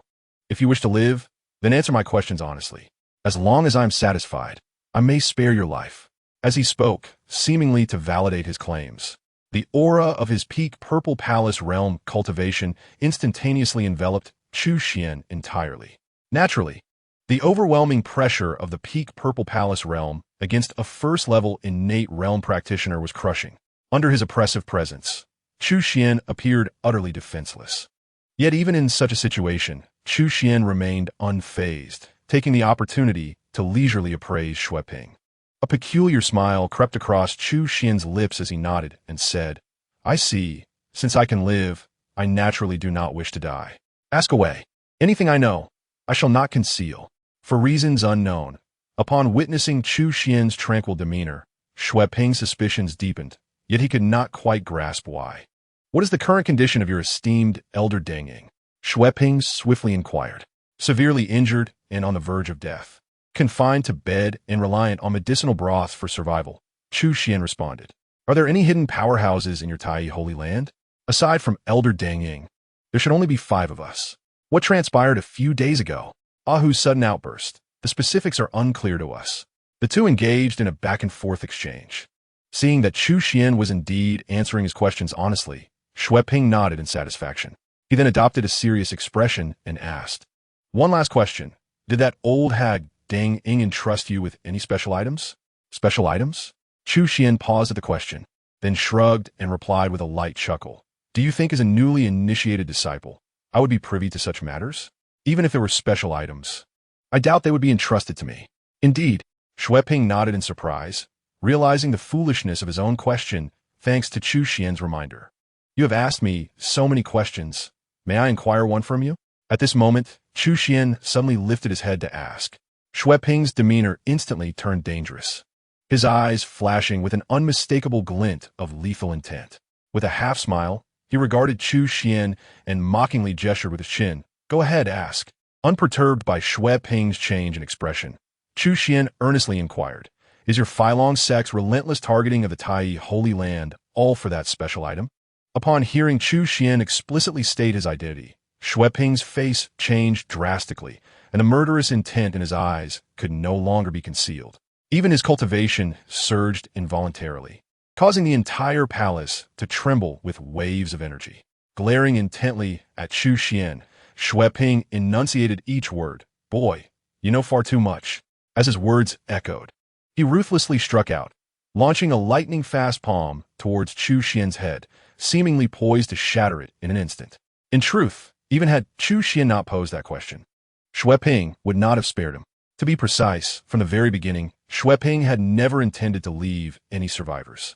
Now that Chu Xuan had seen through his identity, his demise was all but assured. "You have posed so many questions, and I have answered each one. Now, I merely ask you a single question. Yet instead of answering, you resort to violence. Tell me, is that not a bit excessive? Chu Xuan sighed, his calm voice resonating within the hall. Coupled with Xue Ping's menacing demeanor, the entire scene appeared profoundly incongruous. As he observed his hand suspended in midair, Xue Ping's face flushed crimson. Yet, no matter how forcefully he tried, even summoning all his cultivation, he still could not advance even a fraction of an inch. At this moment, it dawned on Xue Ping that he had indeed kicked a steel plate. The look he cast at Chu Xuan could not help but shift. Feeling as though he were being toyed with like a monkey, Xue Ping was consumed by a mix of shame and fury. However, beyond that, there was an undeniable sense of panic rising within him. For even until now, he could not see through Chu Xuan. Chu Xuan gave him the impression of an unfathomable ocean, where the limits remained eternally elusive. Who exactly are you? Xue Ping asked, his voice a blend of intimidation and trepidation. Do you not already know? I am Chu Xuan, a newly initiated disciple of the Tai Holy Land. Chu Xuan shrugged with a smile and responded, Do you take me for a fool? Xue Ping immediately roared in anger. How could a mere novice disciple possess such power? Before he could finish his words, without any warning, Xue Ping's entire cultivation erupted. Instead of charging at Chu Xuan, he shot towards the palace exit like an arrow released from a bow, clearly intending to escape for his life. One must admit, he indeed had some cunning, and his reaction was exceptionally swift. Had it been an ordinary person, he might have actually managed to flee. However, beneath Chu Xuan's watchful gaze, he found no opportunity to do so. Boom! A terrifying aura suddenly spread out, instantly enveloping the entire palace, as if the surrounding space had been forcibly sealed. Chu Xuan raised a hand and pressed downwards, causing Xue Ping to feel an unimaginable oppressive force descend upon him. With a loud thud, he collapsed to the ground. In an instant, he was suppressed, a profound sense of helplessness flooding his heart. Though Xue Ping was at the pinnacle of the Purple Mansion realm, a figure of some repute in the entire Qingyuan prefecture, at this moment, he had no strength to resist. The disparity in power between them was far greater than he had anticipated. Now, can you answer my questions honestly? Chu Xuan approached step by step, soon standing before Xue Ping, looking down at him as he inquired, Tell me, what is your true identity, and what brings you to the Tai Chi Holy Land? In a matter of moments, their positions had reversed completely. Xue Ping's complexion was exceedingly grim. However, he was like a fish on the chopping block, with no room for choice. Naturally, he did not wish to die, so he could only answer obediently, My name is Xue Ping, and I am the Vice Master of the Flying Dragon sect. I have come under the orders of our master to investigate the situation at the Tai Chi Holy Land. Vice Master of the Flying Dragon sect? It seems your sect is quite persistent. A cold smirk appeared at the corners of Chu Xuan's mouth as he continued. What is the special thing you mentioned earlier? I do not know. Xue Ping replied with a bitter smile and a shake of his head. Chu Xuan's gaze suddenly turned icy. Sensing the change, Xue Ping's heart raced, and he quickly exclaimed, I truly do not know. I swear it. However, he added, But I do know one thing. The one who truly desires that item is not our sect master, but someone else. Someone else? Chu Xuan's eyes sharpened. Who? I only heard our master mention it. It said that this person has a significant background, and our master is deeply wary of their identity. I do not know the specifics. Knowing nothing, yet you still dare to waste my time? A murderous intent flickered in Chu Xuan's eyes. Before Xue Ping could plead for mercy, he struck down with a palm, shattering his heart vein. Yet, just as Chu Xuan prepared to summon the Sun True Fire to obliterate the evidence, an idea suddenly struck him. Chapter 54. Trouble. The Vice Master has hanged himself. In the early morning, a disciple of the Flying Dragon sect opened the mountain gate, only to discover a dark figure swaying incessantly at the entrance. Groggily, he lifted his head, and soon, a familiar face came into view. It was none other than their Vice Master, Xue Ping. However, compared to his usual self, his face was now as pale as snow, devoid of any color. Coupled with his cold, stiff body, anyone with sight could tell his current state. The next moment, a piercing scream echoed throughout the Flying Dragon sect. Oh no, the Vice Master has hanged himself. Upon hearing this news, from the elders to the ordinary disciples, everyone was taken aback. The entire sect was thrown into chaos. After all, Xue Ping was no nameless figure. As the Vice Master of the Flying Dragon sect, he held significant sway, second only to the sect leader, Gu Qianhong. Moreover, His cultivation had already reached the pinnacle of the Purple Mansion realm, making him a notable figure even in the vast Qingyuan prefecture. Given time, he might even aspire to become a formidable being in the manifestation realm. His sudden hanging at the entrance of the Flying Dragon sect wielded an astonishing impact. The critical question was whether Xue Ping had committed suicide or had been murdered. If it were the latter, it would undoubtedly be a provocation to the entire Flying Dragon sect, likely leading to a series of ensuing issues. Soon, all the high-ranking elders of the Flying Dragon sect gathered at the scene, led by the sect leader, Gu Qianhong. His face was tense as he glanced at the elder from the punishment hall, inspecting Xue Ping's corpse, and he solemnly asked, "What are the findings?" The elder from the punishment hall took a deep breath before providing the results. Vice Master Xue did not commit suicide. He was killed by someone who shattered his heart vein with a single strike. The assailant's strength is unfathomable. If I am not mistaken, Vice Master Xue had no power to resist at that time. Upon hearing this, everyone present could not help but change their expressions dramatically. After all, Xue Ping was a peak Purple Mansion realm powerhouse, and to have him rendered completely defenseless, what level of strength did the assailant possess? Could it be a being in the manifestation realm? No, even a typical manifestation realm expert would not necessarily wield such power. For a moment, disbelief washed over the crowd. Yet, given that the judgment came from the punishment hall elder, they had no choice but to accept it. Everyone involuntarily turned to sect leader Gu Qianhong. "Master, how should we handle this matter?" Gu Qianhong was not only the leader of the Flying Dragon sect, but also its sole manifestation realm expert. "You need not worry. I will personally handle this matter and ensure a resolution for the deceased Vice Master Xue." Gu Qianhong took a deep breath and spoke emphatically. Others were unaware of Xue Ping's movements the previous night, but he was all too familiar, having personally arranged the task. This was certainly not an intentional plot against Xue Ping. In fact, given Xue Ping's peak Purple Mansion realm cultivation and his exceptional skills in stealth, this task should have posed no danger to him. After all, there were only a few individuals in the Tai Chi Holy Land, and the only one capable of threatening Xue Ping, the Grand Elder Dang Ying, was currently gravely ill, even if she had discovered him. Xue Ping's prowess would have allowed him to escape unscathed. What should have been a nearly foolproof mission had now gone awry. Xue Ping had not only been killed by someone, but had also had his body hung at the entrance of the Flying Dragon sect. This was undoubtedly a provocation and an insult to the entire sect. As the leader of the Flying Dragon sect, Gu Qianhong could not simply swallow this grievance. Who could have killed Xue Ping with a single strike, rendering him utterly defenseless? If Dang Ying were at her prime, perhaps she might possess such strength, but now, she was certainly incapable of such a feat. Over the years, she had devoted herself tirelessly to maintaining the Tai Chi Holy Land, having endured countless battles, and her body was already utterly exhausted. Merely surviving to this point was a testament to her resilience. Could it be that the Tai Chi Holy Land harbored other powerful beings? At this thought, Gu Qianhong could not help but change his expression. Although he believed that the Tai Chi Holy Land had reached a point of desperation, with no hidden powers remaining, one could never be too cautious in such matters. The Tai Chi Holy Land, once the unrivaled immortal lineage of the Eastern Wilderness, still possesses a lingering grandeur. As the saying goes, a skinny camel is still larger than a horse. Who can guarantee they are entirely bereft of resources? A formidable adversary lurks in the shadows, now setting sights on their Flying Dragon sect, which has rendered Gu Qianhong restless and uneasy. This matter must be resolved swiftly. Observing the alarmed expressions of those around him, Gu Qianhong's conviction only deepened.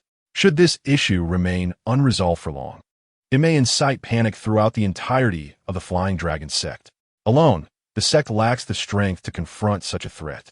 However, the Flying Dragon sect is not a mere minor faction. It has powerful allies backing it.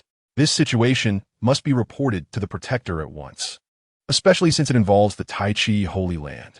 Perhaps Xue Ping had uncovered something which led to his demise. Gu Qianhong hastily issued a few instructions before departing the sect in haste. At that very moment, not far off, Chu Xuan's lips curled into a faint smile. The act of hanging Xue Ping's corpse at the Flying Dragon sect was indeed his doing. Yet, his intention was not to provoke. On one hand, he found such antics beneath him, and on the other, the Flying Dragon sect hardly warranted such attention. His true purpose was to stir the grass and startle the snake. The results thus far have proven quite effective. He was eager to uncover who stood behind the Flying Dragon sect. A glint of subtle ferocity flashed in Chu Xuan's eyes. Having decided to remain within the Tai Chi Holy Land, he wished to avoid being watched incessantly, rather than remain in a state of perpetual vigilance. He preferred to eradicate the source of the threat once and for all. With his current strength, even facing a peak law manifestation realm powerhouse would not instill fear in him, especially after successfully refining the divine weapon, the Thunder Spirit Spear, which had emboldened him further. He promptly employed his movement technique, trailing behind Gu Qianhong with an unhurried demeanor. The two swiftly left the influence of the Flying Dragon sect, heading eastward. In the blink of an eye, they traversed over 1,000 miles. Upon reaching a gorge, Gu Qianhong suddenly halted. Chu Xuan, who followed closely, raised an eyebrow, immediately suppressing his aura to the utmost. However, Gu Qianhong seemed to sense something amiss. With a grim expression, he turned to confront the unseen pursuer, his tone cold as he spoke. "Why not reveal yourself, having followed me all this way?" Chu Xuan remained unfazed, his composure unwavering. Gu Qianhong's countenance darkened further. A sweep of his divine sense revealed no signs of life around him. This could only indicate one of two possibilities. Either he was truly alone, or the presence he sensed was far beyond his own capabilities. Though he wished for the former to be true, he understood with certainty that it was the latter. In a predicament, Gu Qianhong found himself caught between two fates. Advancing would undoubtedly play into his adversary's hands. Although he was still unclear about the exact nature of the plot, he suddenly realized that everything since the morning had likely been orchestrated by the unseen foe. Retreating to the sect was equally daunting, as it could spell disaster for the Flying Dragon sect. He could neither advance nor retreat. Feeling akin to being trapped between a wolf and a tiger, a sensation that filled him with great distress. Taking a deep breath, he decided to sit cross-legged, channeling the spiritual energy of heaven and earth to replenish his waning cultivation. After all, not everyone possesses a dantian as extraordinary as Chu Xuan's, which could restore energy even faster than it could be expended. Though the formidable law manifestation realm practitioner, the long journey had taken its toll on Gu Qianhong's cultivation. As he gradually regained his strength, Chu Xuan felt a pang of irritation. His concern was not for Gu Qianhong's recovery, but rather for the latter's apparent intent to linger indefinitely at this spot, which was the source of his annoyance. Chu Xuan had no desire to waste time here with Gu Qianhong. If the latter intended to stay for half a month, would he also remain hidden for that duration? What a waste of opportunities. Clearly, he should not underestimate others in the world. Chu Xuan reminded himself, and then, without further delay, he stepped forward into view. The moment Chu Xuan revealed himself, Gu Qianhong's body tensed, and he sprang to his feet as if targeted by a fearsome beast. An indescribable sense of danger enveloped him, causing the hairs on his body to stand on end. To describe it in a word, it felt like a thorn in his back. No longer focused on recovering his cultivation, he immediately summoned all of his strength for protection. Upon seeing Chu Xuan's remarkably youthful visage, Gu Qianhong's pupils widened in disbelief, his face contorting with incredulity. He had anticipated that the hidden figure was an ancient remnant of the Tai Chi Holy Land, aligning with his previous conjectures. However, upon Chu Xuan's emergence, all of his assumptions crumbled. Such youth, resembling an ordinary disciple of the Flying Dragon sect, was far beyond his expectations. "Who exactly are you?" Gu Qianhong inhaled deeply, suppressing his shock, and posed the same question Shui Ping had asked. Yet, Chu Xuan showed little interest in answering. "You need not concern yourself with my identity. Simply tell me who stands behind you," he inquired with a placid demeanor. Hearing this, Gu Qianhong's heart tightened involuntarily. Connecting it to Shui Ping's mission from the previous night, he quickly understood and gritted his teeth, declaring, "Shui Ping was indeed slain by you." Chu Xuan was momentarily taken aback by the accusation, but did not deny it. Instead, he nodded in acknowledgement. "Indeed, Shui Ping met his end at my hands. If your vice sect master is dead, what do you think will happen to the Flying Dragon sect if you meet a similar fate?" Such arrogance. Gu Qianhong's expression darkened at Chu Xuan's words. "You managed to kill Shui Ping only because he was unprepared. I, a dignified law manifestation realm powerhouse, am not to be compared with him." Though he felt constrained before Chu Xuan, Gu Qianhong still possessed a fundamental confidence in his abilities. Even if he were not a match for Chu Xuan, he refused to believe he lacked the means for self-preservation. Moreover, he was not alone. "Come forth." Without further ado, Gu Qianhong clapped his hand against the spirit beast pouch at his waist. The pouch opened, and with a resounding roar, an enormous shadow erupted forth. The immense figure swiftly coiled in midair, exuding an overwhelming aura. It was a jet-black beast, a true dragon. A dragon? Upon witnessing the colossal silhouette, Chu Xuan's eyes gleamed with surprise. This dragon had clearly reached the level of a great demon, its power rivaling that of a law manifestation realm expert among humans. Compared to the sheep demon he had hunted previously, this dragon's might was likely even greater. After all, the Jiaolong is considered a member of the dragon lineage, albeit a mixed one, yet it far surpasses ordinary demonic beasts. It seems that it is indeed the one that has discovered me. A thought crossed Chu Xuan's mind, leading to a quick deduction. Given Gu Qianhong's strength, he should not have been able to detect his presence. Otherwise, he would not be sitting idly in place. Conversely, a creature like the Jiaolong possesses extraordinary spiritual awareness, endowed with some mystical and exceptional innate abilities. Indeed, Gu Qianhong did not deny this fact, stating that it is the guardian beast of our flying dragon sect, meticulously nurtured for hundreds of years, and even the name of our sect originates from it. Although your strength is formidable, against our combined forces, you may find it difficult to prevail. You still have time to leave. Gu Qianhong fixed his gaze on Chu Xuan, his tone rigid and cold. Naturally, he was unwilling to take risks against an unknown powerful figure in the law manifestation realm. Moreover, the more significant reason was that he had already seen Chu Xuan's appearance, and he could easily rely on the power behind him to deal with Chu Xuan. At that point, he would have to do nothing to exact his revenge. However, such thoughts could hardly escape Chu Xuan's keen perception. Chu Xuan chuckled lightly, shaking his head. If you were to summon a true dragon, I might have some reservations, but a mixed-blood Jiaolong is no different from an ordinary beast to me. Roar! Upon hearing Chu Xuan's words, before Gu Qianhong could respond, the Jiaolong erupted in fury. As a great demon, it could easily rival a powerful figure among humans in the law manifestation realm. It was certainly not an unintelligent beast. How could it endure such disparagement from Chu Xuan, wishing only to tear him to shreds immediately? With a fierce glare, its entire body exuded a chaotic aura, and it lunged fiercely towards Chu Xuan. Seeing the Jiaolong take the first strike, Gu Qianhong could not remain an onlooker. Although he felt infuriated, his reaction was remarkably swift.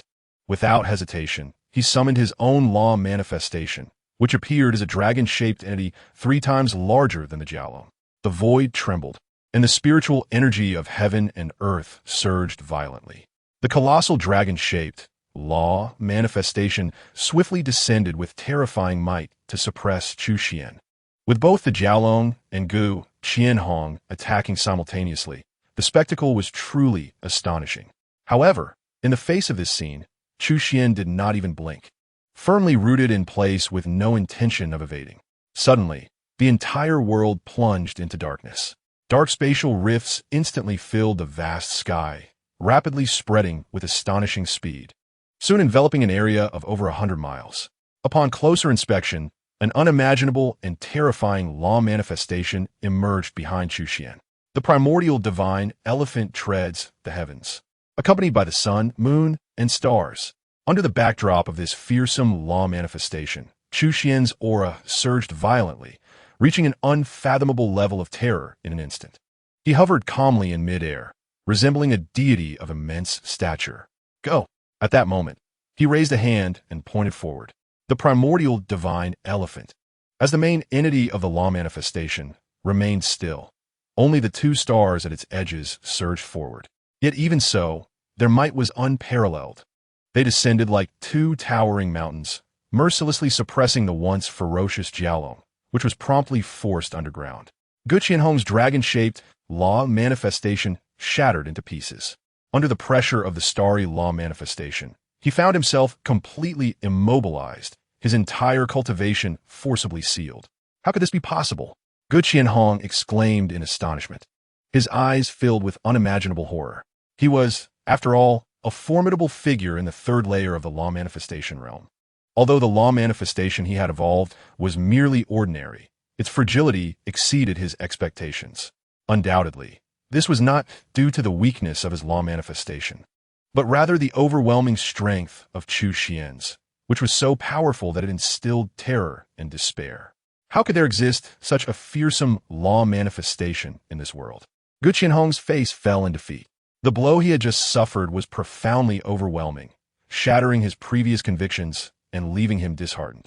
Faced with such a vast disparity, even though he was reluctant, he had no choice but to bow his head. I can divulge everything to spare the Flying Dragon sect. After a moment, he raised his head, speaking with great difficulty. Certainly, Chu Xuan nodded. What we seek is a key to unlock a secret realm. As for the specifics of this secret realm, I am not entirely sure. From start to finish, we have merely acted upon orders. The reason for designating the Flying Dragon sect likely stems from a desire to avoid drawing too much attention.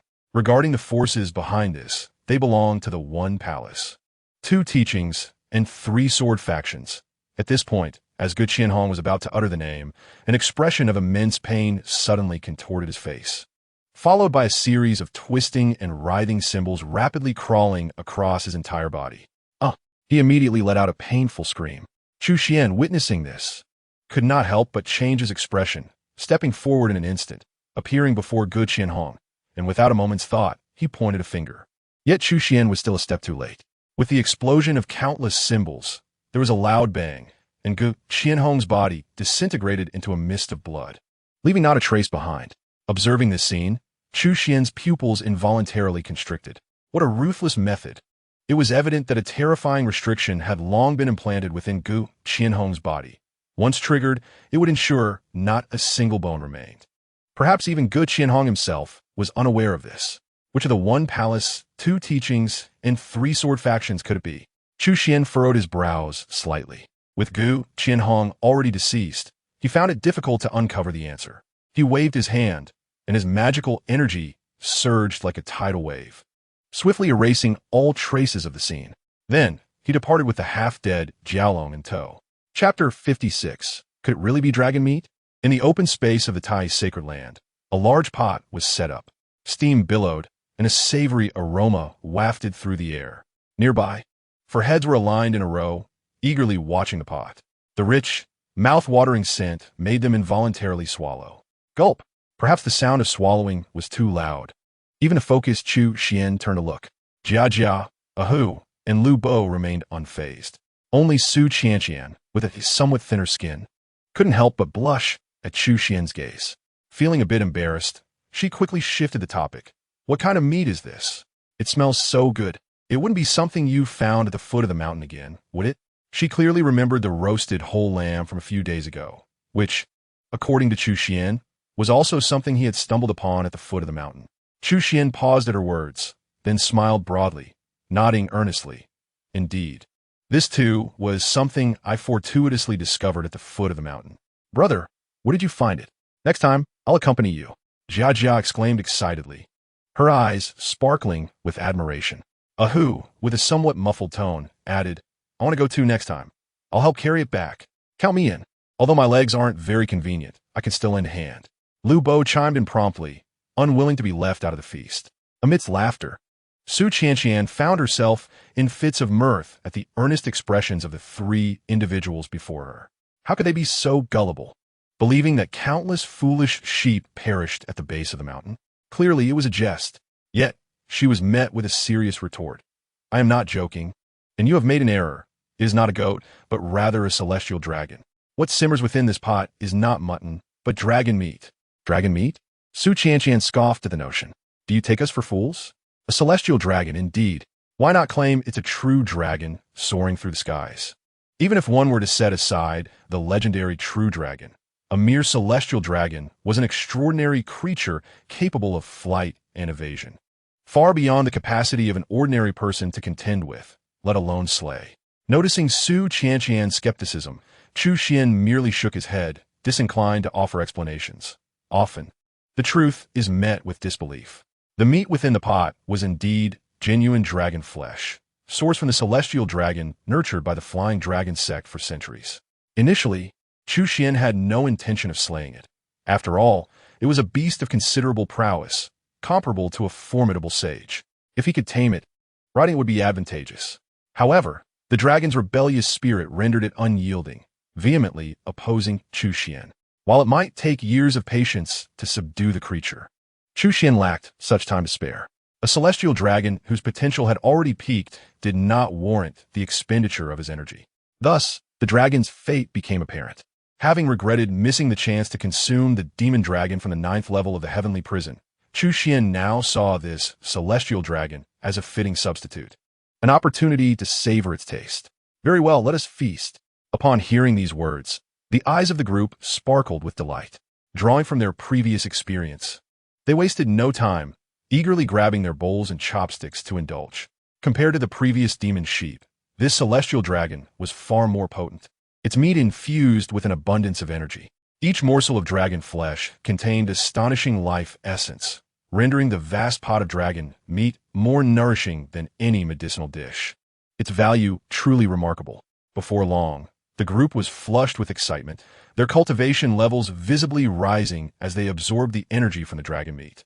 The weakest among them, Jia, swiftly broke through, ascending from the 5th to the 6th level of body refinement, with further growth on the horizon. The body refinement realm, a standard level for ordinary warriors in Tiannan, spans from the 9th rank to the 1st Grandmaster, corresponding to the 1st to 9th levels of body refinement. In contrast to Tiannan's detailed classification, the Eastern Wilderness was notably simpler, reflecting the differing circumstances of the two regions. Regardless of the categorization of realms, the essence remained the same. Jiaji's achievement at her age highlighted her commendable talent in cultivation.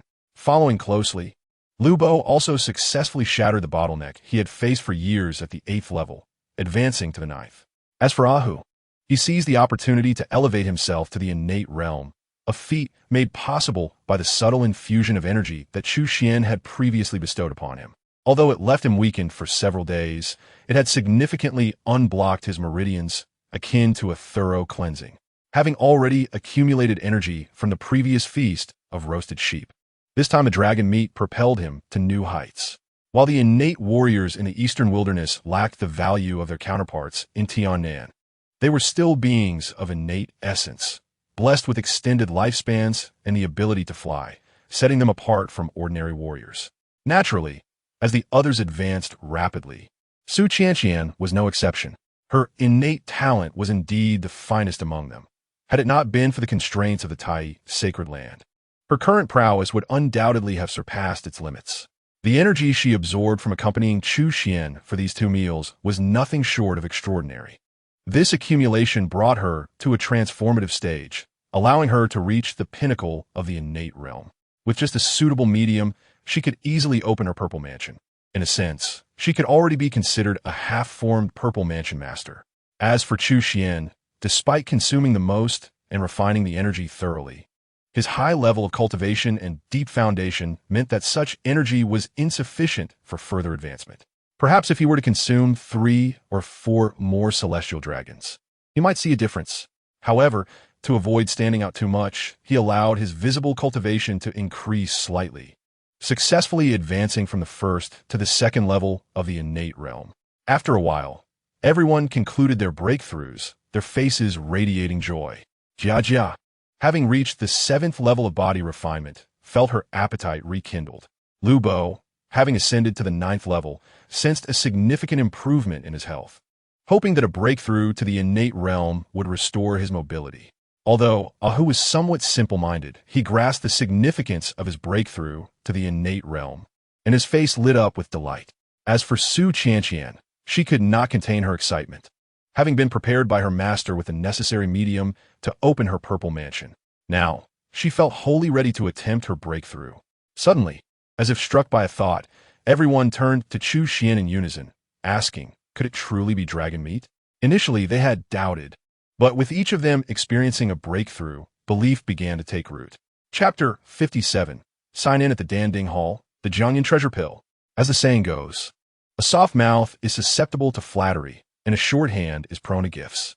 After 2 sumptuous feasts, the members of the Tai Sacred Land found themselves thoroughly swayed by Chu Xuan. This not only facilitated his integration into the sacred land, but also significantly enhanced their fondness for him. However, such high regard could sometimes lead to complications. Jia frequently implored Chu Xuan to accompany her down the mountain to hunt, leaving him exasperated. Ahu occasionally requested Chu Xuan's company for martial practice, worrying that a moment of distraction might result in grave consequences. Meanwhile, Su Qianqian, having successfully advanced to the Purple Mansion realm, became increasingly exuberant, often visiting to offer unsolicited guidance to Chu Xuan. Chu Xuan longed to reveal his true prowess to this spirited girl, hoping to impart the wisdom of humility and the existence of realms beyond her comprehension. Yet, considering the lengthy period he would spend at the Tai sacred land, he ultimately dismissed the thought and allowed her to revel in her temporary superiority. What irked him further was her newfound authority. She insisted on supervising his progress in the Jade Toad treasure record, under the pretense of urging him to improve. Yet during this time, he was wholly engrossed in the study of the Tai Golden Chapter, an unparalleled tome, leaving him little interest in the rudimentary techniques of the Jade Toad treasure record. In all honesty, he had long forgotten the latter. Ultimately, overwhelmed by her persistence, Chu Xuan sought refuge in distance. Danding Hall. This palace, established halfway up the mountain by the Tai sacred land, served a singular purpose as a venue for the refinement and storage of elixirs.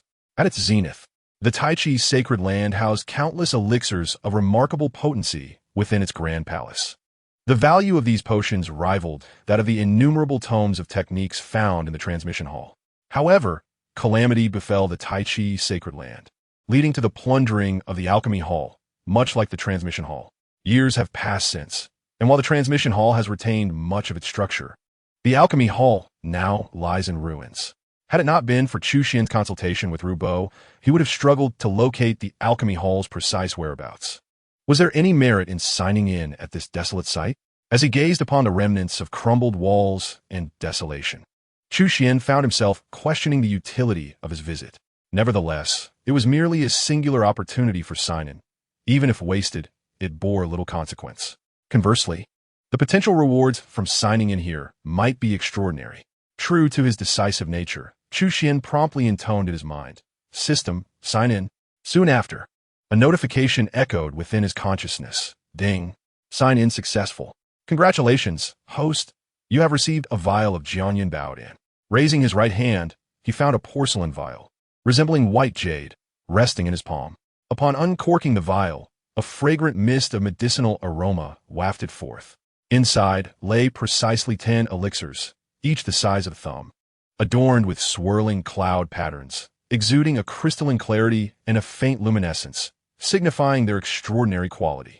Information regarding Jianyun Baodan quickly surfaced in his mind. Ordinary elixirs are categorized from 1 to 10 based on efficacy and quality. Jianyun Baodan ranks as an 8th-tier elixir, undoubtedly considered one of the most precious among high-grade potions. This is indeed the case, as the crafting of Jianyun Baodan demands stringent requirements, with even many advanced alchemists struggling to master its formulation. Only those distinguished alchemists with exceptional skills can confidently concoct this elixir.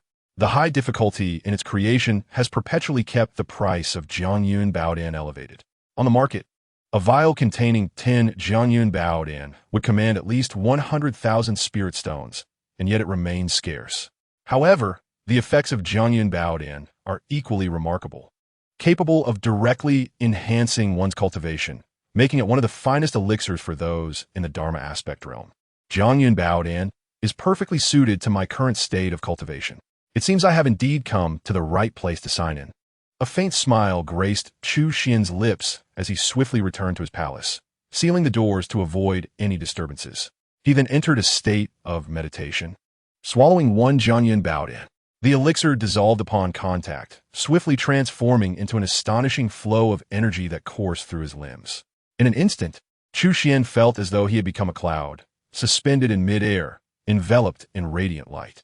Yet, he did not fully succumb to the enchanting effects of Jianyun Baodan.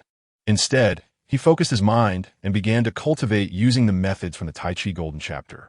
The errant energies of the elixir were quickly refined and absorbed, and as the cycle continued, this energy was rapidly converted into mana, merging into the ocean of mana within his dantians.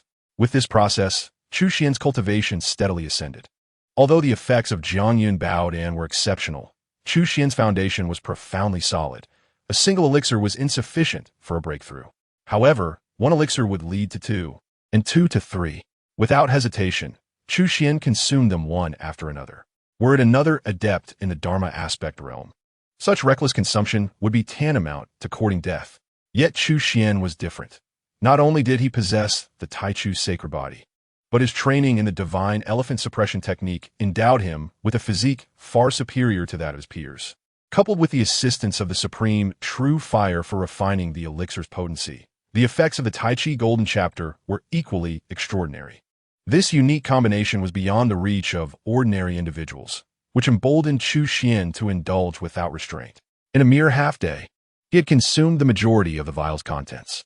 As a result, his cultivation successfully broke through the bottleneck of the 6th level of the Dharma aspect realm, ascending to the 7th level.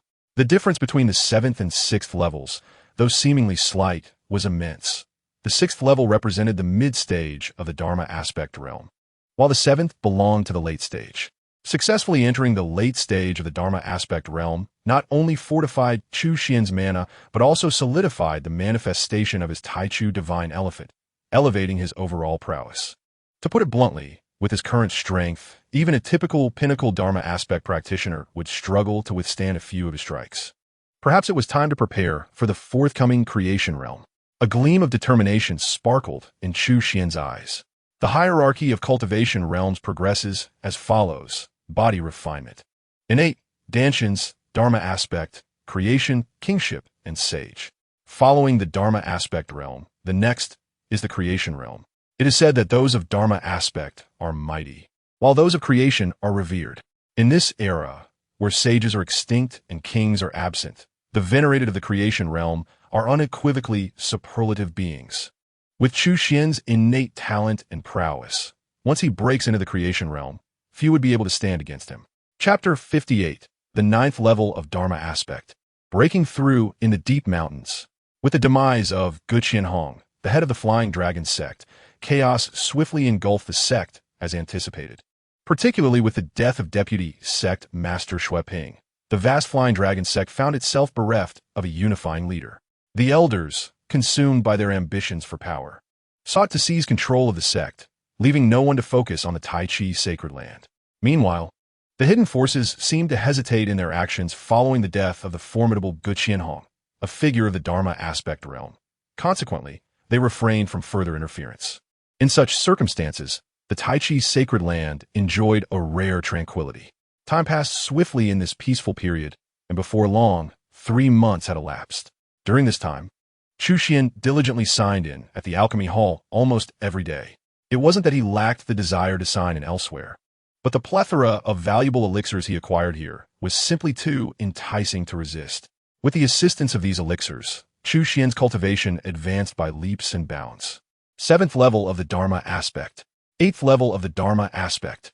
9th level of the Dharma aspect. Soon, he achieved a remarkable breakthrough, reaching the pinnacle of the 9th level of the Dharma aspect realm. At this juncture, his cultivation surpassed that of the Grand Elder of the Tai Chi sacred land, Deng Ying. Of course, this comparison solely pertains to cultivation level. In terms of mana, physique, and divine abilities, Deng Ying would find it challenging to compete with the current Chu Xuan. To speak frankly, even if Deng Ying were to regain his full strength, he would likely be unable to withstand 3 of Chu Xuan's strikes. After another half-month of relentless refinement, Chu Xuan's cultivation had seemingly reached its limit. This state is often referred to as the apex of the Dharma aspect realm. At this point, barring a miraculous breakthrough, further progress would be exceedingly difficult. Before him lay a singular goal: to strive towards the creation realm. The breakthrough into the realm of creation does not necessitate external assistance. It merely requires a sufficient personal accumulation to attempt such a feat as for Chu Xuan's accumulation. While it may not be said to have no predecessors or successors, he is certainly unparalleled among cultivators of his rank. After all, his purple mansion space is thousands of times larger than that of an ordinary cultivator, and this alone is enough to set him leagues apart from the rest. Naturally, Chu Xuan refrained from attempting a breakthrough within the sacred land of Tai. After all, the uproar he caused when he ascended to the Dharma aspect realm in Tian-Nan was quite significant. And it goes without saying that the commotion surrounding a breakthrough into the realm of creation would be even more pronounced. Should he dare to break through within the sacred land, it would undoubtedly attract the attention of its inhabitants. Minor matters could be brushed aside with some pretext. But this was clearly not a trivial matter, as the denizens of the sacred land were not fools. Moreover, Chu Xuan suspected that many were covertly observing the sacred land. If he were to break through there, it would inevitably draw their gaze, potentially leading to a series of complications that would disrupt the tranquility of the sacred land, a scenario he wished to avoid. Thus, he resolved to seek a location outside the sacred land for his breakthrough. Chu Xuan had already chosen a site, the endless mountains behind the sacred land, where he had previously hunted sheep demons. This range stretched for thousands of miles, characterized by dense forests and sparse human presence, teeming with beasts, which made it inaccessible to ordinary people. More importantly, the spiritual energy of heaven and earth there was exceptionally abundant, disregarding the dangers. It was indeed an ideal location for a breakthrough. As for the potential threats, Chu Xuan's strength rendered them negligible. After making the necessary preparations, he informed Su Qianqian that he would be away for a few days, and then he departed the sacred land alone. There are advantages to solitude, particularly in terms of management, which is far more lenient compared to the numerous rules of larger sections. Even the elders and higher-ups are bound by regulations, making it difficult to act freely. Once Chu Xuan left the sacred land, he immediately employed his movement technique, soaring into the sky, rapidly making his way toward the endless mountains. To prevent unforeseen circumstances, he sprinted 1,000 miles into the depths of the mountains. His swift passage naturally attracted the attention of many beasts and birds, including some formidable demon creatures. Chu Xuan showed no mercy. He struck down every beast that crossed his path, leaving a trail soaked in blood. Although the cultivated beasts were ferocious and bloodthirsty, they were not devoid of intelligence. Under the onslaught of Chu Xuan's slaughter, the remaining creatures were swiftly intimidated, realizing that a fearsome presence had entered their domain, and they retreated in panic. After a thorough selection, Chu Xuan soon identified a gorge as his chosen breakthrough site. For the spiritual energy there was the most concentrated. If he was not mistaken, a spiritual vein was likely hidden beneath the gorge. Such a treasure could not be unclaimed. The moment Chu Xuan stepped into the gorge, a terrifying serpent, dozens of feet long, emerged, its head raised high. "Human, this is my territory. Leave if you wish to live." The serpent, a striking emerald hue, spoke in human tongue, its enormous eyes fixed on Chu Xuan, radiating a chilling malevolence. It was evidently a seasoned demon. In terms of power, it could rival mid-stage Dharma aspect cultivators. How dare a mere serpent claim kingship? A cold glint flashed in Chu Xuan's eyes. He raised his right hand, and the Thunder Spirit spear materialized in his palm, crackling with arcs of electricity. With a piercing sound, the spear shot forward like a bolt of lightning. The action infuriated the monstrous serpent. "You seek death," it hissed, unleashing a torrent of demonic energy as its massive body lunged toward Chu Xuan. With a thunderous crash, the Thunder Spirit spear collided with the serpent. The ferocious power of lightning clashed violently against the ominous demonic energy, creating a terrifying wave of energy that reverberated in all directions, shaking the very earth. For a moment, it seemed as though they were evenly matched, but this balance was merely an illusion. Chu Xuan pressed forward, mobilizing his vast consciousness. In an instant, the Thunder Spirit's spear burst forth, the might of the divine weapon unleashed, piercing through the layers of demonic energy and driving directly through the colossal serpent. The serpent's eyes widened in disbelief, yet its massive body fell uncontrollably to the ground with a heavy thud, soon breathing its last. With a wave of his hand, Chu Xuan stored the serpent's corpse in the storage ring he had acquired earlier, intending to savor the taste of serpent stew later. This place was indeed remarkable. As he ventured deeper into the gorge, he discovered that the spiritual energy was even more abundant, truly a hidden gem. It was no wonder the serpent was unwilling to relinquish it. Alas, it ultimately failed to protect its life. Chu Xuan did not prepare for an immediate breakthrough. Instead, he fully mobilized his cultivation. The terrifying Dharma aspect manifested behind him, exuding a tangible pressure that pervaded the gorge. A chilling wave of energy surged outward, reminiscent of monstrous waves crashing upon the shore. "Leave at once if you value your life." Chu Xuan's icy voice resonated through the air. Countless beasts trembled in fear, particularly upon realizing that the once dominant serpent lay slain. In an instant, the creatures fled in terror, abandoning the gorge. Within less than half an hour, Not a single cultivated beast could be seen within 100 miles. After scanning the area with his consciousness and confirming that nothing was amiss, Chu Xuan nodded in satisfaction. For these bloodthirsty beasts, reasoning was futile. Only overwhelming power could compel their submission. What would unfold in the future was of little concern to him. However, during his breakthrough, this region must remain undisturbed. In the depths of the gorge, silence reigned. Chu Xuan sat cross-legged atop a large stone. As he activated his sacred body, his formidable aura surged, instilling fear in those who beheld him. Soon, the terrifying Dharma aspect materialized behind him, casting an imposing shadow over the gorge. The Taichu divine elephant seemed to emerge from the boundless void, rendering the sun, moon, and stars dim in its presence. Now, far from the sacred land, in this wild mountain expanse, Chu Xuan had no need to restrain himself, fully unleashing the power of his Dharma aspect. Amidst the primordial divine image, a rhythmic inhalation and exhalation reverberated through the air, causing the very fabric of this realm to tremble subtly. An overwhelming oppressive force, sending shivers down the spine, swiftly radiated outward. The spiritual essence of the surroundings, the ethereal energy from the mountains and forests, the vital currents beneath the earth, and the celestial energies drifting in the void, all converged frantically, akin to a torrent rushing towards a focal point. In mere moments, the concentration of this celestial energy in the gorge reached an astonishing magnitude. In such an environment, Chu Xuan found his cultivation efforts remarkably efficient, swiftly ascending to the pinnacle of his abilities, replenishing the slight depletion from his recent battle.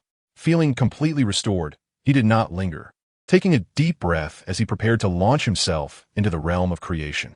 To breach the realm of creation, the crux lies in comprehending the fundamental principles. The understanding of these principles distinguishes the realm of creation from that of the Dharma aspect. Only by grasping and assimilating these profound truths can one successfully transcend into the realm of creation. But what are these principles? They represent one of the most fundamental forces in existence, or rather, they encapsulate the essence of a power brought to its utmost expression. The principles of wind, rain, space, earth, speed, and death, among countless others, exist in abundance. Each manifestation of power harbors its own principle. However, genuinely comprehending a principle is no simple feat. Mastery of these principles is even more arduous, let alone fully integrating them into oneself. Thus, throughout history, few have succeeded in breaking through to the realm of creation, particularly among ordinary practitioners. Yet, for Chu Xuan, his extraordinary qualities set him apart from the average cultivator. Possessing the primordial sacred body, he had already fully integrated 3 of the 5 sacred bodies, with only the spirit wood and sharp metal bodies remaining. Consequently, he innately wielded the principles of water, fire, and earth. Should he choose, he could effortlessly utilize these principles to breach the realm of creation, and the process would present no challenge whatsoever. Yet, Chu Xuan refrained, for he had a superior option, the principle of strength derived from the divine elephant suppression technique. In contrast to the recently encountered Tai Golden Chapter, Chu Xuan had acquired the divine elephant suppression technique long ago in Tiannan, having cultivated it for over a decade, achieving a far deeper understanding. In truth, after a decade of practice, Chu Xuan's physical prowess was on par with his cultivation level. In other words, even without relying on his cultivation, his corporeal strength rivaled that of his contemporaries. The divine elephant suppression technique is an unparalleled art focused on physical cultivation, following the path of strength. Once mastered to its zenith, it grants the wielder the power of the divine elephant, capable of subduing all foes. Although Chu Xuan had yet to reach the pinnacle of the divine elephant suppression technique, his mastery of strength had reached an astonishing level. The principle of strength may sound ordinary, yet it is, in fact, one of the most formidable principles in existence. Strength embodies the ultimate expression of martial prowess. Thus the saying, one force can break myriad laws. Regardless of the myriad transformations and divine abilities, they can all be vanquished by sheer strength.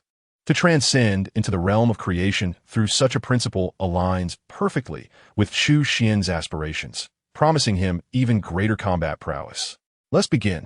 Taking a deep breath, determination flickered in Chu Xuan's dark eyes as he fully activated the divine elephant suppression technique. In an instant, his body seemed to transform into countless particles, totaling 840 million. Each particle awakened, resembling a chorus of mighty elephants roaring in unison. The simultaneous roar of 840 million elephants unleashed an unimaginable torrent of power. Chu Xuan had already comprehended and mastered the principle of strength. Now, all that remained was to fully integrate it into his being. This integration required not only merging with his body, but also with his magical energy and Dharma manifestations. Integrating the principle into the body would forge a body of creation, significantly enhancing physical attributes and accelerating the healing process. Even severed limbs would no longer pose a serious problem, for they could be restored through the power of creation. Integrating the principle into magical energy would transmute it into creation energy.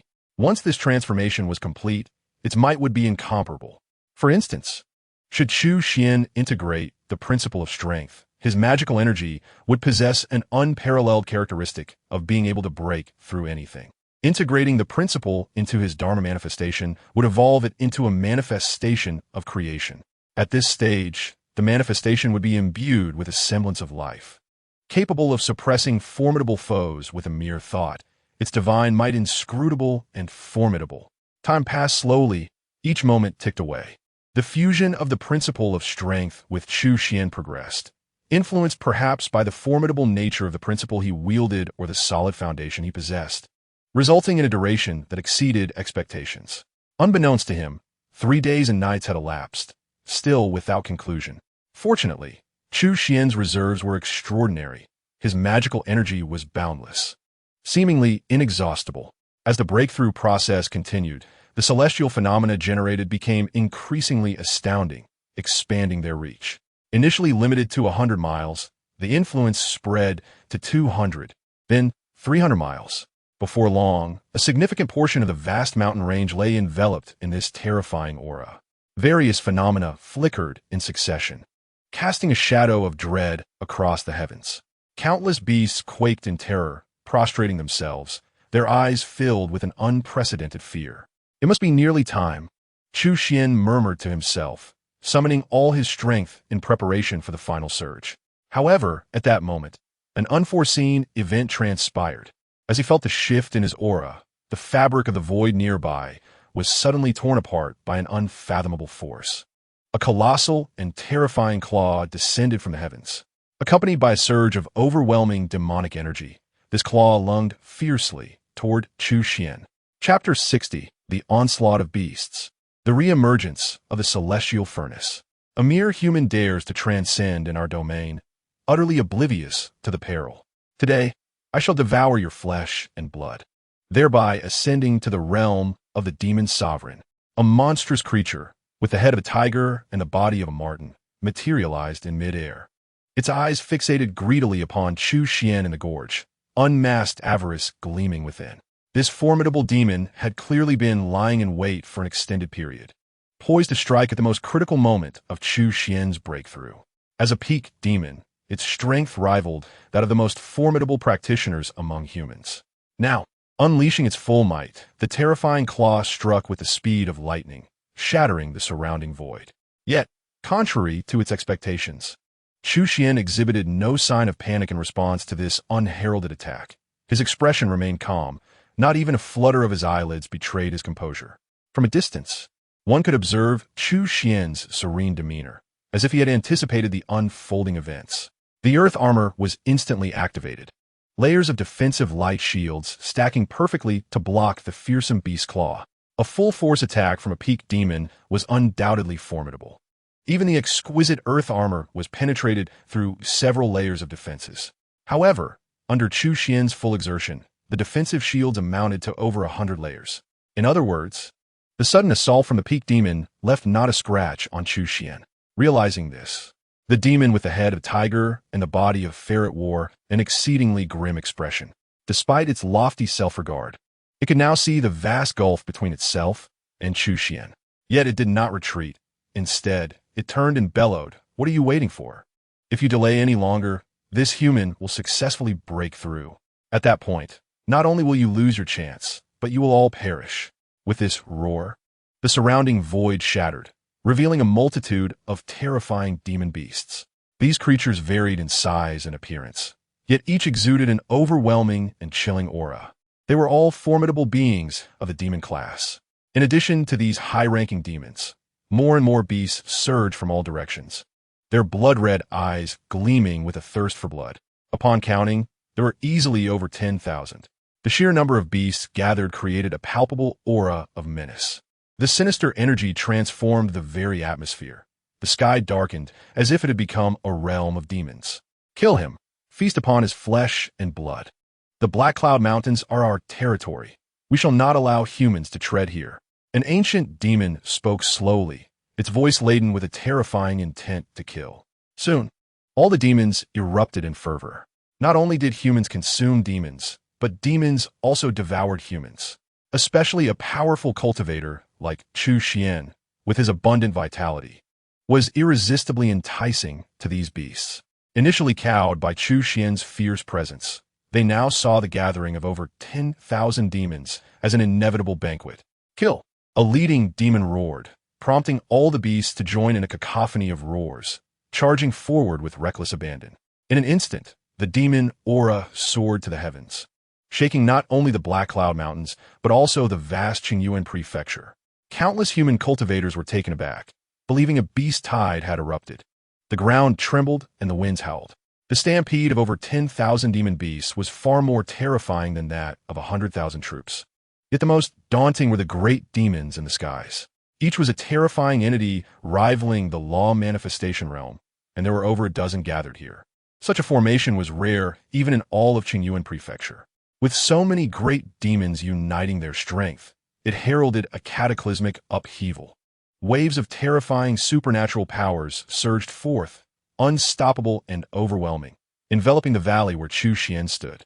Now, it is indeed time, Chu Xuan murmured to himself.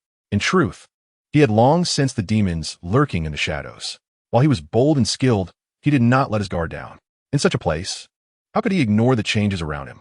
With the strength of his divine awareness, only a handful of demons could elude his probing. Even among the few with exceptional talents, they were still a rarity. However, Chu Xuan did not rush to act. He feigned ignorance, allowing more demons to gather around him. As he beheld the horde charging forth, with a dozen great demons joining the fray, he felt no panic. Instead, a cold smile crept upon his lips.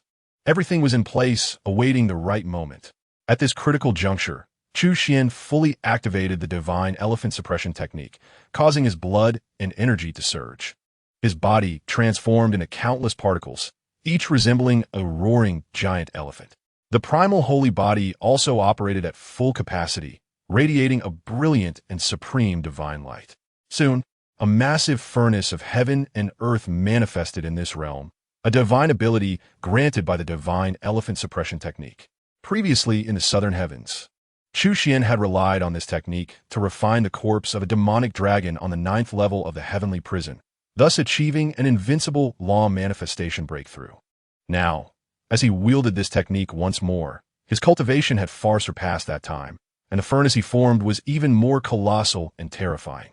In an instant, the thousands of rampaging demon beasts below and the dozens of sky-reaching great demons were enveloped within the furnace. Terrifying flames ignited, as Chu Xuan clearly aimed to refine these thousands of beasts, converting them into resources for his advancement. Just as the demons plotted against his flesh, Chu Xuan schemed against them, each testing the other's patience and skill. But the great demons quickly sensed danger and began to resist fiercely, instinctively attempting to flee. At this moment, Chu Xuan summoned forth his law manifestation. The power of the invincible law manifestation was evidently beyond what they could contend with in their hasty retreat. Soon, the dozen great demons were forcefully suppressed. An immense ocean of magical energy surged forth, intensifying the flames of the furnace. With the aid of the supreme divine flame of the true sun fire, one beast after another was forcibly refined, transforming into pure life essence, flowing into Chu Xuan's body like a river of white light. As this process unfolded, the aura emanating from Chu Xuan surged upward at an astonishing rate. He was drawing ever closer to breaking through to the creation realm. Chapter 61. A Tenfold Disparity, the legendary iron-eating beast? The furnace of heaven and earth operated at full capacity, refining one demon beast after another. The flesh and bones of these creatures rapidly transformed into pure life essence. As more and more life essence was absorbed by Chu Xuan, his life level continually advanced. As he neared the creation realm, the aura surrounding him became increasingly formidable. Chu Xuan's power grew, and the might of the furnace intensified, making it ever more challenging for the remaining demon beasts to resist. Undoubtedly, this was a process where the strong grew stronger and the weak grew weaker. As time passed, the chances of escape for the demon beasts dwindled. In truth, had they been able to unite and collaborate from the very beginning, Chu Xuan might not have been able to trap them all. Unfortunately, there are no what-ifs. Despite their overwhelming numbers, these demons acted like scattered sand, and in the end, not a single one managed to escape. Several hours later, the multitude of ordinary demonic beasts had been completely refined, leaving only a dozen or so extraordinary great demons struggling in their last throes. Indeed, they were struggling. At this juncture, their previous arrogance and ferocity had vanished entirely. Each appeared akin to a toothless tiger, transformed into a pitiful, sickly cat. As they resisted the relentless onslaught of the heavenly furnace, their demonic power had been nearly depleted. Under the incessant pressure from the colossal particles, their resistance grew increasingly feeble. Soon, even these great demons approached the brink of exhaustion. The first to succumb was a rhinoceros-like great demon. As the fierce flames loomed toward it, it could no longer contain its panic. "No, I surrender. Spare my life. I beseech you. I am willing to serve you as my master," it cried in alarm, faced with the specter of death. Even a great demon must lower its proud head. Yet, Chu Xuan remained indifferent. Under the merciless incineration of the heavenly furnace, the rhinoceros demon's form swiftly disintegrated. Like the ordinary beasts before it, its flesh and blood were transformed into pure life essence, continuously flowing into Chu Xuan's body, fortifying his advancement. The demise of the rhinoceros demon was merely the beginning. Soon, it was the turn of the other great demons. As the number of remaining beasts dwindled, the power of the heavenly furnace became increasingly concentrated, forcing them toward the end of their lives. Some of the great demons, like the rhinoceros, crumbled and pleaded for mercy. Others raved and cursed in desperation. Still others resigned themselves to their fate, waiting for death. Regardless of their final choice, their fates were ultimately the same. The massive forms of the demons shattered one after another, transforming into an astonishingly copious stream of life essence that surged into Chu Xuan. In terms of quality, these beasts could not be compared to the dragon corpse from the 9th level of the heavenly prison, yet in quantity, they surpassed it significantly. With over 10,000 demonic beasts, including a dozen great demons, the life essence extracted far exceeded that of the dragon corpse. This brought immeasurable aid to Chu Xuan. With a resounding explosion, his blood and qi finally reached their zenith, soaring to the heavens and shaking the stars. This time, not only did Qingyuan Prefecture tremble, but countless powerful beings across the eastern wasteland opened their eyes in astonishment. In their gazes lay an undeniable shock. Harnessing such unimaginable power, Chu Xuan finally crossed that threshold, ascending to the realm of creation. From this moment forth, he became a respected master of creation. Along with this, the profound essence of strength transitioned from its initial stage to a minor completion. The stages of profundity are distinctly defined: initiation, minor completion, major completion, and perfection, with each realm exhibiting vast differences from the others. Typically, a cultivator requires decades, if not centuries, to refine their understanding to reach minor completion in the realm of creation. However, Chu Xuan's accumulation was astonishing. He had just broken through, and yet his profound essence of strength had directly attained minor completion.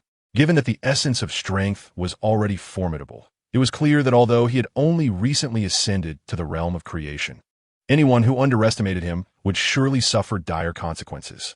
Nevertheless, the life essence refined from the multitude of demonic beasts provided Chu Xuan with benefits far beyond this. Not only did it facilitate his successful breakthrough, but it also elevated his physical constitution to an entirely new level. Upon closer inspection, the countless particles within his body had transformed from juvenile giants into youthful dragon elephants. Giants, dragon elephants, elemental forms, divine elephants. These represent the four significant life stages embodied by the divine elephant suppression technique. The evolution of dragon elephant power within Chu Xuan's particles undoubtedly indicated that his divine elephant suppression technique had officially entered its second tier. Of course, he was still unable to convert all 800 million particles into dragon elephant particles, with only a minuscule fraction having achieved this transformation thus far. However, this signified an advancement in his physical constitution. In a sense, his physical form had also ascended to the realm of creation. As more and more particles evolved into dragon elephant power, his physical tier would continue to ascend, potentially surpassing the pace of his cultivation progress. The divine elephant suppression technique truly lived up to its reputation as a supreme method. In this moment, Chu Xuan could not help but marvel once again. Unbeknownst to him, 2 days and nights slipped away. After this duration, he finally stabilized his cultivation, feeling the explosive power coursing within him, alongside the expansion of his purple palace. His magical energy became even more robust. A smile of joy crept across Chu Xuan's lips. His diligent efforts had yielded results that did not disappoint. After 5 days and nights of cultivation, he had undergone a profound transformation, his strength having increased at least tenfold compared to before. Indeed, the chasm between the realms of law manifestation and creation was monumental. Moreover, Chu Xuan had not merely broken through in cultivation alone. Both his cultivation and physical prowess had surged simultaneously. Coupled with the minor completion of his essence of strength, a tenfold increase was, in fact, an understatement. Just as Chu Xuan was preparing to tidy up and depart, he suddenly furrowed his brow, sensing something amiss, a flicker of astonishment flashing in his eyes. In the next moment, his figure vanished from where he stood. Outside the canyon lay a stretch of sandy ground, where Chu Xuan's form materialized instantly. There, he beheld a conspicuously large backside protruding from the sand, with a head and half of its body buried deep in the earth, resembling a peculiar sculpture. Motionless in its stance, a playful smile crept across Chu Xuan's lips as he raised his right hand, channeling his magical energy into an invisible hand that forcibly extracted the creature from its sandy entombment. Simultaneously, he beheld the entirety of this creature. It possessed a round face, a fluffy body, and atop its head were large black circles surrounding a pair of sparkling eyes. Its black and white coloration rendered it endearingly comical, resembling a giant toy. At this moment, it gazed cautiously at Chu Xuan, its face adorned with an ingratiating smile, occasionally rolling about as if attempting to charm him with its antics.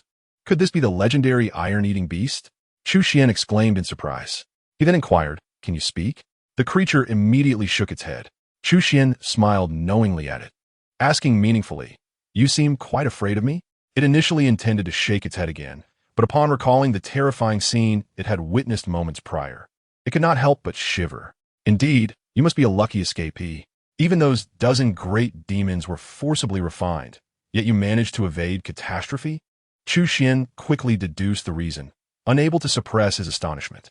In his view, the cultivation level of this iron-eating beast was not particularly strong, merely on par with a high-tier demonic beast, roughly equivalent to a human cultivator at the Purple Palace stage. Among the multitude of over 10,000 demonic beasts, many were far superior to it. However, those demonic beasts were forcibly refined by the heavenly furnace, and only it, possessing the strength of a high-level demonic beast, managed to survive. This was clearly beyond mere luck. If Chu Xuan's conjectures were correct, this creature's innate talent was likely extraordinary. Nevertheless, considering the various rumors surrounding the iron-eating beast, Chu Xuan found it acceptable. With a beaming smile, he thought, "It seems we are fated to meet. Why not accompany me?" The iron-eating beast looked utterly perplexed. It wished to refuse, but felt too intimidated to do so. What was it to do? Could someone please provide an answer? Chapter 62. Master, that fellow is not a good person. At the foot of the Tai sacred land, Chu Xuan rode in on the iron-eating beast. Under his coercion and persuasion, the iron-eating beast ultimately chose to yield. This was the distinguishing feature of the iron-eating beast compared to ordinary demonic beasts. Most ordinary demonic beasts are unruly, arrogant, and their ferocity often outweighs their rationality. Essentially, they lack intelligence. However, the iron-eating beast was different. Even though it was not yet a formidable beast, its wisdom rivaled that of humans, marking it as a prodigious species. To refuse meant death. To comply meant survival. This decision was not difficult for the iron-eating beast, although it felt somewhat embarrassed to recognize a human as its master and act as a mount. The myriad benefits promised by Chu Xuan seemed acceptable. Beasts never serve as slaves unless all their needs are met. After a friendly negotiation, both parties quickly reached an agreement and formalized their master-servant relationship through a contract. Subsequently, Chu Xuan named the iron-eating beast Yuan Yuan, for its rotund physique was undeniably striking. Among the names Yuan Yuan and Gun Gun, he ultimately opted for Yuan Yuan, as it was a female iron-eating beast. "Master, I am hungry. Could you perhaps spare another piece of dragon meat?" A sweet voice suddenly resonated in Chu Xuan's mind. Looking down, he soon beheld a large face, distinctly black and white, gazing up at him with eager anticipation. Although Yuan Yuan could not yet articulate words, after signing the master-servant contract, they could communicate mentally. "Weren't you just fed not long ago? How can you be hungry again?" Chu Xuan asked in disbelief. He suddenly wondered if he had lost his mind. Why else would he choose to adopt such a glutton? It was truly astonishing how much she could consume. It had only been a short while, and he was already feeling the inclination of a caretaker. 2 hours had elapsed, and they had traveled quite a distance. After all, she was still a youngling. In the midst of growing, Yuan Yuan immediately began to act cute. A baby indeed, Chu Xuan thought, glancing at her massive frame, feeling a wave of exasperation. Yet, according to the lifespan of the iron-eating beast, Yuan Yuan could still be considered a youngling. With a sigh, he remarked, "There is no more dragon meat. Would you like some snake meat instead?" The last time, the dragon had yielded thousands of pounds of meat, which could not possibly be consumed in one sitting. Nevertheless, no matter how much he had, it would not suffice to satiate this insatiable beast. As he spoke, Chu Xuan retrieved a large piece of snake meat from his storage ring, which had belonged to the colossal python that once dominated the canyon. Yuan Yuan was not picky. Although she missed dragon meat, she readily accepted the snake meat, as it too was of the high demonic beast class. She quickly began to devour it, her expression one of sheer delight. If only we had some bamboo to accompany this. After eating her fill, Yuan Yuan's speed increased, and in no time, she transported Chu Xuan back to the Tai sacred land. Upon his return, the inhabitants of the sacred land soon gathered around him. After 3 months of companionship, they had genuinely come to regard Chu Xuan as one of their own. "Wow, how adorable! Senior brother, what kind of demonic beast is this?" Jia Jia exclaimed, her eyes sparkling as she gazed at the iron-eating beast beneath Chu Xuan. "So cute. Where did you find her?" "Chu Shitty," Su Qianqian echoed, unable to contain her excitement. Indeed, no woman could resist such a fluffy creature. Meanwhile, Ahu, with an earnest expression, inquired, "Can it be eaten?" His serious demeanor suggested he was already calculating how many meals he could derive from her. As a true foodie, Yuan Yuan was taken aback. Who were these people? Wanting to eat her upon their first encounter? "No eating," Su Qianqian and Jia Jia shouted in unison. They shot Ahu a fierce glare and then fixed their scrutinizing gaze upon Chu Xuan, as if to say that should he dare utter a word about eating, he would face dire consequences. Faced with the two women's unfriendly expressions, Chu Xuan raised his hands in innocence. "I have said nothing. This should be the iron-eating beast, a legendary mount of the god Qi Yu. It is said that this beast primarily consumes bamboo and meat, capable of devouring iron and gold, with a jaw strength that is truly terrifying. Though inherently lazy, its innate talent is remarkable." At that moment, a somewhat ostentatious voice suddenly broke the air. A young man strode forth, clad in brocade robes and wielding a folding fan, exuding the aura of a scion from an illustrious family. His words dripped with a hint of arrogance. Hearing this, Chu Xuan raised his head to glance at him, a flicker of confusion crossing his eyes before he turned to Su Qianqian beside him. Understanding his unspoken question, Su Qianqian promptly introduced, "This is junior brother Huitiani. He was a disciple taken in by Uncle Wu during his travels and recently returned to the sacred land when you were away." "Uncle Wu?" Chu Xuan inquired, realizing that Uncle Wu was Jia Jia's father. Upon hearing this, he looked at Jia Jia, who, with a mischievous glint in her eye, retorted, "Don't look at me. I don't recall the old man taking in such a disciple." Huitiani, feeling a bit awkward, quickly added, "Jia Jia, you were too young back then. It's normal not to remember. By the way, I once held you when you were a baby. I have my master's token as proof. Surely, that cannot be fabricated. Moreover, I inherit the lineage of Tongtian Peak, which, compared to your Yuchan Peak, is the true main lineage. In essence, I am the eldest senior brother of Tai's sacred land. As he spoke, he cast a condescending glance at the crowd. At the height of Tai's sacred land's glory, it boasted 36 lineages, and Tongtian Peak was indeed one of the principal ones. However, in the present day, Tai's sacred land was on the brink of collapse, making his claims rather hollow. Jia rolled her eyes at his declarations. Ahu and Lu Bo, meanwhile, whispered to each other while pointing at Yuan, hardly sparing him a glance. Finally, it was Su Qianqian who stepped forward to mediate. Regardless, junior brother Hua is one of us in Tai's sacred land, and his presence signifies hope for our revival. As for Hua Tianyi's claim of being the eldest senior brother, Su Qianqian chose to remain silent. What a joke. After all my hard work, you come in and think you can usurp my position as the leader? Do you really believe I have no temper? Even Hua Tianyi, despite his apparent lack of awareness, sensed the group's disinterest and quickly redirected the conversation, smiling at Chu Xuan. You must be junior brother Chu, right? I heard you joined Tai's sacred land 3 months ago. We should become better acquainted. As he spoke, his gaze shifted to Yuan, a glimmer in his eyes as he said, I have a penchant for collecting rare and exotic beasts. Is your iron-eating beast for sale? I can offer 1,000 spirit stones. In his perspective, for the impoverished individuals of the Tai sacred land, 1,000 spirit stones represented a substantial sum, far too tempting for Chu Xuan to resist. However, his display of wealth was clearly misplaced. A mere 1,000 spirit stones were insignificant compared to what Chu Xuan possessed. Not to mention, the iron-eating beast, with its extraordinary talents, was a creature of celestial origin. A paltry sum of 1,000 spirit stones would scarcely suffice even to purchase a mere trifle from it. Chu Xuan shook his head and replied, Not for sale. Not for sale? Hua Tianyi raised an eyebrow, emphasizing his words. Then how about 2,000 spirit stones? With a sardonic smile, Chu Xuan met his gaze and stated plainly, Even if you offered 20 million spirit stones, I would not sell.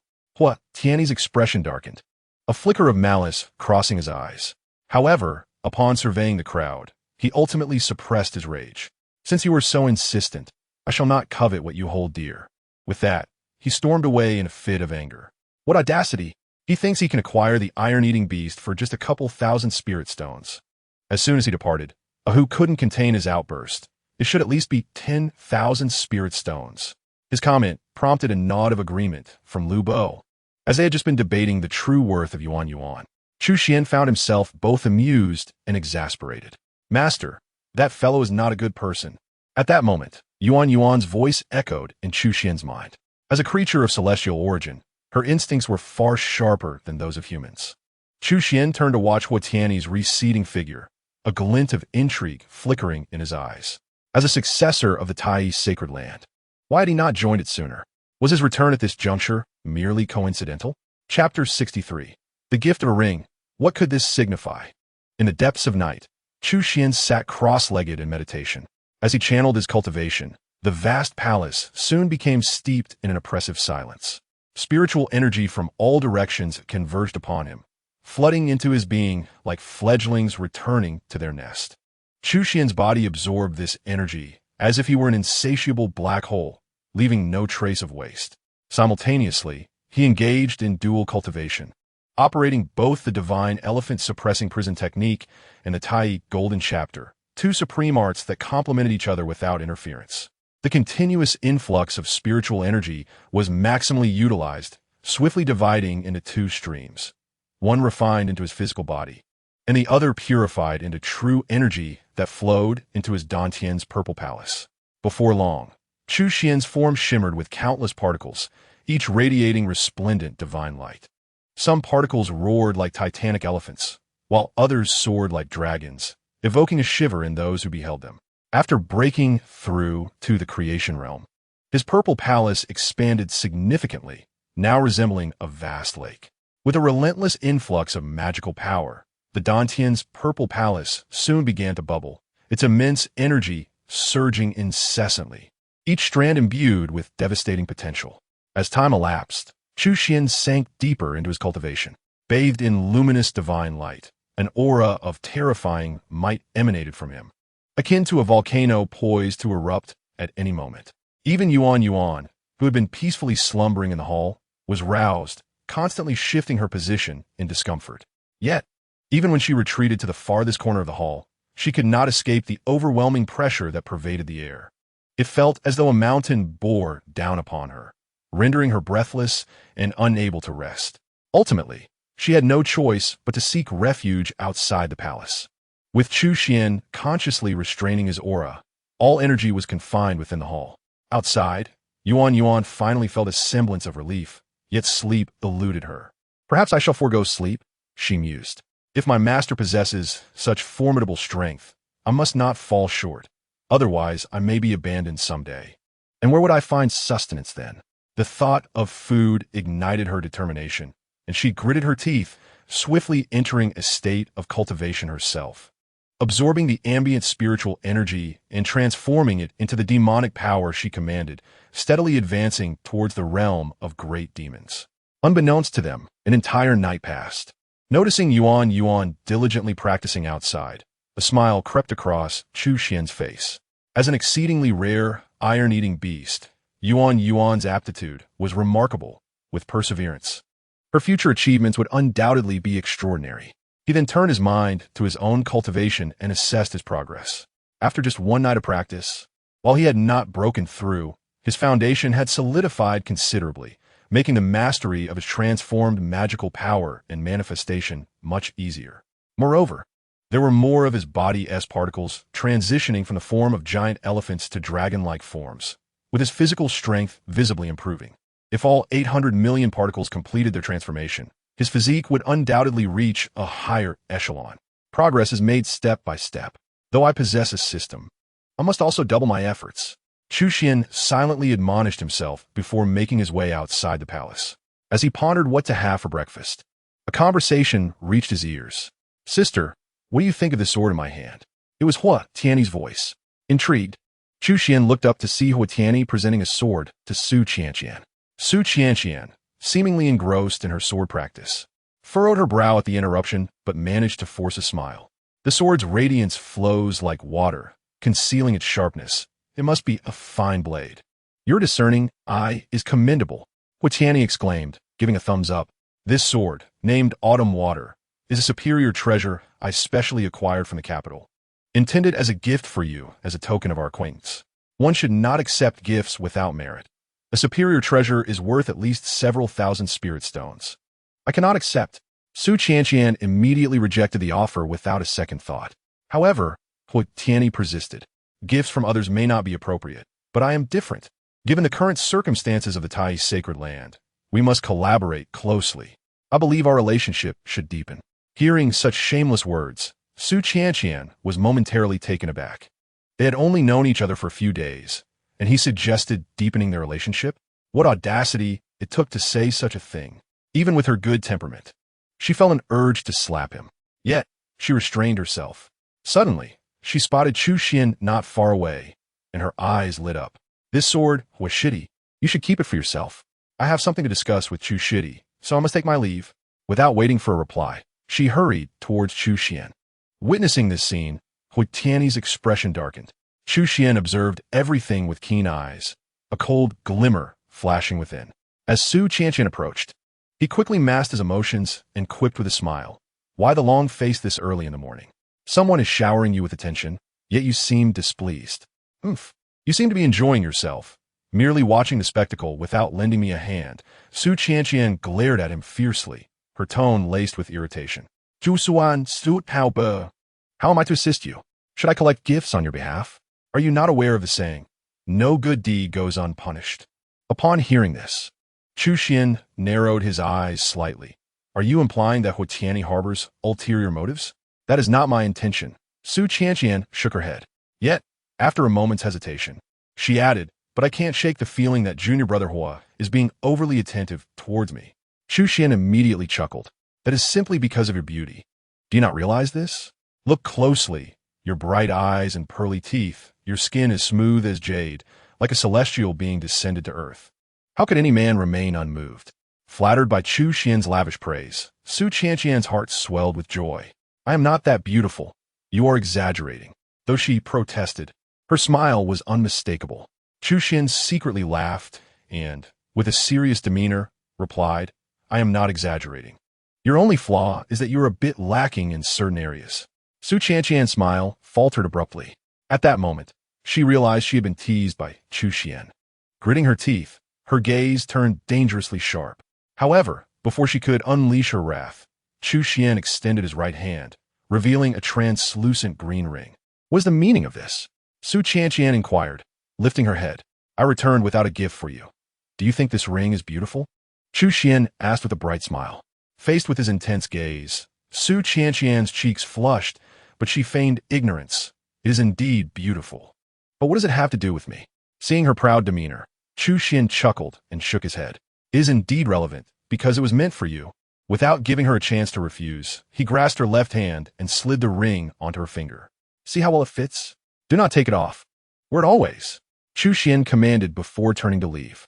Only after he had walked far away did Su Qianqian finally regain her senses. She glanced at the ring on her finger, then at the retreating figure of Chu Xuan. Her face turned beet red, her mind racing with thoughts. What would he mean by giving me a ring? Chapter 64. The Grass Character Sword Technique and the Secret Medicine of Witchcraft. In gifting the ring to Su Qianqian, Chu Xuan had not given it much thought. The ring, known as the Thorn Ring, was one of his acquisitions during his time in the Heiyun mountain range. Its specific function was to reflect damage, albeit with limitations. It could only reflect damage at the level of the law manifestation realm and would break after multiple uses. For Chu Xuan, the ring was somewhat superfluous, so he had tossed it into the system space. Upon returning to the sacred land and noticing the suspicious appearance of Huatiani, he decided to give the thorn ring to Su Qianqian as a precaution. After all, Su Qianqian was no fool, and her cultivation in the Purple Mansion was not weak. Moreover, the Grand Elder Deng Ying was still alive, within the Taiyi's sacred land. Even if Huatiani had ill intentions, he might not dare to act on them. After enjoying a hearty breakfast at Lu Bo's, Chu Xuan made his way to the Sword Hall, one of the better preserved palaces within the Taiyi sacred land. Although the Taiyi sacred land was not a traditional swordsmanship sect, it had significant sword-related legacies. Of the 36 lineages, at least half were related to swordsmanship. Among these were some extraordinary sword techniques, albeit mostly lost during times of chaos. The reason Chu Xuan had come to the Sword Hall today was to observe Su Qianqian practicing swordplay and to learn a thing or two about that art. For ordinary individuals, mastering swordsmanship was not a matter of days or weeks, but required years of diligent practice coupled with innate talent to achieve any level of success. However, that was only applicable to ordinary people. Was Chu Xuan truly ordinary? Clearly not. System sign in. Chu Xuan quickly employed his unique method to learn swordsmanship. Ding. Sign in successful. Congratulations, host, for obtaining the Grass Character Sword Technique. As the system prompt echoed, a continuous stream of memories and teachings flooded into Chu Xuan's mind. The Grass Character Sword Technique was not a legacy of the Taiyi sacred land, but a supreme sword technique from another world. It originated from the 9-leaf swordgrass, known as one of the 10 fiends, with leaves resembling swords, 9 in total. The Grass Character Sword Technique was the supreme treasure of its lineage. As the influx of teachings was absorbed by Chu Xuan, his understanding of swordsmanship advanced by leaps and bounds. The Grass Character Sword Technique was extraordinarily remarkable. Even the theoretical knowledge imparted by the system had a profound effect. In a mere moment, Chu Xuan transformed from a novice in swordsmanship to a seasoned swordsman. Of course, this expertise was purely theoretical, lacking any practical combat experience. Yet even so, it saved Chu Xuan decades of effort. With consistent practice to apply that theoretical knowledge, he could swiftly become a true seasoned swordsman, just as he had rapidly progressed in the realm of talismans. However, beyond the accompanying experience in swordsmanship, what truly captivated Chu Xuan was the Grass Character Sword Technique itself. He felt that once he fully mastered this technique, even at a rudimentary level, he would surpass 99% of swordsmen in the world. In the days that followed, apart from his regular cultivation, Chu Xuan devoted the majority of his time and energy to the practice of the Grass Character Sword Technique. He even temporarily slowed his comprehension of the Taiyi Golden Chapter. Simultaneously, he shifted his daily sign-in location from the Danding Hall to the Sword Hall. Although he did not acquire another supreme sword technique like the Grass Character Sword Technique, he did gain a wealth of ordinary sword techniques and significant insights into swordsmanship. By pursuing both avenues, Chu Xuan's proficiency in swordsmanship grew at an unimaginable pace, advancing almost daily. For comparison, initially, when Chu Xuan observed Su Qianqian executing sword techniques, he found them to be profoundly intricate. However, now he could only see flaws and felt they were hardly presentable. Junior sister, there were 81 mistakes in the sword techniques you just performed, Chu Xuan said earnestly upon seeing Su Qianqian. The once cheerful Su Qianqian trembled in anger at his words. That infuriating straight man. I deliberately showcased my figure, and he only focused on the sword technique. How dare he call me junior? This is utterly intolerable. With that thought, she swiftly swung her sword towards Chu Xuan's waist. I'll teach you for calling me junior sister again. In the back mountains of the Tai sacred land, Huatiani lurked stealthily. Suddenly, a whistle pierced the air, and a middle-aged man waved him over. Huatiani's eyes sparkled as he strode forward. Young master, how have you been during your time at the Tai sacred land? The middle-aged man inquired with a friendly tone. Don't mention it. I haven't eaten or slept well. I truly detest that wretched place and wouldn't want to stay another day. Huatiani's face darkened as he recalled the cold reception he had received at the Tai sacred land. The middle-aged man couldn't help but smile wryly before asking, have you made any discoveries? Have you found the key? Huatiani's expression soured further. Don't even mention it. That old crone probably still doubts my identity, and the others are utterly unyielding. No matter how I try to hint, I achieved nothing. He paused and asked, by the way, how is the preparation of the items I requested coming along? Young master, how could I dare forget your instructions? The middle-aged man quickly produced a tiny vial, about the size of a thumb, and handed it to Huatiani. Is this all there is? Huatiani frowned in dissatisfaction. Do not underestimate it. This is a secret potion of witchcraft. Just a dab with a silver needle, and the victim will immediately lose their senses. When that happens, once the corresponding secret technique is applied, they will become your puppet, entirely at your command. Upon hearing this description, Huatiani's eyes lit up. Remembering how he had been repeatedly rebuffed by Su Qianqian, he couldn't help but smirk viciously. This is all you're doing. Once I turn you into a puppet, let's see if you dare to show me any disdain. He turned eagerly to the middle-aged man, commanding, quickly teach me that witchcraft. The middle-aged man readily complied and soon imparted the secret technique to Huatiani, while also cautioning, young master, you must be aware that this potion's effects are potent. If the target is struck, the corresponding technique must be executed within 15 minutes. Otherwise, even deities cannot save them. I know, Huatiani waved his hand dismissively. Looking at the witchcraft potion in his grasp, he exclaimed excitedly, she is the direct disciple of that old crone. She must have been entrusted with the secrets. Once I control her, the rest will be effortless. Go back and inform my father to await my good news. Once I achieve this great feat, let's see who in the sect dares to underestimate me. The middle-aged man smiled broadly. Then I shall wish you victory in advance. Once you master that secret realm, you will surely soar to great heights. At that time, I hope you will not forget me. Ha, well said. Envisioning a glorious future, Huatiani couldn't help but burst into triumphant laughter. Chapter 65. The Thorny Halo, Identity Exposed. Junior brother Chu, it seems you have not been diligent in your cultivation lately. It has been 4 months since you entered, yet you remain at the second level of the innate realm. While I do not expect you to compare to me, after all, there are few in Qingyuan Prefecture who have reached the Purple Mansion realm at such a young age. You must at least put in some effort. Do you not understand that the early bird catches the worm? In the palace, Su Qianqian adopted a sisterly demeanor, incessantly lecturing Chu Xuan. Chu Xuan could not help but roll his eyes. He knew full well that this girl was deliberately holding a grudge, but he had no choice but to endure it. After all, his second-level innate realm cultivation was indeed inferior to a certain prodigy who had broken through to the Purple Mansion realm at such a tender age.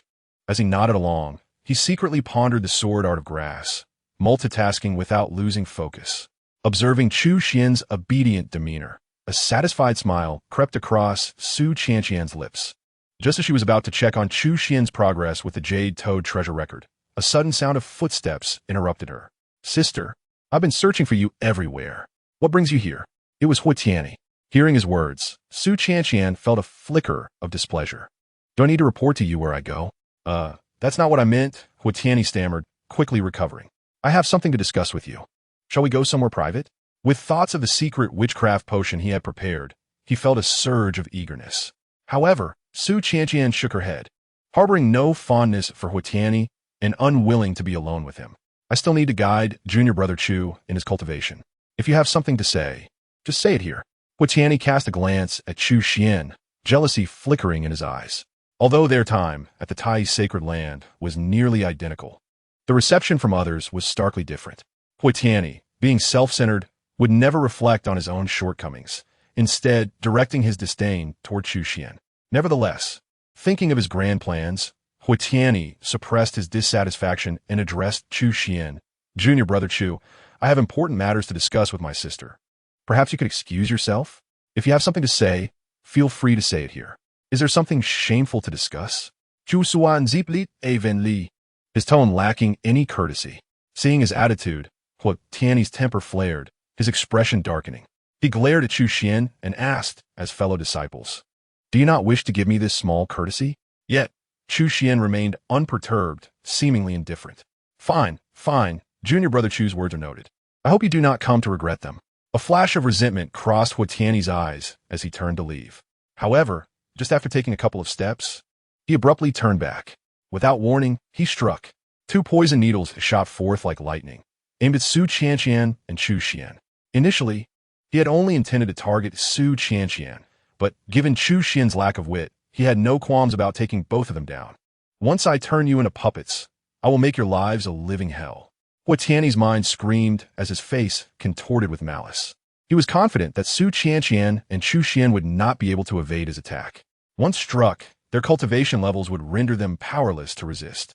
In truth, his scheme was quite clever, and the timing of his assault was unexpected. The only issue was that he had grossly underestimated both Su Qianqian and Chu Xuan. Leaving Chu Xuan aside, Su Qianqian was equally astute. She had always been wary of Huatiani, and despite her position as the nominal leader of the Tai sacred land, she still possessed a few hidden cards. In that fleeting moment, she vanished from her original position. However, instead of fleeing, she charged toward Chu Xuan. Junior brother Chu, be careful. As her voice echoed, she appeared in front of Chu Xuan. Channeling her purple mansion realm cultivation, she conjured a barrier of purple energy to shield him. It was evident she intended to take the poison needle's impact in place of Chu Xuan. Witnessing this scene, Chu Xuan momentarily froze.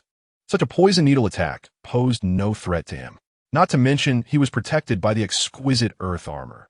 Even with his own cultivation at the creation realm, he could easily disregard such damage. His physical resilience had long reached an invulnerable state, rendering the secret potion prepared by Huatiani utterly ineffective against him. However, Su Qianqian's reckless act of saving him took Chu Xuan by surprise, stirring an unprecedented warmth within his heart. How foolish! Meanwhile, witnessing Su Qianqian's actions, Huatiani was consumed by a frenzied jealousy. He could not comprehend the disparity between himself and Chu Xuan. For him, Su Qianqian had never shown any favor. Yet she consistently favored Chu Xuan, even risking herself for him. You wretched pair, there's no escape for you today. Huatiani roared through gritted teeth. In an instant, the sharp poison needle pierced through the magical barrier. Although Su Qianqian was a practitioner of the Purple Mansion realm, her hasty defense ultimately failed to ward off the assault of the poison needle. Just when the situation seemed dire, the thorn ring adorning her left hand erupted with a mysterious green light. This enigmatic glow swiftly transformed into thorny vines, encircling Su Qianqian in a protective embrace. Akin to radiant halos, the incoming poison needle, upon encountering these thorny rings, could advance no further and was instead rebuffed. With a sudden thrust, Huatiani found himself struck. His eyes widened in disbelief, filled with incredulity. It seemed utterly inconceivable that the meticulously prepared poison needle would end up embedded within his own flesh. Subsequently, he collapsed to the ground. No one employed any secret arts to aid him. His fate was inevitable. No divine intervention could save him. The abrupt turn of events left Su Qianqian momentarily stunned. She glanced at the fallen Huatiani and then at the thorn ring on her finger, beginning to grasp the unfolding reality. Immediately, she turned her gaze toward Chu Xuan, her dark eyes reflecting a newfound depth of emotion. Observing this, Chu Xuan cleared his throat and explained, "If I were to claim that I stumbled upon this ring by chance, would you believe me? Do you take me for a fool?" Su Qianqian retorted, rolling her eyes. Such a precious protective ring could not possibly be found casually. Yet, she sensed that Chu Xuan harbored some unspoken truth and chose not to press further. "What shall we do now?" Su Qianqian quickly inquired, pointing at Huitiani. "Let's search him and see if we can uncover any clues." As Chu Xuan spoke, he took the initiative to step forward. To be truthful, he did not harbor high expectations, for it was uncommon for individuals to keep secrets on their person. However, whether due to carelessness or overconfidence, Huitiani had indeed concealed an identity token on him. Upon observing the unique markings on the token, both Chu Xuan and Su Qianqian exchanged astonished glances. He is a disciple of the Moon Worship Sect? Chapter 66. A disciple of the Moon Worship Sect and the pain of losing a child. Within the palace, disciples of the Tai Holy Land quickly gathered. Even the long-bedridden elder Deng Ying managed to drag himself here. Upon seeing Huitiani lying lifeless on the ground, everyone fell into a solemn silence. They felt no sorrow for Huitiani's demise, nor did they harbor any sympathy. Setting aside his loathsome identity as a spy, Huitiani had proven himself to be rather unlikable. Despite infiltrating the Tai Holy Land for over a month, the impression he left on others was far from favorable. What truly rendered the crowd silent was Huitiani's background, which was entangled with the Moon Worship Sect among the 3 sects and 1 palace. The 3 sects and 1 palace represented the 6 great powers of Qingyuan Prefecture. These 6 factions boast a long lineage and profound heritage, with countless disciples. Even when looking across the eastern wilderness, they stand as first-rate forces. For the Tai Holy Land, they are undoubtedly a formidable entity. With such a great power casting its gaze upon them, it was only natural for everyone to feel a sense of unease. A single misstep could lead to the total annihilation of the Tai Holy Land. This is not merely an identity token of an ordinary disciple, but that of a true disciple, Elder Deng Ying remarked, placing the token down with a hint of frailty in his voice. Upon hearing this, the crowd exchanged glances, their mood growing heavier. The distinction between ordinary disciples and true disciples is significant. If Huitiani were indeed a true disciple of the Moon Worship Sect, then his actions might have been orchestrated from behind the scenes. At the very least, the Moon Worship Sect would not remain indifferent to the sudden death of a true disciple. "Do you know the purpose of his infiltration into the Tai Holy Land?" Deng Ying inquired, turning his gaze towards Su Qianqian. She shook her head, responding, "At that time he suddenly attacked Chu Shidi and me, likely intending to subdue us before interrogating. However, he did not anticipate that he would end up causing his own demise." Deng Ying glanced at Chu Xuan, who remained composed. Just then, Jia interjected, "I remember now. He kept asking me if I had seen a particular key. Did he infiltrate our Tai Holy Land for that key?" "Indeed. He had asked me the same question," Lu Bo chimed in. Ahu, quietly observing, added, "He inquired of me as well, but I ignored him." "A key?" Hearing this, Deng Ying's gaze flickered as if a realization struck him, and a cold smile crept across his aged face. It appears some are still unwilling to relent. They will not cease until they have thoroughly extracted everything from our Tai Holy Land. "Master, what shall we do now?" Su Qianqian asked, unable to suppress her concern. Her apprehension stemmed not from cowardice, but from a profound understanding of the Moon Worship Sect's formidable and terrifying nature. While her cultivation in the Purple Mansion realm may have been commendable among her peers, against a sect with a legacy spanning thousands of years, she feared she might be utterly insignificant. For so many years, our Tai Holy Land has endured countless trials without succumbing. This time shall be no different. Elder Deng Ying slowly rose, shaking off his previous frailty. The fierce light in his ancient eyes radiated a resolute determination as he declared, "As long as this old woman still draws breath, no one shall destroy our Tai Holy Land." Meanwhile, at the Moon Worship Sect, atop a towering peak, "You say my unfilial son's soul tablet has shattered?" A tall, middle-aged man in purple robes rose slowly, his voice low and somber. Before him, an inner disciple bowed deeply, trembling as he replied, "After thorough confirmation, it appears that Senior Brother Hua has indeed departed from this world." "Departed from this world? Huh. Dead is dead. Why embellish it with such euphemisms? That fool always aimed high yet fell short, blissfully unaware of his own limitations." I knew he would inevitably meet this fate. The middle-aged man in purple scoffed, his demeanor one of disdain. Upon hearing this, the inner disciple dared not agree. Instead, feeling increasingly anxious, he bent lower, wishing to bury his head into the ground. Yet, no matter how he tried to diminish his presence, the purple-robed man's gaze swiftly fixed upon him. It is rumored that his reckless incursion into the sacred land of Tai was instigated by you in secret. The cold, emotionless voice sliced through the air. The disciple immediately turned pale with fear. His legs gave way, and he knelt on the ground, tears streaming down his face as he fervently protested. Lord Protector, it was not me, truly. I merely made a casual suggestion, and then Brother Hua insisted on proceeding. I cannot dissuade him. Moreover, I aided him significantly.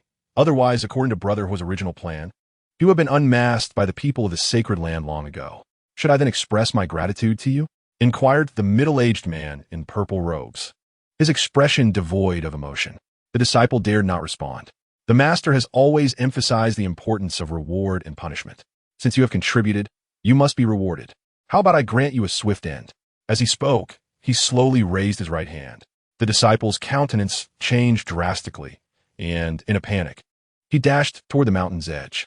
Yet, he barely made it a few steps before an overwhelming force immobilized him in place. Then, with a deafening explosion, his body disintegrated into a mist of blood, dissipating into the ether. As the void rippled, a mysterious figure with long hair descended from the sky. Noticing the lingering scent of blood in the air, he furrowed his brow. He was still an inner disciple. Your indiscriminate killing reflects poorly on us. The man in purple robes glanced at him and replied, My son is dead. Were you not always dismissive of your own son? Nevertheless, he remains my son. The man in purple emphasized. The long-haired figure sighed deeply and asked, What do you intend to do? I shall annihilate the sacred land of Tai to accompany him in death. We are not the only ones watching the sacred land. You must understand that some matters, when pulled, affect the whole. The eyes of the middle-aged man in purple glinted with murderous intent. Whoever dares to obstruct me shall meet their end. The long-haired man regarded him intently, discerning his resolute stance. After a moment of silence, he finally nodded. Very well, but the five-element secret realm must be secured, as it pertains to the sect's plans for the next century. Agreed.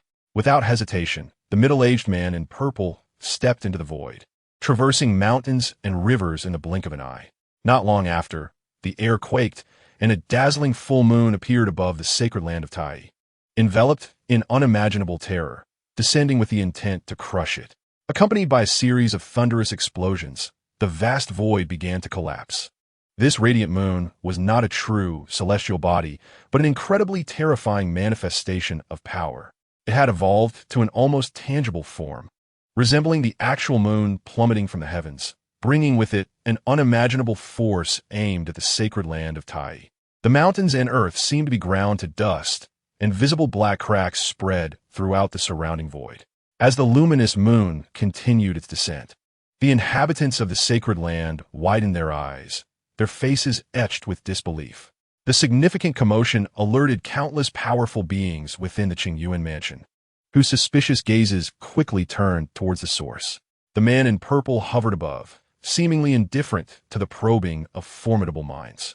His face was icy, and his eyes radiated a chilling, murderous intent. Old hag, are you not going to make your move? Are you waiting for death? If so, let come.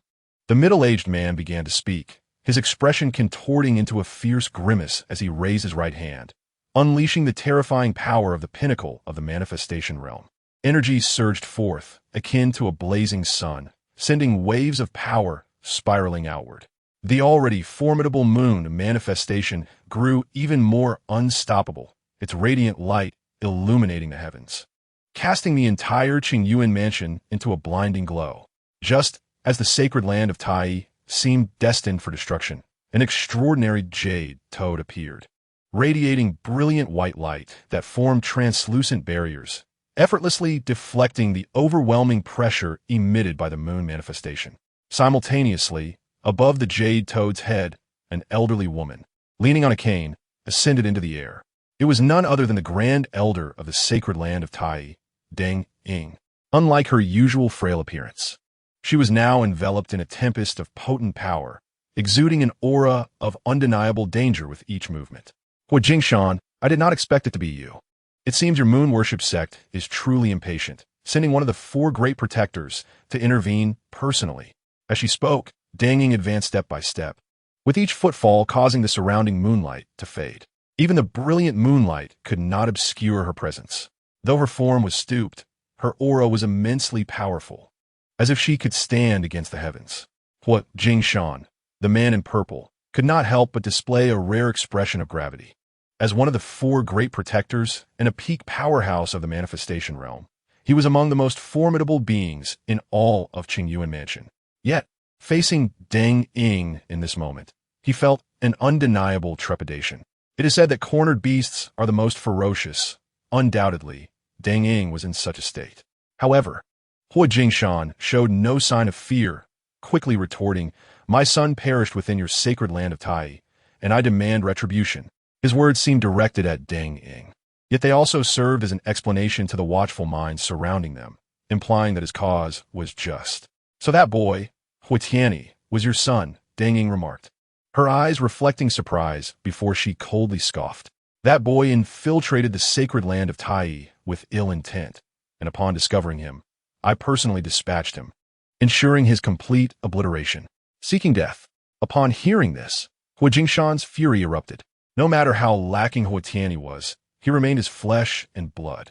The pent-up murderous intent within him could no longer be contained, and his powers surged like boiling water. Jingshan unleashed his rage. With a swift motion of his sleeve, the moon manifestation burst forth in a blaze of light, transforming into countless silver blades that shot toward Dang Ying. In an instant, thousands of these silver blades whirled forth, enveloping her in a vast net of lethal force.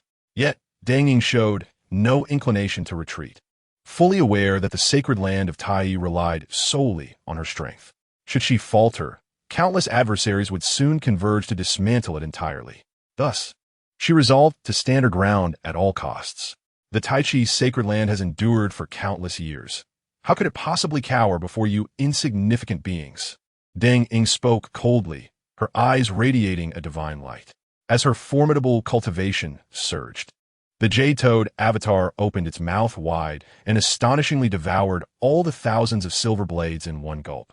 One cannot deny that the legacy of the Tai Chi sacred land is indeed extraordinary. Truly, it is worthy of being the remnant strength of the Tai Chi sacred land. Jingshan could not help but feel a shiver of trepidation in his heart, yet he showed no signs of retreat.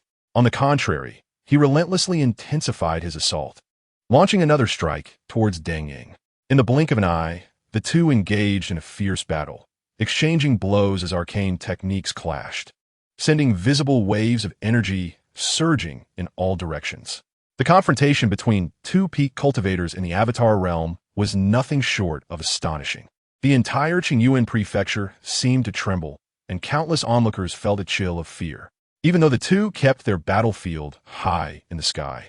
The surrounding mountains and earth remained in turmoil, and the Tai Chi's sacred land shook violently as well.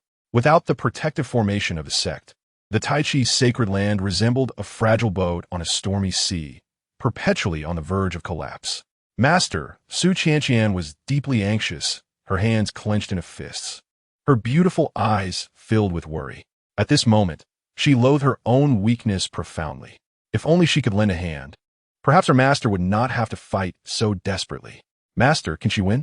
A tender voice suddenly broke the silence as Jia looked up to ask. Despite her youth, having grown up in the Tai Chi's sacred land, she was far more mature than her peers and understood the peril of this battle. "My master has never been defeated. This time, she will surely triumph," Su Qianqian replied with certainty. Ahu and Lu Bo also nodded vigorously, unwavering in their belief that Elder Dang Ying was invincible and would never fall. However, standing nearby, Chu Xuan could not help but let out a sigh. In truth, Dang Ying's strength was indeed above Jingshan's. Yet, her prolonged illness had left her exhausted, and now she was merely holding on by sheer willpower. Chu Xuan had considered delivering medicine to her before, but he had always found himself without a suitable opportunity. After all, unlike Su Qianqian and the others, his time in the Tai Chi sacred land had been brief, and Dang Ying might not fully trust him. If the two could resolve their conflict quickly, perhaps Deng Ying could endure a bit longer. However, Hu Jingshan was clearly a cunning fox. Upon realizing Deng Ying's predicament, he immediately adopted a strategy of delay, engaging her in a battle of attrition. Thus, despite Deng Ying currently holding the upper hand, as time dragged on, her body would inevitably falter, and if her strength waned, defeat would follow. With this thought, Chu Xuan narrowed his eyes and quietly began to channel his cultivation. Chapter 68. Striking from the shadows, a withered grass cuts the avatar. Deng Ying was more acutely aware of her physical condition than anyone else, which is why she sought a swift conclusion from the outset. Yet, Hu Jingshan was not an easy opponent, refusing to grant her such an opportunity. As seconds ticked away and her condition deteriorated, impatience began to rise within Deng Ying. A fierce glint flashed in her eyes, and she resolved to go all out, disregarding the depletion of her magical energy. One after another, powerful techniques erupted from her hands, raining down ferociously upon Hu Jingshan. Under this relentless barrage, Hu Jingshan found himself momentarily stunned, struggling to defend against her onslaught. However, he quickly discerned Deng Ying's intent. Rather than panic, he welcomed the opportunity, opting for full defense rather than offense. His purple robe radiated a brilliant light, revealing itself to be a rare mid-grade defensive artifact, showcasing astonishing protective capabilities under his full activation. Despite Deng Ying's overwhelming advantage, without weapons of divine quality, she could not breach the barrier of the mid-grade artifact and thus could not deliver a decisive blow to Hu Jingshan. After such a flurry of attacks, she inevitably succumbed to a state of weakness. At this moment, Hu Jingshan revealed his vicious fangs, unleashing a long-prepared killing technique that struck Deng Ying's chest with a thunderous boom. With a cough, she spat a mouthful of blood, her figure flying backward for over 100 feet before she barely steadied herself. "You have been defeated." Hu Jingshan advanced with an air of triumph, a smug smile adorning his face. "If I were at my peak, you would undoubtedly be no match for me." Deng Ying gritted her teeth, her heart brimming with discontent. "Alas, there are no ifs. Hand over the key to the five-element secret realm, and I may spare your life," Hu Jingshan declared coldly, extending his right hand in a commanding gesture. "Dream on." Before his words could fully dissipate, Deng Ying summoned her strength once more, gathering her avatar as she charged at Hu Jingshan. "You fool!" Hu Jingshan's gaze turned fierce. Before she could solidify her avatar, he waved his hand, sending her hurtling backward. Witnessing this scene from a distance, all the onlookers understood that the outcome of the battle had been determined, as they saw Deng Ying spitting blood and flying away. The members of the Tai Chi sacred land were rendered speechless, shock and disbelief etched upon their faces. Ultimately, it was her weakened body that led to her downfall. "It seems I must seek an opportunity to assist her after all." Chu Xuan sighed inwardly. Had Deng Ying been able to defeat Hu Jingshan, he would have no need to intervene. It appeared that there was no room for idleness. Chu Xuan certainly would not stand idly by and watch her perish, nor would he allow Hu Jingshan to annihilate the Tai Chi sacred land. With a swift motion of his right hand, a withered blade of grass fell into his grasp. Although it was merely an ordinary piece of withered vegetation, in Chu Xuan's hands, it transformed into an unparalleled divine sword. At the same time, he raised his head to gaze at Hu Jingshan in the sky, his expression becoming fiercely resolute. Hu Jingshan felt a sudden chill run down his spine, an ominous premonition filling his heart. Intending to press his advantage, he halted abruptly. Even as he watched Deng Ying recover, he dared not make a move. Every nerve in his body taut with tension. It was as though he were being hunted by a primordial beast, an unprecedented sense of danger flooding his senses. Before Hu Jingshan could react, Chu Xuan seized the moment to strike. Clutching the withered grass, he silently channeled the grass sword technique, executing his strike without hesitation. With a ripping sound, the air itself was forcibly torn apart. In the next moment, an indescribably terrifying beam of sword light erupted forth, radiating a blindingly brilliant white glow.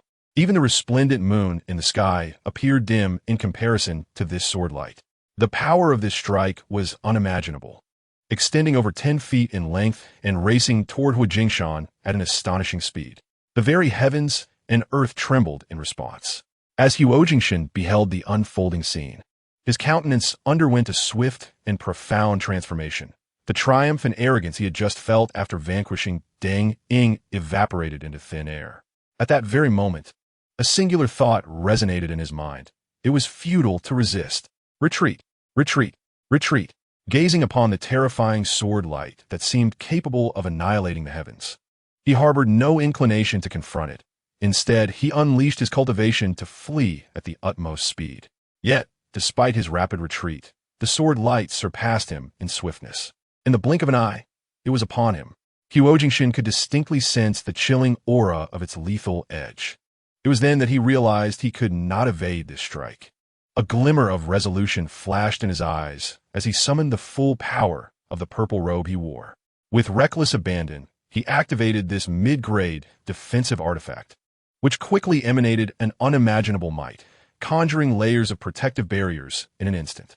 However, under the onslaught of the sword light, these barriers were as fragile as parchment, torn apart in a heartbeat.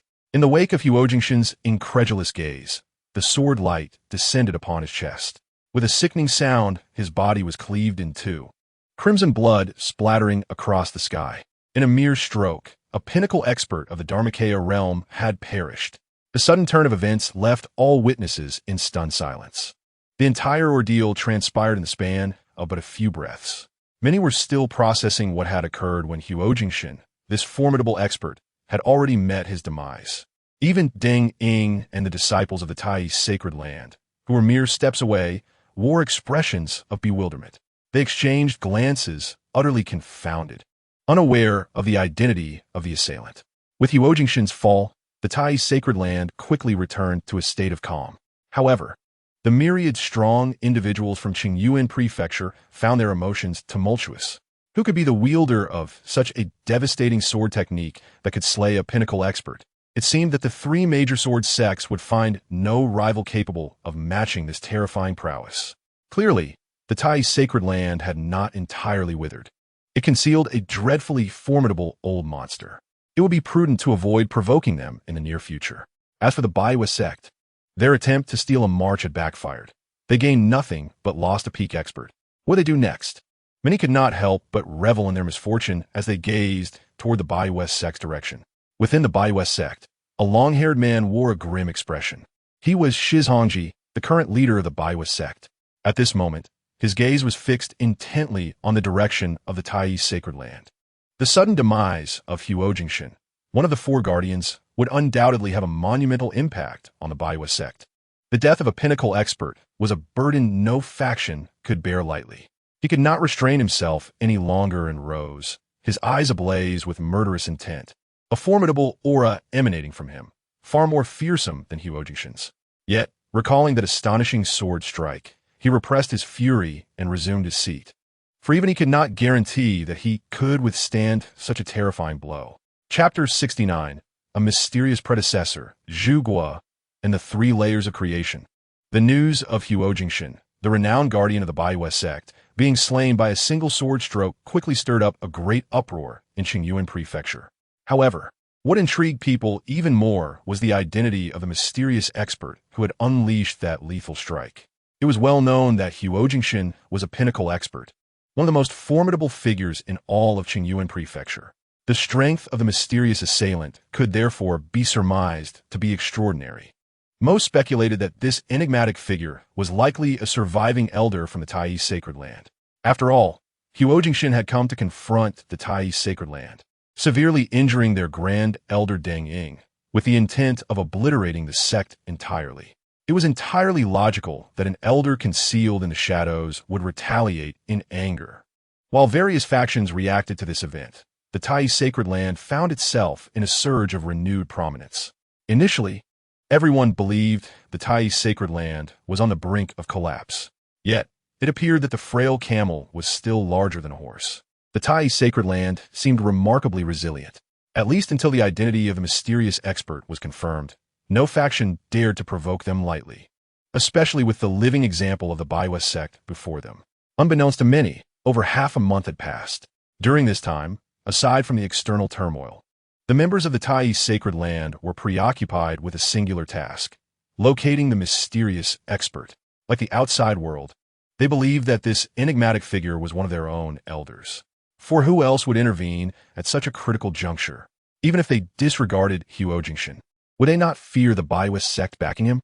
Thus, there was only one explanation. This mysterious predecessor was undoubtedly one of their own. Having confirmed this identity, it was imperative to find him. If they could welcome back this mysterious elder, the Tai sacred land would undoubtedly sweep away its setbacks and, under the elder's guidance, could hope for resurgence. However, aspirations often diverge from reality. Over the past month, they had turned the Tai sacred land inside out, even digging deep into the back mountain. Yet, they found not a single soul, let alone a trace of that mysterious predecessor. Chu Xuan, do you think that elder is intentionally evading us? Su Qianqian queried, her face a mask of disappointment. Upon hearing her question, Chu Xuan couldn't help but exhibit a peculiar expression. Was this akin to asking the notorious bandit about a ghost? His gaze flickered before he nodded earnestly. Indeed, that is a possibility. Should we consider giving up? Why speak of giving up, Chu Xuan? That would not do. One cannot abandon a task halfway. Su Qianqian was prepared to deliver a lecture when suddenly a thought struck her. She squinted, eyeing Chu Xuan with suspicion. I've just realized that you seem disinterested in this matter from the very beginning, always hesitant and lacking commitment. Even Jia is more earnest than you. Chu Xuan felt a pang of anxiety. He hadn't anticipated Su Qianqian's keen scrutiny. However, this matter was not entirely his fault. After all, how could he be invested in finding himself? Naturally, he would not voice such thoughts. Instead, he earnestly explained, Junior sister, you may be misjudging me. It's not that I'm not serious. Rather, I believe that with the strength of that elder, if he is deliberately hiding, it would be quite challenging for us to locate him, even if we dug deep. If he wishes to reveal himself, he will naturally appear before us. Otherwise, our insistence would be futile. Is that truly the case? Su Qianqian, momentarily perplexed by Chu Xuan's earnest demeanor, began to wonder if she had misconstrued the situation. Absolutely.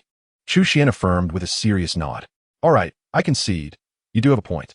Upon hearing Chu Xuan's words, Su Qianqian found herself somewhat swayed. After more than half a month without any progress, she was beginning to feel disheartened. Given the current predicament of the Tai sacred land, it was unreasonable to continue searching indefinitely. I initially thought you might know the identity of that senior, but it seems I was mistaken, Su Qianqian murmured, disappointment evident as she shook her head. Before her words faded, she turned and walked away. Observing Su Qianqian's retreating figure, Chu Xuan felt a slight twitch at the corner of his mouth. He did not believe he had inadvertently revealed his identity. It could only be explained by instinct.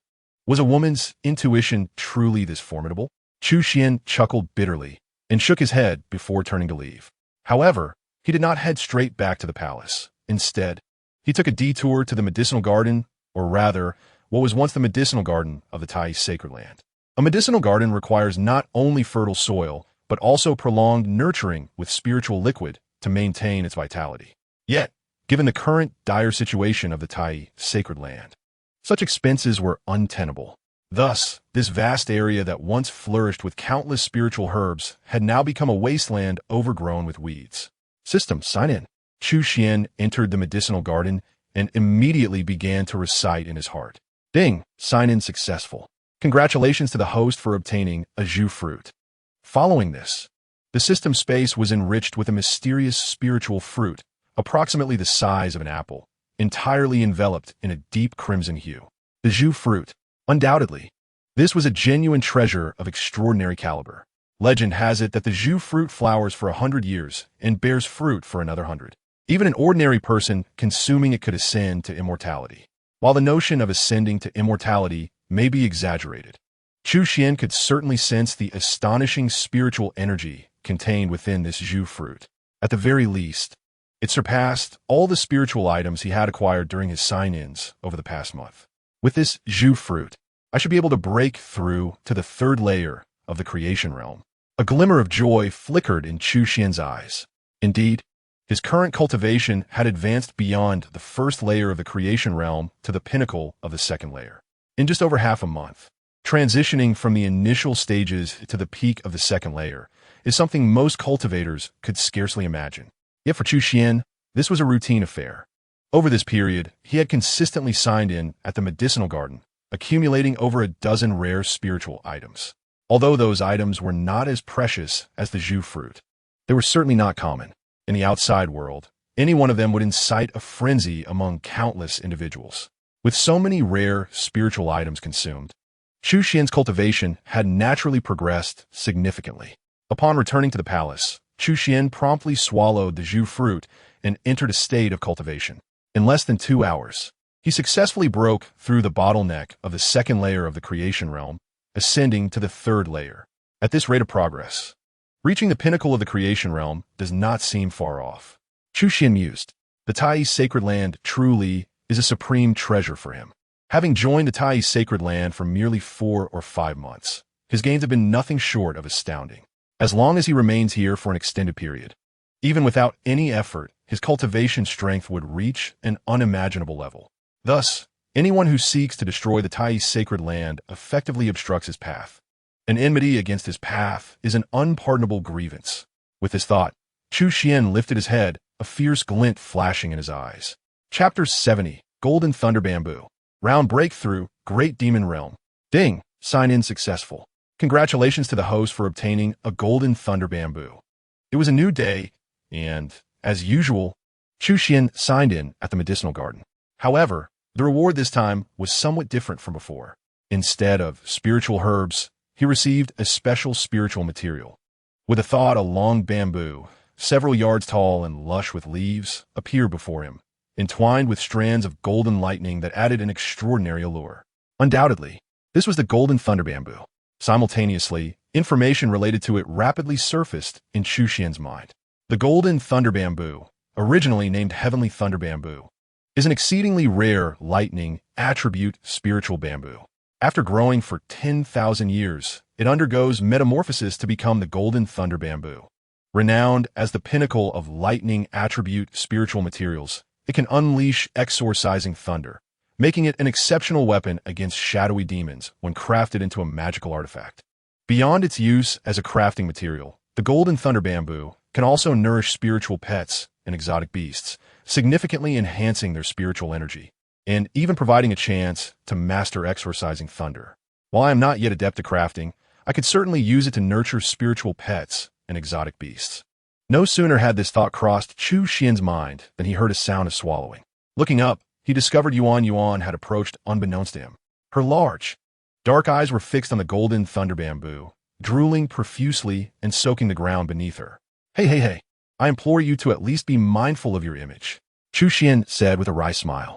Yuan suddenly snapped back to reality, looking up at Chu Xuan with a face full of eager smiles. She quickly asked, Master, is this bamboo delicious? Not delicious. Without a moment's thought, Chu Xuan shook his head in response. Yuan was momentarily taken aback, torn between her desire to taste it and Chu Xuan's assertion that it was not delicious. She hesitated. After some contemplation, she could no longer resist the allure of the Golden Thunder Bamboo and tentatively proposed, Can I just have a tiny bit to see how it tastes? Seeing her adorably naive expression, Chu Xuan couldn't help but chuckle. He waved his hand, and the entire Golden Thunder Bamboo appeared before Yuan. Go ahead. As long as you can eat it, feel free to finish it all. However, you must be cautious. This Golden Thunder Bamboo is unlike ordinary spiritual bamboo. Not only is it as hard as iron, but it also contains exorcising thunder. Don't blame me if you get stomachache. Upon hearing this, Yuan's eyes lit up. And without further ado, she seized the Golden Thunder Bamboo and began to munch on it. Chu Xuan initially thought that Yuan might struggle with the Golden Thunder Bamboo, but he clearly underestimated the extraordinary talents of the iron-eating beast. Even the top-tier spiritual bamboo, when it reached Yuan's mouth, was no different from ordinary bamboo. The crisp sound of crunching echoed as she effortlessly shattered the leaves and even the central stalk. Such formidable biting power made Chu Xuan's eyelids twitch uncontrollably. If Yuan continued to grow, would she eventually chew through divine weapons? This several yards long Golden Thunder Bamboo, if used for crafting magical artifacts, could yield several fine pieces. Yet in Yuan's hands, it was devoured in mere moments. However, after consuming the entire Golden Thunder Bamboo, Yuan's belly swelled up, transforming her into a round, plump ball. The astonishing energy contained within the bamboo began to radiate throughout her body. Even the surface of the body radiated with dazzling arcs of lightning, and the aura emanating from her became increasingly formidable. Is she on the verge of a breakthrough? Chu Xuan keenly sensed that Yuan Yuan was currently in an unusual state. As a high-tier demon beast, Yuan Yuan had been indulging in a life of comfort alongside Chu Xuan, and with her diligent cultivation, her progress had been significant. Although her advancement was not as rapid as Chu Xuan's, she had nonetheless reached the pinnacle of high-tier demon beasts, mere steps away from the realm of great demons. Having completely devoured a lengthy golden lightning bamboo, her cultivation had reached its limit. Driven by the overwhelming energy, she instinctively surged towards a higher level. Allowing Yuan Yuan to break through in the Tai sacred ground was not an option. Without hesitation, Chu Xuan grasped Yuan Yuan and ascended into the sky, swiftly heading towards the black cloud mountains behind the Tai sacred ground. With his cultivation at the third level of the creation realm, his speed was astonishing. In mere moments, he had brought Yuan Yuan deep into the black cloud mountains. After finding a place rich in spiritual energy, an immense pressure descended, rendering the nearby demon beasts unconscious. Once the surrounding threats were eliminated, Chu Xuan set Yuan Yuan down, allowing her to break through on her own. In such matters, external assistance was futile. Even if it could help, it was best to refrain from interference, as it would be akin to forcing a seed to sprout prematurely, ultimately detrimental to Yuan Yuan's growth. Boom! At this moment, the violent energy within Yuan Yuan could no longer be contained and soon erupted in a frenzy. In an instant, her massive body was enveloped by visible energy, with arcs of lightning flickering incessantly. Following this, the area within 100 miles began to tremble violently. Countless streams of spiritual energy surged forth, transforming into radiant torrents that continuously flowed into Yuan Yuan's body. High-tier demon beasts correspond to human cultivators at the Purple Mansion level, while the Great Demon Realm aligns with the human law manifestation level. However, the cultivation paths of demon beasts differ significantly from those of humans. They do not need to sense the evolution of celestial bodies to manifest a law. Instead, they condense a demon core. Upon forming the initial demon core, all of the demon beast's power is concentrated within it, and this core can also be used in combat. Its might rivaling that of the law manifestations of law manifestation level cultivators. As more and more spiritual energy merged into Yuan Yuan's body, the aura she exuded grew increasingly powerful, her terrifying demonic energy surging forth, manifesting various extraordinary phenomena. Such an astonishing sight quickly attracted the attention of numerous demon beasts in the Black Cloud Mountains.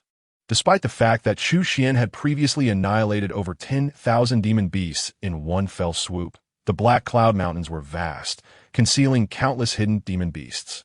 In an instant, thousands of formidable demon beasts converged from all directions, their eyes gleaming with a ferocious and greedy bloodlust.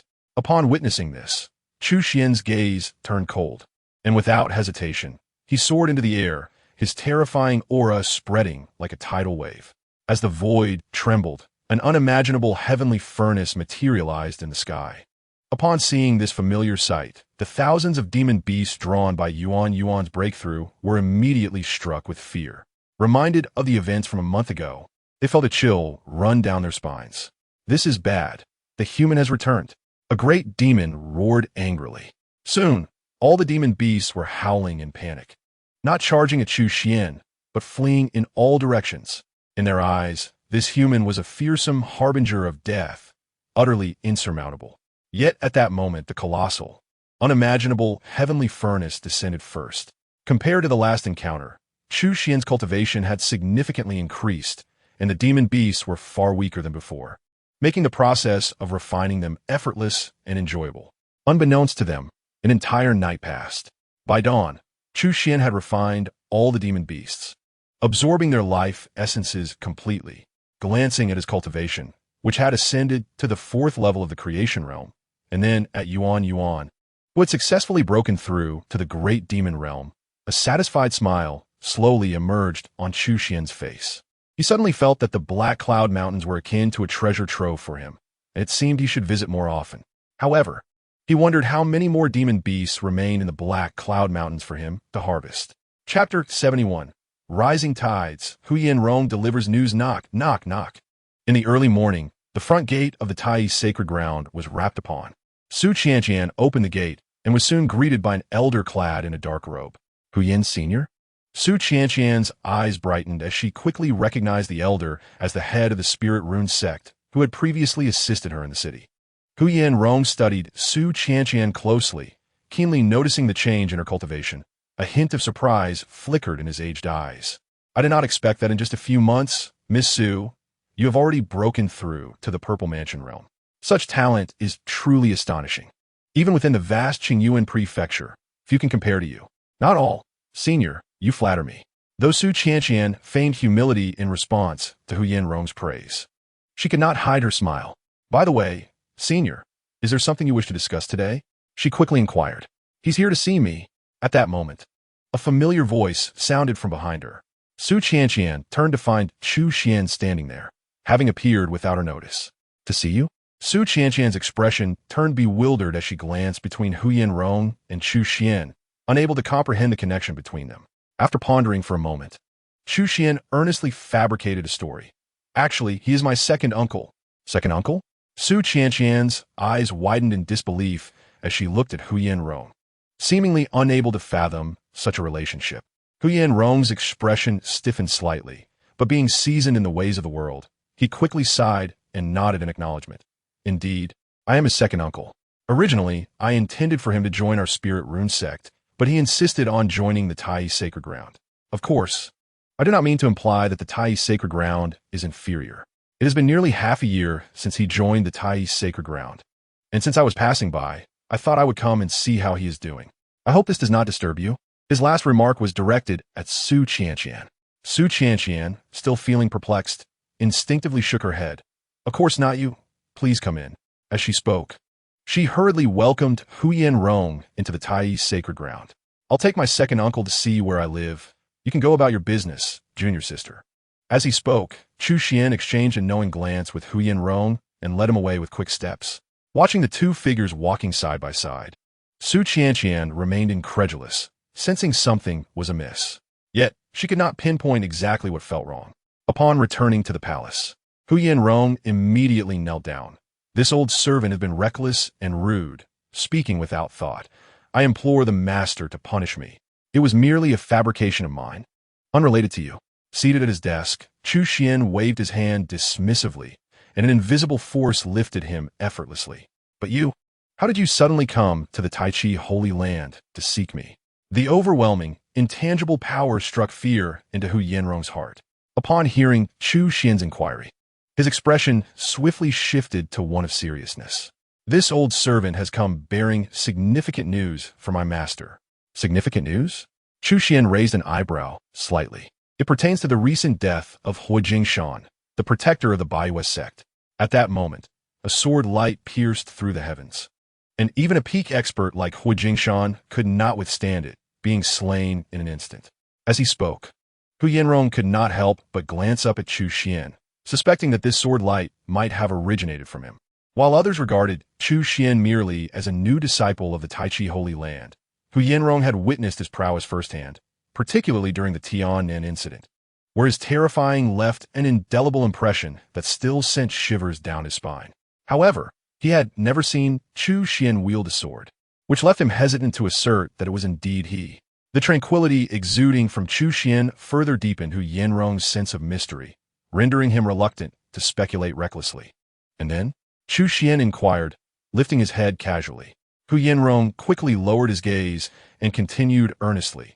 Though there was much speculation externally, it was merely chatter. Recently, however, the situation took an unexpected turn. A theory has emerged, suggesting that it was not a mysterious, powerful being that struck, but rather a divine weapon concealed within the Tai Chi Holy Land, with the sword light being a manifestation of its might. Divine weapon? Chu Xuan was momentarily taken aback, recalling the Thunder Spirit spear he had acquired earlier. He shook his head, a hint of sarcasm in his voice. Is there truly anyone gullible enough to believe such nonsense? Indeed, quite a number. Hu Yinrong nodded emphatically.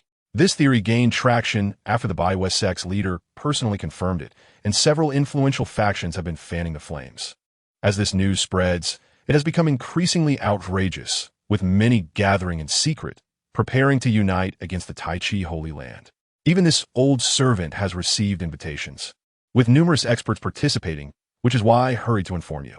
Upon hearing Hu Yinrong's words, Chu Xuan quickly grasped the situation. The allure of a divine weapon was indeed irresistible to many, and even a mere possibility could entice individuals to take risks. He could not help but sigh inwardly. The death of Hua Jingshan had indeed elevated the Tai Chi Holy Land's reputation, causing ordinary factions to think twice before provoking them again. Yet, it also placed the Tai Chi Holy Land in a precarious position. The existence of such a formidable being in hiding made not only the Baiwei sect uneasy, but also disturbed other factions. To speak frankly, the current plight of the Tai Chi Holy Land was a consequence of its past dealings. Few among the major factions of Qingyuan Prefecture were untainted. The benefits previously reaped by the Tai Chi Holy Land had been plundered and divided amongst them. Should the Tai Chi Holy Land truly face annihilation, they would hardly be concerned. However, the present circumstances indicated that the Tai Chi Holy Land had not only survived, but was on the path to revival, which was troubling for them. Who could guarantee that, upon resurgence, the Tai Chi Holy Land would not seek retribution against them? Thus, under the leadership of the Baiwei sect, various factions were covertly collaborating, testing the waters against the Tai Chi Holy Land. Hu Yinrong understood this well, which was why he had rushed to the Tai Chi Holy Land to deliver the news. The power unleashed by the united forces of the Qingyuan factions far surpassed that of the Baiwei sect alone. A single misstep could lead to the complete destruction of the Tai Chi Holy Land. How does this talisman I just drew look? At that moment, Chu Xuan pointed to a freshly drawn talisman on the desk, addressing Hu Yinrong. Talisman? Hu Yinrong paused, momentarily perplexed, unable to connect a mere talisman to the gravity of the situation. However, since Chu Xuan had spoken, he refrained from questioning further and moved closer. Yet, upon merely glancing at it, Hu Yinrong stood frozen in astonishment, his eyes wide, as if witnessing an incredible miracle. He quickly raised his head, excitement evident as he asked, "Master, is this a 10th tier talisman?" Ordinary talismans are classified from 1st to 10th tier, with 10th tier talismans representing the pinnacle of this art, far beyond the capabilities of common talismans. The talisman before him radiated an astonishing essence. If Hu Yinrong was not mistaken, it was indeed a genuine 10th tier talisman. Indeed, it is a 10th tier talisman, Chu Xuan confirmed with a nod. Hu Yinrong inhaled sharply, and then immediately inquired, "Does this mean you have reached the level of a talisman master?" In truth, while Hu Yinrong would have been astonished if Chu Xuan had merely presented a 10th tier talisman, the fact that it had been created before his very eyes elevated his astonishment to new heights. This indicated a profound truth. Chu Xuan had achieved the status of a talisman master, as only one at that level could produce 10th tier talismans. Chu Xuan nodded again. During his months at the Tai Chi Holy Land, he had fully absorbed the teachings of the Miao Fuzi. Coupled with extensive practice, his talisman skills had naturally reached new heights. While he may still have a way to go before matching the legendary Miao Fuzi, he had undoubtedly attained a genuine master level. Seeing Chu Xuan's calm demeanor, Hu Yinrong could not help but feel a storm of emotions within him. He had devoted decades to the art of talismans, with the ultimate aspiration of becoming a talisman master. Despite being an advanced talisman master himself, the gap between him and a master level was vast. Statistically, among 1,000 advanced talisman masters, it was unlikely that even one would ascend to the level of a talisman master. And now, a living talisman master stood before him, eliciting indescribable excitement in Hu Yinrong. "Master, perhaps I should accompany you?" Hu Yinrong immediately proposed. "I can serve you by making tea, washing clothes, or any tasks you require. As long as you occasionally provide me with guidance, it would suffice." Seeing Hu Yinrong's eagerness to offer himself, Chu Xuan could not help but shudder. If he were a young maiden, charming and alluring, he might have considered it, but an elderly man trailing behind him daily was rather unappealing. With a bemused expression, Chu Xuan asked, "And what the Lingfu sect?" "The Spirit Rune sect can be entrusted to the elders for management. If necessary, I shall pass on the position of sect master to another." Without a moment's hesitation, Hu Yinrong declared this with a resolute expression, as if, upon a mere nod from Chu Xuan, he would act immediately. However, Chu Xuan shook his head in refusal, saying, as the illustrious sect master of the Spirit Rune sect, "What would it signify for you to remain by my side? Even if you do not mind, what will others think?" At that point, can I still reside peacefully within the Tai sacred land? Hu Yanrong was momentarily taken aback. This was clearly an insurmountable dilemma, and he instantly lowered his head in dejection. Seeing him in such a state, Chu Xuan felt a twinge of compassion and comforted him. All right, in due time, I shall provide you with guidance. Upon hearing this, Hu Yanrong immediately perked up again. However, before that, you must assist me with a task. Use this talisman where it is needed. As he spoke, Chu Xuan handed Hu Yanrong a 10th grade talisman from the table. Master, do you mean to take the initiative? Seemingly realizing something, Hu Yanrong's eyes widened in astonishment. Gazing at the formidable 10th grade talisman in his hand, a flicker of dread crossed his eyes. The power of a 10th grade talisman is on par with the full might of a creation realm expert. If employed unexpectedly, it could unleash unimaginable calamities. One must reciprocate. Chu Xuan remarked indifferently. Since these forces wish to probe, let them open their eyes and witness the consequences. Although not a villain, he was certainly not one to passively endure attacks. As the saying goes, men die for wealth, birds die for food. Those who willingly take risks must be prepared to bear the consequences. By the way, it may be somewhat dangerous for you to go alone. Let Yuan accompany you. Chu Xuan said, beckoning outside. Soon, Hu Yanrong saw a comical creature wobbling in from outside. Indeed, it was the iron-eating beast Yuan. Ever since she broke through to the great demon realm, her fur had become even more lustrous, and her appearance was now adorably silly, with her large, animated eyes endearing her to everyone. From her presence, Hu Yanrong sensed a tremendous threat. No wonder the master had declined his service. It appeared he had taken a new favorite. Thinking along these lines, Hu Yanrong immediately asserted, Master, I recently broke through to the 9th heaven of the Purple Mansion realm. This dangerous task can be entrusted to me alone. It will be better for this cute pet to refrain from participating. Implicitly, he was asserting that he was the truly capable one. A mere cute pet? Upon hearing this, Chu Xuan could not help but display an enigmatic smile. He quickly turned to Yuan, teasingly saying, It seems you have been underestimated. In that case, let him witness your true strength. As he spoke, Chu Xuan waved his hand, effortlessly sealing the space around them. Yuan grinned, a glint of mischief sparkling in her dark eyes.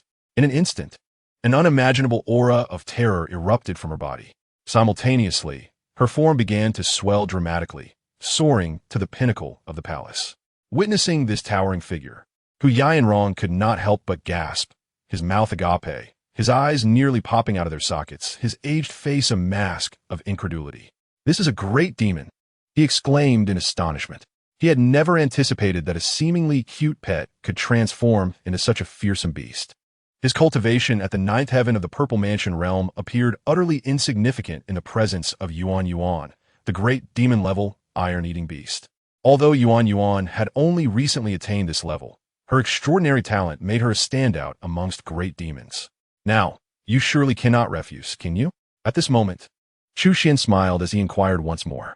Chapter 73. The expedition begins, the entire army annihilated after departing from the Tai sacred land. Hu Yanrong and Yuan soared into the sky, swiftly transforming into two streaks of light darting into the distance. During their flight, Hu Yanrong felt a competitive spirit arise within him. Though he could not match Yuan in strength, he had confidence in his agility and evasion techniques. Without a sound, he summoned his cultivation, and streams of air began to swirl around him, as if he were riding the wind, his speed rapidly increasing. Yuan quickly sensed this. Glancing at Hu Yanrong, her simple face breaking into a teasing smile. With that, arcs of lightning flickered across her surface. A manifestation of the innate ability awakened after consuming the golden thunder bamboo. Then, she transformed into a bolt of lightning, shooting ahead in a flash, leaving Hu Yanrong far behind. Observing her lightning-fast figure, Hu Yanrong could not help but stare in astonishment. Naturally, he was unwilling to concede defeat and immediately gritted his teeth to pursue her. Meanwhile, a vast and formidable host was surging toward the Tai sacred land from 1,000 miles away, exuding an air of menace. This group was a motley mix of individuals, comprising greedy souls drawn by rumors of the divine weapon, opportunistic bandits, and many destitute cultivators seeking to strike it rich. Among them were also concealed sect masters and spies planted by powerful factions. Undeniably, The allure of the divine weapon was extraordinary. Even mere hearsay had prompted many to take action. In just a few days, thousands had gathered, with a steady influx of newcomers arriving from all directions, all with their sights set on the Tai sacred land. In truth, not everyone believed in the rumors surrounding the divine weapon, nor did they all disbelieve that a terrifying powerhouse lurked behind the Tai sacred land. Nevertheless, regardless of their beliefs, they did not hesitate to join the fray. The reason was simple. Men die for wealth, birds die for food. The magnetic pull of the divine weapon led them to instinctively overlook the potential dangers. Moreover, the sheer number of individuals acting together created an impressive momentum, encouraging their audacity. In their view, even if the Tai sacred land concealed a formidable expert, it might not pose a threat to them. After all, not all among them were ordinary cultivators. Many were renowned powerhouses. The three brothers, known as the three demons of the northern desert, practiced demonic arts, relishing the taste of human blood and often using living beings for their training. Each brother had reached the initial stage of the law manifestation realm, making them a match even for mid-stage law manifestation practitioners. Nearby, a corpulent man, nicknamed the Golden Abacus, head of a major business consortium, was known for his greed and penchant for collecting treasures. He had broken through to the law manifestation realm 20 years ago and had likely reached the fourth heaven of that realm by now. Additionally, there was a yellow-faced female cultivator, a notorious rogue with a reputation for her reckless actions. The number of sects she had obliterated was beyond count, and she possessed a formidable cultivation at the third heaven of the law manifestation realm, hidden within the mountains. Huyen Rong pointed out the numerous powerful figures within the vast assembly, introducing them to Yuan as if recounting treasured knowledge, although there had been subtle competitions along the way. When it came to the matter at hand, Huyen Rong showed no hesitation. And there's that hunchbacked elder at the forefront. He is a renowned loose cultivator of Qingyuan Prefecture, possessing cultivation that has reached the late stage of the Dharma aspect realm. More importantly, his identity is noteworthy. He is said to have secretly joined the moon worship sect, where he has been handling unsavory affairs for them. And many of the powerful individuals in this entourage were invited by him. It seems there are quite a few strong adversaries. Yuan licked her lips and spoke with human words. Having successfully broken through to the great demon realm, although she had yet to take on a human form, her throat's bone had been refined smoothly, and speaking was no longer a challenge for her. As she spoke, there was no trace of fear in her eyes. Rather, a spark of undeniable excitement flickered within. Should I take the lead and eliminate those at the forefront first? Yuan proposed enthusiastically. Such recklessness? Hearing this, Huyen Rong was taken aback. Turning to look, he found Yuan's expression was earnest, entirely devoid of jest. Are you sure of your ability? Huyen Rong asked instinctively. A sudden ambush should have a 70 to 80% chance of success, Yuan replied after a moment's thought. Though her talent was extraordinary and her strength far surpassed that of ordinary cultivators, she had only recently broken through to the great demon realm and did not dare to make absolute claims. Nevertheless, this revelation shocked Huyen Rong to his core. Facing such a multitude of Dharma aspect experts, most would be scrambling to escape, and very few would dare boast of a 70 to 80% certainty. Even if there was some exaggeration, this degree of power was beyond imagination. Even if you could successfully deal with a leader, there are still thousands in the ranks. Once they focus their attacks, you would likely find it difficult to escape unscathed. As long as I take care of those at the front, the rest lack the strength to breach my defenses. Yuan stated resolutely, her confidence unwavering. As the only beast to have escaped from the furnace divine ability of Chu Xuan, she indeed had the right to assert such claims. However, Huyen Rong could not allow her to take risks, ultimately shaking his head in refusal. Even so, once we disturb the grass, the snakes will surely flee. Your identity will be exposed, bringing trouble to your master. Upon hearing this, Yuan conceded. In that case, I will follow your lead. We shall proceed with the original plan. I will activate the talisman first, unleashing its full power, and if there are any survivors, you can act then. After considering it, Yuan had no objections. The two quickly reached a consensus. Huyen Rong wasted no time and promptly activated the 10th grade talisman entrusted to him by Chu Xuan. The 10th grade talisman was far from ordinary. Its power was astonishing. and fully activating it was no easy feat. Were it not for Huyen Rong's own cultivation at the 9th layer of the Purple Mansion realm and his status as a high-level talisman master, he would have struggled to accomplish this task. As the power of the talisman erupted, the entire sky suddenly turned pitch black. A howling wind arose, and torrential rain poured down. The spell sealed within this talisman was none other than the wind and rain summoning technique that Chu Xuan had previously used to annihilate 300,000 cavalrymen. However, Chu Xuan's current cultivation was vastly superior, and the might of this divine ability had undergone a transformative change. In an instant, a tempest and deluge struck simultaneously. The terrifying force seemed capable of annihilating heaven and earth. In the blink of an eye, the 1,000-strong assembly was completely engulfed. This space appeared to be forcibly sealed. Even the leading Dharma aspect experts found it difficult to escape. Many had yet to react when they were swiftly reduced to fragments. In an instant, blood rained down amidst shattered bodies, and the surrounding region trembled violently. Witnessing the horrific scene, even Huyen Rong and Yuan, who were hiding aside, could not help but change their expressions dramatically. They had lost all desire to pursue any remaining threats. For under such a terrifying divine ability, there would be no survivors. We must flee. If we do not leave now, it will be too late. Yuan grasped the weakened Huyen Rong, who was drained from activating the talisman, and immediately unleashed her thunder escape technique to its utmost, transforming into a streak of lightning as they hastily fled into the distance. After covering several hundred miles, they finally came to a halt. Gazing at the catastrophic scene unfolding in the distance, the pair exchanged glances, each reflecting the lingering dread in their eyes. It was perilously close. They nearly met their demise alongside the others. As for the once formidable force that had charged towards the Tai sacred land, it was undoubtedly eradicated entirely. The magnitude of this event sent shockwaves throughout Qingyuan Prefecture. The news of the annihilation of thousands spread like wildfire, creating a stir greater than the prior incident of the moon-worship sex protector, Hua Jingshan, being slain by a single sword. After all, while Hua Jingshan was formidable, he was merely one man, whereas this incident witnessed the fall of entire battalions. Moreover, among them were many renowned figures, with 7 or 8 Dharma aspect experts among the deceased. The most critical aspect was that the one who struck had never shown their face. A single divine ability had obliterated this legion of powerful beings. That was the truly terrifying part. Such a fearsome divine ability not only jolted those intoxicated by rumors of divine weapons back to reality, but also silenced the various factions eager to test the Tai's sacred land.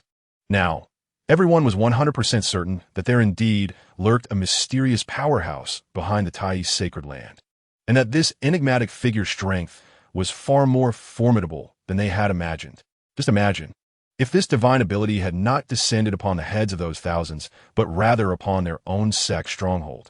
Aside from the protective formations of the 6 major factions, who could guarantee that their sect would withstand such a horrifying divine ability?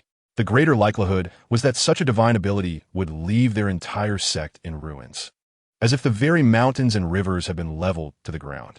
However, unexpectedly, while the outside world was in an uproar, the Tai sacred land, at the center of the storm, remained calm and serene. Due to the secluded nature of the Tai sacred land, they had no inkling of the events that had transpired. It was not until several days later, when Lu Bo went out to procure supplies, that he stumbled upon this news. Upon returning and sharing it with the others in the Tai sacred land, they finally grasped the gravity of the situation, unable to suppress their rising panic. If those thousands had truly descended upon the Tai sacred land, what could they have used to defend themselves? That non-existent divine weapon? Yet, fortunately, they had done nothing and inexplicably avoided this calamity. No, it was not mere luck. While they had remained idle, someone had acted on their behalf. Soon, everyone simultaneously thought of the enigmatic senior who had been missing for over half a month. Aside from this mysterious figure, it was unlikely that anyone else would lend assistance to the Tai Chi sacred land at this moment, as none possessed such formidable strength. It appeared that the senior had been silently watching over them. Since he was reluctant to reveal himself, they decided not to press the matter. Inside the palace, the Grand Elder, Deng Ying, spoke with labored breath. After her battle with Hua Jingshan, she had narrowly escaped with her life, yet her body had completely deteriorated. Given the current state of the Tai Chi sacred land, effective treatment was unattainable, and she could only rely on her once profound cultivation to barely sustain herself. However, this came at a cost, as her cultivation had significantly diminished. Not only was she unable to maintain her peak realm, but she even struggled to uphold the most basic level of her powers. If a formidable enemy were to approach at this juncture, she would be left powerless. Thus, while she felt fortunate that the Tai Chi sacred land had escaped disaster, she could not help but sigh deeply at her physical condition, fearing she would not hold on much longer. I have summoned you here not only for this matter, but to announce something of great importance, Deng Ying asserted, raising her gaze to the 5 individuals before her, the last remaining members of the Tai Chi sacred land. Truth be told, she felt a twinge of dissatisfaction within. Apart from Su Qianqian, her direct disciple who met her standards, the others seemed either too old or too young, or lacked mental acuity. The remaining one, Chu Xuan, appeared somewhat better, yet his brief tenure at the Tai Chi sacred land and the prior incident with Hua Tianyi left her feeling uneasy about him as well. However, time was of the essence. She was acutely aware of her physical condition, and given the current circumstances, she feared she would not last a month. Regardless of her dissatisfaction, she had no choice but to accept her fate, as there were no other options left. If there were indeed issues with the remaining members, it might simply be the destiny of the Tai Chi sacred land. Deng Ying cast a deep glance at Chu Xuan, leaving him feeling somewhat perplexed. She then refrained from elaborating further, waving her frail right hand gently, causing 5 keys to materialize and hover before the 5 of them. These are the very items that those outside have sought after by all means. They represent the last vestige of wealth for our Tai Chi sacred land. Upon hearing this, the attendees gasped in astonishment. They involuntarily recalled Hua Tianyi, who had infiltrated the Tai Chi sacred land seemingly in search of keys. It now appeared that these keys truly existed, not just one, but a total of 5. At the height of its glory, the Tai Chi sacred land held dominion over numerous secret realms, one of which was known as the 5-element secret realm. Among the many secret realms, the 5-element secret realm was not the most renowned, yet it was undeniably the most alluring. This realm birthed a 5-elements inheritance every millennium. Those who accepted this inheritance would rapidly ascend to greatness. Now that the inheritance had been nurtured and merely required 5 keys to unlock the realm, she turned her gaze back to Chu Xuan and the others. I now bestow these 5 keys upon you, allowing you to enter the 5-elements secret realm together and receive the inheritance. My time is short, and the future of the Tai Chi sacred land rests upon your shoulders. With those words, she seemed to lose her remaining strength to speak, her visage growing ashen. Master, I cannot bear to see you die. Su Qianqian, unable to contain her emotions, immediately knelt before her and cried out. Foolish child, Deng Ying managed to raise her frail hand and gently caress Su Qianqian's head. Life and death are inevitable. Who among us can escape? Moreover, I am acutely aware of my own condition. Unless a miraculous healer intervenes, my fate is sealed. The others could not help but feel a wave of sorrow wash over them. However, at that moment, Chu Xuan suddenly cleared his throat, stepping forward. While I'm no divine healer, I do possess a miraculous healing herb that might be of some use. Instantly, all eyes turned toward Chu Xuan. Deng Ying's eyes brightened momentarily, only to dim again as she shook her head, sighing, healing herbs are exceedingly rare. Not every spirit herb qualifies as a true healing remedy. In the heyday of the Tai Chi sacred land, even our healing herbs. Before she could finish her sentence, she witnessed Chu Xuan produce a precious ginseng from his robes, emanating a faint purple glow, unmistakably extraordinary. Extraordinary does not begin to describe it. Deng Ying's eyes widened in astonishment. If her eyes did not deceive her, this was the legendary 9 Curves spirit ginseng. It was said that this ginseng contained an exceptional spirit power, capable of performing miraculous healing feats, truly deserving of the title of a healing remedy. This in her final moments, encountering such a healing herb felt like a miraculous second chance, leaving Deng Ying momentarily speechless, unsure of what to say. I have no use for this. Since the Grand Elder is in need, I shall offer it to you. Chu Xuan smiled gently, and without waiting for Deng Ying's response, he unhesitatingly placed the 9 Curves spirit ginseng into her hands. For Chu Xuan, the healing herb stored in his system space far exceeded this one. In fact, The 9-curve spirit ginseng was merely one of the more ordinary varieties, and he felt no reluctance in parting with it. Moreover, to speak frankly, given his formidable physique, few could inflict harm upon him, rendering the 9 curves spirit ginseng rather inconsequential for him. However, for others, any healing herb was worth its weight in gold. For Deng Ying, facing imminent death, this was indeed a life-saving treasure. She gazed at the 9 curves spirit ginseng in her hand, then looked back at Chu Xuan, her emotions swirling within her. She opened her mouth, wishing to decline the offer, yet the words would not form. The significance of this 9-curve spirit ginseng was too great for her to refuse. Reflecting on her earlier doubts regarding Chu Xuan's identity, she felt a wave of guilt wash over her. How could someone willing to part with such a healing remedy be anything but noble? Thank you. After a prolonged silence, Deng Ying finally raised her head, her expression imbued with sincere gratitude. She was a proud woman, unwilling to bow her head in life. Yet in this moment, she did not hesitate to lower herself before Chu Xuan, her junior. Chapter 75. The Opening of the 5 Elements Secret Realm. The Qingyuan Mansion trembles. I initially intended for you to enter the 5 Elements Secret Realm and receive the inheritance on your own, but with this 9-curve spirit ginseng, we shall wait a while. Grant me 3 days.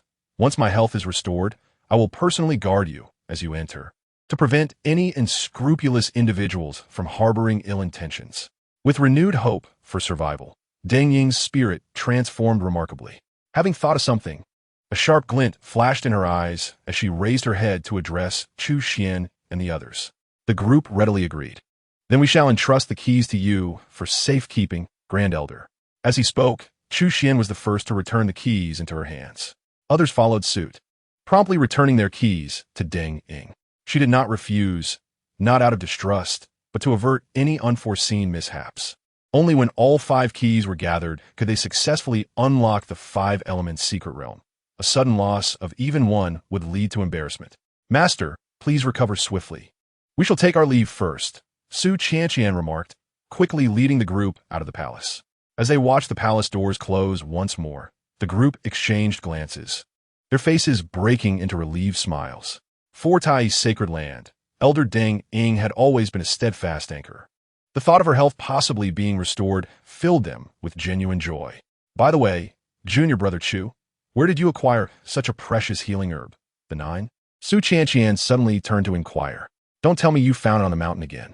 Before Chu Xuan could respond, Su Qianqian preemptively interjected.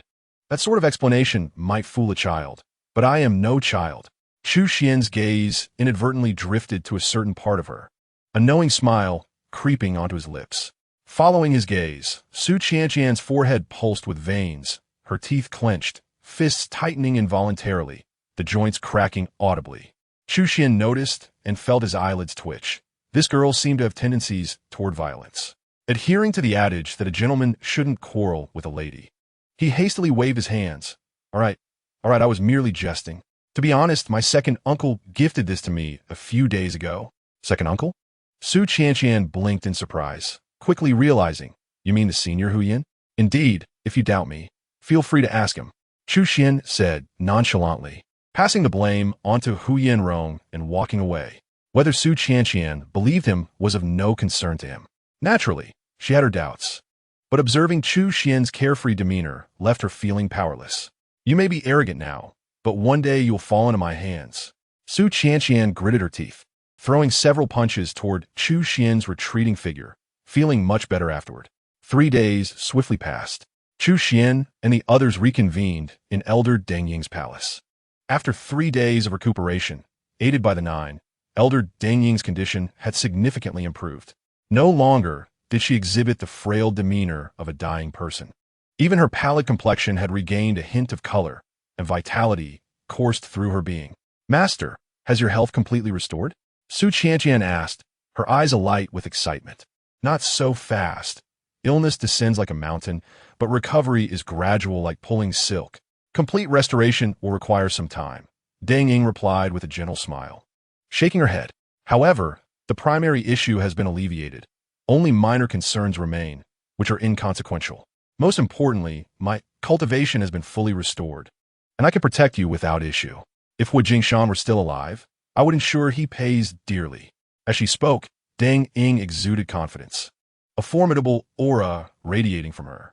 Chu Xuan squinted slightly, keenly observing that not only had she regained her peak cultivation at the law manifestation realm, but perhaps due to her rebirth, she had even advanced a step further. Upon noticing Chu Xuan's gaze, Deng Ying sincerely expressed her gratitude. Thank you, Chu Xuan. Without you, I would have been slowly awaiting my demise. I owe you a debt of gratitude. Feel free to seek me for any future matters. Her words were resolute. Chu Xuan quickly replied, Elder, you are too kind. You've already expressed your gratitude.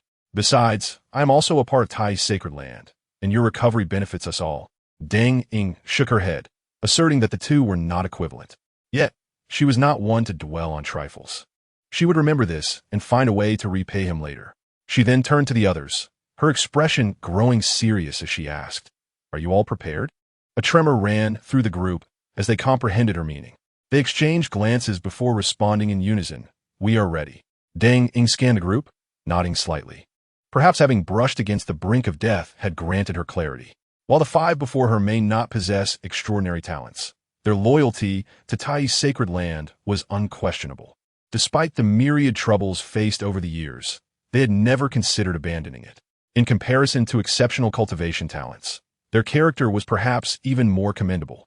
Remember, what lies ahead may be the most precious opportunity of your lives. Whether you seize it depends solely on you. Once you enter the secret realm, focus entirely on accepting the inheritance. Do not concern yourselves with external matters. I will handle them. With those words, Deng Ying waved her hand, and the 5 keys swiftly returned to the hands of Chu Xuan and his companions. You need only channel your energy to activate the keys, and you will unlock the door to the 5 elements secret realm. Without hesitation, the group activated their keys with their cultivation. However, unlike the others, Chu Xuan had to suppress himself while feigning utmost effort. Yet, even so, as the 5 keys shone brightly, the one in Chu Xuan's hand radiated an extraordinary brilliance. Even Su Qianqian, the Purple Mansion true person, paled in comparison. The 5 keys appeared as 4 stars surrounding one sun. In an instant, all eyes turned toward him. What is happening? Chu Xuan's face stiffened, responding with a dry smile. He had exerted considerable effort to restrain himself, merely releasing a minuscule amount of energy. Yet, compared to the others, even that meager output seemed astonishing. Fortunately, once the 5 keys were activated, a new transformation occurred, capturing everyone's attention. And no one cared about the minor anomaly. The 5 keys emitted a dazzling light and ascended into the sky, spinning rapidly. Visible beams of light intertwined, forming a colossal array. A terrifying aura emanated from it, rapidly spreading in all directions. The heavens trembled as the entire world shook violently. A mysterious portal materialized in the void.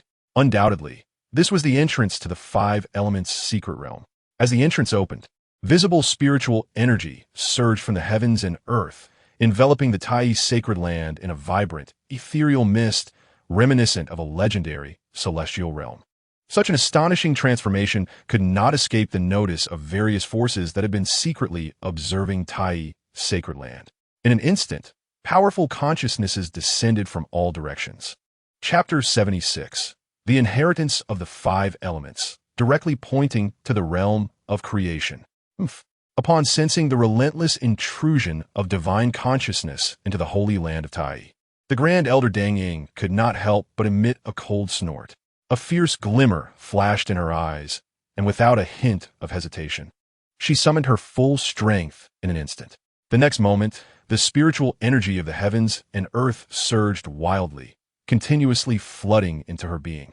Then, a brilliant white light erupted, and an enormous, lifelike jade toad manifested in the sky above, as Deng Ying shed her ailments.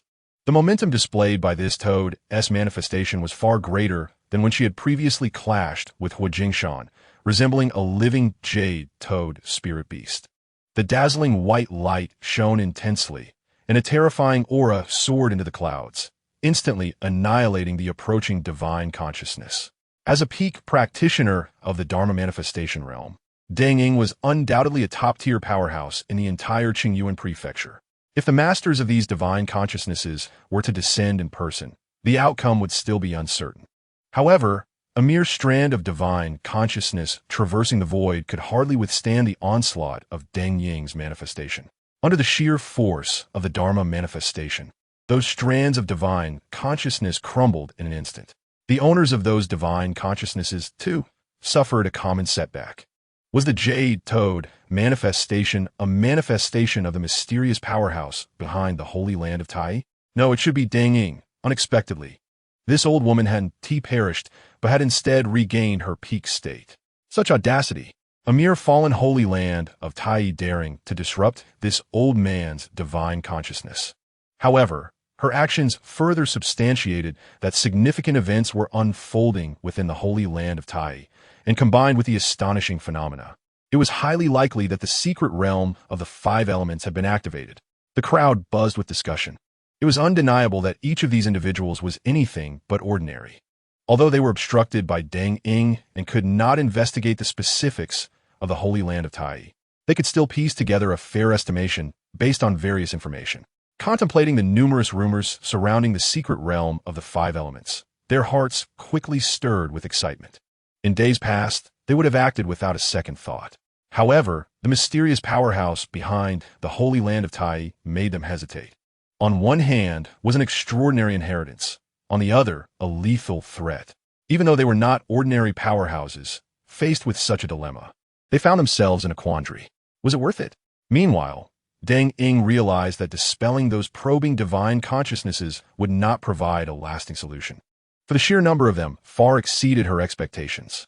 This indicated that more than one or two factions were covertly watching the Holy Land of Tai. With this thought, she gritted her teeth, yearning to confront each faction for an explanation. However, considering the current situation of the Holy Land of Tai, she forcibly suppressed her inner fury, understanding that the most crucial task at hand was to focus on. You must swiftly enter the secret realm of the five elements to receive the inheritance. Do not concern yourselves with anything else. Deng Ying immediately turned to Su Qianqian and the others, her expression grave as she commanded. Su Qianqian's eyes revealed concern. She was no fool and could perceive the ill intent behind those divine consciousnesses. Yet, faced with her master's stern demeanor, she dared not say much. Instead, turning to the other four, Jia, like a timid quail, was even more fragile than she, offering no hope. Ahu wore a perplexed expression, seemingly unaware of what was transpiring. Lu Bo understood, but, in the presence of Grand Elder Deng Ying, he was too intimidated to utter a word. In the end, Su Qianqian could only look to Chu Xuan, repeatedly signaling for him to speak. Upon seeing her expressive gestures, Chu Xuan could not help but shake his head with a wry smile. The most pressing matter is to accept the inheritance, as long as we secure it in advance. Even if those individuals remain persistent, they will be left with no recourse, which in turn makes the Grand Elder safer. Chu Xuan's words resonated with wisdom. Since changing her perspective on Chu Xuan, Deng Ying had grown increasingly fond of him. Observing his calm demeanor, admiration welled in her eyes. She shot Su Qianqian a sharp glare, and then commanded, "If anything arises, you will follow Chu Xuan's arrangements. Now go inside." As soon as her words fell, she waved her hand, forcibly sending the five individuals into the secret realm of the five elements. As light and shadow transformed, time and space inverted. It felt as though they had transitioned from one world to another. In the blink of an eye, Chu Xuan and the others found themselves within the secret realm of the five elements. The astonishing essence of the five elements permeated the entire space, and before them loomed five towering mountains, each over 10,000 feet high. Is this the five elements' peaks, the place where Master mentioned we would receive the inheritance? Su Qianqian murmured in astonishment. How do we ascend such lofty peaks? Jia and Lu Bo exchanged glances, realizing that with their current physical cultivation, they could not fly. By the time they climbed to the summit, it would be too late. Lu Bo bore a rueful smile, as his leg issues remained unresolved, making the ascent a daunting challenge. Even innate powerhouses would find it difficult to reach such heights. Ahu wore a similarly troubled expression. Although innate powerhouses could fly, their altitude was severely limited. A mountain exceeding 10,000 feet clearly posed an impossibility. Hearing their concerns, Su Qianqian too felt perplexed. While her cultivation level was sufficient, if the other four could not reach the summit, how would they receive the inheritance? Do not worry. As long as we possess the key to the inheritance, it will take us up. Chu Xuan in does it. As he spoke, he opened his right hand, revealing the key resting in his palm. The others looked down and discovered that their keys had somehow returned to their possession. Is it possible to do it this way? The group quickly transformed their worries into joy, gratefully expressing their thanks to Chu Xuan. Thank you, senior brother. There's no need for formality. Let us hasten and accept the inheritance. Chu Xuan waved his hand with a smile. Yes, yes. Let us hurry. The group nodded in agreement.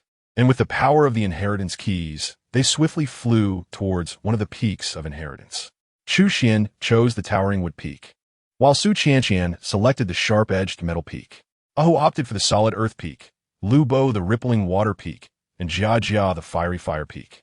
In an instant, Chu Xuan reached the summit of the wood peak. With a sweep of his divine consciousness, he located the core of the inheritance, a verdant fruit resembling the most precious treasure in the world, formed from the essence of the wood peak over millennia. This core not only contained unimaginable wood essence, but also concealed a profound wood principle within, which, by rights, could only be mastered by those in the realm of creation. A glimmer of astonishment flickered in Chu Xuan's eyes. Indeed, the secret realm of the five elements was extraordinary. By fully integrating this wood inheritance, he could effortlessly grasp this fragment of the wood principle. In other words, after thoroughly absorbing this heritage, one is almost guaranteed to become a master of the creation realm.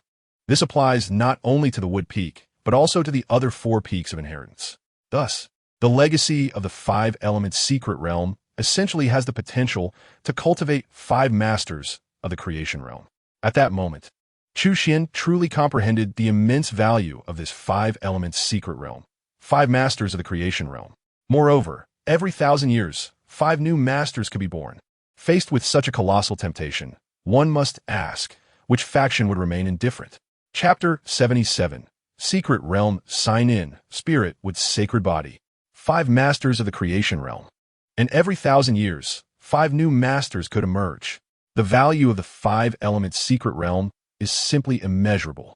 It is important to note that in the Qingyuan Prefecture, those of the Dharma aspect realm are already considered top-tier powerhouses. Masters of the creation realm, on the other hand, are undeniably figures of immense stature. From the information Chu Xuan had gathered over this time, there were thousands of sects and factions in Qingyuan Prefecture. Yet those with masters of the creation realm were exceedingly rare. The most representative among them were the One Palace, Two Teachings, and Three Sword sections. However, even among these six titanic forces, it remains uncertain whether they have five masters of the creation realm present in their ranks. One can only imagine the significant implications of having five masters of the creation realm. It could be said that if the Tai Holy Land were to give birth to five masters of the creation realm, even with just these five individuals, the Tai Holy Land would ascend to join the ranks of the six major forces, instantly becoming the seventh power of Qingyuan Prefecture. Truly, the friliest camel is larger than the horse. Despite the Tai Holy Land being at the end of its rope, it still harbors such a colossal treasure. One can only speculate how prosperous the Tai Holy Land must have been at its peak, which explains its formidable reputation across the eastern wilderness.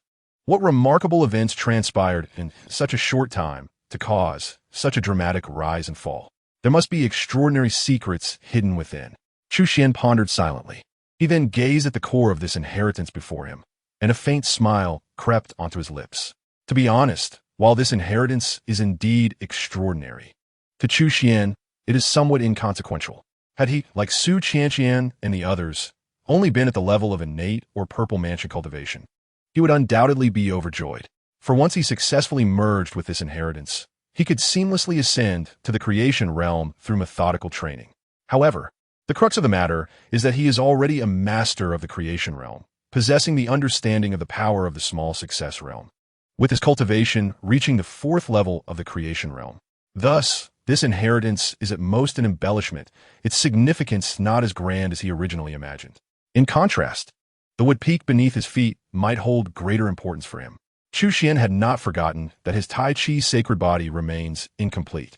He is currently only merged with the ice sacred body, flame sacred body, and earth sacred body, lacking the spirit wood sacred body and the crimson gold sacred body. According to the rules of the system's sign-in, One can only hope to obtain the Spirit Wood's Sacred Body and Crimson Gold Sacred Body in locations rich in wood and gold attributes. The Five Elements Secret Realm undoubtedly meets this criterion, which is precisely why Chu Xuan chose the Wood Peak. His true objective is not this inheritance, but rather to acquire the Spirit Wood's Sacred Body. System sign in. Chu Xuan took a deep breath and silently recited in his heart. Although the wood attribute spiritual energy of this Wood Peak has reached an astonishing degree, achieving a successful sign-in for the Spirit Wood's Sacred Body still requires a stroke of luck. As it turned out, Chu Xuan's luck today was quite favorable. Ding! Sign-in successful. Congratulations to the host for successfully obtaining the Spirit Wood's Sacred Body. Do you wish to integrate it? The delightful system notification swiftly resonated in Chu Xuan's mind. Precisely the message he yearned to hear. Although there was a high probability of acquiring the Spirit Wood's Sacred Body through sign-in at the Wood Peak, to succeed in one attempt was far beyond Chu Xuan's expectations. In an instant, joy illuminated his face. Integrate. Without a moment's hesitation, Chu Xuan made his choice. In that very instant, a vibrant and verdant light surged into Chu Xuan's being. Unlike the previous three sacred bodies he had merged with, the Spirit Wood's Sacred Body did not possess violent attributes nor overwhelming power, but bestowed upon Chu Xuan an extraordinary vitality and remarkable regenerative abilities. In a sense, the Spirit Wood's Sacred Body is the most formidable of all sacred bodies, for as long as it is not completely destroyed in one fell swoop. It can rely on its burgeoning life force and terrifying recovery capabilities to gradually wear down its opponent. In prolonged battles, few sacred bodies can rival the Spirit Wood's Sacred Body. As the saying goes, winning first does not equate to victory. Only surviving to the end is the true triumph. Now, with the Spirit Wood's Sacred Body integrated into Chu Xuan, it also added the most crucial piece to his physical constitution. Having practiced the divine elephant-suppressing prison technique and merged with three sacred bodies, Chu Xuan's physique already far exceeds that of ordinary individuals. Now, with the integration of the Spirit Wood's Sacred Body, his constitution advanced even further. Each cell, each drop of blood, was instantly infused with astonishing vitality, and his recovery abilities experienced several-fold enhancement. It is evident that anyone who wishes to defeat Chu Xuan now faces exponentially greater difficulty. As time passed, the moment the Spirit Wood's Sacred Body completely merged with Chu Xuan, a jade-like mysterious brilliance shot up into the sky. Not only did the entire secret realm tremble, but extraordinary phenomena also emerged beyond its confines. Witnessing this spectacle, the elder Deng Ying, who had been vigilantly waiting outside, suddenly opened her eyes. Her expression a mixture of joy and concern. On one hand, she rejoiced that someone within the secret realm had successfully integrated the inheritance. Indeed, she interpreted this astonishing phenomenon as a sign of successful integration. On the other hand, such a remarkable display would inevitably draw greater attention to the Tai Holy Land. And indeed it was so. As this astonishing phenomenon unfolded, more and more people turned their gaze toward the Tai Holy Land. Those who had previously wavered, upon witnessing such an extraordinary spectacle, quickly made their decisions. They could no longer afford to wait. If the inheritance allowed them all to integrate, they would have to wait another 1,000 years. The Five Elements Secret Realm is crucial to the flourishing plans of our moon worship sect. We absolutely cannot relinquish it. The sect leader, Shi Zhongjia, spoke coldly. With a wave of his sleeve, he immediately led the remaining three guardians to depart the mountain gate. The Five Elements Secret Realm must not be allowed to fall into the hands of others. Otherwise, it would not bode well for our Xianin sect. Issue a command for the Saintess and the four elders to make a trip to the Tai Holy Land. A voice also echoed from deep within the crypt of the Xianin sect. Following this, a mysterious girl veiled in a scarf emerged from the crypt, accompanied by four terrifyingly powerful elders clad in black. Yin Jin, your swordsmanship talent is truly rare in a millennium. You have now reached a plateau in your progress. Accompany the elder to the Tai Holy Land, and if the opportunity arises, seek guidance from the mysterious sword cultivator of the Tai Holy Land. Led by an elder, a sword-bearing young girl of the Qinghong sword sect stepped out of the mountain gate. Meanwhile, both the Yuanyang sword sect and the Zhulong sword sect made identical decisions, dispatching their most exceptional disciples to the Taiji Holy Land. Ah, how lively it has become! The Five Elements secret realm is indeed quite alluring, even stirring the heart of an old man like myself. Zijin, you shall personally lead the expedition and bring back the Five Elements secret realm. A venerable voice resonated within the Longhu Palace. Understood. A serious young man immediately rose to respond. Hua Zijin, the future master of the Longhu Palace, had already been recognized as the foremost among the youthful elite of Qingyuan Prefecture decades prior, and now his cultivation had reached the realm of transformation. As the six major powers commenced their movements, various sects and forces within Qingyuan Prefecture swiftly sprang into action.